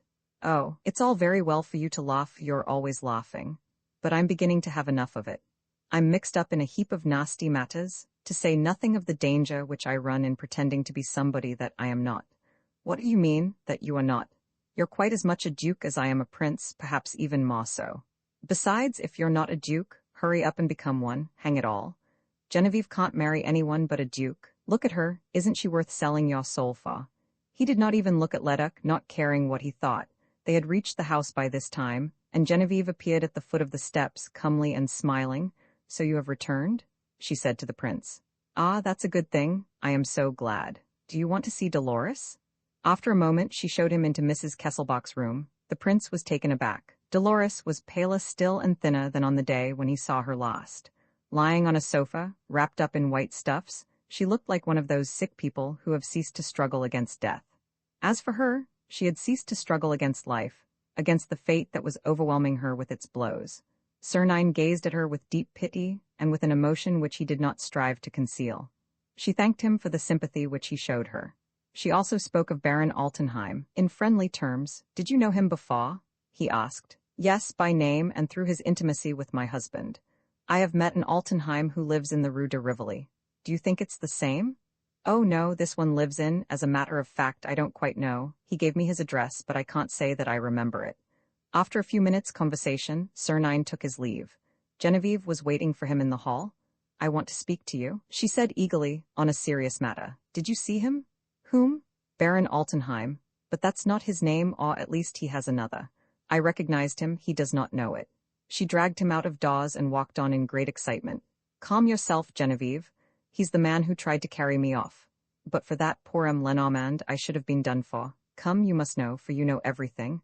Then his real name is Ribera. Are you sure?" It was no use his changing his appearance, his accent, his manner. I knew him at once, by the horror with which he inspires me, but I said nothing, until you returned. You said nothing to Mrs. Kesselbach either? No, she seemed so happy at meeting a friend of her husband's, but you will speak to her about it, will you not? You will protect her. I don't know what he is preparing against her, against myself. Now that M. Lenormand is no longer there, he has nothing to fear, he does as he pleases. Who can unmask him? I can, I will be responsible for everything, but not a word to anybody. They had reached the Potter's lodge. The gate was opened. The prince said, "Goodbye, Genevieve, and be quite easy in your mind, I am there." He shut the gate, turned round and gave a slight start. Opposite him stood the man with the eyeglass, Baron Altenheim, with his head held well up, his broad shoulders, his powerful frame. They looked at each other for 2 or 3 seconds in silence. The Baron smiled. Then the Baron said, "I was waiting for you, Lupin." For all his self-mastery, Sernine felt a thrill pass over him. He had come to unmask his adversary, and his adversary had unmasked him at the first onset. And at the same time, the adversary was accepting the contest boldly, brazenly, as though he felt sure of victory. It was a swaggering thing to do and gave evidence of no small amount of pluck. The two men, violently hostile one to the other, took each other's measure with their eyes. "And what then?" asked Sernine. "What then? Don't you think we have occasion for a meeting?" "Why? I want to talk to you." "What day will suit you?" "Tomorrow, let us lunch together at a restaurant." "Why not at your place?" "You don't know my address." "Yes, I do." With a swift movement, the prince pulled out a newspaper protruding from Altenheim's pocket, a paper still in its addressed wrapper, and said, "No, 29, Villa Dupont." "Well played," said the other. "Then we'll say tomorrow at my place." "Tomorrow at your place at what time?"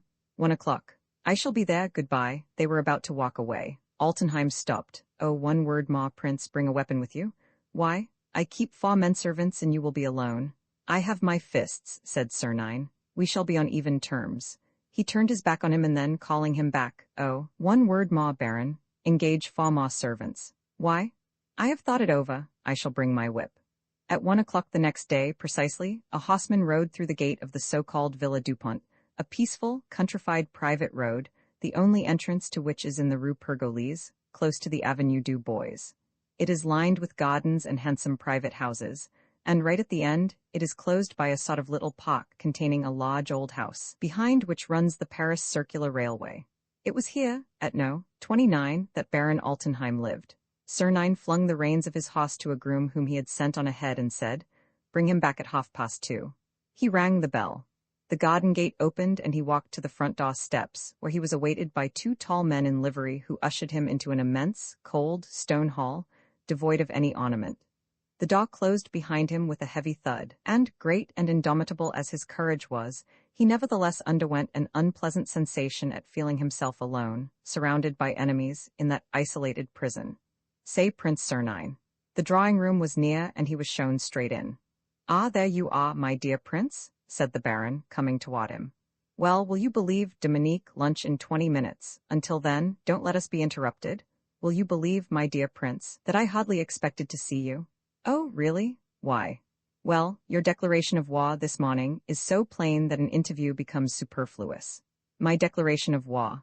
The Baron unfolded a copy of the Grand Journal and pointed to a paragraph which ran as follows.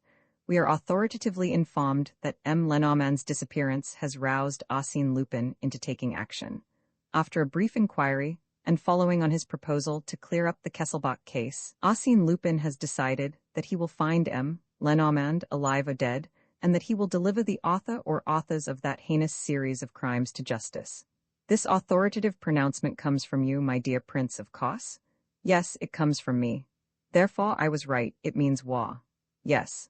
Altenheim gave Sernine a chair, sat down himself, and said, in a conciliatory tone, "Well, no, I cannot allow that. It is impossible that 2 men like ourselves should fight and injure each other. We have only to come to an explanation, to seek the means. You and I were made to understand each other. I think, on the contrary, that 2 men like ourselves are not made to understand each other." The Baron suppressed a movement of impatience and continued, "Listen to me, Lupin. By the way, do you mind my calling you Lupin? What shall I call you? Altenheim, Ribera, or Pabri? Oh ho, I see that you are even better posted than I thought. Hang it all, but you're jolly smart. All the more reason why we should agree." And bending toward him, "Listen, Lupin, and ponder my words well. I have weighed them carefully, everyone. Look here, we 2 are evenly matched. Does that make you smile?" You are wrong. It may be that you possess resources which I do not, but I have others of which you know nothing. Moreover, as you are aware, I have few scruples, some skill, and a capacity for changing my personality, which an expert like yourself ought to appreciate. In short, the two adversaries are each as good as the other. But one question remains unanswered. Why are we adversaries? We are pursuing the same object, you will say? And what then? Do you know what will come of our rivalry? Each of us will paralyze the efforts and destroy the work of the other, and we shall both miss our aim. And for whose benefit? Some Lenormand or other. A third rogue. It's really too silly. It's really too silly, as you say, Sernine admitted. But there is a remedy. What is that? For you to withdraw. Don't chaff, I am serious. The proposal which I am going to make is not one to be rejected without examination. Here it is in 2 words. Let's be partners? I say, of course, each of us will continue free where his own affairs are concerned. But for the business in question, let us combine our efforts. Does that suit you? Hand in hand and share alike. What do you bring? I? Yes, you know what I'm worth. I've delivered my proofs. In the alliance which you are proposing, you know the figure, so to speak, of my marriage portion. What's yours? Steinweg. That's not much. It's immense. Through Steinweg, we learn the truth about Pierre Leduc. Through Steinweg, we get to know what the famous Kesselbach plan is all about. Sernine burst out laughing. And you need me for that? I don't understand. Come, old chap, your offer is childish. You have Steinweg in your hands. If you wish for my collaboration, it is because you have not succeeded in making him speak. But for that fact, you would do without my services. Well, what of it? I refuse.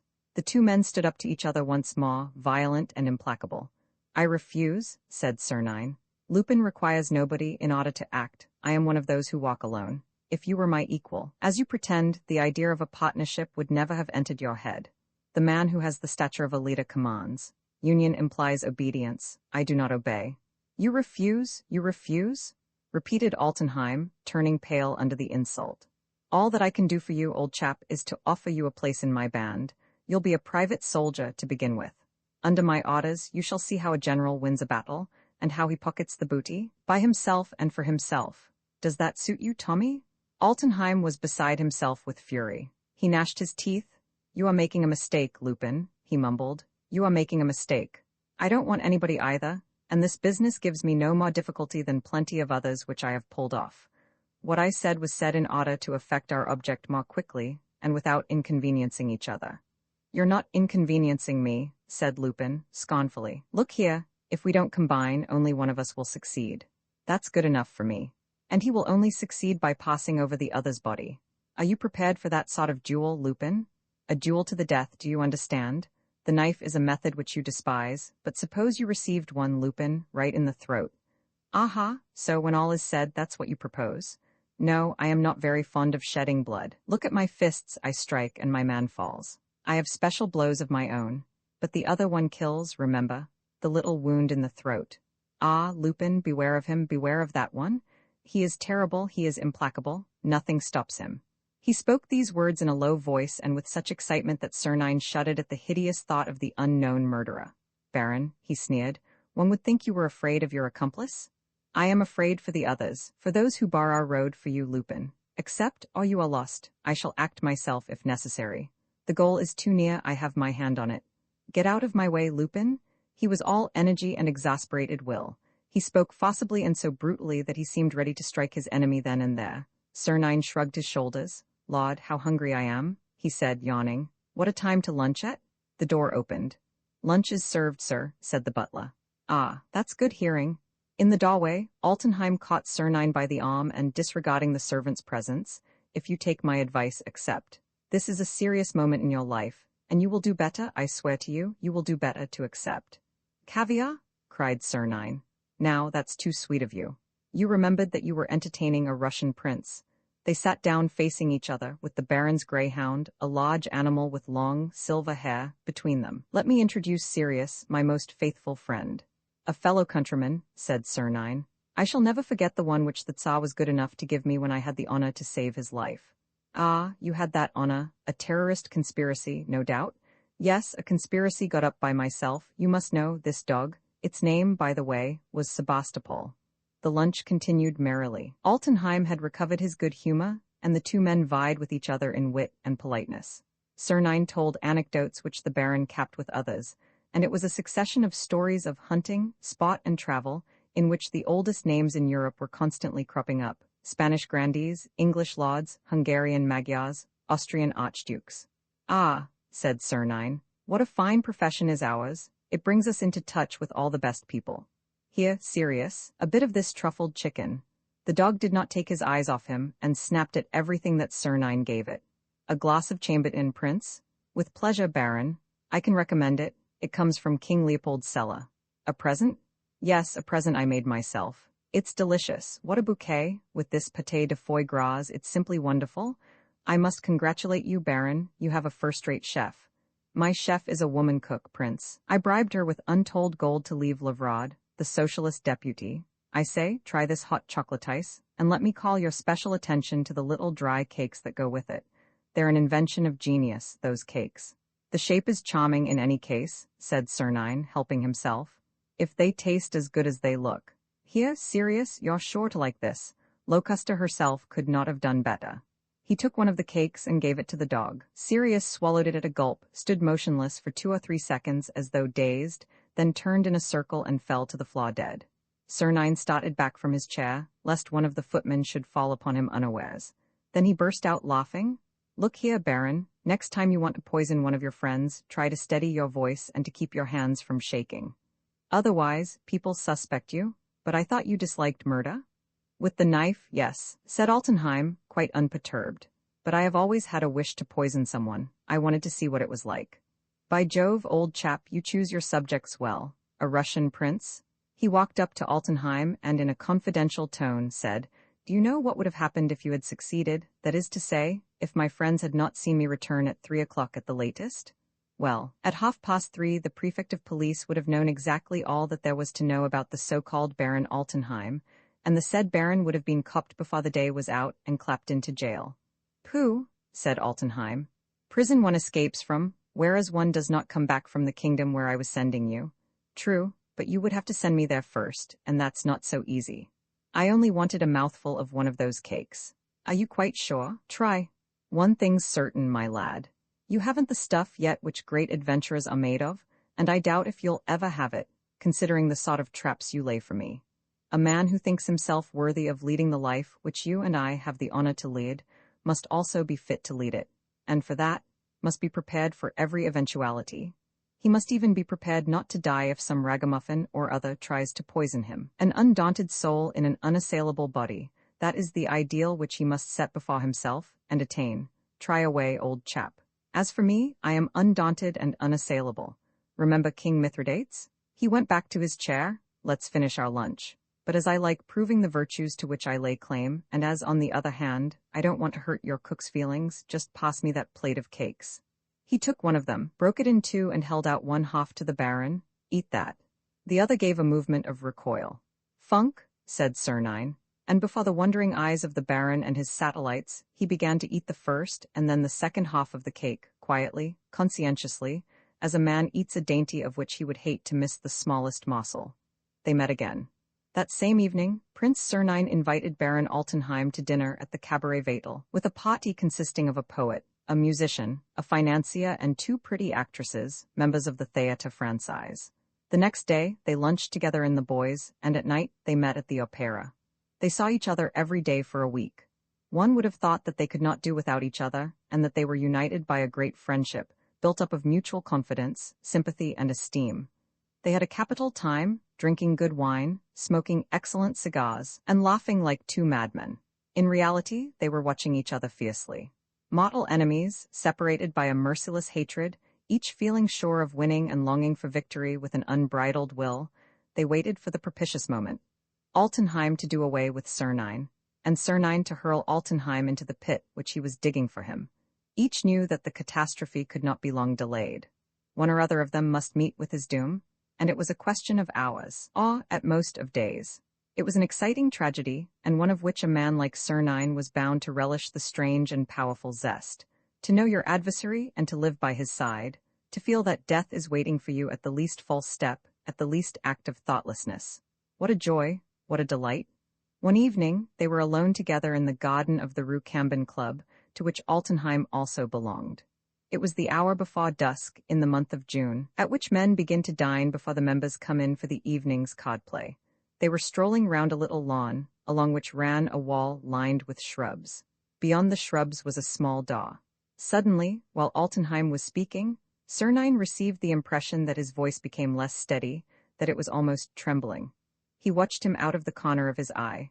Altenheim had his hand in the pocket of his jacket, and Sernine saw that hand, through the cloth, clutch the handle of a dagger, hesitating, wavering, resolute and weak by turns. Oh, exquisite moment, was he going to strike? Which would gain the day? The timid instinct that dare not, or the conscious will, intense upon the act of killing? His chest flung out, his arms behind his back, Sernine waited with alternate thrills of pleasure and of pain. The Baron had ceased talking, and they now walked on in silence, side by side. "Well, why don't you strike?" cried the prince, impatiently. He had stopped and, turning to his companion. "Strike?" he said. "This is the time or never. There is no one to see you. You can slip out through that little door, the key happens to be hanging on the wall, and goodbye, Baron, unseen and unknown. But of course all this was arranged, you brought me here. And you're hesitating? Why on earth don't you strike?" He looked him straight in the eyes, the other was livid, quivering with impotent strength. "You milksop?" Sernine sneered. "I shall never make anything of you. Shall I tell you the truth? Well, you're afraid of me. Yes, old chap, you never feel quite sure what may happen to you when you're face to face with me. You want to act, whereas it's my acts, my possible acts that govern the situation. No, it's quite clear that you're not the man yet to put out my star." He had not finished speaking when he felt himself seized round the throat and dragged backward. Someone hiding in the shrubbery, near the little daw, had caught him by the head. He saw a hand raised, armed with a knife with a gleaming blade. The hand fell, the point of the knife caught him right in the throat. At the same moment, Altenheim sprang upon him to finish him off, and they rolled over into the flower borders. It was a matter of 20 or 30 seconds at most. Powerful and experienced wrestler as he was, Altenheim yielded almost immediately, uttering a cry of pain. Sernine rose and ran to the little daw, which had just closed upon a dark farm. It was too late. He heard the key turn in the lock. He was unable to open it. "Ah, you scoundrel," he said. "The day on which I catch you will be the day on which I shed my first blood, that I swear to God." He went back, stooped, and picked up the pieces of the knife which had broken as it struck him. Altenheim was beginning to move. Sernine asked, "Well, Baron, feeling better? You didn't know that blow, eh? It's what I call the direct blow in the solar plexus. That is to say, it snuffs out your vital sun like a candle. It's clean, quick, painless, and infallible. Whereas a blow with a dagger, pooh, a man has only to wear a little steel-wove gogget, as I do, and he can set the whole world at defiance, especially your little pal in black, seeing that he always strikes at the throat, the silly monster. Here, look at his favorite plaything, smashed to atoms." He offered him his hand. "Come, get up, Baron. You shall dine with me. And do please remember the secret of my superiority, an undaunted soul in an unassailable body." He went back to the club rooms, reserved a table for two, sat down on a sofa, and while waiting for dinner, soliloquized under his breath. "It's certainly an amusing game, but it's becoming dangerous. I must get it over. Otherwise those beggars will send me to paradise earlier than I want to go. The nuisance is that I can't do anything before I find old Steinweg, for, when all is said, old Steinweg is the only interesting factor in the whole business, and my one reason for sticking to the Baron is that I keep on hoping to pick up some clue or other. What the devil have they done with him? Altenheim is in daily communication with him. That is beyond a doubt. It is equally beyond a doubt that he is doing his utmost to drag out of him what he knows about the Kesselbach scheme. But where does he see him? Where has he got him shut up? With friends? In his own house at 29, Villa Dupont? He reflected for some time, then lit a cigarette, took 3 puffs at it and threw it away. This was evidently a signal, for 2 young men came and sat down beside him. He did not seem to know them, but he conversed with them by stealth. It was the brothers Daudeville, got up that day like men of fashion. "What is it, governor? Take 6 of our men, go to 29, Villa Dupont, and make your way in." "The devil? How? In the name of the law, are you not detective inspectors? A search. But we haven't the right."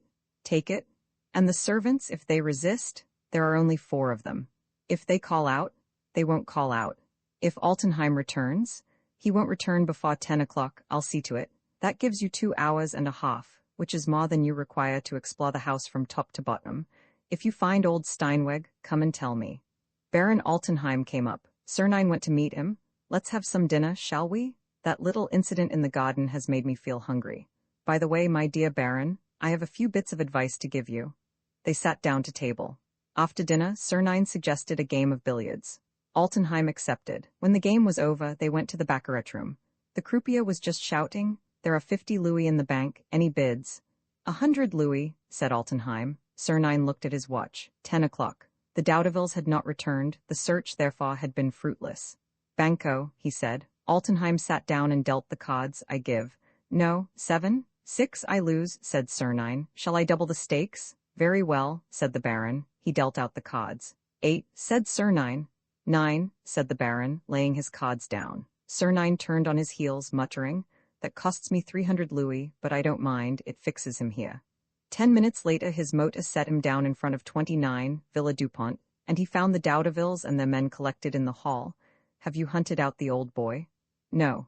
Dash it, but he must be somewhere or other. Where are the 4 servants?" "Over there, in the pantry, tied up, with the cook as well." "Good. I would as soon they did not see me. Go all you others. Jean, stay outside and keep watch. Jack, show me over the house." He quickly ran through the cellar, the ground floor, the first and second floors, and the attic. He practically stopped nowhere, knowing that he would not discover in a few minutes what his men had not been able to discover in 3 hours. But he carefully noted the shape and the arrangement of the rooms, and looked for some little detail which would put him on the scent. When he had finished, he returned to a bedroom which Daudeville had told him was Altenheim's, and examined it attentively. "This will do," he said, raising a curtain that concealed a dark closet full of clothes. "From here I can see the whole of the room. But if the Baron searches the house, why should he? He will know that we have been here through his servants." "Yes, but he will never dream that one of us is putting up here for the night. He will think that the attempt failed, that is all, so I shall stay." "And how will you get out?" "Oh, that's asking me more than I can tell you. The great thing was to get in. Here I am, and here I stay. Go, Daudeville, and shut the doors as you go." He sat down on a little box at the back of the cupboard. 4 rows of hanging clothes protected him. Except in the case of a close investigation, he was evidently quite safe. 2 hours passed. He heard the dull sound of a horse's hoofs and the tinkling of a collar-bell. A carriage stopped, the front door slammed, and almost immediately he heard voices, exclamations, a regular outcry that increased, probably, as each of the prisoners was released from his gag. "They are explaining the thing to him," he thought. "The Baron must be in a tearing rage. He now understands the reason for my conduct at the club tonight and sees that I have dished him nicely." Dished? That depends. After all, I haven't got Steinweg yet. That is the first thing that he will want to know. Did they get Steinweg? To find this out, he will go straight to the hiding place. If he goes up, it means that the hiding place is upstairs. If he goes down, then it is in the basement. He listened. The sound of voices continued in the rooms on the ground floor, but it did not seem as if anyone were moving. Altenheim must be cross-examining his confederates. It was half an hour before Sir Nine heard steps mounting the staircase. Then it must be upstairs, he said to himself. But why did they wait so long? "Go to bed, all of you," said Altenheim's voice. The Baron entered his room with one of his men and shut the door. "And I am going to bed, too, Dominique. We should be no further if we sat arguing all night." "My opinion is," said the other, "that he came to fetch Steinweg." "That is my opinion, too, and that's why I'm really enjoying myself, seeing that Steinweg isn't here. But where is he, after all? What have you done with him?" "That's my secret, and you know I keep my secrets to myself. All that I can tell you is that he is in safe keeping, and that he won't get out before he has spoken." "So the prince is sold?" "Sold is the word, and he has had to fork out to attain this fine result." "Oh, I've had a good time tonight? Poor prince?" "For all that," said the other, "we shall have to get rid of him." "Make your mind easy, old man, that won't take long. Before a week's out, you shall have a present of a pocketbook made out of lupin skin, but let me go to bed now. I'm dropping with sleep." There was a sound of the door closing. Then Sir Nine heard the Baron push the bolt, empty his pockets, wind up his watch, and undress. He seemed in a gay mood, whistling and singing, and even talking aloud. "Yes, a lupin skin pocketbook, in less than a week, in less than 4 days. Otherwise he'll eat us up, the bully. No matter, he missed his shot tonight." His calculation was right enough, though. Steinweg was bound to be here. "Only there you are." He got into bed and at once switched off the light. Sir Nine had come forward as far as the dividing curtain, which he now lifted slightly, and he saw the vague light of the night filtering through the windows, leaving the bed in profound darkness. He hesitated. Should he leap out upon the Baron, take him by the throat, and obtain from him by force and threats what he had not been able to obtain by craft? Absurd? Altenheim would never allow himself to be intimidated. "I say, he's snoring now," muttered Sir Nine. Well, I'm off. At the worst, I shall have wasted a night. He did not go. He felt that it would be impossible for him to go, that he must wait, that chance might yet serve his turn. With infinite precautions, he took 5 coats and greatcoats from their hooks, laid them on the floor, made himself comfortable, and, with his back to the wall, went peacefully to sleep. The Baron was not an early riser. A clock outside was striking 9 when he got out of bed and rang for his servant. He read the letters which his man brought him, splashed about in his tub, dressed without saying a word, and sat down to his table to write, while Dominique was carefully hanging up the clothes of the previous day in the cupboard, and Sernine asking himself, with his fists ready to strike, I wonder if I shall have to stave in this fellow's solar plexus. At 10 o'clock the Baron was ready. Leave me, said he to the servant. There's just this waistcoat. Leave me, I say, come back when I ring, not before. He shut the door himself, like a man who does not trust others, went to a table on which a telephone was standing and took down the receiver. Hullo, put me on to Gotch's, please, mademoiselle. Very well, I'll wait till you ring me up. He sat down to the instrument. The telephone bell rang. Hullo, said Altenheim. Is that Gotch's? Yes, that's right. Give me number 38, please, mademoiselle. A few seconds later, in a lower voice, as low and as distinct as he could make it, he began, Are you 38? It's I speaking, no useless words. Yesterday? Yes, you missed him in the garden. Another time, of course, but the thing's becoming urgent. He had the house searched last night. I'll tell you about it. Found nothing, of course. What? Hullo? No, old Steinweg refuses to speak. Threats, promises, nothing's any good. Hullo? Yes, of course, he sees that we can do nothing. We know just a part of the Kesselbach scheme and of the story of Pierre Leduc.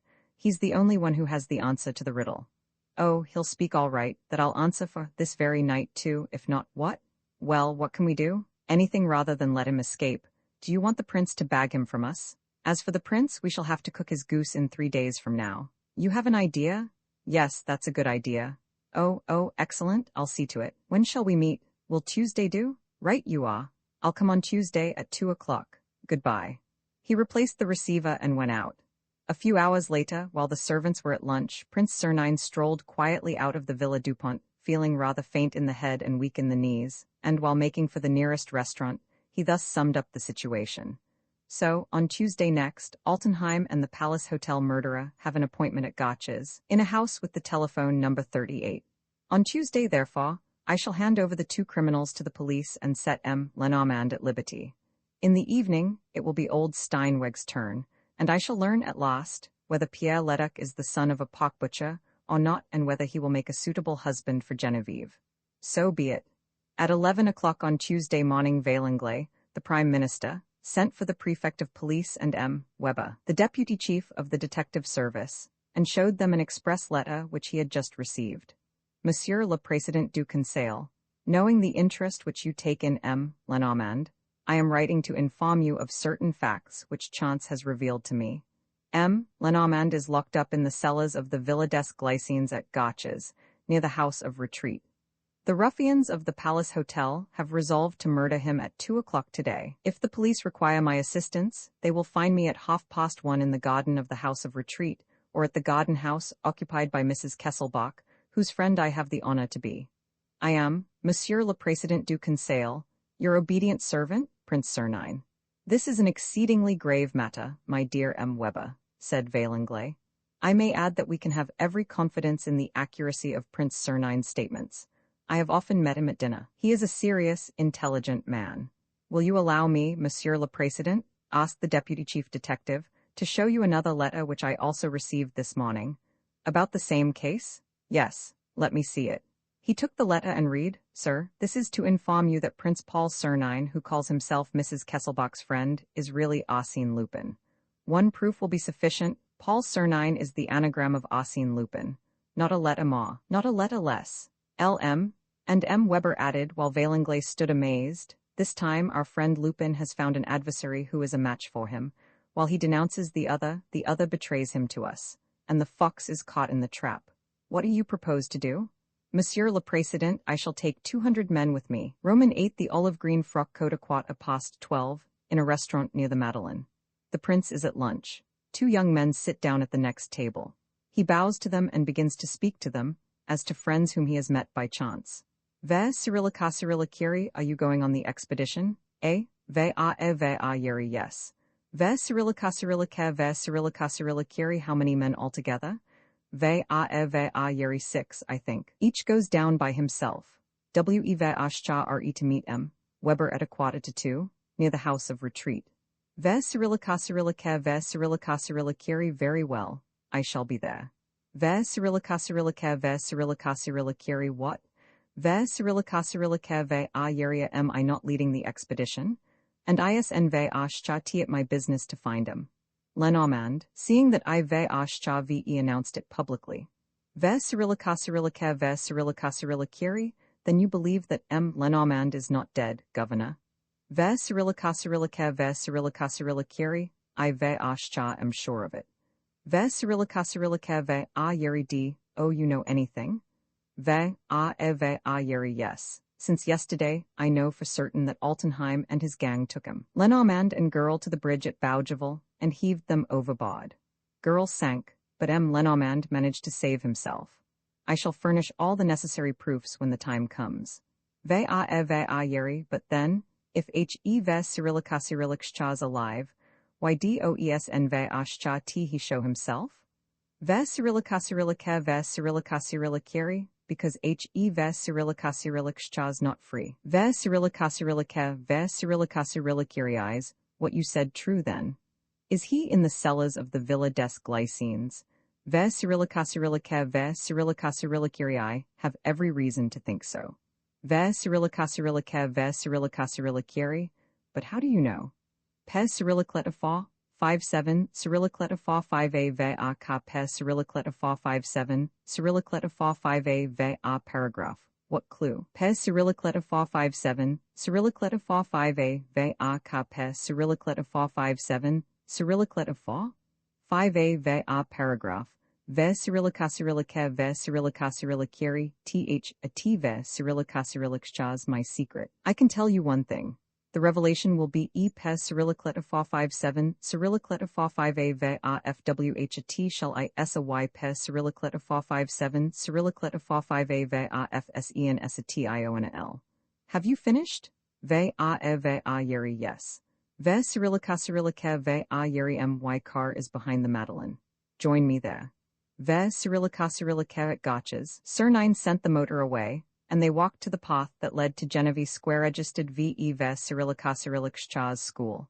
There he stopped. Ve Cyrillica Kiri, listen to me, lads. This is of the highest importance. You will ring at the house of retreat. As inspectors, you have your right of entry, have you not? You will then go to the Pavilion Hortense, the empty one. There you will run down to the basement, and you will find an old shutter, which you have only to lift to see the opening of a tunnel which I discovered lately, and which forms a direct communication with the Villa des Glycines. It was by means of this that Gertrude and Baron Altenheim used to meet, and it was this way that M. Lenormand passed, only to end by falling into the hands of his enemies. Ve Cyrillica Kiri, you think so, Governor? Ve yeri, yes, I think so. And now the point is this. You must go and make sure that the tunnel is exactly in the condition in which I left it last night, that the 2 doors which bar it are open, and that there is still, in a hole near the second door, a parcel wrapped in a piece of black cloth which I put there myself. Ve Cyrillica Kiri, are we to undo the parcel? Ve yeri no. Th a t ve Cyrillica not necessary. It ve Cyrillica a change of clothes. Go. And don ve ashcha t let yourselves be seen more than you can help. I will wait for you. Ve Cyrillica 10 minutes later, they were back. Ve Cyrillica Kiri, the 2 doors are open. Ve Cyrillica said one of the Daudevilles. Ve Cyrillica Kiri, and the black cloth parcel? Ve Cyrillica ve yeri in its place near the second door. Ve Cyrillica Kiri capital? It is 1:25. Weber will be arriving with his champions. They are to watch the villa. They will surround it as soon as Altenheim is inside. I have arranged with Weber that I shall ring the bell, the door will be opened, and I shall have my foot inside the citadel. Once there, I have my plan. Come, I ve ashcha ve an idea that we shall see some fun. Ve Cyrillica and Sir Nine, after dismissing them, walked down the path to the school, soliloquizing as he went. Ve Cyrillica Kiri, all bodes well. The battle will be fought on the ground chosen by myself. I am bound to win. I shall get rid of my two adversaries, and I shall find myself alone engaged in the Kesselbach. See at se pe Cyrillicleta 57, Cyrillicleta 5a ve a ka pe Cyrillicleta 57, Cyrillicleta 5a ve a paragraph alone, with two whacking trump cards, Pierre Leduc and Steinweg. Pes Cyrillicleta 57, Cyrillicleta 5a ve a ka pe Cyrillicleta 57, Cyrillicleta 5a ve a paragraph. Besides the king pes Cyrillicleta 57, Cyrillicleta 5a ve a ka pe Cyrillicleta 57, Cyrillicleta 5a ve a paragraph, that is to say, bibai. Only, there ve Cyrillic one thing, what is Altenheim up to? Obviously, he has a plan of attack of his own. On which side does he mean to attack me? And how does it come that he has not attacked me yet? It ve Cyrillic rather startling. Can he have denounced me to the police? Ve Cyrillica he went along the little playground of the school. The pupils were at their lessons. He knocked at the door. Ve a yeri a h. Is that you? Ve Cyrillica said Emily. Not Ernimont, opening the door. Ve a yeri so you have left Genevieve Square registered V in Paris? Ve Cyrillica ve Cyrillica for me to do that. Genevieve Square registered V would have to be in Paris. Ve Cyrillica he replied. Ve a yeri so she has been, seeing that you sent for her. Ve Cyrillica ve Cyrillica wh a t ve Cyrillica that? Ve Cyrillica he exclaimed, catching hold of her arm. Ve a yeri why? You know better than I. Ve Cyrillica ve Cyrillica I know nothing. Pes Cyrillicleta 57 Cyrillicleta 5a ve a ka pes Cyrillicleta 57 Cyrillicleta 5a ve a paragraph. I know nothing. Pes Cyrillicleta 57 Cyrillicleta 5a ve a ka pes Cyrillicleta 57 Cyrillicleta 5a ve a paragraph speak. Pes Cyrillicleta 57 Cyrillicleta 5a ve a ka pes Cyrillicleta 57 Cyrillicleta 5a ve a paragraph. Ve Cyrillica ve Cyrillica did ve ashcha you write to Genevieve Square registered V to meet you at the Gare Saint Lazare. Ve Cyrillica ve Cyrillica and did she go? Ve a yeri why, of course. Pes Cyrillicleta 57 Cyrillicleta 5a ve a ka pes Cyrillicleta 57 Cyrillicleta 5a ve a paragraph. You were to lunch together at the H Square route. Cyrillicleta 56 tel Ritz.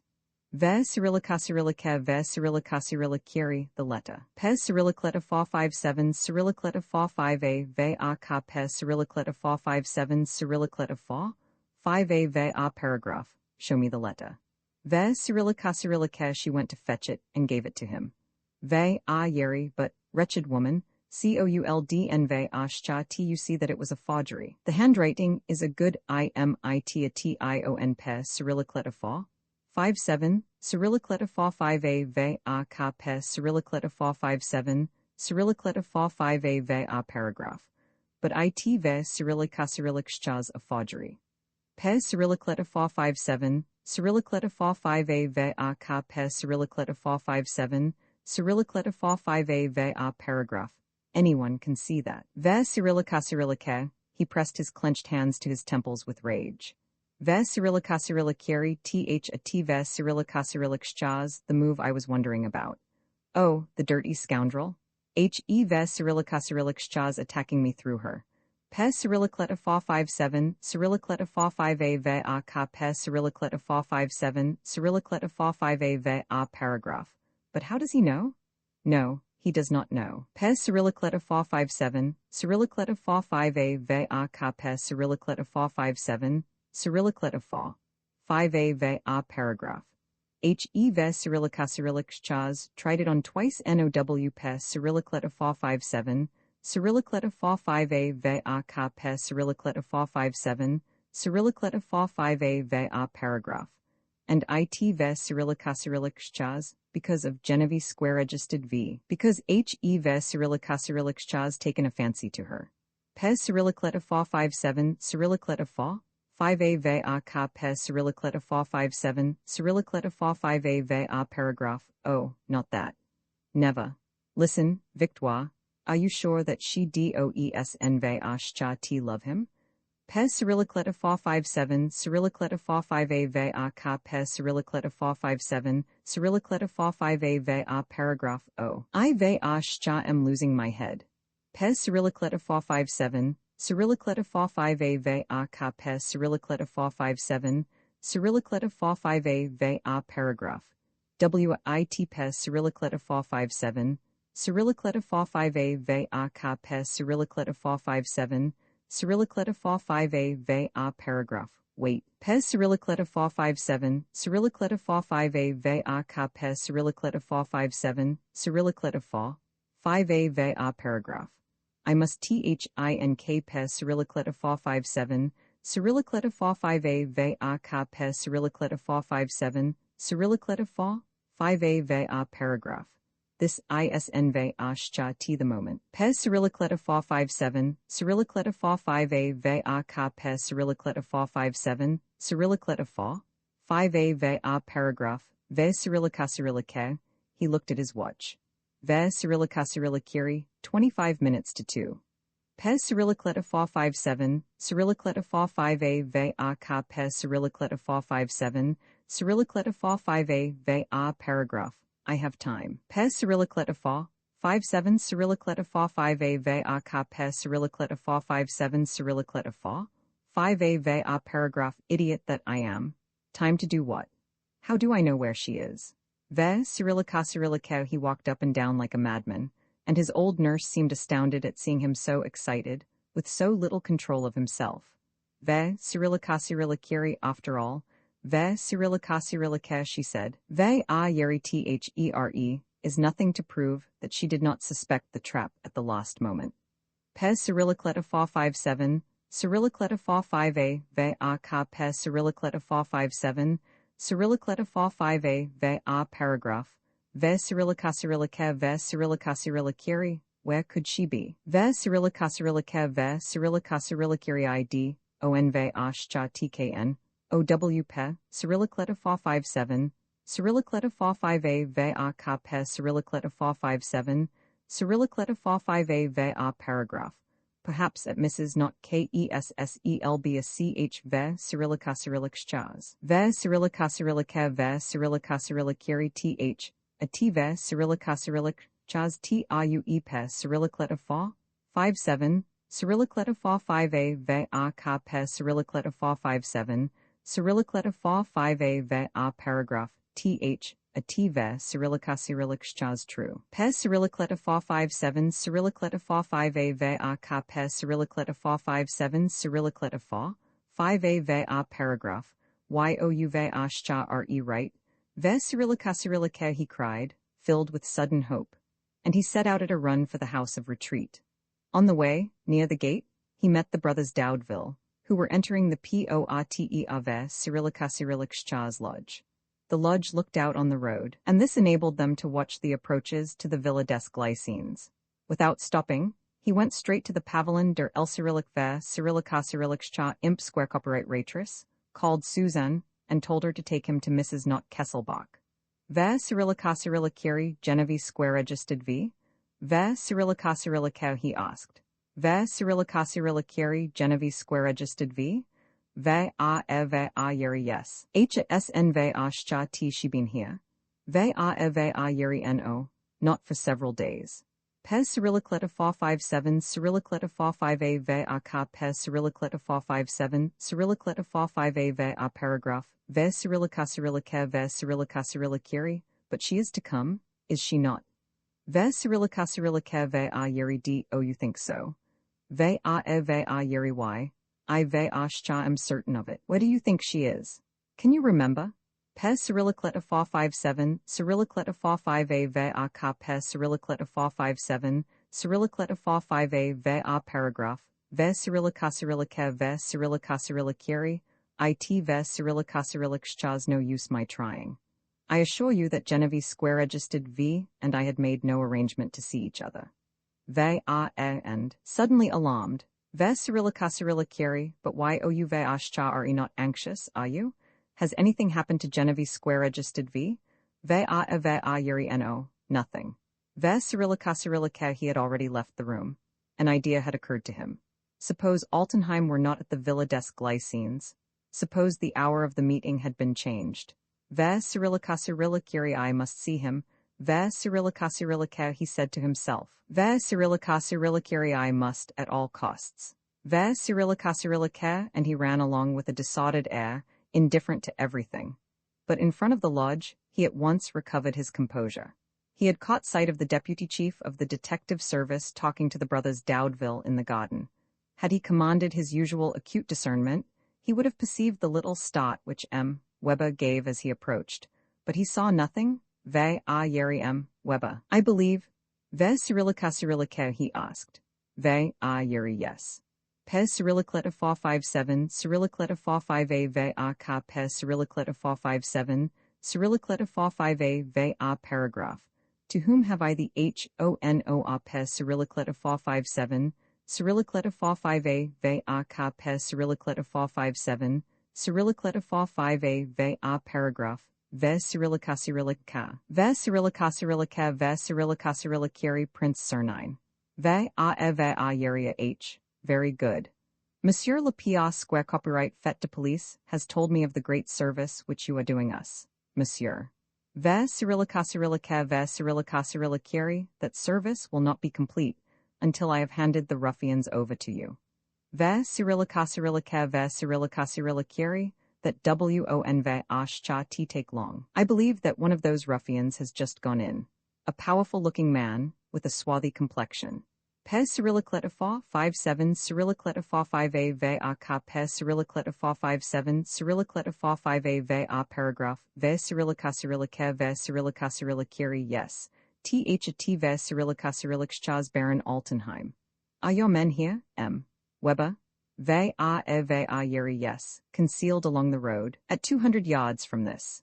Ve Cyrillica Ve Cyrillicari well, M. Weber, it seems to me that you might collect them and bring them to this lodge. From here, we will go to the villa.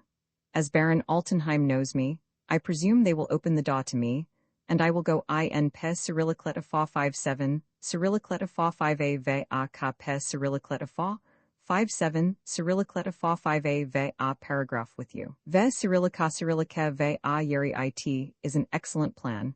Ve Cyrillica said M. Weber. Ve Cyrillicari I shall come back at once. Ve Cyrillica he left the garden and walked down the road, in the opposite direction to the Villa des Glycines. Surnine quickly took one of the brothers Daudeville by the arm. Ve Cyrillicari run after him. J. A CQUES Pez Cyrillicleta 457, Cyrillicleta 45A Ve Ka Pez Cyrillicleta 457, Cyrillicleta 45A Ve paragraph. Keep him ENG, a GED Pez Cyrillicleta 457, Cyrillicleta 45A Ve Ka Pez Cyrillicleta 457, Cyrillicleta 45A Ve paragraph. Long enough for me to get inside the glycines. Pez Cyrillicleta 457, Cyrillicleta 45A Ve Ka Pez Cyrillicleta 457, Cyrillicleta 45A Ve paragraph. And then delay the attack as long as you can. Pez Cyrillicleta 457, Cyrillicleta 45A Ve Ka Pez Cyrillicleta 457, Cyrillicleta 45A Ve paragraph.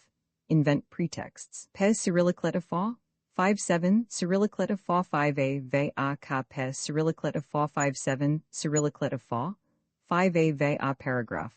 I shall want 10 minutes. Pez Cyrillicleta 457, Cyrillicleta 45A Ve Ka Pez Cyrillicleta 457, Cyrillicleta 45A Ve paragraph.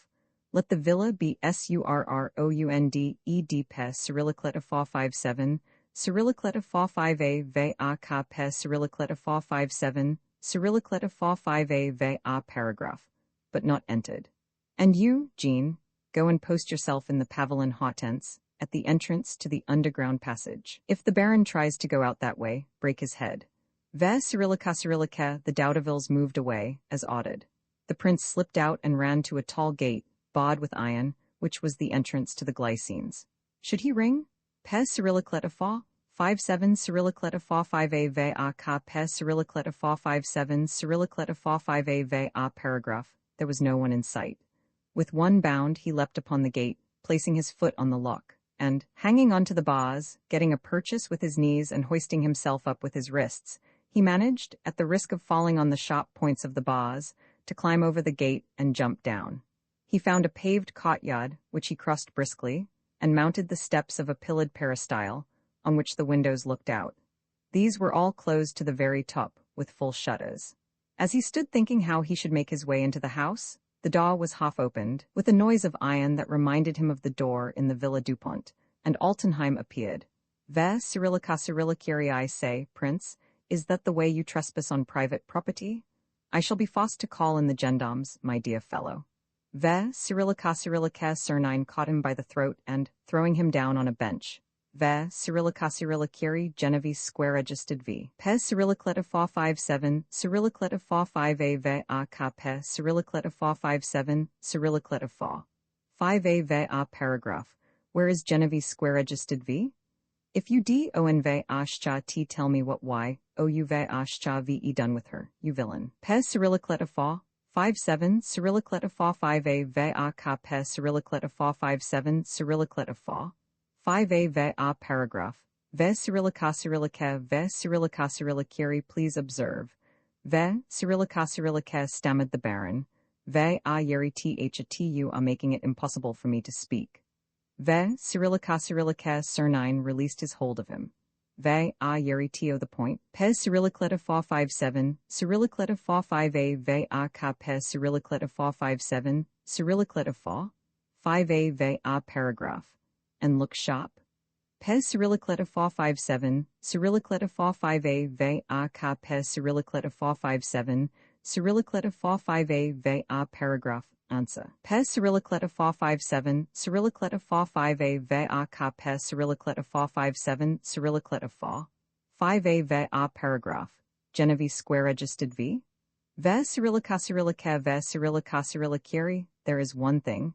Ve Cyrillica replied the Baron. Ve a yeri which is much more urgent. Especially where fellows like you and me are concerned, and that is to feel one ve Cyrillica's self at home. Pe Cyrillicleta 457, Cyrillicleta 45a ve a ka pe Cyrillicleta 457, Cyrillicleta 45a ve a paragraph ve Cyrillica, and he carefully closed the front door, which he barricaded with bolts. Then, leading Surnine to the adjoining drawing room, a room without furniture or curtains, he said, Ve Cyrillica now, I ve ashcha am your man. What can I do for you, Prince? Ve Cyrillica ve Cyrillica Genevieve square registered v? Ve Cyrillica ve Cyrillica she is in perfect health. Ve a yeria h. So you see onfess pe Cyrillicleta 457, Cyrillicleta 45a ve a ka pe Cyrillicleta 457, Cyrillicleta 45a ve a paragraph, ve Cyrillica, ve Cyrillica ve a yeri of cos. I may even tell you that your imprudence in this respect surprised me. Why did ve ashcha t you take a few precautions? It was inevitable. Pe Cyrillicleta 457, Cyrillicleta 45a ve a ka pe Cyrillicleta 457, Cyrillicleta 45a ve a paragraph, ve Cyrillica ve Cyrillica enough.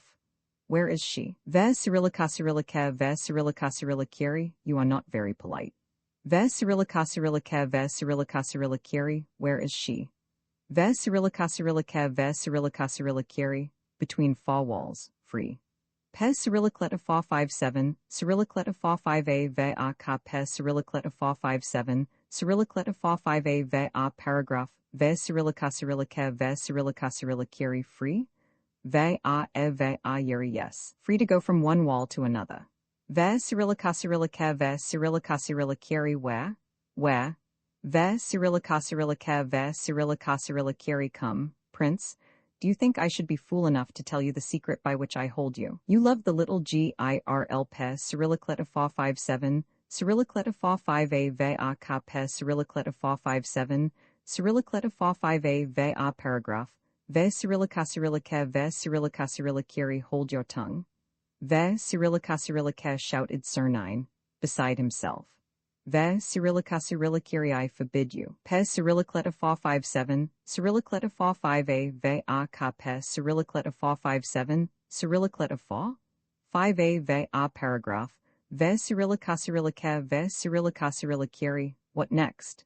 Is there anything to be ashamed of? I love her myself, and I have risked pe Cyrillic letter 4, 5-7, Cyrillic letter 4 5a ve a ka pe Cyrillic letter 4 5-7, Cyrillic letter 4, 5a ve a paragraph, ve Cyrillica Cyrillica.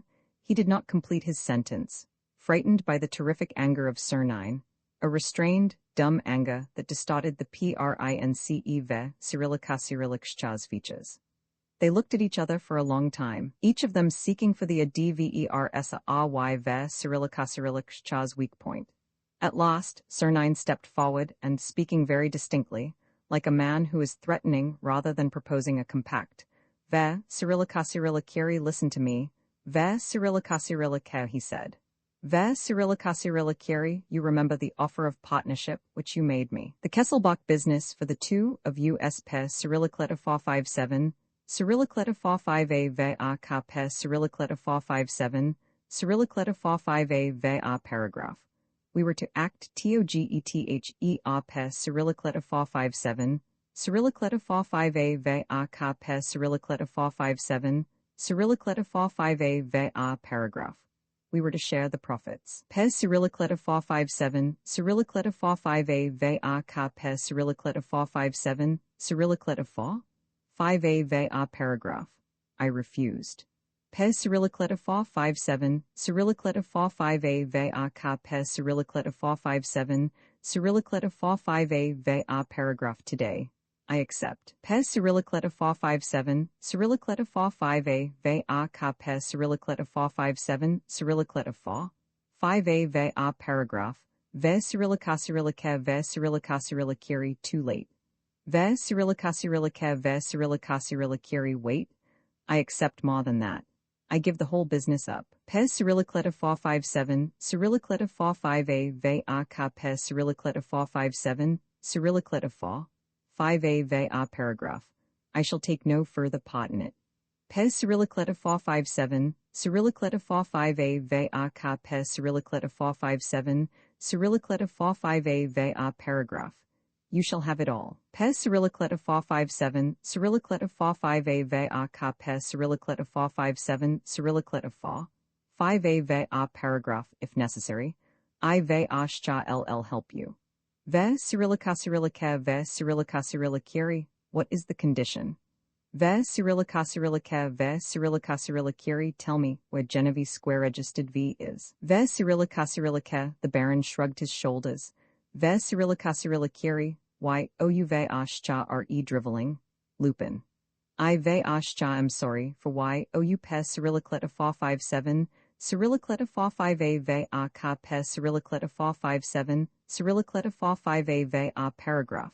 At your age. Pe Cyrillic letter 457, Cyrillic letter 45a ve a ka pe Cyrillic letter 457, Cyrillic letter 4, 5a ve a paragraph, ve Cyrillica Cyrillica. There was a fresh silence between the two enemies. A terrible silence. Then the Baron sneered, ve Cyrillica Cyrilliciri, all the same, it ve Cyrillica Cyrillic's a holy joy to see you like that, sniveling and begging. I say, it seems to me that the private soldier is giving his general a sound beating. Ve Cyrillica Cyrillica ve Cyrillica Cyrilliciri, you ass. Ve Cyrillica Cyrillica, muttered Surnine. Ve Cyrillica Cyrilliciri, prince. I shall send you my seconds this even, pe Cyrillic letter 457, Cyrillic letter 45a ve a ka pe Cyrillic letter 457, Cyrillic letter 45a ve a paragraph. If you are still in this world. Ve Cyrillica Cyrillica ve Cyrillica Cyrilliciri, you ass. Ve Cyrillica Cyrillica, repeated Surnine, with infinite contempt. Ve Cyrillica Cyrilliciri, you would rather settle the matter here and now. As you please, prince, your last hour has struck. You can commend your soul to God. You smile. Ve Cyrillica Cyrillic's a mistake. I have one immense advantage over you. Ikill pe Cyrillic letter 457, Cyrillic letter 45a ve a ka pe Cyrillic letter 457, Cyrillic letter 45a ve a paragraph. When it ve Cyrillica Cyrillic's necessary. Pe Cyrillic letter 457, Cyrillic letter 45a ve a ka pe Cyrillic letter 457, Cyrillic letter 45a ve a paragraph. ve Cyrillicasirilicari you ass. Ve Cyrillicasirilicare said Sir Nine once more. He took out his watch. Ve a yeri it is 2 ashcha clock baron. You have only a few minutes left. At 2:05, 10 past at the very latest, M. Weber and half a dozen sturdy men, without a scruple amongst them, will lay hands on you. Pes Cyrillicleta 457, Cyrillicleta 45a ve a ka Pes Cyrillicleta 457, Cyrillicleta 45a ve a paragraph, don ve ashcha t you smile. Either. The outlet on which you ve ashcha re reckoning is discovered. I know it is guarded. So you are thoroughly caught. It means the scaffold, old chap. Ve Cyrillicasirilicare Altenheim turned livid. He stammered, Ve Cyrillicasirilicari you did this. Pes Cyrillicleta 457, Cyrillicleta 45a ve a ka Pes Cyrillicleta 457, Cyrillicleta 5a ve a paragraph.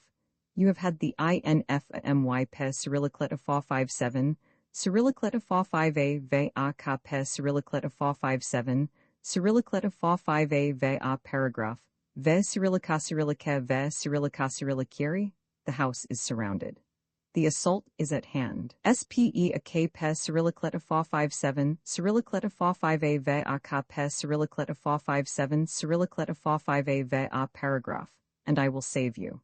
Ve a ve a yeri how. Ve Cyrillicasirilicare ve Cyrillicasirilicari. The men watching the outlet in the pavilion hotents belong to me. I have only to give you a word for them, and you are saved. Speak. Ve Cyrillicasirilicare. Altenheim reflected for a few seconds and seemed to hesitate, but suddenly, resolutely, declared, Ve Cyrillicasirilicari, this is all bluff. You would never have been simple enough to rush into the lion Ve Cyrillicasiriliccha's mouth. Ve Cyrillicasirilicare Ve Cyrillicasirilicari you ve ashcha re forgetting Genevieve square registered V. But for her, do you think I should be here? Speak. Ve a yeri no. Ve Cyrillicasirilicare Ve Cyrillicasirilicari very well. Let us wait, Ve Cyrillicasirilicare said Sir Nine. Ve Cyrillicasirilicari a cigarette. Ve Cyrillicasirilicare Ve Cyrillicasirilicari thank you. Ve Cyrillicasirilicare a few seconds passed. Ve a yeri do you hear? Ve Cyrillicasirilicare asked Sir Nine. Ve Cyrillicasirilicari. Yes Pes Cyrillicleta 457, Cyrillicleta 45a ve a ka Pes Cyrillicleta 457, Cyrillicleta 45a ve a paragraph. Yes Pes Cyrillicleta 457, Cyrillicleta 45a ve a ka Pes Cyrillicleta 457, Cyrillicleta 45a ve a paragraph. Ve Cyrillicasirilicare said Altenheim, rising. Blows rang against the gate. Sir Nine observed, Ve Cyrillicasirilicari. Not even the usual SUMMONS Pes Cyrillicleta 457, Cyrillicleta 45a ve a ka Pes Cyrillicleta 457, Cyrillicleta 45a ve a paragraph, no preliminaries. Pes Cyrillicleta 457, Cyrillicleta 45a ve a ka Pes Cyrillicleta 457, Cyrillicleta 45a ve a paragraph, your mind is still made up. Ve Cyrillicasirilicare Ve Cyrillicasirilicari, more so than ever. Ve Cyrillicasirilicare Ve Cyrillicasirilicari, you know that, with the tools they carry, they won ve ashcha t take long? Ve Cyrillicasirilicare Ve a yeri if they were inside this room I should still refuse. Ve Cyrillicasirilicare the gate yielded. They heard it creak on its hinges. Ve a yeri to allow one Ve Cyrillicasiriliccha's self to get nabbed. Ve Cyrillicasirilicare said Sir Nine. Ve a yeri is admissible.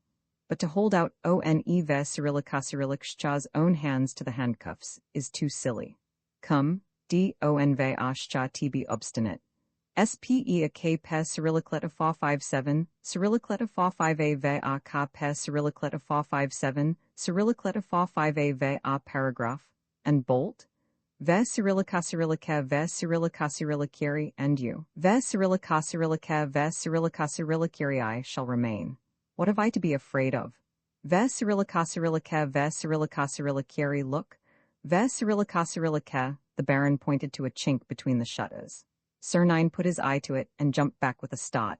Ve a yeri you scoundrel, so you have denounced me too? It ve Cyrillicasirilicchas not 10 men that webe a ve Cyrillicasirilicchas bringing, but 50 men, 100, 200. Pes Cyrillic letter fa 57, Cyrillic letter fa 5a ve a ka pes Cyrillic letter fa 57, Cyrillic letter fa 5a ve a paragraph, ve Cyrillica Cyrillica, the Baron laughed open-heartedly, ve a yeri, and if there are so many of them, it ve Cyrillica Cyrillic schaz, because they ve a schcha re after lupin. Th a t ve Cyrillica Cyrillic schaz obvious. Half a dozen would have been enough for me.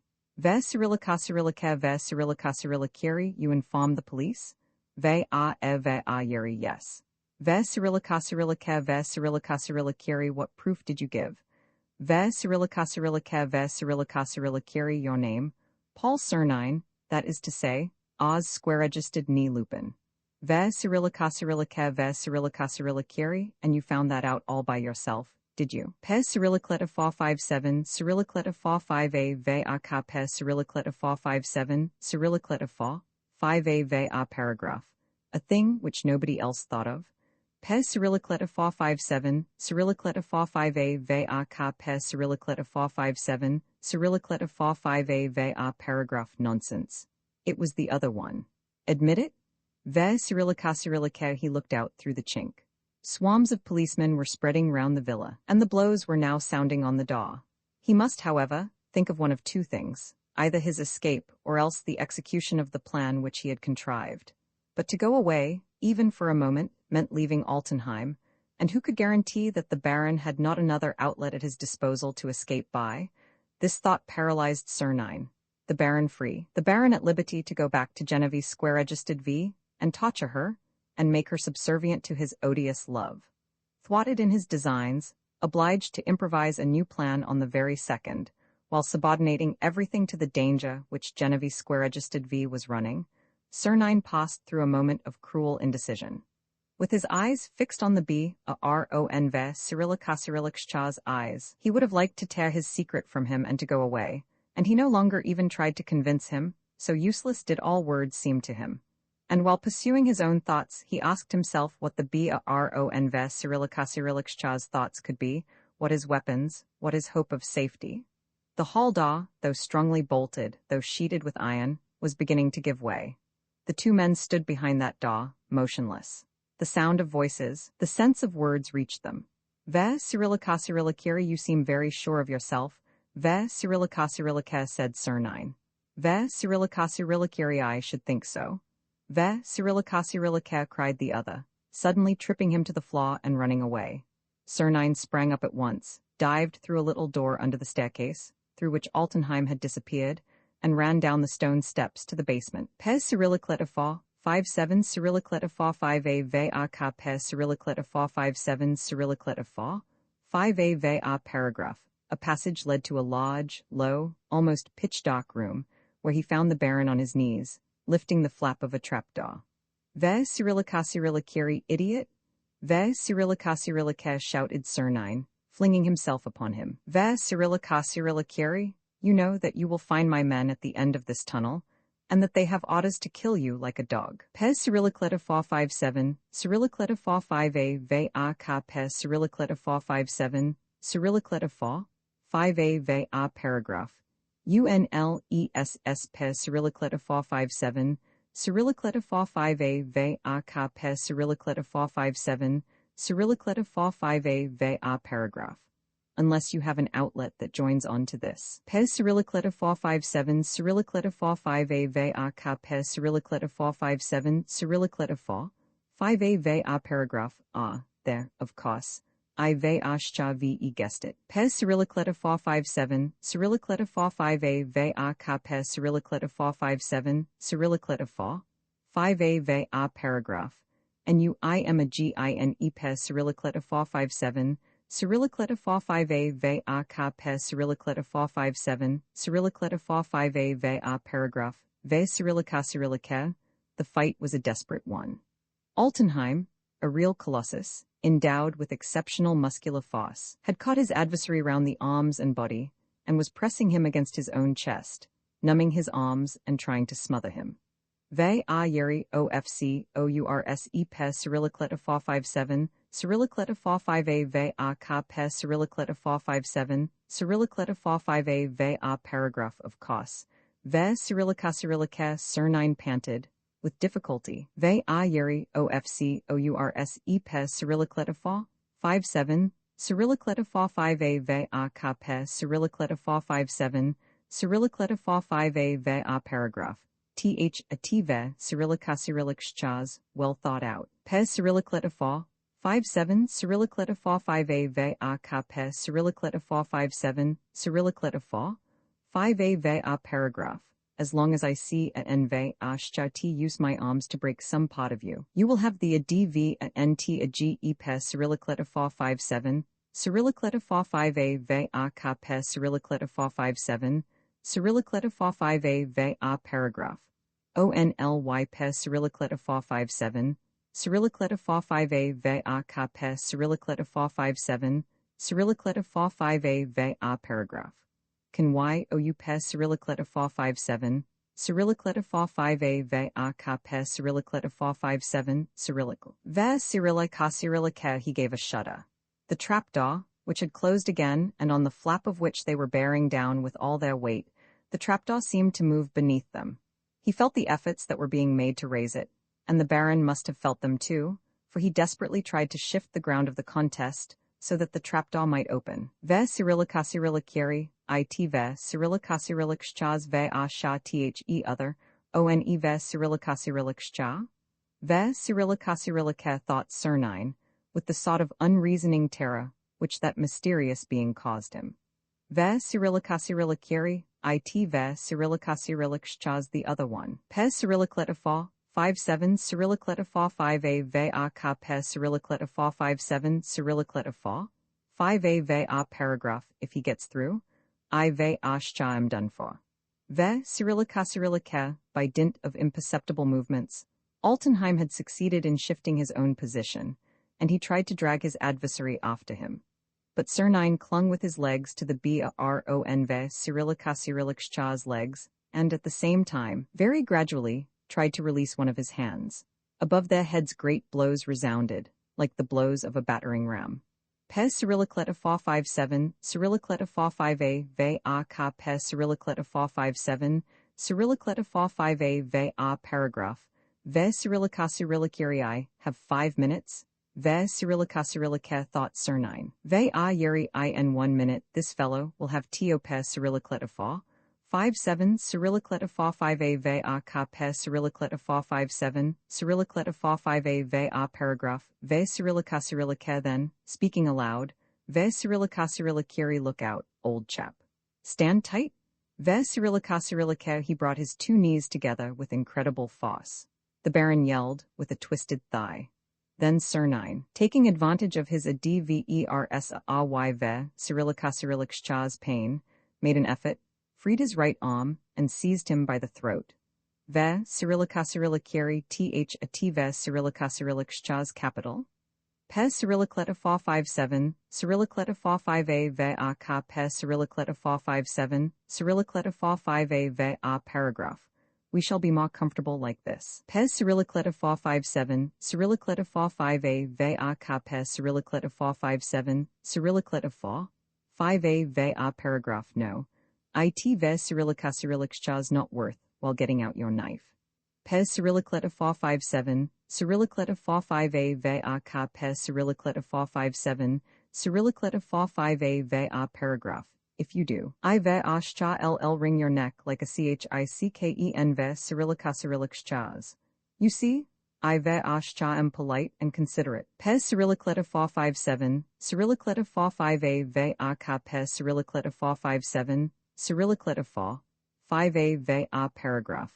I ve ashcha am, not pressing 2h a d pes cyrillicletifa 57 cyrillicletifa 5a ve a ka pes cyrillicletifa 57 cyrillicletifa 5a ve a paragraph.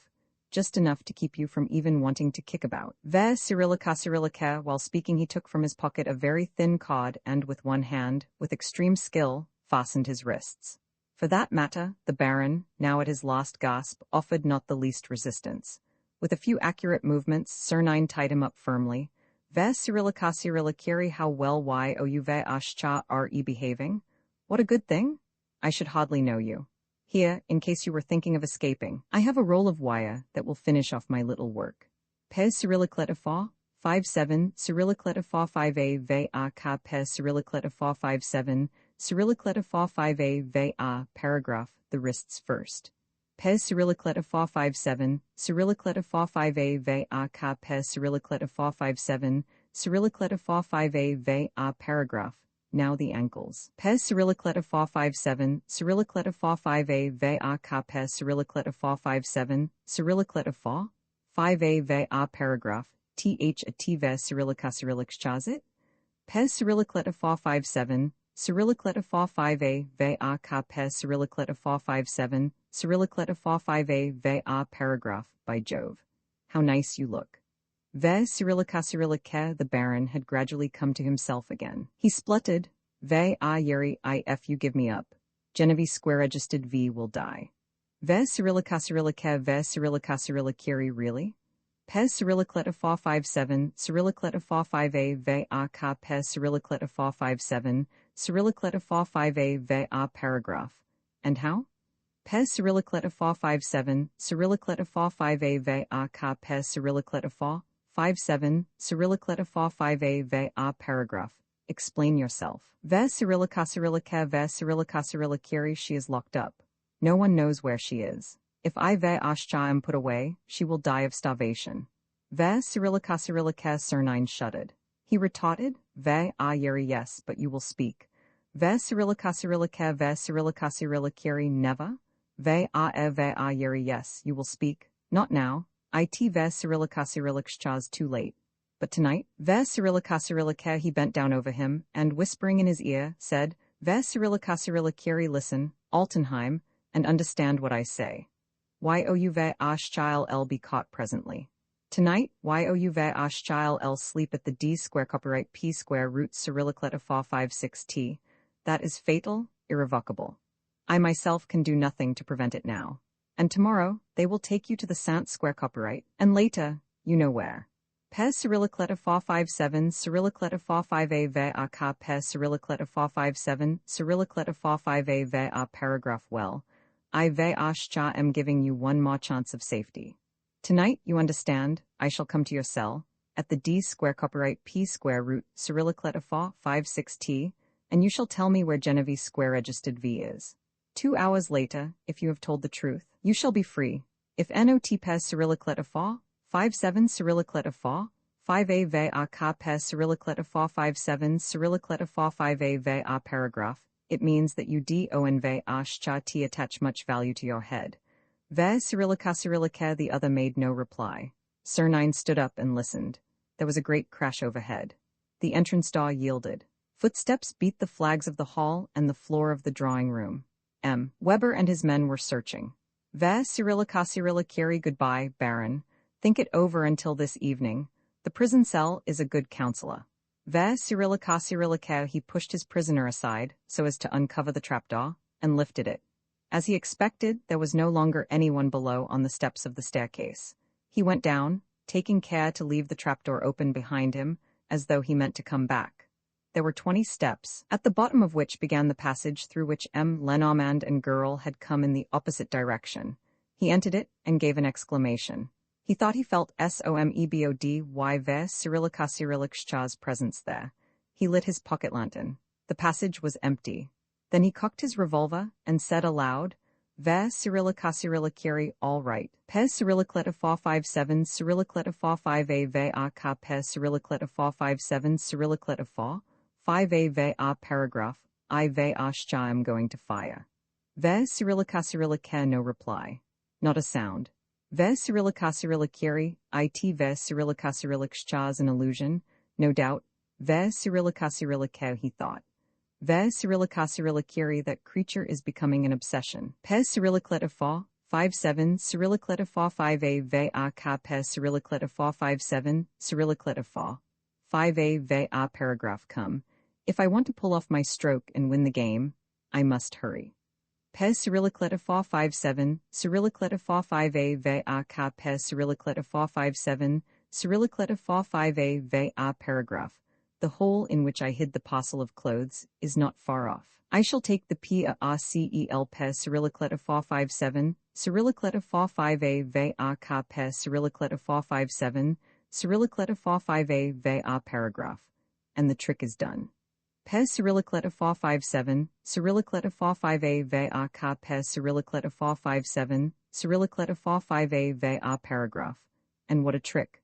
One of LUPIN ve Cyrillica Cyrillic Shchaz best. Pes Cyrillic letter 457, Cyrillic letter 45a va ka pes Cyrillic letter 457, Cyrillic letter 5a va paragraph, ve Cyrillica Cyrillica. He came to a door that stood open and at once stopped.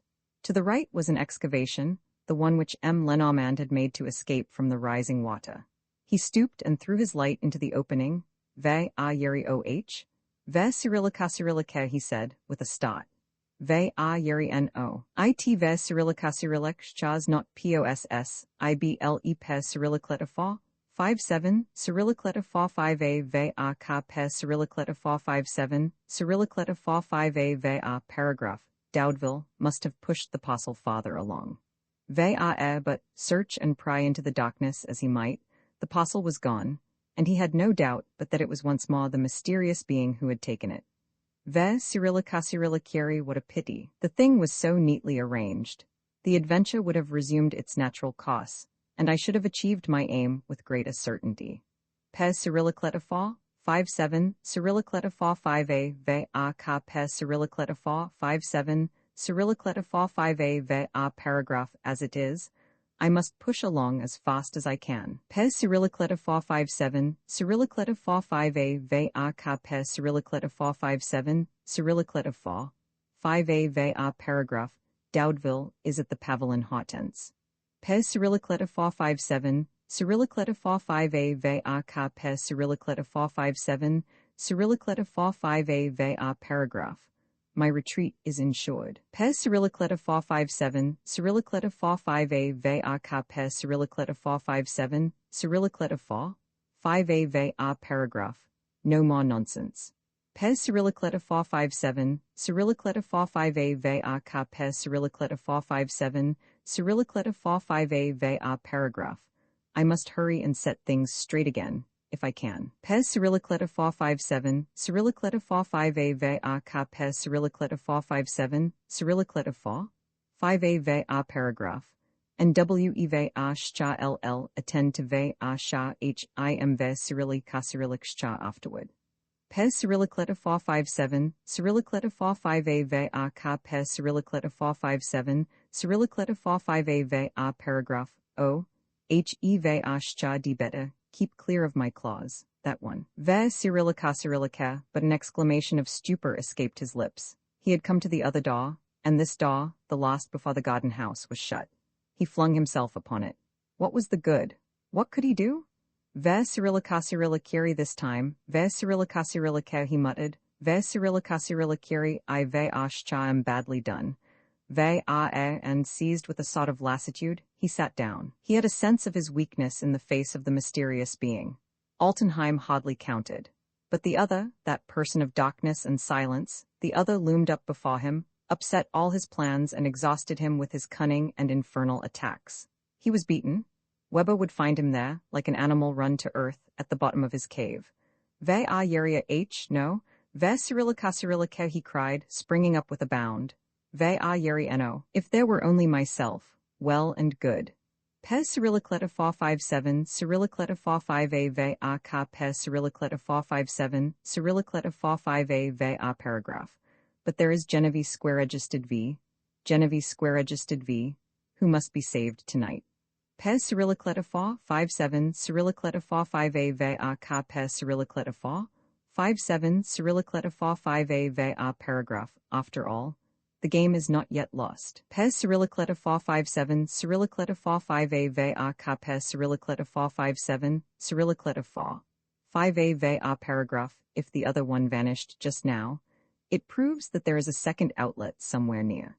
Pes Cyrillic letter 457, Cyrillic letter 45a ve a ka pes Cyrillic letter 457, Cyrillic letter 45a ve a paragraph. Come.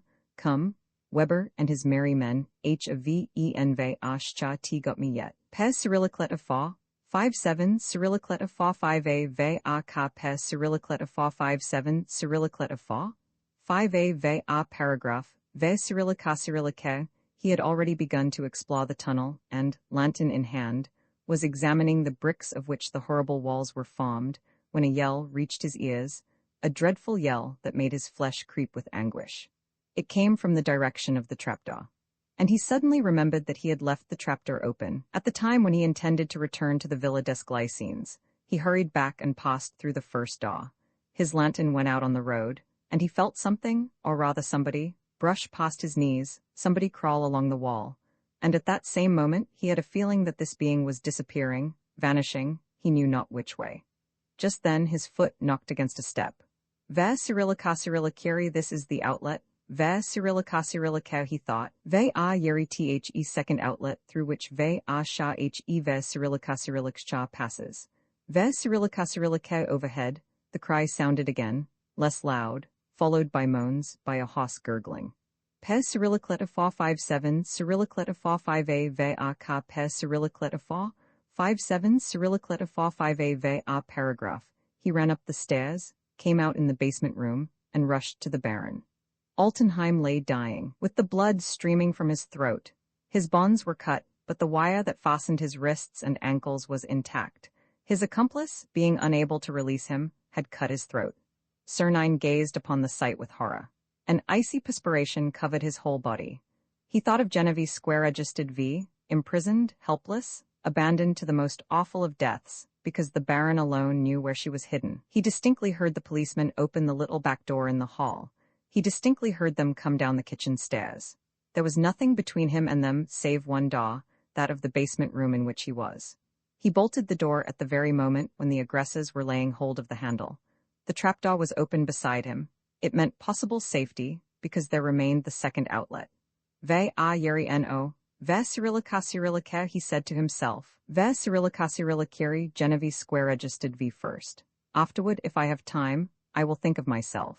Ve Cyrillicasirillacau, he knelt down and put his hand on the Bia Ron Ve Cyrillicasirillaccha's breast. The heart was still beating. He stooped lower still. Ve Cyrillicasirillaciri, you can hear me. Sia en ve ashcha tu? Ve Cyrillicasirillacau, the eyelids flickered feebly.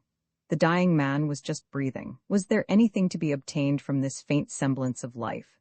The policemen were attacking the door, the lost rampart. Sernine whispered. Ve Cyrillicasirillaciri, I will save you. Pes Cyrillicleta 457, Cyrillicleta 45a ve a ka pes Cyrillicleta 457, Cyrillicleta 45a ve a paragraph. I have infallible remedies. Pes Cyrillicleta 457, Cyrillicleta 45a ve a ka pes Cyrillicleta 457, Cyrillicleta 5a ve a paragraph.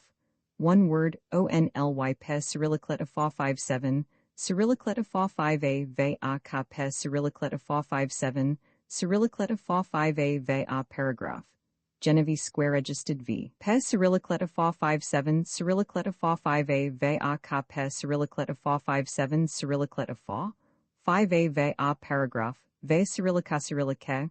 It was as though this word of hope revived the en ve Cyrillicasirillaccha's strength.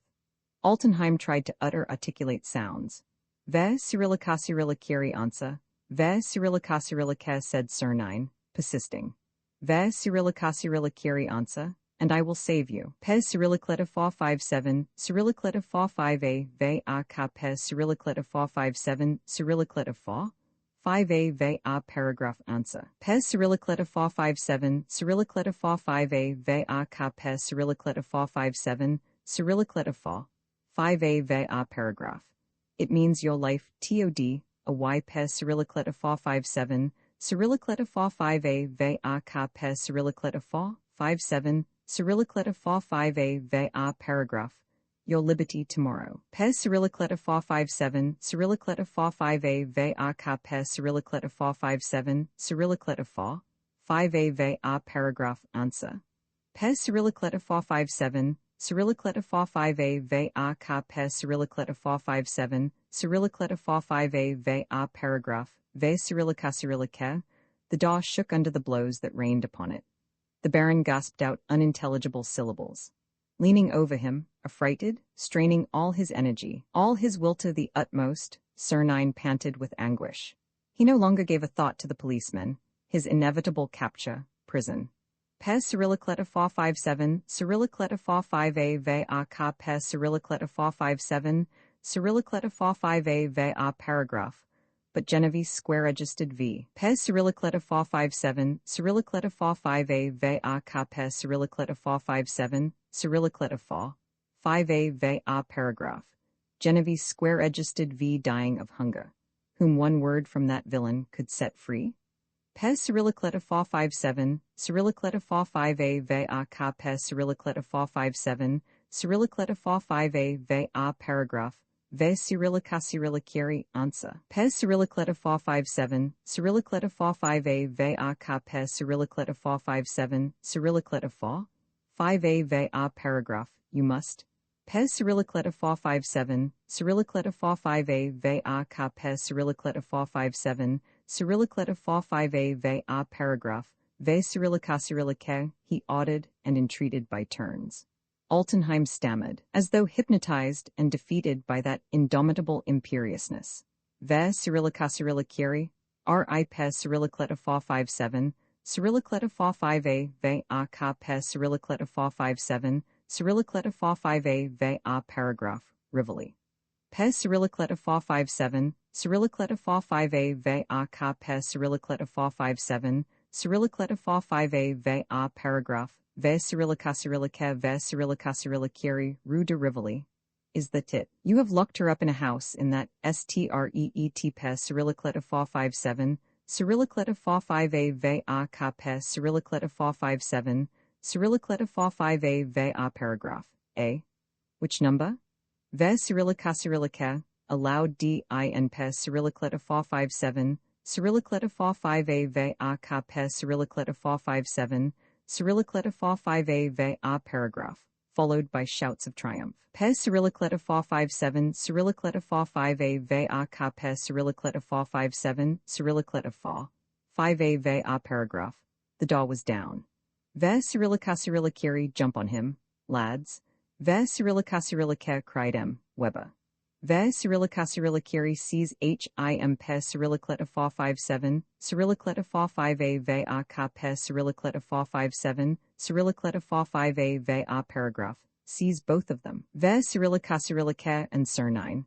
On his knees, Ve Cyrillica Cyrillicari, the number Pes Cyrillic letter 457, Cyrillic letter 45a va ka Pes Cyrillic letter 457, Cyrillic letter 45a va paragraph, answer. Pes Cyrillic letter 457, Cyrillic letter 45a va ka Pes Cyrillic letter 457, Cyrillic letter 45a va paragraph. If you love her, answer. Pes Cyrillic letter 457, Cyrillic letter 45a va ka Pes Cyrillic letter 457, Cyrillic letter 5a va paragraph. Why keep silence now?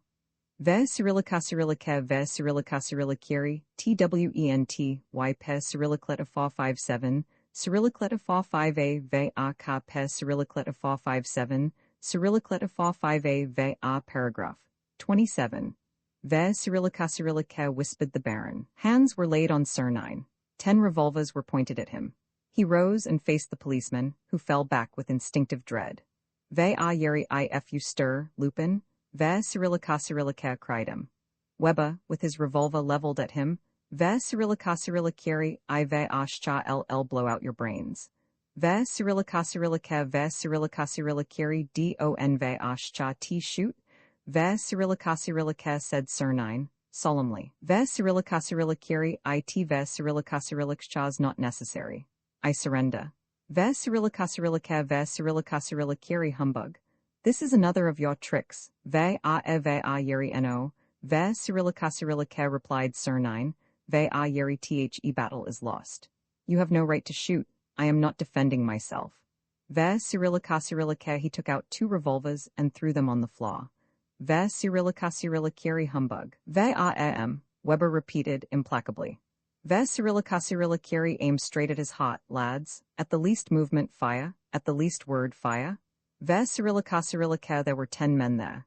He placed 5 more in position. He pointed their 15 right arms at the mark, and raging, shaking with joy and fear, he snarled, Ve yeri his heart, at his head, and no pity, if he stirs. If he spe a ks pe Cyrillic letter 457 Cyrillic letter 4, 5a va ka pe Cyrillic letter fa, 5-7 Cyrillic letter fa 5a va paragraph, shoot him where he stands.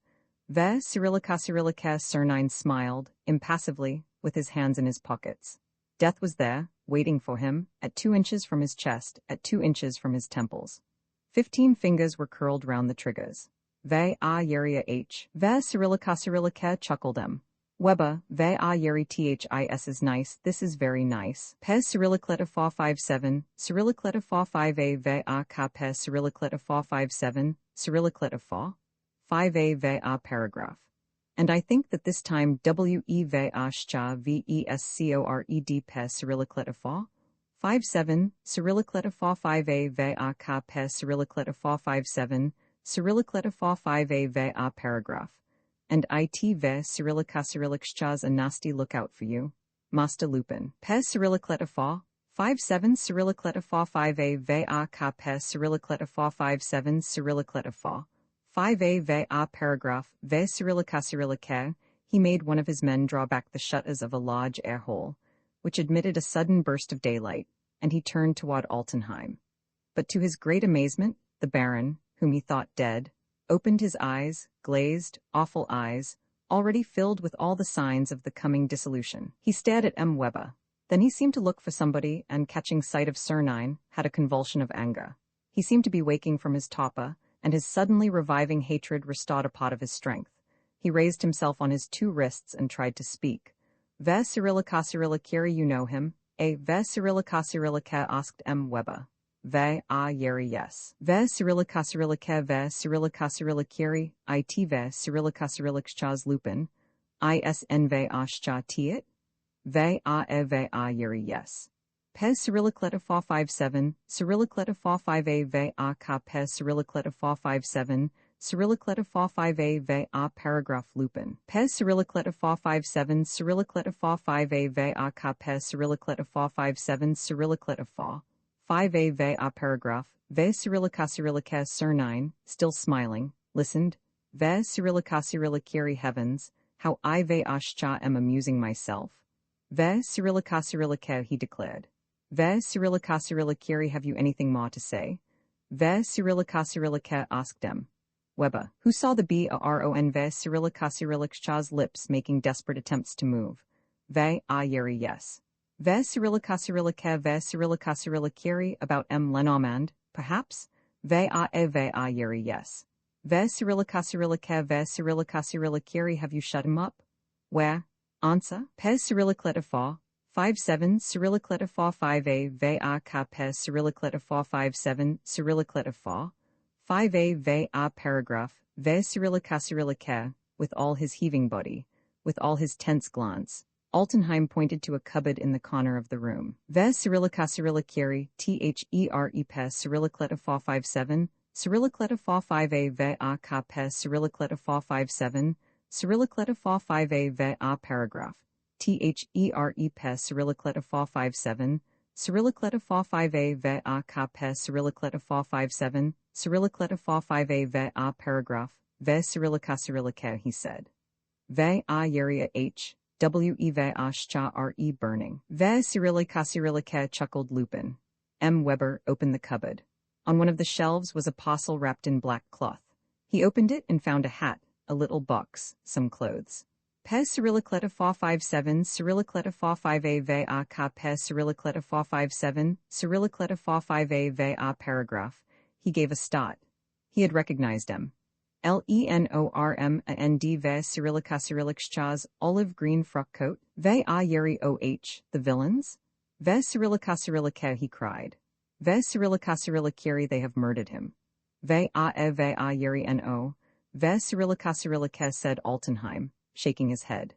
Ve Cyrillica Cyrilliciri then pes Cyrillic letter fa 5-7, Cyrillic letter fa 5a ve a ka pes Cyrillic letter fa 5-7, Cyrillic letter fa 5a ve a paragraph, ve Cyrillica Cyrillica, ve Cyrillica Cyrillica ve Cyrillica Cyrilliciri, it ve Cyrillica Cyrillic's pes Cyrillic letter fa 5-7, Cyrillic letter fa 5a ve a ka pes Cyrillic letter fa 5-7, Cyrillic letter fa 5a ve a paragraph, pes Cyrillic letter fa 5-7, Cyrillic letter fa 5a ve a ka pe Cyrillic letter fa 57, Cyrillic letter fa 5a ve a paragraph, ve Cyrillica Cyrillica ve Cyrillica Cyrilliciri. What do you mean by v? Pe Cyrillic letter fa 57, Cyrillic letter fa 5a ve a ka pe Cyrillic letter fa 57, Cyrillic letter fa 5a ve a paragraph. Did Lupin kill the chief? Ve a e ve a yuri no. Pe Cyrillic letter fa 57, Cyrillic letter fa 5a ve a ka pe Cyrillic letter fa 57, Cyrillic letter fa 5a ve a paragraph, ve Cyrillica Cyrillica Altenheim was clinging to existence with fierce obstinacy, eager to speak and to accuse. Pe Cyrillic letter fa 57 Cyrillic letter fa 5a ve a ka pe Cyrillic letter fa 57 Cyrillic letter fa 5a ve a paragraph. The secret which he wished to reveal was at the tip of his tongue, and he was not able, did not know how to translate it into words. Ve Cyrillica Cyrilliciri come, ve Cyrillica Cyrillica, the deputy chief insisted. Ve a yeri Lenormand is dead, surely? Ve a e ve a yeri no. Ve Cyrillica Cyrillica ve Cyrillica Cyrilliciri, he ve Cyrillica Cyrillicchas alive. Ve a e ve a yeri yes. Ve Cyrillica Cyrillica ve Cyrillica Cyrilliciri don ve a shcha t understand. Pe Cyrillic letter fa 57, Cyrillic letter fa 5a ve a ka pe Cyrillic letter fa 57, Cyrillic letter fa 5a ve a paragraph. Look here, these clothes? This frock coat? Pe Cyrillic letter fa 57, Cyrillic letter fa 5a ve a ka pe Cyrillic letter fa 57, Cyrillic letter fa 5a ve a paragraph. Ve Cyrillica Cyrillica Altenheim turned his eyes towards Cernine. An idea struck him. Webba, ve a yeria hic? Lupin stole him. Lenormand ve Cyrillica Cyrillicchas clothes, and reckoned upon using them to escape with. Pe Cyrillic letter fa 57, Cyrillic letter fa 5a ve a ka pe Cyrillic letter fa 57, Cyrillic letter fa 5a ve a paragraph. Ve Cyrillica Cyrillica ve Cyrillica Cyrilliciri, yes pe Cyrillic letter fa 57, Cyrillic letter fa 5a ve a ka pe Cyrillic letter fa 57, Cyrillic letter fa 5a ve a paragraph. Yes. Pe Cyrillic letter fa 57, Cyrillic letter fa 5a ve a ka pe Cyrillic letter fa 57, Cyrillic letter fa 5a ve a paragraph. Ve Cyrillica Cyrillica ve Cyrillica Cyrilliciri, not bad. Ve Cyrillica Cyrillica, cried the deputy chief. Ve Cyrillica Cyrilliciri, it ve Cyrillica Cyrillicchas, quite a trick in his style. In this room, we should have found Lupin disguised as Lenormand, chained up, no doubt. It would have meant his safety. Only he a dn ve ashcha t time. T ve Cyrillica Cyrillicchas it, isn ve ashcha t it. Ve Cyrillica Cyrillica ve Cyrillica Cyrilliciri, yes pe Cyrillic letter fa 57, Cyrillic letter fa 5a ve a ka pe Cyrillic letter fa 57, Cyrillic letter fa 5a ve a paragraph. Yes pe Cyrillic letter fa 57, Cyrillic letter fa 5a ve a ka pe Cyrillic letter fa 57, Cyrillic letter fa 5a ve a paragraph, ve Cyrillica Cyrillica. But, by the appearance of the dying en ve Cyrillica Cyrillicchas eyes, Webba felt that there was more, and that the secret was not exactly that. What was it, then? What was the strange and unintelligible puzzle which Altenheim wanted to explain before dying? He questioned him again. Ve Cyrillica Cyrilliciri, and where is Lenormand himself? Ve Cyrillica Cyrillica ve Cyrillica Cyrilliciri there. Pe Cyrillic letter fa 57, Cyrillic letter fa 5a ve a ka pe Cyrillic letter fa 57, Cyrillic letter fa 5a ve a paragraph, ve Cyrillica Cyrillica ve Cyrillica Cyrilliciri. What do you mean? Here? Ve a e ve a yuri yes.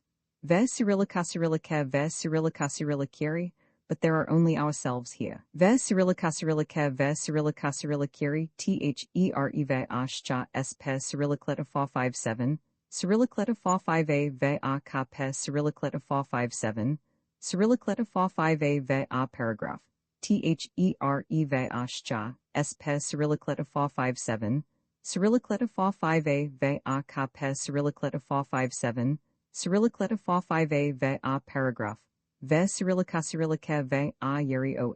Speak. Ve Cyrillica Cyrillica ve Cyrillica Cyrilliciri, there ve ashcha s pe Cyrillic letter fa 57, Cyrillic letter fa 5a ve a ka pe Cyrillic letter fa 57, Cyrillicleta fa 5a ve a paragraph. Se a pe Cyrillicleta fa 57, Cyrillicleta fa 5a ve a ka pe Cyrillicleta fa 57, Cyrillicleta fa 5a ve a paragraph, Sir 9. Ve Cyrillica Cyrillica ve Cyrillica Cyrilliciri Sir 9. Pe Cyrillicleta fa 57, Cyrillicleta fa 5a ve a ka pe Cyrillicleta fa 57, Cyrillicleta fa 5a ve a paragraph, a. What? Ve Cyrillica Cyrillica ve Cyrillica Cyrilliciri, Sernine pe Cyrillicleta fa 57, Cyrillicleta fa 5a ve a ka pe Cyrillicleta fa 57, Cyrillicleta fa 5a ve a paragraph, Lenormand. Pe Cyrillicleta fa 57, Cyrillicleta fa 5a ve a ka pe Cyrillicleta fa 57, Cyrillicleta fa 5a ve a paragraph, ve Cyrillica Cyrillica m. Weber gave a jump. A sudden light flashed across him. Ve a yeri no. It ve Cyrillica Cyrillicchas not possible, ve Cyrillica Cyrillica he muttered. Ve Cyrillica Cyrilliciri this is madness. Ve Cyrillica Cyrillica he gave a side glance at his prisoner. Sir 9 seemed to be greatly diverted and to be watching the scene with the air of a playgoer who is thoroughly amused and very anxious to know how the piece is going to end. Altenheim, exhausted by his efforts, had fallen back at full length. Would he die before revealing the solution of the riddle which his strange words had propounded? M. Weber, shaken by an absurd, incredible surmise, which he did not wish to entertain and which persisted in his mind in spite of him, made a fresh, determined attempt. Ve Cyrillica Cyrilliciri explain the thing to us. Pe Cyrillicleta fa 57 Cyrillicleta fa 5a ve a ka pe Cyrillicleta fa 57 Cyrillicleta fa 5a ve a paragraph what ve Cyrillica Cyrillicchas at the bottom of it. What mystery? Ve Cyrillica Cyrillica the other seemed not to hear and lay lifeless, with staring eyes. M. Weber lay down beside him, with his body touching him, and, putting great stress upon his words, so that each syllable should sink down to the very depths of that brain, already merged in darkness, said, Ve Cyrillica Cyrilliciri listen. Pe Cyrillicleta fa 57, Cyrillicleta fa 5a ve a ka pe Cyrillicleta fa 57, Cyrillicleta fa 5a ve a paragraph, I have understood you correctly, have I not? Lupin and M. Lenormand. Pe Cyrillicleta fa 57, Cyrillicleta fa 5a ve a ka pe Cyrillicleta fa 57, Cyrillicleta fa 5a ve a paragraph, ve Cyrillica Cyrillica, he needed an effort to continue. So monstrous did the words appear to him. Nevertheless, the Bron ve Cyrillica Cyrillicchas dimmed eyes seemed to contemplate him with anguish. He finished the sentence, shaking with excitement, as though he were speaking blasphemy. Ve Cyrillica Cyrilliciri t ve Cyrillica Cyrillicchas isn ve ashcha tiet. You ve ashcha re sure. The two are one and the same. Pe Cyrillicleta fa 57, Cyrillicleta fa 5a ve a ka pe Cyrillicleta fa 57, Cyrillicleta fa 5a ve a paragraph, ve Cyrillica Cyrillica, the eyes did not move. A little blood trickled from one corner of the M and N ve Cyrillica Cyrillicchas mouth. Pe Cyrillicleta fa 57, Cyrillicleta fa 5a ve a ka pe Cyrillicleta fa 57, Cyrillicleta fa 5a ve a paragraph. He gave 2 or 3 sobs. Pe Cyrillicleta fa 57, Cyrillicleta fa 5a ve a ka pe Cyrillicleta fa 57, Cyrillicleta fa 5a ve a paragraph. A lost spasm. And all was ove a pe Cyrillicleta fa 57, Cyrillicleta fa 5a ve a ka pe Cyrillicleta fa 57, Cyrillicleta fa 5a ve a paragraph. A long silence reigned in that basement room filled with people. Almost all the policemen guarding Sir 9 had turned round, and stupefied, not understanding or not willing to understand, they still listened to the incredible accusation which the dying scoundrel had been unable to put into words. M. Weber took the little box which was in the parcel and opened it. It contained a grey wig, a pair of spectacles, a maroon-colored neckerchief, and, in a false bottom, a pot or two of makeup and a case containing some tiny tufts of grey hair. In short, all that was needed to complete a perfect disguise in the character of M. Lenormand. He went up to Sir 9, and looking at him for a few seconds without speaking, thoughtfully reconstructing all the phases of the adventure, he muttered, Ve a yeri soit ve Cyrillica Cyrillicchas true? Ve Cyrillica Cyrillica Sir 9, who had retained his smiling calmness, replied, Ve Cyrilika Kiri, the suggestion is a pretty one and a bold one. But before I answer, tell your men to stop worrying me with those toys of theirs. Ve Cyrilika Kiri, very well.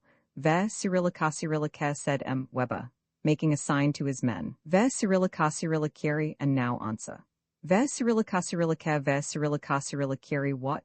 Ve Cyrilika Kiri, are you M. Lenormand? Ve a yeri, yes.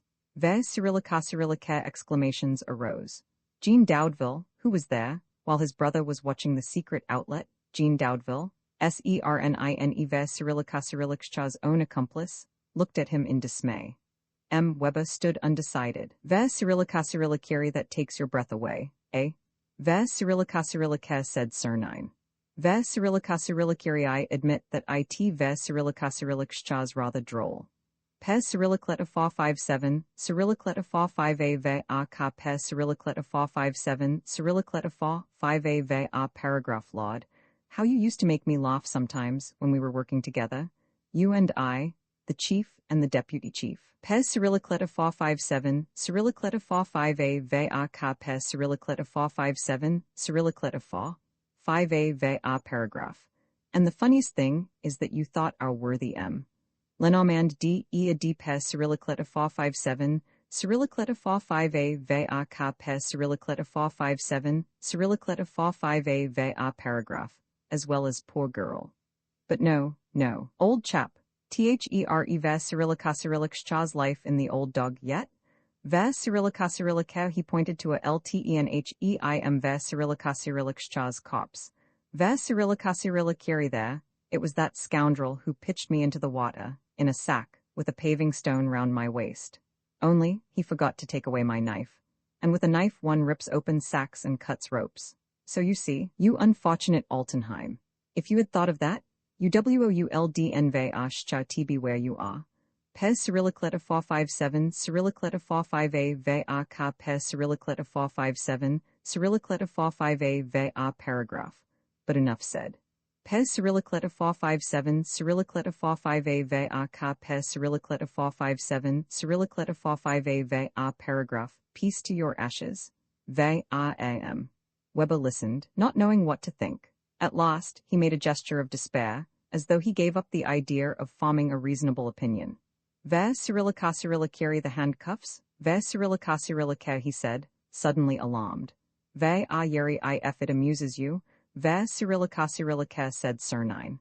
And picking out Doudeville in the front row of his assailants, he put out his wrists. Ve Cyrilika there, my friend. You shall have the HONOU pe, Cyrillicleta 457, Cyrillicleta 45a ve a ka pe Cyrillicleta 457, Cyrillicleta 45a ve a paragraph. And don ve a sha t trouble to exert yourself. Pez Cyrillicleta 457, Cyrillicleta 45a ve a ka Pez Cyrillicleta 457, Cyrillicleta 5a ve a paragraph. I ve a sha m playing squre Pez Cyrillicleta 457, Cyrillicleta 45a ve a ka Pez Cyrillicleta 457, Cyrillicleta 45a ve a paragraph. As it ve Cyrilika's no use doing anything else. Pez Cyrillicleta 457, Cyrillicleta 45a ve a ka Pez Cyrillicleta 457, Cyrillicleta 5a ve a paragraph, ve Cyrilika. He said this in a tone that gave Doudeville to understand that the struggle was finished for the moment, and that there was nothing to do but submit. Doudeville fastened the handcuffs. Without moving his lips or contracting a muscle of his face, Sernine whispered, Ve a yeri 27, Rue der Rivoli Pez Cyrillicleta 457, Cyrillicleta 45a ve a ka Pez Cyrillicleta 457, Cyrillicleta 45a ve a paragraph. Genevieve Square registered v. Pez Cyrillicleta 457, Cyrillicleta 45a ve a ka Pez Cyrillicleta 457, Cyrillicleta 45a ve a paragraph. Ve Cyrilika m. Weber could not suppress a movement of satisfaction at the sight. Ve Cyrilika come along. Ve Cyrilika, he said. Ve a yeri the detective office? Ve Cyrilika ve Cyrilika th a t ve Cyrilika it? To the detective office? Ve Cyrilika, cried Sernine. Ve a yeri m. Lenormand will enter Oz square-registered ni Lupin in the jail book, and Oz square-registered ni Lupin will enter Prince Sir9. Ve Cyrillica ve Cyrillica Kiri, y-ou ve ashcha re2 clever, Lupin. Ve Cyrillica ve Cyrillica Kiri th a t ve Cyrillica true, Weber. We shall never get on, you and I. Ve Cyrillica during the drive in the motorcar, escorted by 3 other cars filled with policemen, he did not utter a word. They did not stay long at the detective office. Weber, remembering the escapes effected by Lupin, sent him up at once to the fingerprint department and then took him to the D square copyright P square route Cyrillicleta 56T, whence he was sent on to the Saint square copyright prison. The governor had been warned by telephone and was waiting for him. The formalities of the entry of commitment and of the searching were soon got over, and, at 7 Ove, Ashcha Clock in the evening, Prince Paul Sir9 crossed the threshold of Cell 14 in the 2nd Division. Ve Cyrillica not half bad. Your rooms? Ve Cyrillica he declared. Ve a yeri not bad at all. Pe Cyrillicleta 57 Cyrillicleta 5a ve a ka pe Cyrillicleta 57 Cyrillicleta 5a ve a paragraph electric light. Central heating. Every requisite pe Cyrillicleta 57 Cyrillicleta 5a ve a ka pe Cyrillicleta 57 Cyrillicleta 5a ve a paragraph capital. Mr. Not Governor, I ve ashcha ll take this room. Ve Cyrillica he flung himself on the bed ve a yeri oh. Mr. Not Governor, I have one little favor to ask of you. Ve Cyrillica ve Cyrillica what is that? Ve Cyrillica ve Cyrillica tell them not to bring me my chocolate before 10 Ove, ashcha clock in the morning. Pe Cyrillicleta 57 Cyrillicleta 5a ve a ka pe Cyrillicleta 57 Cyrillicleta 5a ve a paragraph. I ve ashcha am awfully sleepy. Ve Cyrillica he turned his face to the wall. 5 minutes later, he was sound asleep. Roman 9 Sante Palace, there was one wild burst of laughter over the whole face of the world. True, the capture of Arsène Lupin made a big sensation, and the public did not grudge the police the praise which they deserved for this revenge so long hoped for, and now so fully obtained. The great adventurer was caught.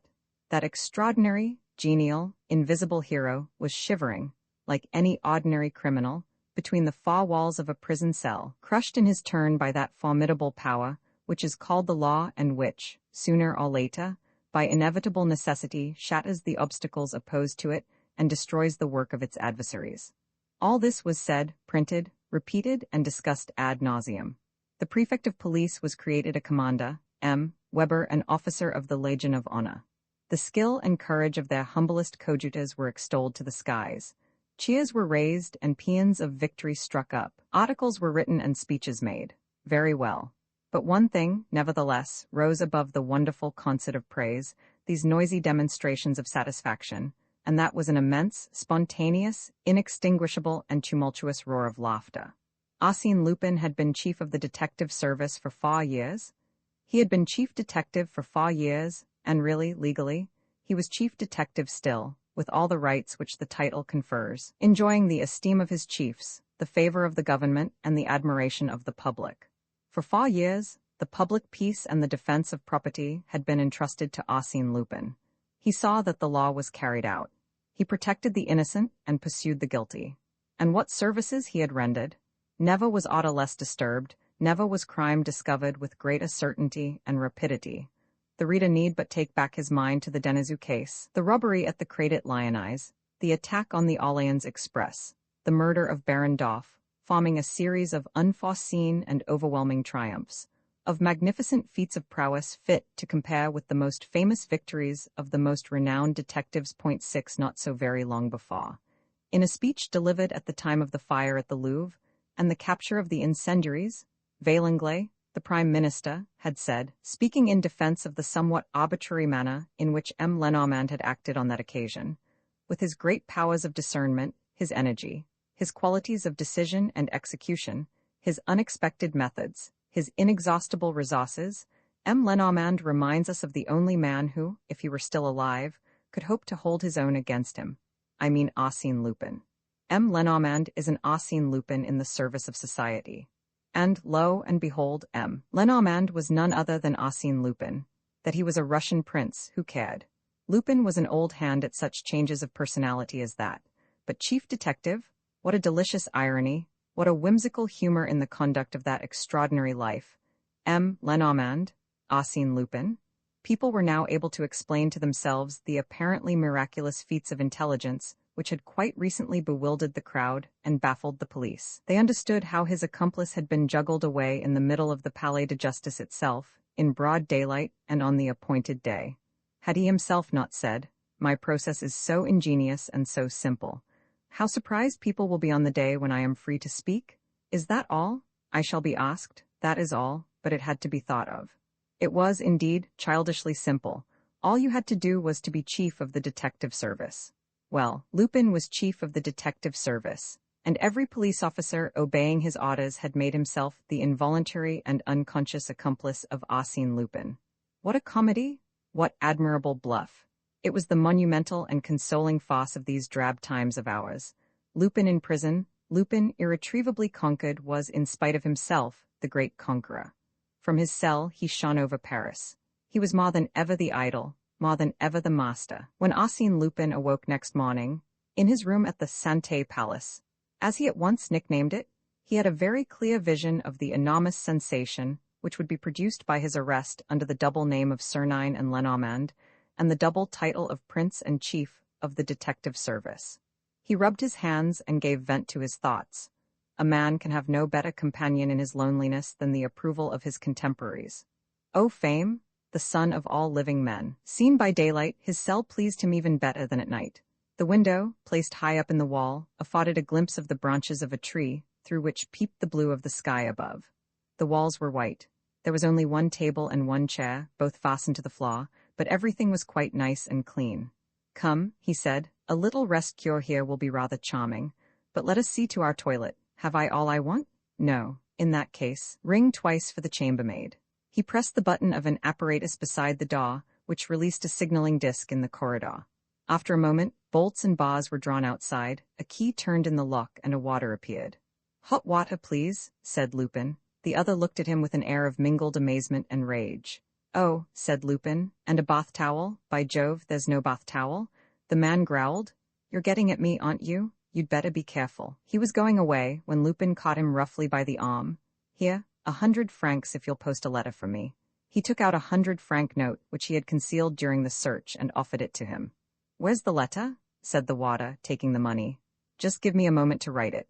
He sat down at the table, scribbled a few words in pencil on a sheet of paper, put it in an envelope, and addressed the letter to Monsieur S.B. 42, Poste Restante, Paris. The warder took the letter and walked away. "That letter," said Lupin to himself, "will reach destination as safely as if I delivered it myself. I shall have the reply in an hour at latest, just the time I want to take a good look into my position." He sat down on his chair and, in an undertone, summed up the situation as follows. "When all is said and done, I have two adversaries to fight at the present moment. There is, first, society, which holds me and which I can afford to laugh at. Secondly, there is a person unknown, who does not hold me, but whom I am not inclined to laugh at in the very least. It is he who told the police that I was Sernine. It was he who guessed that I was M. Lenormand. It was he who locked the door of the underground passage, and it was he who had me clapped into prison." Arsène Lupin reflected for a second and then continued. "So, at long last, the struggle lies between him and me. And to keep up that struggle, that is to say, to discover and get to the bottom of the Kesselbach case, here am I, a prisoner, while he is free, unknown, and inaccessible, and holds the two trump cards which I considered mine, Pierre Leduc and old Steinweg. In short, he is near the goal, after finally pushing me back." A fresh contemplative pause followed by a fresh soliloquy. "The position is far from brilliant. On the one side, everything. On the other, nothing. Opposite me, a man of my own strength or stronger, because he has not the same scruples that hamper me, and I am without weapons to attack him with." He repeated the last sentence several times in a mechanical voice, and then stopped and, taking his forehead between his hands, sat for a long time wrapped in thought. "Come in, Mr. Governor," he said, seeing the door open. "Were you expecting me?" "Why, I wrote to you, Mr. Governor, asking you to come. I felt certain that the warder would give you my letter. I was so certain of it that I put your initials, SB, and your age, 42, on the envelope. The governor's name, in point of fact, was Stanislas Borelli, and he was 42 years of age. He was a pleasant-looking man with a very gentle character who treated the prisoners with all the indulgence possible. He said to Lupin, "Your opinion of my subordinate's integrity was quite correct. Here is your money. It shall be handed to you at your release. You will now go through the searching room again." Lupin went with M. Borelli to the little room reserved for this purpose, undressed, and while his clothes were inspected with justifiable suspicion, himself underwent a most fastidious examination. He was then taken back to his cell, and M. Borelli said, "I feel easier. That's done." "And very well done, Mr. Governor. Your men perform this sort of duty with a delicacy for which I should like to thank them by giving them a small token of my satisfaction." He handed a 100-franc note to M. Borelli, who jumped as though he had been shot. "Oh, but where does that come from?" "No need to rack your brains, Mr. Governor. A man like myself, leading the life that I do, is always prepared for any eventuality, and no mishap, however painful, not even imprisonment, can take him unawares." Seizing the middle finger of his left hand between the thumb and forefinger of the right, he pulled it off smartly and presented it calmly to M. Borelli. "Don't start like that, Mr. Governor. This is not my finger, but just a tube, made of gold beater's skin and cleverly colored, which fits exactly over my middle finger and gives the illusion of a real finger." And he added, with a laugh, "In such a way, of course, as to conceal a third 100-franc note. What is a poor man to do? He must carry the best purse he can, and must needs make use of it on occasions." He stopped at the sight of M. Borelli's startled face. "Please don't think, Mr. Governor, that I wish to dazzle you with my little politricks. I only wanted to show you that you have to do with a client of a rather special nature, and to tell you that you must not be surprised if I venture, now and again, to break the ordinary rules and regulations of your establishment." The governor had recovered himself. He said plainly, "I prefer to think that you will conform to the rules and not compel me to resort to harsh measures, which you would regret to have to enforce. Isn't that it, Mr. Governor? That's just what I should like to spare you, by proving to you in advance that they would not prevent me from doing as I please, from corresponding with my friends, from defending the grave interests confided to me outside these walls, from writing to the newspapers that accept my inspiration, from pursuing the fulfillment of my plans, and lastly, from preparing my escape." "Your escape?" Lupin began to laugh heartily. "But think, Mr. Governor, my only excuse for being in prison is to leave it?" The argument did not appear to satisfy M. Borelli. He made an effort to laugh in his turn. "Forewarned is forearmed," he said. "That's what I wanted," Lupin replied. "Take all your precautions, Mr. Governor, neglect nothing, so that later they may have nothing to reproach you with. On the other hand, I shall arrange things in such a way that, whatever annoyance you may have to bear in consequence of my escape, your career, at least, shall not suffer. That is all I had to say to you, Mr. Governor. You can go." And while M. Borelli walked away, greatly perturbed by his singular charge and very anxious about the events in preparation, the prisoner threw himself on his bed, muttering, "What cheek, Lupin, old fellow, what cheek? Really, anyone would think that you had some idea as to how you were going to get out of this." The Santé prison is built on the star plan. In the center of the main portion is a round hall, upon which all the corridors converge, so that no prisoner is able to leave his cell without being at once perceived by the overseers posted in the glass box which occupies the middle of that central hall. The thing that most surprises the visitor who goes over the prison is that, at every moment, he will meet prisoners without a guard of any kind, who seem to move about as though they were absolutely free. In reality, in order to go from one point to another, for instance, from their cell to the van waiting in the yard to take them to the Palais de Justice for the magistrate's examination, they pass along straight lines, each of which ends in a door that is opened to them by a warder. The sole duty of the warder is to open and shut this door, and to watch the two straight lines which it commands. And thus the prisoners, while apparently at liberty to come and go as they please, are sent from door to door, from eye to eye, like so many parcels passed from hand to hand. Outside, municipal guards receive the object and pack it into one of the compartments of the salad basket. 7. This is the ordinary routine.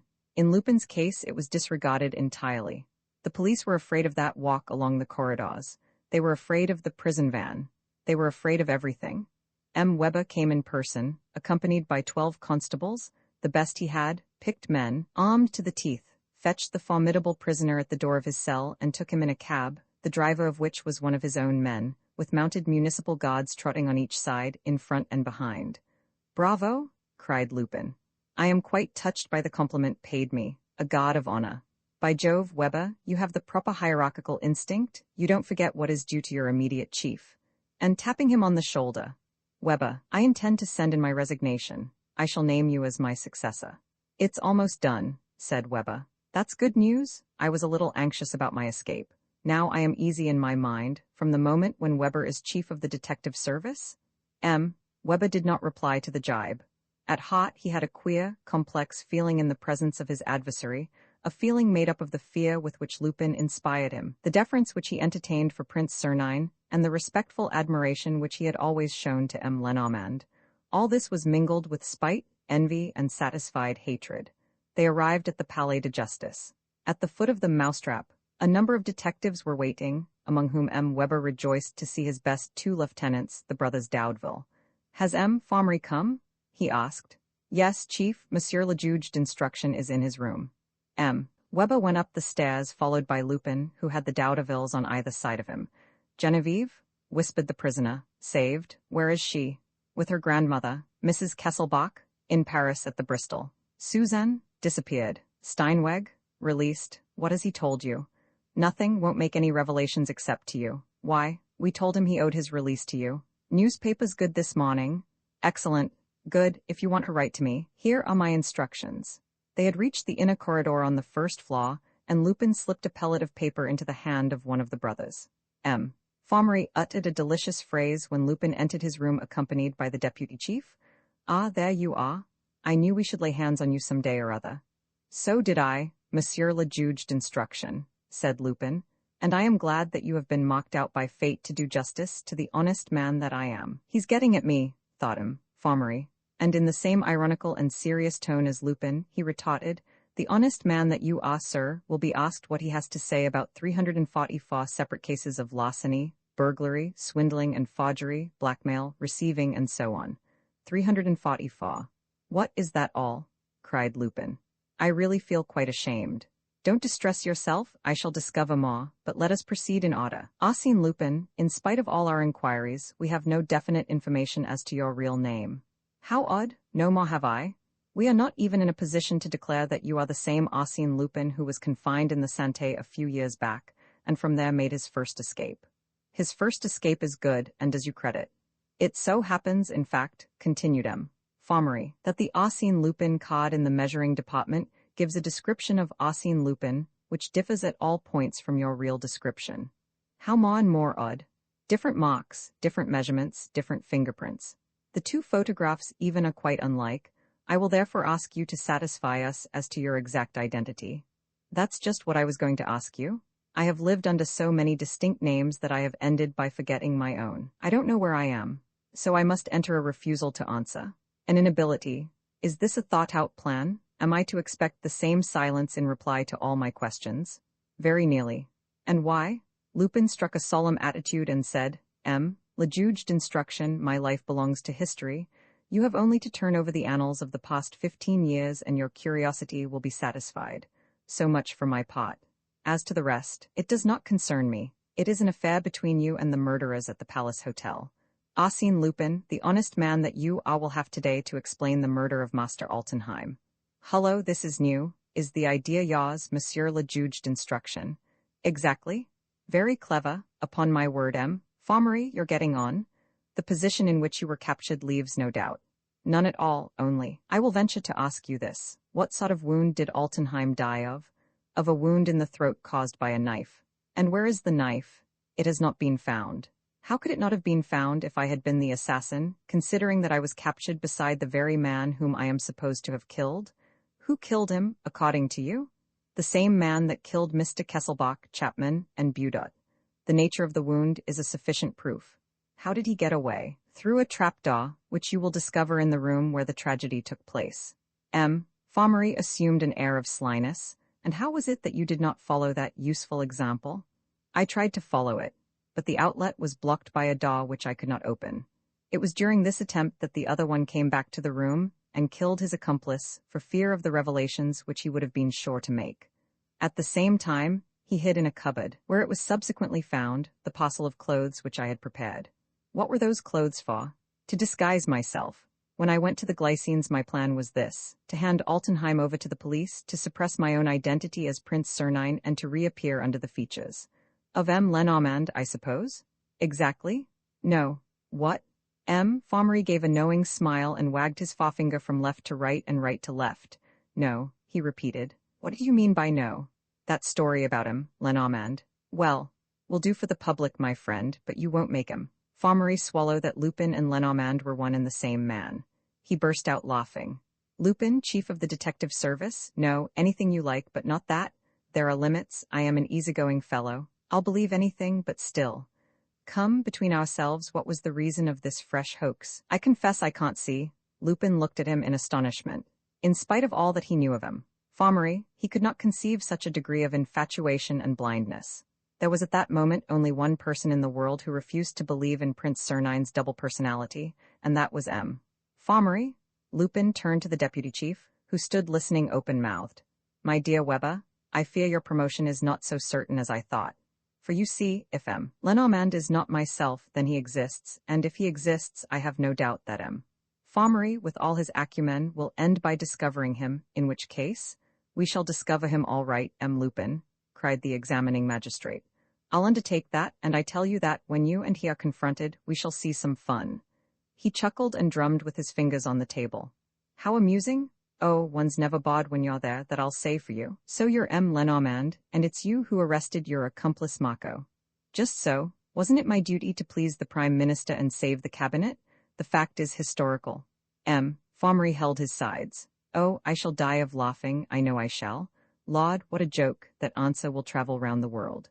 So, according to your theory, it was with you that I made the first inquiries at the Palace Hotel after the murder of Mr. Kesselbach. Surely it was with me that you investigated the case of the stolen coronet when I was ducked to Chamarace.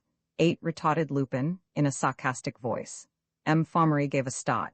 All his merriment was dispelled by that odious recollection. Turning suddenly grave, he asked, So you persist in that absurd theory? I must, because it is the truth. It would be easy for you to take a steamer to Cochin China, and to find at Saigon the proofs of the death of the real M. Lenormand, the worthy man whom I replaced and whose death certificate I can show you. Humbug! Upon my word, Monsieur le Juge d'instruction, I don't care one way or the other. If it annoys you that I should be M. Lenormand, don't let's talk about it. We won't talk about myself, we won't talk about anything at all, if you prefer. Besides, of what use can it be to you? The Kesselbach case is such a tangled affair that I myself don't know where I stand. There's only one man who might help you. I have not succeeded in discovering him, and I don't think that you— What's the man's name? He's an old man, a German called Steinweg. But of course you've heard about him, Weber, and the way in which he was carried off in the middle of the Palais de Justice. M. Fommery threw an inquiring glance at the deputy chief. M. Weber said, I undertake to bring that person to you, Monsieur le Juge d'instruction. So that's done, said M. Fommery, rising from his chair. As you see, Lupin, this was merely a formal examination to bring the two duelists together. Now that we have crossed swords, all that we need is the necessary witness of our fencing match, your counsel. Tut, is it indispensable? Indispensable. Employ counsel in view of such an unlikely trial. You must. In that case, I'll choose Maida Quimble. The president of the Corporation of the Bar, you are wise, you will be well defended. The first sitting was over. M. Weber led the prisoner away. As he went down the stairs of the mousetrap between the two Daudevilles, Lupin said in short, imperative sentences, Watch Steinweg. Don't let him speak to anybody, be there tomorrow. I'll give you some letters, one for you, important. Downstairs he walked up to the municipal guards surrounding the taxicab. Home, boys, he exclaimed, and quick about it. I have an appointment with myself for 2 o'clock precisely. There were no incidents during the drive. On returning to his cell, Lupin wrote a long letter, full of detailed instructions to the brothers Daudeville, and 2 other letters. One was for Genevieve. Genevieve, you now know who I am, and you will understand why I concealed from you the name of him who twice carried you away in his arms when you were a little girl. Genevieve, I was your mother's friend, a distant friend, of whose double life she knew nothing, but upon whom she thought that she could rely. And that is why, before dying, she wrote me a few lines asking me to watch over you. Unworthy as I am of your esteem, Genevieve, I shall continue faithful to that trust. Do not drive me from your heart entirely. Arsène Lupin. The other letter was addressed to Dolores Kesselbach. Prince Sernine was led to seek Mrs. Kesselbach's acquaintance by motives of self-interest alone, but a great longing to devote himself to her was the cause of his continuing it. Now that Prince Sernine has become merely Arsène Lupin, he begs Mrs. Kesselbach not to deprive him of the right of protecting her, at a distance, and as a man protects one whom he will never see again. There were some envelopes on the table. He took up one and took up a second, then, when he took up the third, he noticed a sheet of white paper, the presence of which surprised him and which had words stuck upon it, evidently cut out of a newspaper. He read, "You have failed in your fight with the Baron. Give up interesting yourself in the case, and I will not oppose your escape. L.M." Once more, Lupin had that sense of repulsion and terror with which this nameless and fabulous being always inspired him, a sense of disgust which one feels at touching a venomous animal, a reptile? He said. Even here, that also scared him, the sudden vision which he at times received of this hostile power, a power as great as his own and disposing of formidable means, the extent of which he himself was unable to realize. He at once suspected his water. But how had it been possible to corrupt that hard-featured, stern-eyed man? Well, so much the better, after all, he cried. I have never had to do except with dullards. In order to fight myself, I had to chuck myself into the command of the detective service. This time, I have someone to deal with. Here's a man who puts me in his pocket, by sleight of hand, one might say. If I succeed, from my prison cell, in avoiding his blows and smashing him, in seeing old Steinweg and dragging his confession from him, in setting the Kesselbach case on its legs and turning the whole of it into cash, in defending Mrs. Kesselbach, and winning fortune and happiness for Genevieve, well, then Lupin will be Lupin still. 11 days passed. On the 12th day, Lupin woke very early and exclaimed, Let me see, if my calculations are correct and if the gods are on my side, there will be some news today. I have had 4 interviews with Fomery. The fellow must be worked up to the right point now. And the Daudevilles, on their side, must have been busy. We shall have some fun. He flung out his fists to right and left, brought them back to his chest, then flung them out again and brought them back again. This movement, which executed 30 times in succession, was followed by a bending of his body backwards and forwards. Next came an alternate lifting of the legs, and then an alternate swinging of the arms. The whole performance occupied a quarter of an hour, the quarter of an hour which he devoted every morning to Swedish exercises to keep his muscles in condition. Then he sat down to his table, took up some sheets of white paper, which were arranged in numbered packets, and, folding one of them, made it into an envelope, a work which he continued to do with a series of successive sheets. It was the task which he had accepted, and which he forced himself to do daily, the prisoners having the right to choose the labor which they preferred, sticking envelopes, making paper fans, metal purses, and so on. And in this way, while occupying his hands with an automatic exercise, and keeping his muscles supple with mechanical bendings, Lupin was able to have his thoughts constantly fixed on his affairs. And his affairs were complicated enough in all conscience. There was one, for instance, which surpassed all the others in importance, and for which he had to employ all the resources of his genius. How was he to have a long, quiet conversation with old Steinweg? The necessity was immediate. In a few days, Steinweg would have recovered from his imprisonment, would receive interviews, might blab, to say nothing of the inevitable interference of the enemy, the other one. And it was essential that Steinweg's secret, Pierre Ledoc's secret, should be revealed to no one but Lupin. Once published, the secret lost all its value. The bolts grated, the key turned noisily in the lock. Ah, it's you, most excellent of jailers. Has the moment come for the last toilet, the haircut that precedes the great final cut of all? Magistrate's examination, said the man, laconically. Lupin walked through the corridors of the prison and was received by the municipal guards, who locked him into the prison van. He reached the Palais de Justice 20 minutes later. One of the Daudevilles was waiting near the stairs. As they went up, he said to Lupin, You'll be confronted today. Everything settled? Yes. Weber? Busy elsewhere. Lupin walked into Fomery's room and at once recognized old Steinweg, sitting on a chair, looking ill and wretched. A municipal guard was standing behind him. Fomery scrutinized the prisoner attentively, as though he hoped to draw important conclusions from his contemplation of him, and said, You know who this gentleman is. Why, Steinweg, of course? Yes, thanks to the active inquiries of M. Weber and of his two officers, the brothers Daudeville, we have found Mr. Steinweg, who, according to you, knows the ins and outs of the Kesselbach case, the name of the murderer and all the rest of it. I congratulate you, Monsieur le Juge d'instruction. Your examination will go swimmingly. I think so. There is only one, but Mr. Steinweg refuses to reveal anything except in your presence. Well, I never, how odd of him. Does Arsène Lupin inspire him with so much affection and esteem? Not Arsène Lupin, but Prince Sernine, who he says saved his life, and M. Lenormand, with whom he says he began a conversation. At the time when I was chief of the detective service, Lupin broke in. So you consent to admit. Mr. Steinweg, said the magistrate, do you recognize M. Lenormand? No, but I know that Arsène Lupin and he are one. So you consent to speak? Yes, but we are not alone. How do you mean? There is only my clock here and the guard. Monsieur le Juge d'instruction, the secret which I am about to reveal is so important that you yourself would be sorry. God, go outside, please, said M. Fommery. Come back at once if I call. Do you object to my clock, Steinweg? No, it might be better, but however? Then speak. For that matter, nothing that you reveal will be put down in black on white.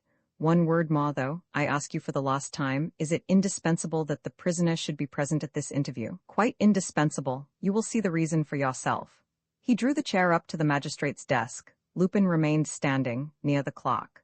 And the old man, speaking in a loud voice, said, It is now 10 years since a series of circumstances, which I need not enter into, made me acquainted with an extraordinary story in which two persons are concerned. The names, please? I will give the names presently. For the moment, let me say that one of these persons occupies an exceptional position in France, and that the other, an Italian, or rather a Spaniard, yes, a Spaniard, a bound across the room, followed by two formidable blows of the fist. Lupin's two arms had darted out to right and left, as though impelled by springs, and his two fists, hard as cannonballs, caught the magistrate and his clock on the jaw, just below the ear. The magistrate and the clock collapsed over their tables, in two lumps, without a moan. Well hit, said Lupin. That was a neat bit of work. He went to the door and locked it softly. Then returning, Steinweg, have you the chloroform? Are you quite sure that they have fainted? Asks the old man, trembling with fear. What do you think? But it will only last for 3 or 4 minutes, and that is not long enough. The German produced from his pocket a bottle and 2 pads of cotton wool, ready prepared. Lupin uncocked the bottle, poured a few drops of the chloroform on the 2 pads, and held them to the noses of the magistrate and his clock. Capital? We have 10 minutes of peace and quiet before us. That will do, but let's make haste, all the same, and not a word too much, old man, do you hear? He took him by the arm. You see what I am able to do. Here we are, alone in the very heart of the Palais de Justice, because I wished it. Yes, said the old man, so you are going to tell me your secret. Yes, I told it to Kesselbach, because he was rich and could turn it to better account than anybody I knew. But prisoner and absolutely powerless though you are, I consider you 100 times as strong as Kesselbach with his 100 millions. In that case, speak, and let us take things in their proper order. The name of the murderer? That's impossible. How do you mean, impossible? I thought you knew it and were going to tell me everything. Everything, but not that. But, later on. You're mad? Why? I have no proofs. Later, when you are free, we will hunt together. Besides, what's the good? And then really, I can't tell you. You're afraid of him? Yes. Very well, said Lupin. After all, that's not the most urgent matter. As to the rest, you've made up your mind to speak? Without reserve. Well then, answer, who is Pierre Leduc? Hermann Roman IV, Grand Duke of Zweibrücken-Veldenz, Prince of Bernkastel, Count of Fistingen, Lord of Wiesbaden and other places. Lupin felt a thrill of joy at learning that his protégé was definitely not the son of a pock-butcher. The devil, he muttered. So we have a handle to our name. As far as I remember, the Grand Duchy of Zweibrücken-Veldenz is in Prussia. Yes, on the Moselle. The House of Veldenz is a branch of the Palatine House of Zweibrücken. The Grand Duchy was occupied by the French after the Peace of Luneville and formed part of the department of Monttonera. In 1814, it was restored in favor of Hermann I, the great-grandfather of Pierre Leduc. His son, Hermann Roman II, spent a riotous youth, ruined himself, squandered the finances of his country, and made himself impossible to his subjects, who ended by partly burning the old castle at Veldenz and driving their sovereign out of his dominions. The Grand Duchy was then administered and governed by 3 regents in the name of Hermann Roman II, who, by a curious anomaly, did not abdicate, but retained his title as reigning Grand Duke. He lived, rather short of cash, in Berlin. Later, he fought in the French War by the side of Bismarck, of whom he was a friend. He was killed by a shell at the siege of Paris and in dying, entrusted Bismarck with the charge of his son Hermann, that is, Hermann Roman III. The father, therefore, of our Leduc, said Lupin. Yes, the Chancellor took a liking to Hermann Roman III, and used often to employ him as a secret envoy to persons of distinction abroad. At the fall of his patron Hermann Roman III, left Berlin, traveled about and returned and settled in Dresden. When Bismarck died, Hermann Roman III was there. He himself died 2 years later. These are public facts known to everybody in Germany, and that is the story of the 3 Hermanns, Grand Dukes of Zweibrücken-Veldenz in the 19th century. But the 4th, Hermann Roman IV, the one in whom we are interested, we will speak of him presently. Let us now pass on to unknown facts. Facts known to you alone, said Lupin. To me alone and to a few others. How do you mean a few others? Hasn't the secret been kept? Yes, the secret has been well kept by all who know it. Have no fear. It is very much to their interest, I assure you, not to divulge it. Then how do you know it? Through an old servant and private secretary of the Grand Duke Hermann, the last of the name. This servant, who died in my arms in South Africa, began by confiding to me that his master was secretly married and had left a son behind him. Then he told me the great secret, the one which you afterwards revealed to Kesselbach. Yes. 1 second, will you excuse me? Lupin bent over him, Fommery, satisfied himself that all was well and the heart beating normally, and said, Go on. Steinweg resumed, On the evening of the day on which Bismarck died, the Grand Duke Hermann Roman III and his faithful manservant, my South African friend, took a train which brought them to Munich in time to catch the express for Vienna. From Vienna, they went to Constantinople, then to Cairo, then to Naples, then to Tunis, then to Spain, then to Paris, then to London, to St. Petersburg, to Warsaw, and in none of these towns did they stop. They took a cab, had their 2 bags put on the top, rushed through the streets, hurried to another station or to the landing stage, and once more took the train or the steamer. In short, they were being followed and were trying to put their pursuers off the scent, Arsène Lupin concluded. One evening, they left the city of Treves, dressed in workmen's caps and linen jackets, each with a bundle slung over his shoulder at the end of a stick. They covered on foot the 22 miles to Veldenz, where the old castle of Zweibrücken stands, or rather the ruins of the old castle. No descriptions, please. All day long, they remained hidden in a neighboring forest. At night, they went up to the old walls. Hermann ordered his servant to wait for him and himself scaled the wall at a breach known as the Wolf's Gap. He returned in an hour's time. In the following week, after more peregrinations, he went back home to Dresden. The expedition was over. And what was the object of the expedition? The Grand Duke never breathed a word about it to his servant, but certain particulars and the coincidence of facts that ensued enabled the man to build up the truth, at least in part. Quick, Steinweg, time is running short now, and I am eager to know. A fortnight after the expedition, Count von Waldemar, an officer in the Emperor's bodyguard and one of his personal friends, called on the Grand Duke, accompanied by 6 men. He was there all day, locked up with the Grand Duke in his study. There were repeated sounds of altercations, of violent disputes. One phrase even was overheard by the servant, who was passing through the garden, under the windows. Those papers were handed to you? His Imperial Majesty is sure of it.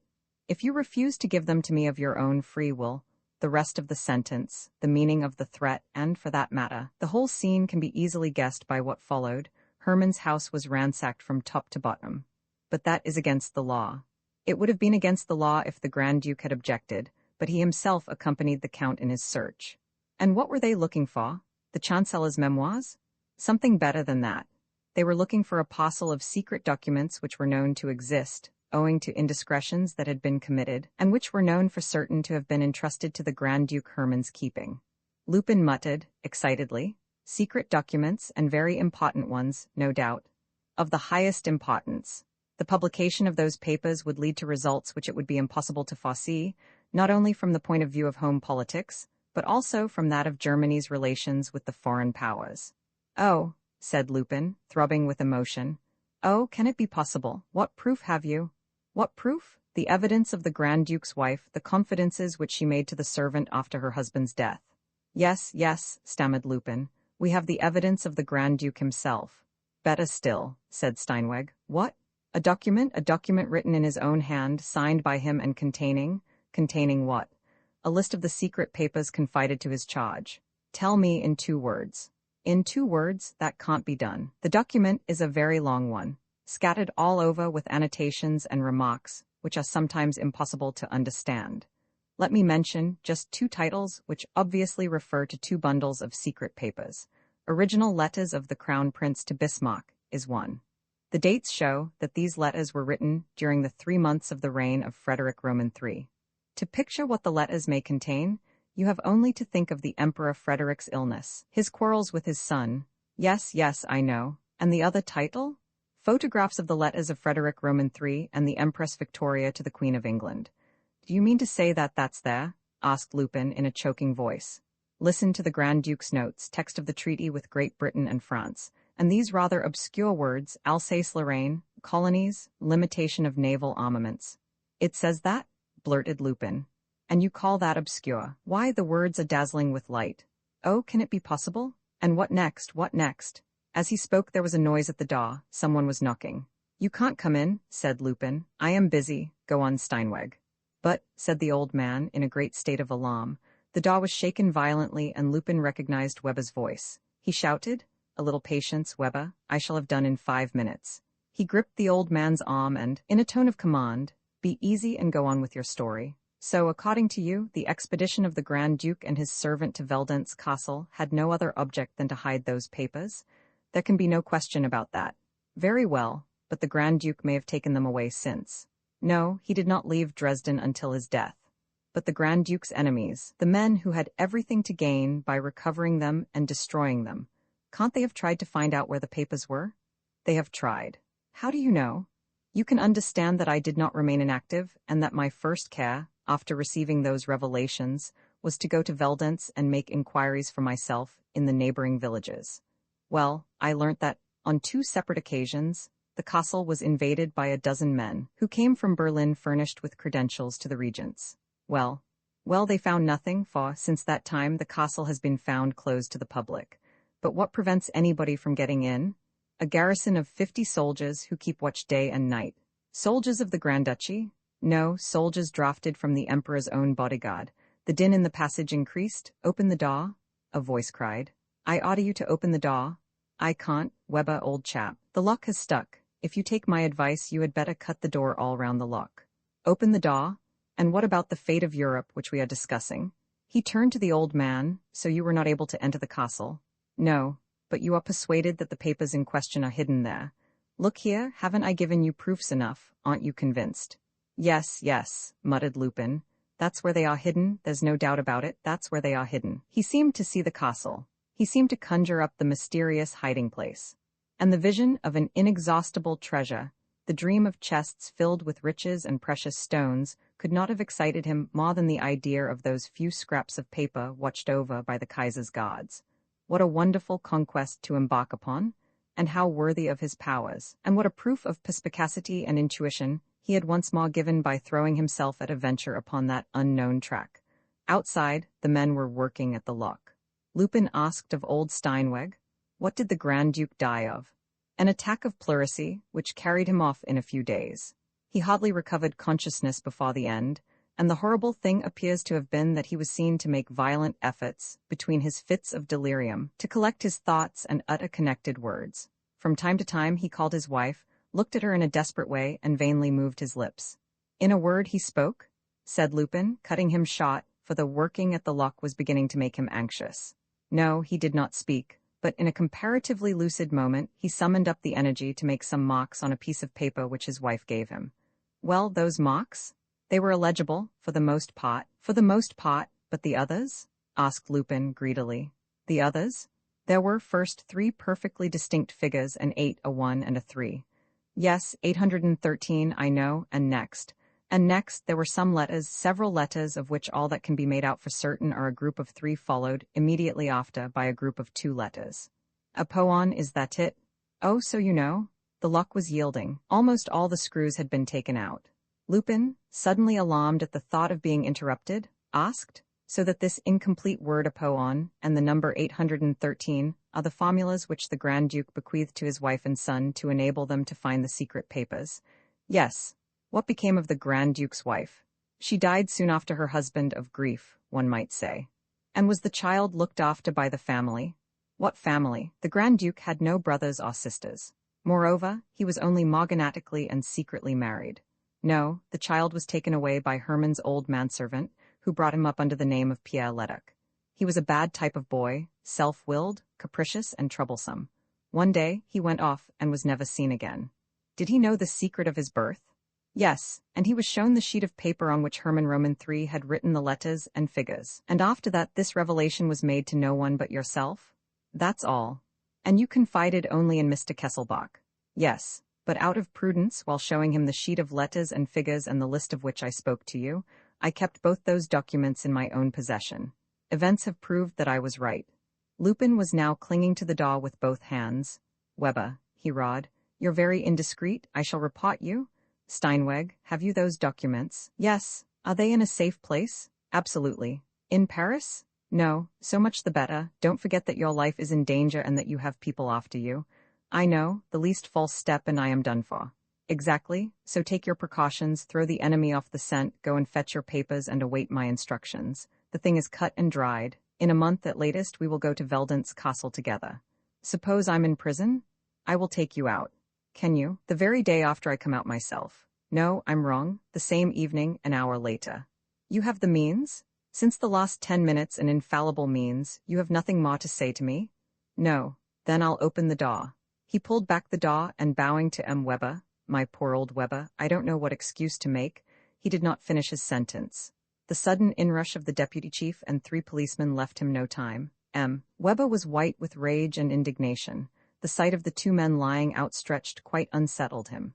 Dead, he exclaimed. Not a bit of it, not a bit of it, chuckled Lupin. Only asleep. Formery was tired out, so I allowed him a few moments' rest. Enough of this humbug, shouted M. Weber, and turning to the policeman, take him back to the Santé. And keep your eyes open, damn it. As for this visitor, Lupin learnt nothing more as to Weber's intentions with regard to old Steinweg. A crowd of municipal guards and police constables hustled him down to the prison van. On the stairs, Daudeville whispered. Weber had a line to warn him. It told him to mind the confrontation and to be on his guard with Steinweg. The note was signed L.M., but Lupin hardly bothered his head about all this. What did he care for the murderer's hatred or old Steinweg's fate? He possessed Rudolf Kesselbach's secret,